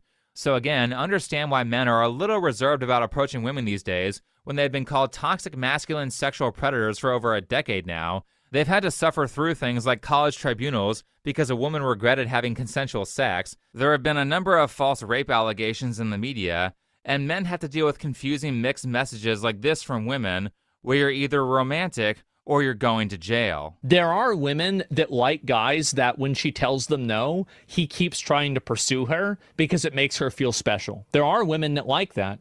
Most women don't like that. And my advice to you is to assume that they don't like that. And so do you know if you're going to, are you approaching a girl that is a no means no girl? Or are you approaching a girl that is a, ask me 3 times to make sure that you really actually care about me girl? You see what I'm saying? And there's no way to really tell that really at all. Right. I don't even think this whole approaching women that you've never met before and asking them out is a working strategy anyway. Like, you hear stories, but I feel like they are mostly in movies where a guy sees a girl on the train or whatever, he strikes up a conversation, and a year later they're married. I don't think most people traditionally have initiated relationships from these one-time occurrences. Also, I'm excluding dating apps because I think they're toxic and don't really work on a large scale either. But I don't think I've ever known someone to progress towards a long-term relationship from someone they've only seen one time before asking them out on a date. They always find people from environments where they're seeing each other multiple times, like school or work or through a friend group. Even if it's like a cashier at the store, they've seen or talked to that cashier multiple times before going out. So I think the actual strategy is to place yourself in social environments, both sexes, where you frequently are around the same people for hours and can talk to the same person multiple times throughout the event. Outside of that, personally, I don't think this cold approaching stuff works unless you're very attractive or rich or have incredible social skills.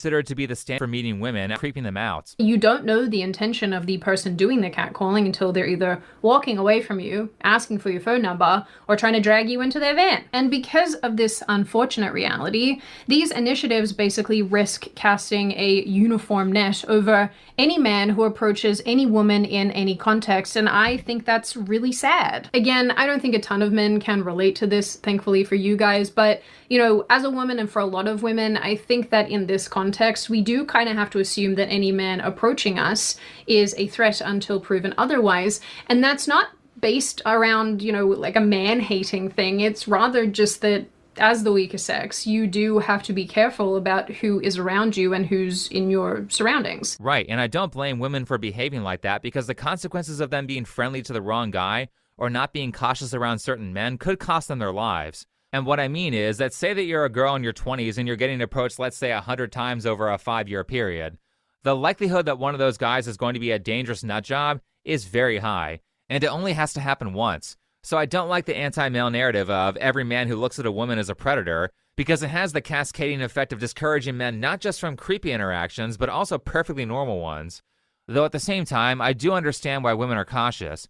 But maybe if the government would spend less time diversity hiring and more time arresting criminals, then women might feel a lot safer in public. However, if you want to blame women for every inconvenience and you can't empathize with why they don't want to be constantly approached by random men they don't know, then you probably aren't that fit for a relationship. I guess a secondary thought that I have that I don't want to get into is I would love to be a fly on the wall when these coppers realize the primary demographics that are doing the catcalling and who is the most risk to women. And then how quickly they will shut the initiative down when they do that, when they realize that. Oh, I do want to get into it. To be clear, she's referring to that British video where they're arresting people for catcalling. And I will mention that for those of you who are old enough to remember this 10-year-old video that went viral and basically started the anti-catcalling craze, feminists shut up real fast when people pointed out that this girl walking around New York was almost exclusively being catcalled and stalked by racial minorities. Oops, that screws with the anti-white narrative. Again, I don't think people should catcall, but you shouldn't go to jail for simply whistling at women walking down the street. So the dating market can be super hostile towards men, and we didn't even talk about the T app, which was an extremely popular app, by the way, where disgruntled women were anonymously doxing and defaming their exes. Let me repeat that. They were anonymously posting private info about their exes without their consent on an app where men aren't allowed to join.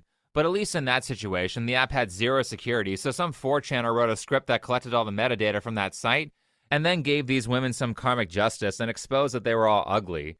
So there's a decent amount of hostility towards men in the dating market, but that's not to say that all of these issues lie with toxic women. There are plenty of toxic men or men who are undateable like those nose ring chicks, but for different reasons. The most common one I see on YouTube is the epidemic of these I'm a loser videos. I'm 35 years old, and I live at home with my mother. I spent all of my 20s and half of my 30s so far doing almost nothing productive. I smoked pot, I watched porn, I played video games, and I never took the time to really invest in my future, my finances, skill sets, knowledge bases, all that. Well, you screwed up. You made it to almost middle age with no skills that will make you over minimum wage. I've seen a lot of people over the years make excuses for this type of person going, oh, well, it's not their fault because it's hard out there. Okay, I can see how life can be more difficult for certain people, but you had 17 years as an adult to build a marketable skill, and you came out with nothing? It doesn't take that long to build a skill that makes above minimum wage. And you're living with your mom, so I can't imagine that you have big expenses like rent or a mortgage or any time-consuming responsibilities that would prevent you from getting educated. That being said, this is also why I don't really blame women for being upset about these guys or making fun of them like how we make fun of the nose ring chicks. I've watched like 100 of these videos, and most of them just do it for pity and don't actually make their lives any better.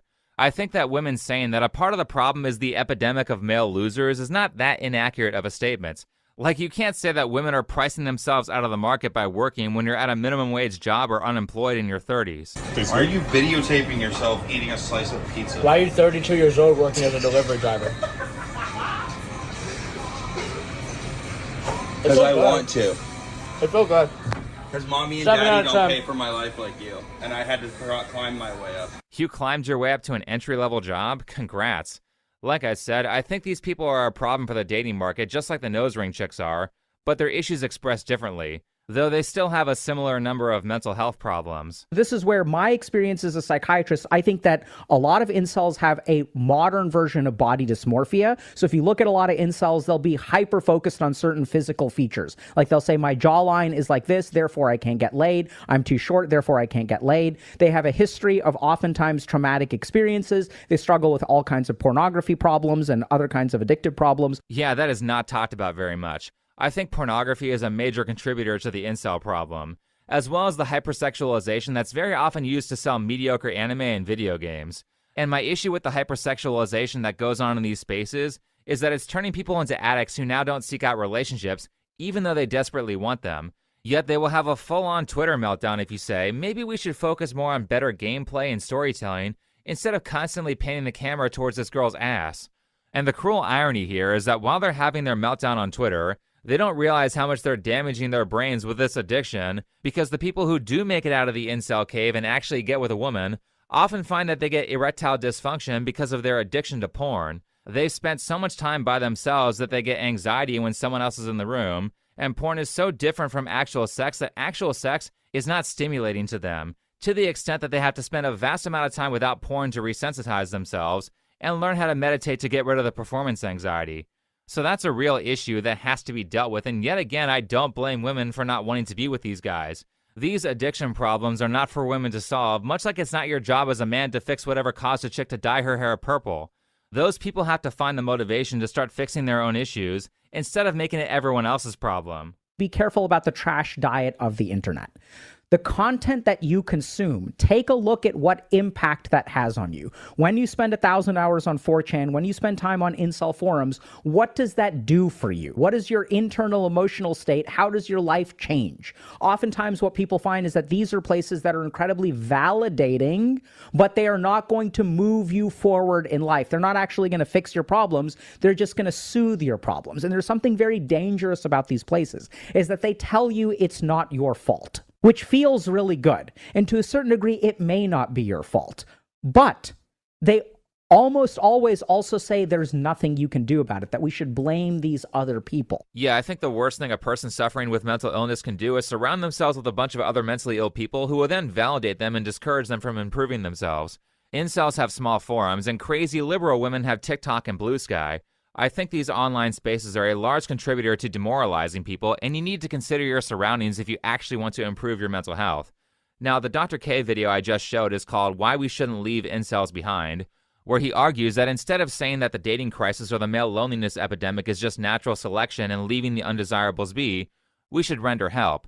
And to that, I say maybe. Maybe, because there are a lot of lost people who just need a half-decent mentor, but the problem here, especially with the black pill spaces, is that these people don't want help, and you can't help someone who doesn't want it. The only thing you can do is let them suffer until the negative consequences get so severe that they build the desire to change. But what this is leading to with all these mental health issues is that tons of people these days are below the minimum level required to be desirable in a relationship.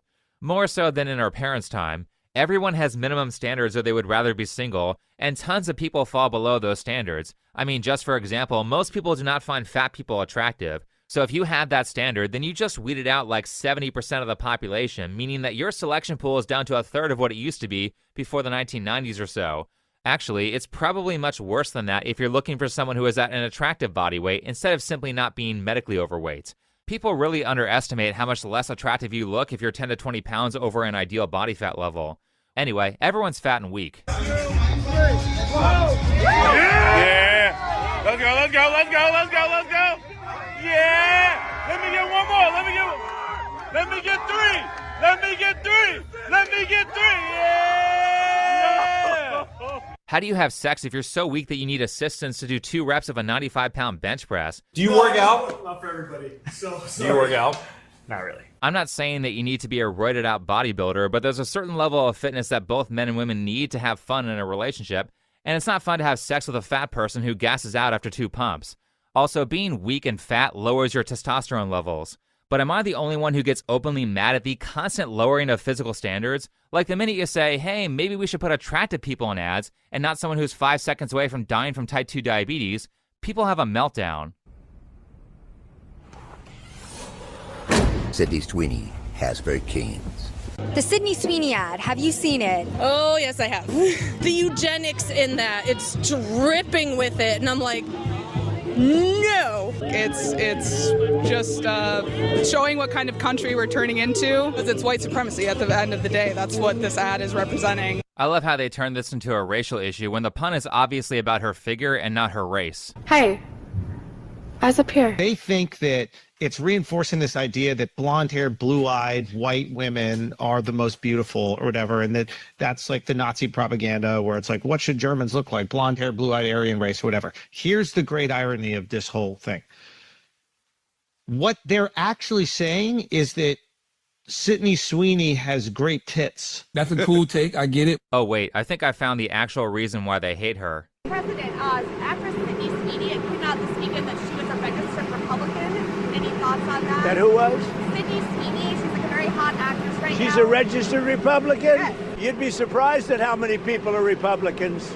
Right, she's a Republican, so she must be destroyed. But of course, oftentimes women's worst enemies are other women, especially if it's a woman more successful than they are. They keep beating the shit out of Caitlin Clark for no reason. Well, I mean, not for no reason, they're just very jealous. It is shocking how brutal this league is to their superstar. Caitlin Clark is like the sole reason the WNBA's popped off in any capacity recently. When Caitlin Clark was injured, it was a 55% decline in watchers. It's unbelievable how they treat her just because she's the superstar. Stuff like this makes the WNBA sex toy situation even funnier. But wouldn't it be great if women stopped lowering the value of the dating pool by purposefully sabotaging other women they're afraid of competing with? Okay, I want you to rate this woman on a scale of 1 to 10. Oh, 9 or 10 easily. She's stunning. Okay, be honest. Drop dead gorgeous. Well, what if I told you that you look like her? Oh, so you think I'm fat? Yeah, and now the guy that you didn't pick has to deal with some fat hippo, and now we have a dating crisis. Every time you convince someone to be a degenerate, that's one less person from the opposite sex who can have a viable relationship partner. If you do that enough times, you get a crisis. Worse,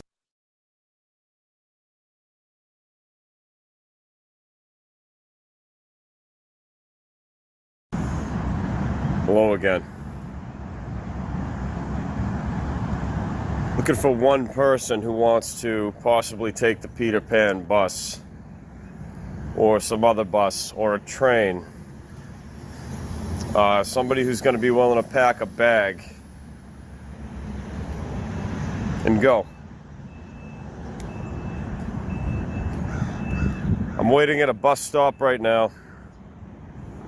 I have a bag ready to go.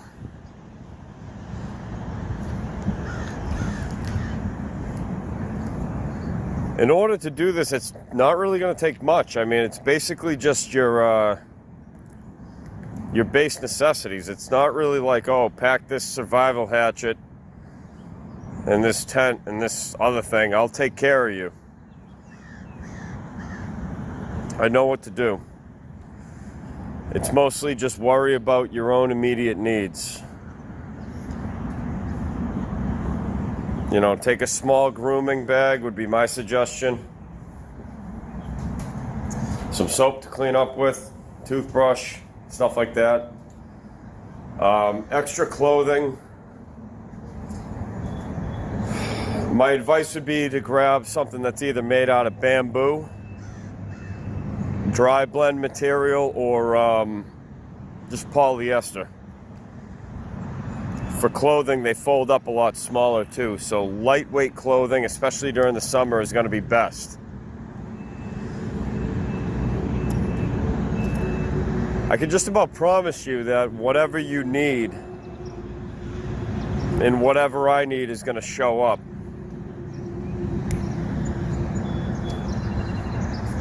I'm looking for one person who wants to walk for freedom.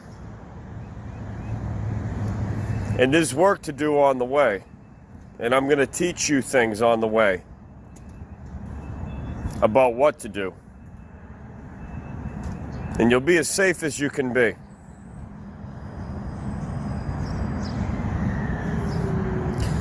I promise to do whatever it takes to protect you if you don't feel like you can protect yourself.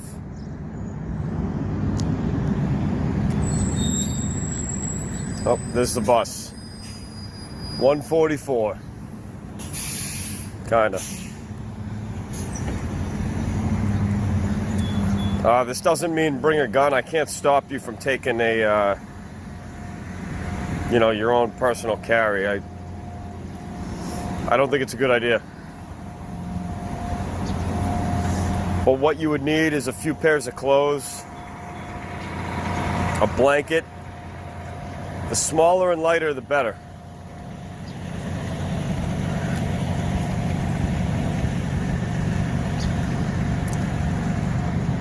I have most of the stuff that would be needed, but most likely a trash bag, a few trash bags, some Ziploc bags, whatever you would need, like maybe a lunchbox just to get down here, but you probably won't need that. And I have the tools and I have the knowledge. You don't have to worry about like, oh, I need this tool and that tool and this survival thing. You don't really need any of that.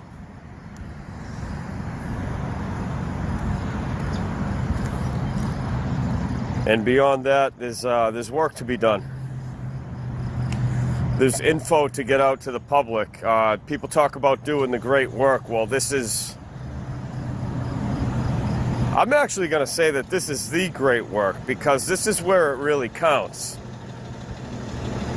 Obviously, the internet is controlled.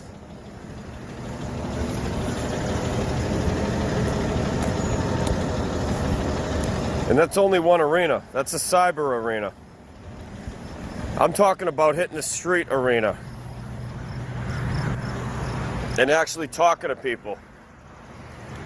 Mainly it's going to be printing out the info that we need, being stealthy about it. You're going to get a lot of exercise. Guaranteed you'll be in the best shape of your life. And you'll be able to get sleep when you need it, because you'll have somebody who's able to stay awake to make sure nobody bothers you. Personally, I don't think anybody's going to do it. Sucks.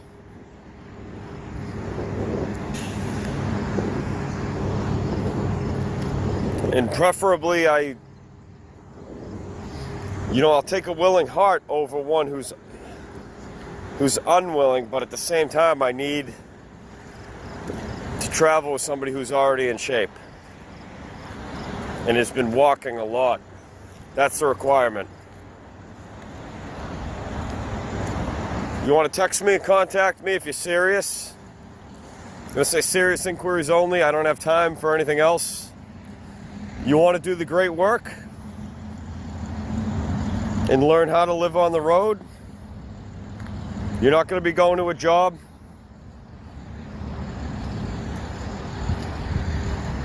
I'm going to help you get whatever you need. Also required is you cannot be somebody who's against stealing necessities from corporate entities if necessary. Food, stuff like that. Necessities. I'm not talking about greed. I know exactly what to do, and I can get you whatever you need, whether it's clothing, food, obviously water. There's no issue. Vitamins, it doesn't matter. You're not going to go without on my watch. You'll have everything you need. And I'm willing to take the risk. I'm not asking you to do anything you don't want to do. One person, preferably a male. I'm not against traveling with a woman, but I would prefer a man. A real man. So that's it. Again, that's having a backpack doesn't really matter as long as it can hold gear. Should be moderate size. You know, small kit to take care of your bodily needs. You know, holds at least 2 water bottles, 2 good sized water bottles, or a canteen. Some clothing. Extra pair of pants would be preferred. Several shirts would be that's just my suggestion. You don't have to do what I'm saying. It's whatever you think. But we're talking basically just pack it with the things that you know that you need every day, and I'll help you do the rest.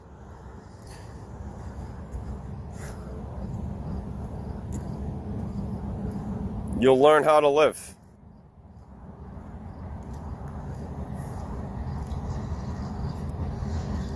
And you'll learn a lot about yourself, and so will I.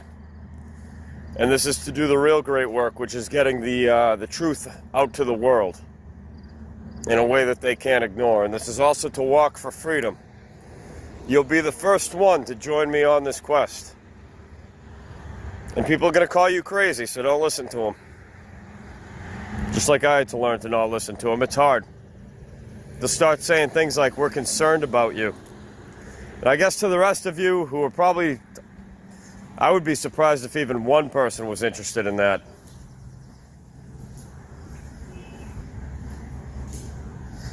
But to the rest of you who aren't, which I know is already the case, I'm just going to finish up and make a little video out of it. It's not going to be very long, I don't think.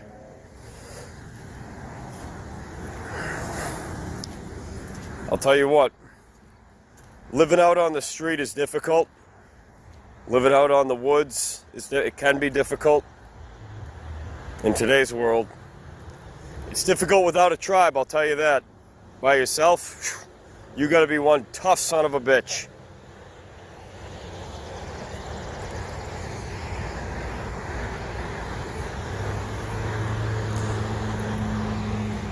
But after going back to my truck to get some sleep, which I finally got last night, and I needed it. Been sleeping a couple hours at a time if I was even able to sleep. But going back to my truck, which all it really is to me at this point is a storage unit. It's filled with things. And yeah, a lot of them, they're useful, but I don't need them.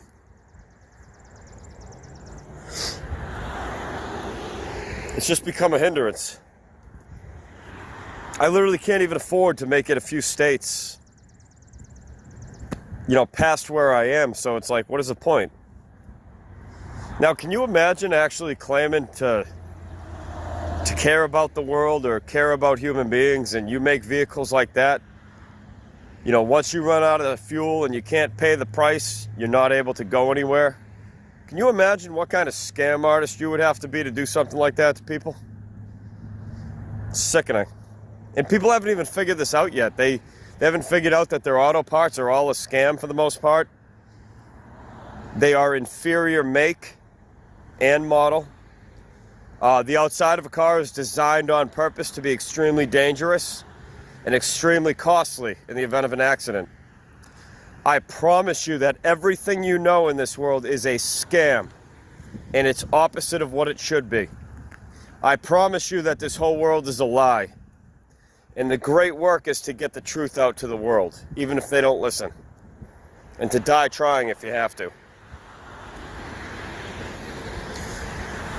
Nothing's going to happen to you if you don't do it, other than you get what you accept. And I would say that anybody who isn't willing to say no to this is going to continue to get more of the same for, I would figure, probably forever. Those who walk away from it, physically walk away from it, not just go online and talk in chat groups and post videos and do the stuff I've been doing for years. You got to go beyond that. In my opinion, you got to go way beyond that. You're going to get out of here.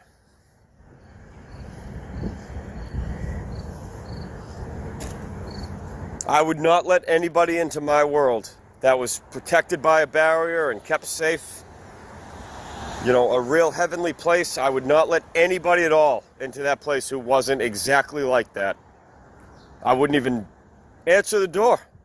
I wouldn't even answer the phone, let alone the door, unless I knew exactly who it was. Especially not if they put up with this shit, because they're going to let that same shit right through. They're going to open the door for everybody. Oh, sure, come on in. No lies allowed in my world. It's truth only.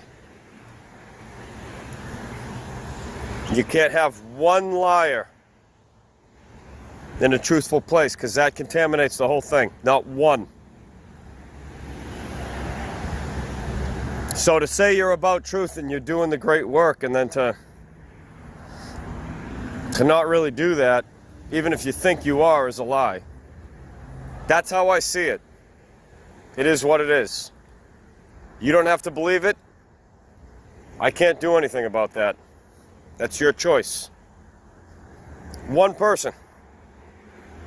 I'd rather one person with a willing heart who's already been exercising at least a little bit, at least enough to be able to walk for long periods of time. That's all you're required to do at the start of it. Is serious about freedom.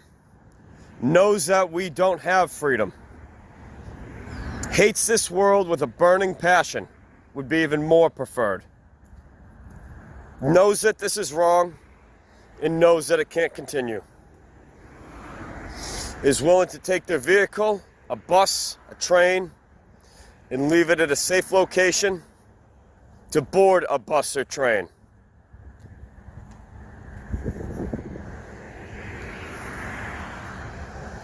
And to walk. And to go where we need to go. Before it gets even worse. Because the whole world, I'm telling you, it's going to get way worse. Way worse. And you're going to see it being on the streets. You're going to see what's going to happen if you're a truth seeker is you're going to see what this place really is. When you go against the master that runs this place, this entire realm, when you go against that entity and its minions, you are going to see exactly where you are. I promise you this is hell. And in a way, this is a jailbreak. And I can promise you that if you do it, you're going to get very strong. You're going to laugh at the things that used to scare you. You're going to laugh at them. And you're going to be all right.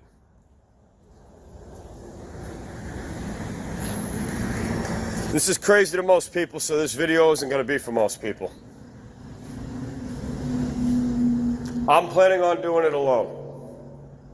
I wish I had one person to at least just make sure my, if I'm gone for years or whatever it is, I have no idea.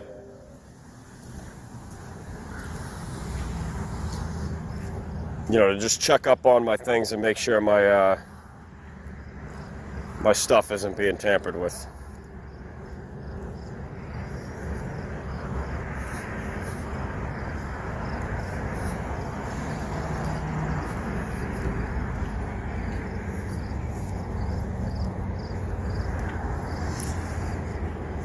I hate the way things are, and I hate this place, and I'm going to do something about it if I'm going to live at all. I have to. There is no other way. No, I don't think one person can save the world. Maybe two people can, though. Not even save it, but just get themselves out and fully shine a light on everything that's wrong, everything that's been hiding in the dark. You claim to believe the Bible.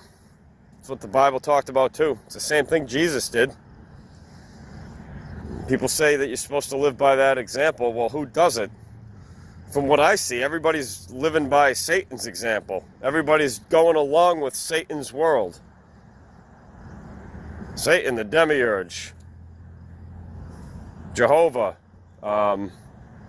This thing, I believe, goes by many names.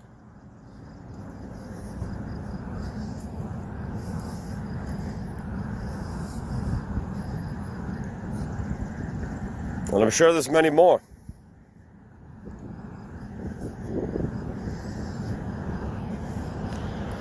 One person. I'd be willing to wait a couple days. Contact me, 1-781-831-0158. You have this in a video, so I shouldn't need to repeat that. Text or call. I would say text and let me know that you're serious. I'm not going to be answering other questions. I'm not interested in hanging around and talking. That's what destroyed the world. Somebody who's willing to walk. Walk away and walk towards what we need to. Somebody who knows that you don't have a life. That this is over. You don't have a life here. Nobody does.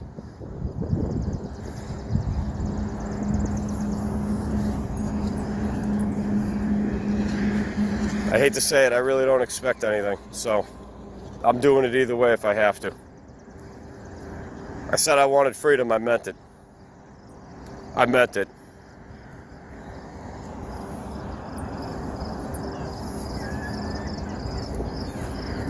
You can have freedom or you can be dumb.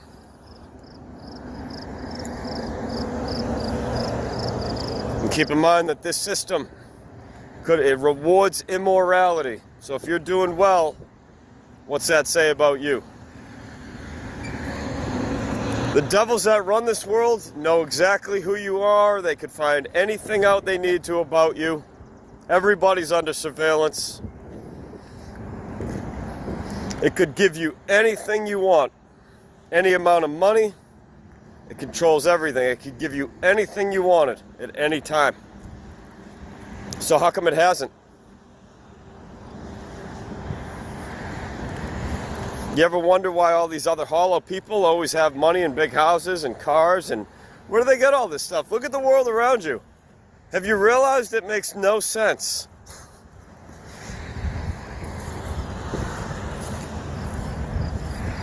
And it doesn't make sense because it doesn't. It's because it's some bullshit. Not what I said. What I said is true and accurate. This world is bullshit. These people are not real. They're not real. Real beings have a heart. Real beings care about what's true. Real beings care about freedom. And real beings do what they say they're gonna. And real beings also do something about it. Artificial beings love technology. They want to be around it all day. They want to stay inside all day. They want the computer to think for them. They want to play video games all day. That's an artificial being. Or rather an NPC, or as they're called on the other side, Zoids. Or as I like to say, Robotards.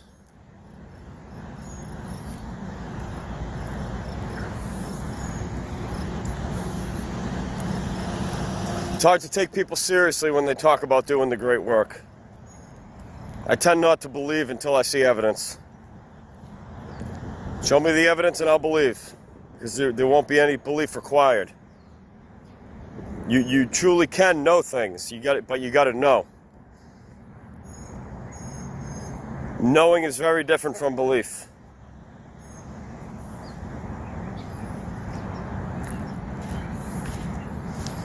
So the rest of you, good luck. It's not to be mean. I wish you the best. Good luck out there. I hope it all works out. Hope you find what you were looking for. Don't know how you're going to find it in this place, but hey, maybe you will. Might just tell people exactly where they belong. Maybe.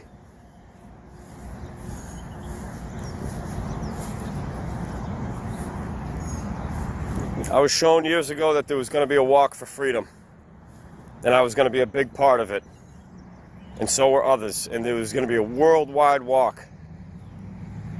Because eventually people were going to start realizing, and they were going to wake up way later, but they were going to leave and join that walk. Let's see if it's true. If I do this and I go alone, and I'm at it for a while and it doesn't happen, I'll know it was a lie. And what I was shown over and over again, some of the things that actually did take place that led up to it have actually happened. So I'm like, okay, you know what? I still have my doubts. I have them every day. I'm what the Bible calls, or Christians would call, a doubting Thomas in that way. I'm an extremely skeptical person. I want the truth. I want to know. I don't want faith. I want to know. And I want it to be real. I don't fall for beliefs, really. Not anymore. I'm very skeptical and very hard-headed in that regard. Truth. Gnosis, as they say. I gotta get going. Let me know.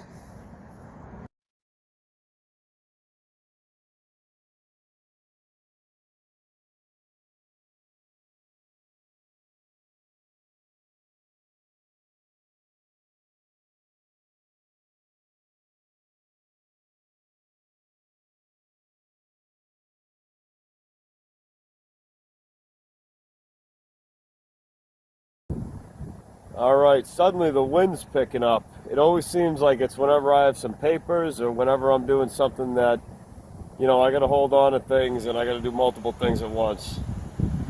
Something I've learned to actually like many things that are meant to be a hindrance. You sort of learn to fall in love with everything around you. All right, so doing dishes while you're on the road. Sorry if the audio is bad. That's the part I will apologize for. It might be a pain in the ass, but a lot of people are homeless right now. A lot of people can't afford to live and run dishwashers and things like that. You going to be surprised how easy this is, okay? This is from last night when I was doing my dishes. I got to try to hold on to everything. Suddenly the wind is getting really, really...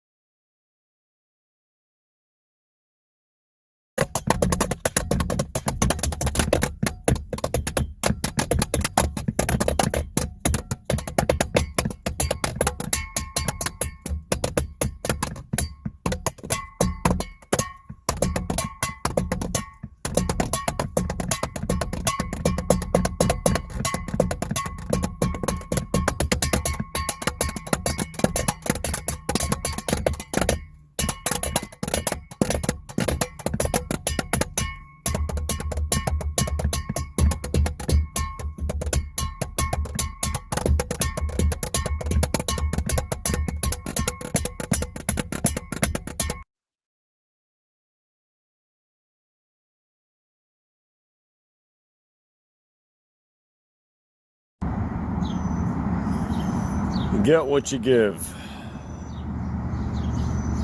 I don't think that's really true.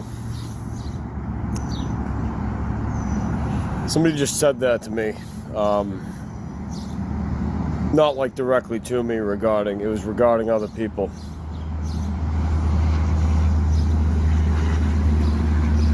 You probably heard that phrase, right? You get what you give. It's not true. You might get what you need, but from what I've seen in this world, you give what you give, and you get what you get. It becomes about giving to other people, no matter what.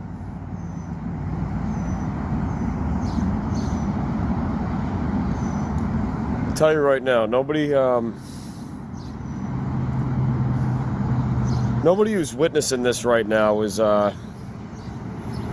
sitting on their high horse, you know, riding around in their Mercedes, whatever, thinking they won.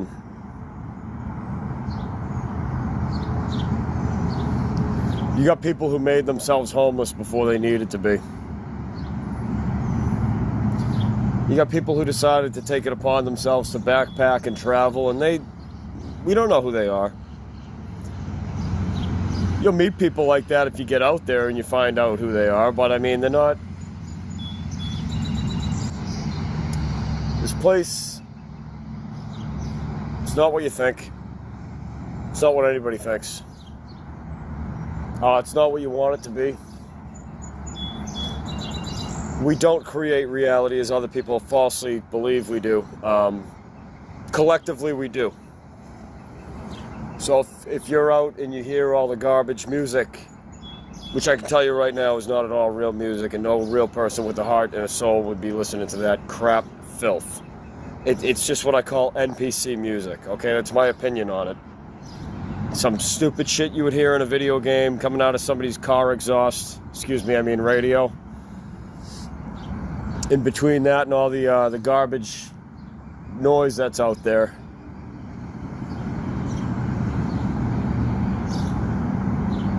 If you haven't asked the question yet, why are they doing this? You know, why do they have to do this every day? Like, somebody I used to know told me they play the same song every day. There's a man by the name of Joshua. He used to say that they do this on purpose. I don't know if that's true. It seems that way. But especially to people who have any type of spiritual experience, or maybe you're just a researcher, or maybe you're like a paranormal investigator, or whatever you do. You could just be religious, but you believe in other things that you can't see. There becomes a point where you know that that's real. And you can actually know that if you investigate. It's the only way you can know something.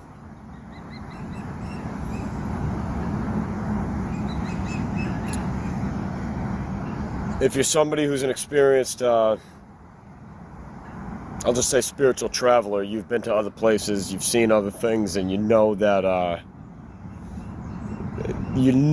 this place is all wrong. You know that other realities that work in harmony are absolutely nothing like this. And you got people who talk about heaven and they think that this is okay. It's always, yeah, well, you know, that's the way God made it, so that's that. Fart, fart, fart.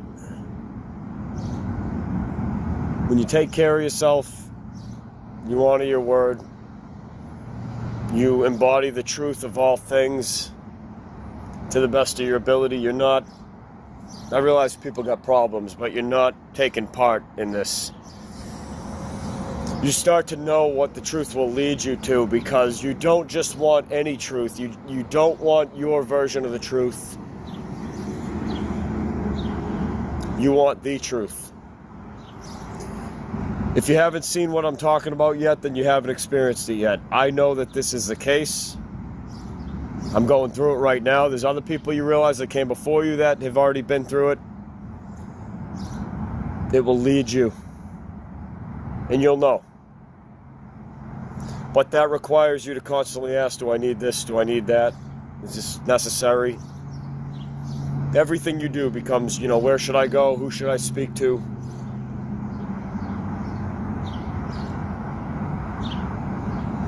And you realize that none of it can be about your own personal gain or reward. If people want to help you, that's amazing. Honor those people. Let them know, hey, I can't do anything for you right now at the moment. If someday I can, remind me, I'll remember you. I usually remember everybody who helped. Even just people I talked to and was just like, hey, what's up? Just met. I might forget the name after a while, but that doesn't matter. The question I have today is, why was your name worth remembering? Why were you worth remembering? In a different place, you know, you can think of this what you want, but like I said, I'm an out-of-body explorer. I have a lot of experience with it. I can tell you right now, I think anybody who's really telling the real truth about it isn't getting many views.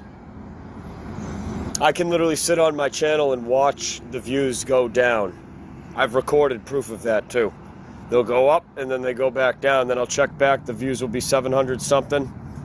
Then literally like a few hours later, they'll be back down to 500. And then they might even go lower than that. I'll literally watch the dial go down. So if you think that your views... hold on, we gotta wait for the noise. They don't sound like that for no reason. It's the reality telling you what it is. Get it? The cars, the engines, they all sound like they're farting along because everybody's full of shit. And it smells like shit. Like, I literally just walked into a McDonald's rest stop, and as soon as I'm like, it smells like a garbage dump in here. And then I went into the bathroom, and as soon as I got in there, there's a couple other guys in there. I'm like, it smells better in here than it does outside. Out in the cafeteria.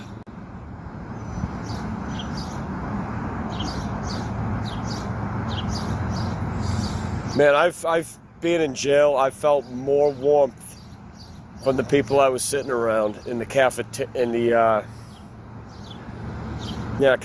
lunchroom, whatever you want to, depending on where you are, whatever it looks like. Even if you're just pacing the hallway eating out of a bag of ramen noodles, dry, you can feel more love that way than you can at a 5-star restaurant. I'm not joking. You go sit in the nicest, fanciest place around people you know don't actually care about you, and you can feel so completely alone. And that's your heart telling you exactly what the truth is. Yet you can, you could go to a prison or somewhere you think is a horrible place. You could go stay in a shack somewhere, or sit behind a dumpster with somebody and just eat crackers or something. You could feel more love in that situation than you can. But you got to be willing to walk, and you got to be willing to find out if that's true.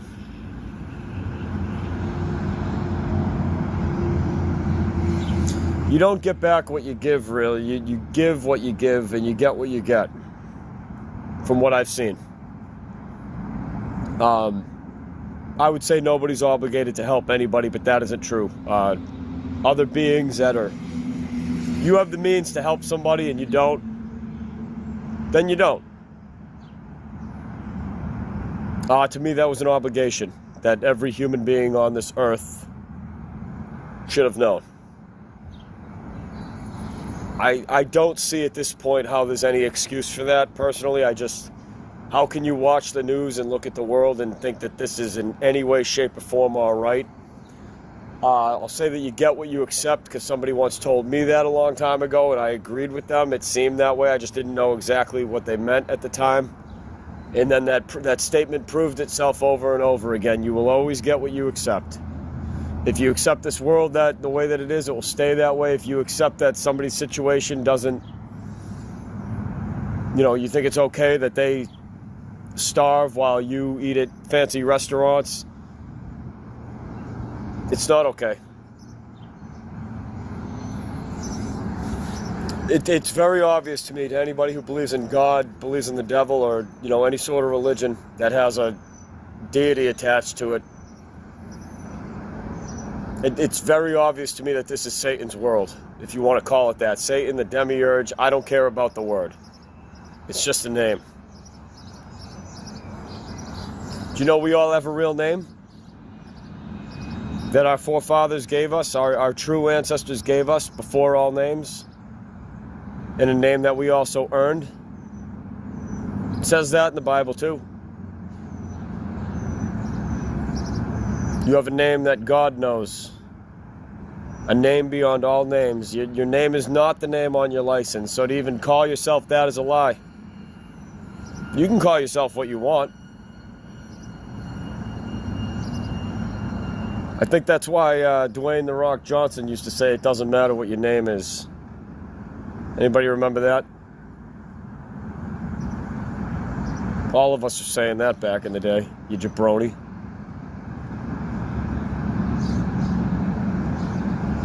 It's not what your name, it's who are you.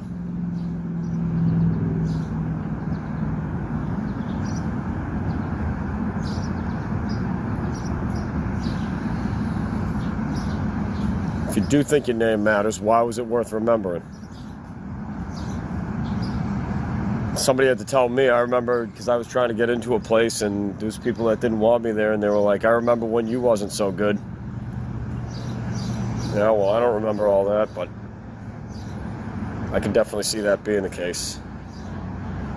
Well, I do remember when I wasn't.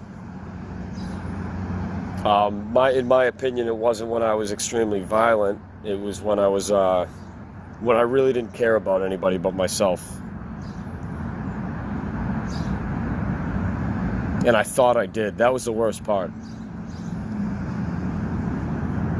And so I asked this being, who you could just tell it was light years beyond most. They probably wouldn't say that to you, but as far as like experience and wisdom, you can just tell. And they don't appear the way that you might think. And so I said, and what was my name? Kind of being a smart ass. And they said, it doesn't matter, it wasn't worth remembering. And they walked away. But they were trying to tell me through that you've made a lot of improvements since then.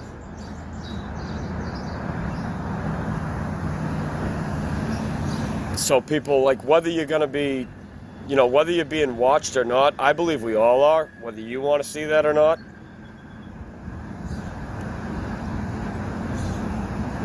You got people that keep showing up to support this, to play the same song every day.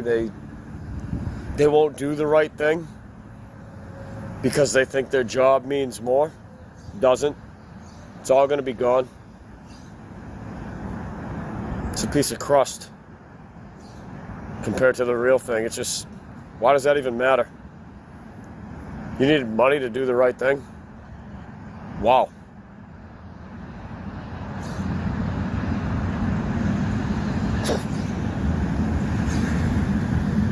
I'm not criticizing anybody because I don't know you. I'm not even asking anything out of anybody. I'm literally like, this is what needs to be said right now, and that's that. I hope that everybody gets it. I hope that people see it before the timer runs out, and it will. And I hope they get it. It's kind of like this. Like, why would you want to be left with this really, like, say you were playing a video game and that game had to do, like, it looked a certain way, but it had to do with, like, your heart. You know, like, whatever score you get is, equals your heart. You know, you can get black heart, white heart, green heart, bronze heart, copper heart, silver heart, tin heart, gold heart, but you have to prove it's that sort of thing. And you're looking at the screen thinking it's about how many coins that you have, and all those coins were saying is how much you were willing to give. So at a certain point you see that the number's less, but your heart equals more. You know what I mean? So when people think that, oh, because that's part of this satanic, what should we call it? Evil technological takeover that's been happening. That's far worse than the movie They Live or The Matrix. Those movies actually make this look easy. But it's the other way around. Like, you don't have somebody to come give you all these magic powers like Neo and install all these programs into you that are going to make you be able to do all the things you got to do. You got to earn every inch of what you are. And it's not fair at all, because you've been beyond this in many other lifetimes and many other places. We all have. We're ancient beings. We are eternal souls. But that does not give somebody the right to say, hey, I'm better than you, and you know, I can just go do whatever I want and take whatever I want from you and treat you however I want because I'm an eternal being. You're an eternal asshole if that's the case. That's all that's saying. That's actually even worse, because now it's like, all right, well, you're a total cunt and now you exist forever. That's retarded. So I hope you can see why, if people really believe that, why the important thing would be altering your heart. It would be altering consciousness for that, well, forever. Your decisions today equal tomorrow. So why would you not, like, why would you need a timer to run out? Why would you need God to come back and scream at you or give you, like, a present? Which for a lot of people, unfortunately, should be like a bomb that just blows up in their face, and it's like, sorry, you're done.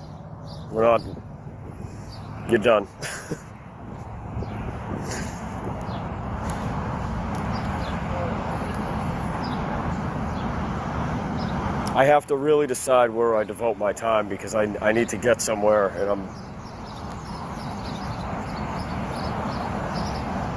wanted to see my girl, my cat, before I went. But I'm not deemed fit to be able to do that because I don't make a certain amount of money. And if you don't think God doesn't see that and you claim to believe in God, I'm not saying you're going to hell, because I'm not like you. If you think that, I'm not. What somebody believes should not equal that. But I just feel really sorry for people who think that, you know, a man or a woman doesn't have the right to see their child or the one that they raise. Doesn't matter if it's an animal. If you think that that doesn't matter, you don't know what having a soul means. If you still don't see that animals are sentient beings and we should not be slaying them and eating them, I'm sorry you don't see that. I'm sorry you don't see that. And it's not about threatening. You realize there's no point to threatening people, because they don't listen even when you do that. Even if it's real and you know that judgment's coming, and you know that, you know, the people that think they're winning are actually the losers. Because if you really weren't a loser, you wouldn't be rushing off to work. You'd be shouting at the world that I want change and I want it now. This is wrong. You'd be printing out papers, you would be talking to different people, you'd be walking on foot, you'd be equipping yourself to be able to be as free as possible, you'd be doing everything in your power And if you do believe that God's real and you do believe that people are going to hell for not believing, then why are you showing up to your work when there's people to talk to about that? So I hope you can understand. I hope this is eye-opening in why I see what I do, because I know what it was like to be blind. I know what it was like to be blind. And you know that they don't see it. And you know that you're not wrong about what you're talking about. You know they don't see it. And you also know that most of them are not going to. And they tell you in Christianity, well, you just pray for them. And yeah, all right. That doesn't mean you should stop what you're doing. All right, so go to the next person. Do another video. Go somewhere else.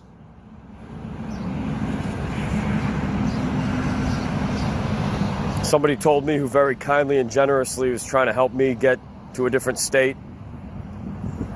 Really appreciate that. Nobody's obligated to do anything. You get to the point you don't want anything thrown in your face later. I'm not demanding help from anybody. Help or don't. The truth is I've helped many people, even people I didn't have to. That's the truth. And I continue to do it. I don't want a reward for it. I don't want anything. I don't care. I'm going to continue doing it. In fact, just to be a dick and to spite this evil world, I'm going to do it even more. You try to wipe the smile off my face, I'm going to smile even more. Tell me I can't laugh, I'm going to laugh even more. Tell me, oh, don't give that money to people. Oh, don't help that homeless bro. Stop giving money to people. Why don't you worry about you and let me worry about them? Because clearly you don't. I'll give my money to whoever I want when I have it again. I pack bags for people who want to learn. I'll give you what I can give you. I'll teach you what I can teach you for free. I don't expect a damn thing, but just don't, my rule is hey, just don't stab me in the back. That would be nice. And it's you can't even say that. Yep, here's a backpack. This is all the things that you're probably going to need, and you fill it with the rest, the things that you use every day that you think you need. Here you go. You need the truck, take the truck. I can't afford to fuel it. If you can, take it. Take good care of it. If you break it, try to help me fix it. At least try. But if not, I'll get there on foot. I'll figure it out. And you can't even say that to people without being criticized. You do not get back what you give. The person that offered I believe them because they gave me their word, and I know that they're going to do what they said they're doing. It's not so much the amount. The one thing they asked was that you continue to give.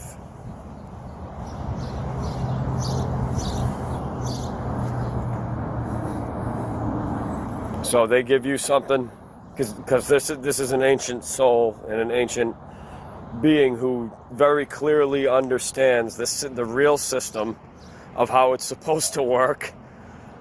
And when we do it this way, nobody's ever lonely. Nobody's ever sad, really. The only reason you'd be sad is because somebody else still doesn't get it. You always have what you need. You always have your best friends and your family right by your side, and you always, everybody always has plenty as a result. But the problem is that well over 99% of the world, I would say, doesn't understand that at all. And eventually they're going to be forced to see that. I don't know how long that's going to take. And it should be. Truth should always be forced on you. If it's gotten to the point where it has become so dangerous for other people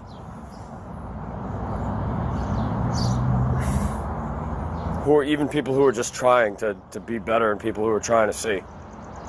Showing up to the same job every day that enslaves people, treats you like garbage, and treats other people like garbage, you have an obligation to quit. You care about your coworkers? Really? You let them get treated like that? Because you're afraid to lose your job? Because your wife will leave you? You won't be able to drive your Mercedes anymore? You joking? I literally, I pity people like that. I just look at you like you're sorry, but for right now, you're a joke. I would literally never be afraid of you in a confrontation. Ever. Your money means nothing to me. Your title means nothing to me. I don't care what your name is, because your name is not worth remembering. You want to die like that? That's your choice. You'll get a headstone like everybody else. Here lies, because you lied over and over and over again. If you're real, you never die. You might leave this world, but you don't die.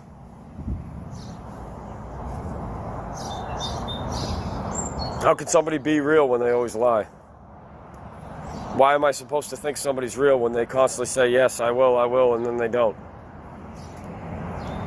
Why am I supposed to think somebody's real when they constantly throw things in somebody's face, and not for good reason? Always trying to tear others down, always being rude and disrespectful. I've been on the phone with somebody that's been in my life for a long time, and I've had other people on the other end numerous times going, who the fuck is that bitch? And I'm like, even still, I try to protect some, even though I'm not being treated right. And they just go, wow, that is incredibly disrespectful. Yeah, I agree. I know they don't see it. I don't care what somebody thinks they know. I just see how you treat other people. I see how you treat yourself. We all get in bad moods. You know, you don't have to be out there smiling when you're not happy. You don't have to do anything you don't want to do, but it's like, get to the point where you just don't want anything from people. Because you know they're going to use it to control you. Like, I don't want your freaking blood coin. I don't want your money. I don't want your filth. Unless it comes from a real friend that you know is a real friend who's like, hey, I care about you and I want you to be able to get where you're going. And you know that eventually it's going to be somebody else. When you get to the point where you're living on the street and you're giving away the last dollars in your wallet to the other guy who's living on the street, and you just see him go, oh my God, you see the look of relief on his face, oh my God, somebody does actually care. You don't believe this, go find out. I know you can put anything I'm telling you to the test and it will prove itself true. Sometimes people just want to know that there's somebody out there who does actually care and sees another sovereign soul who's brave enough to walk alone with a backpack. That's a man. If I was one of you ladies, I'd be ditching your bitch husband or whatever, or as long as you're not committed to them. You know, oh my God, I would be running down the street after these guys with what's coming. Your husband's still sitting behind a desk and not criticizing what you do, but doesn't even know how to use a hammer. Driving around in that expensive car, building those expensive houses for himself, charging people an absurd amount for rent. And you're like, oh my God, I won the lottery. No, the fuck you didn't, bitch. You're dating a devil. Well, you're dating a Satanist. You're dating somebody who doesn't give a shit. And if you weren't looking good, or what they think is good, and you weren't doing anything for them, you have no idea how many men find out how many things their wives are doing, how many men cheat on their wives, and they don't give a rat fuck about. No honor in that regard. I couldn't do it anymore. I couldn't support it with people bragging about, oh, I'm cheating on her, don't tell her. It's like, I can't come to your house now because she loves you and you clearly don't see that. She's not looking at anybody else. She just wants you, and you're cheating on her, and you're telling me, like, don't even tell me that shit because now I'm responsible, and I can't support that. You tell people, this is how gone people are. You tell them this stuff, and they're looking at you like, yeah, so what about the football game last night or the soccer game? Bitch, that shit doesn't even matter compared to one thing that I've said in this video. How about they take their money and they're forced by God or whatever, all the football teams, all the basketball teams, whoever you are, Why don't you all play for free since you're allowed to be on TV and you claim you're such a hero and everybody else treats you like you're one even though you're probably dirt shit? How about you donate? Why don't you idiots get out there in your friggin' football pads and play for free for at least a year? All of you. Why don't you all donate your paychecks to the homeless? Because if you still think that that's right, the world would look nothing like this. If this were a good place where you had caring people everywhere, I'm not saying there's not, this place would be nothing like this. End of story.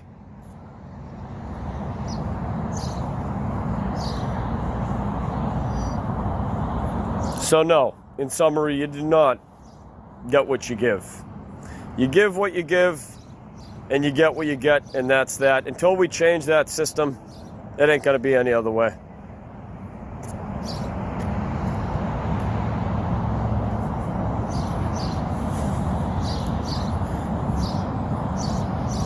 All right, I'm off for the day.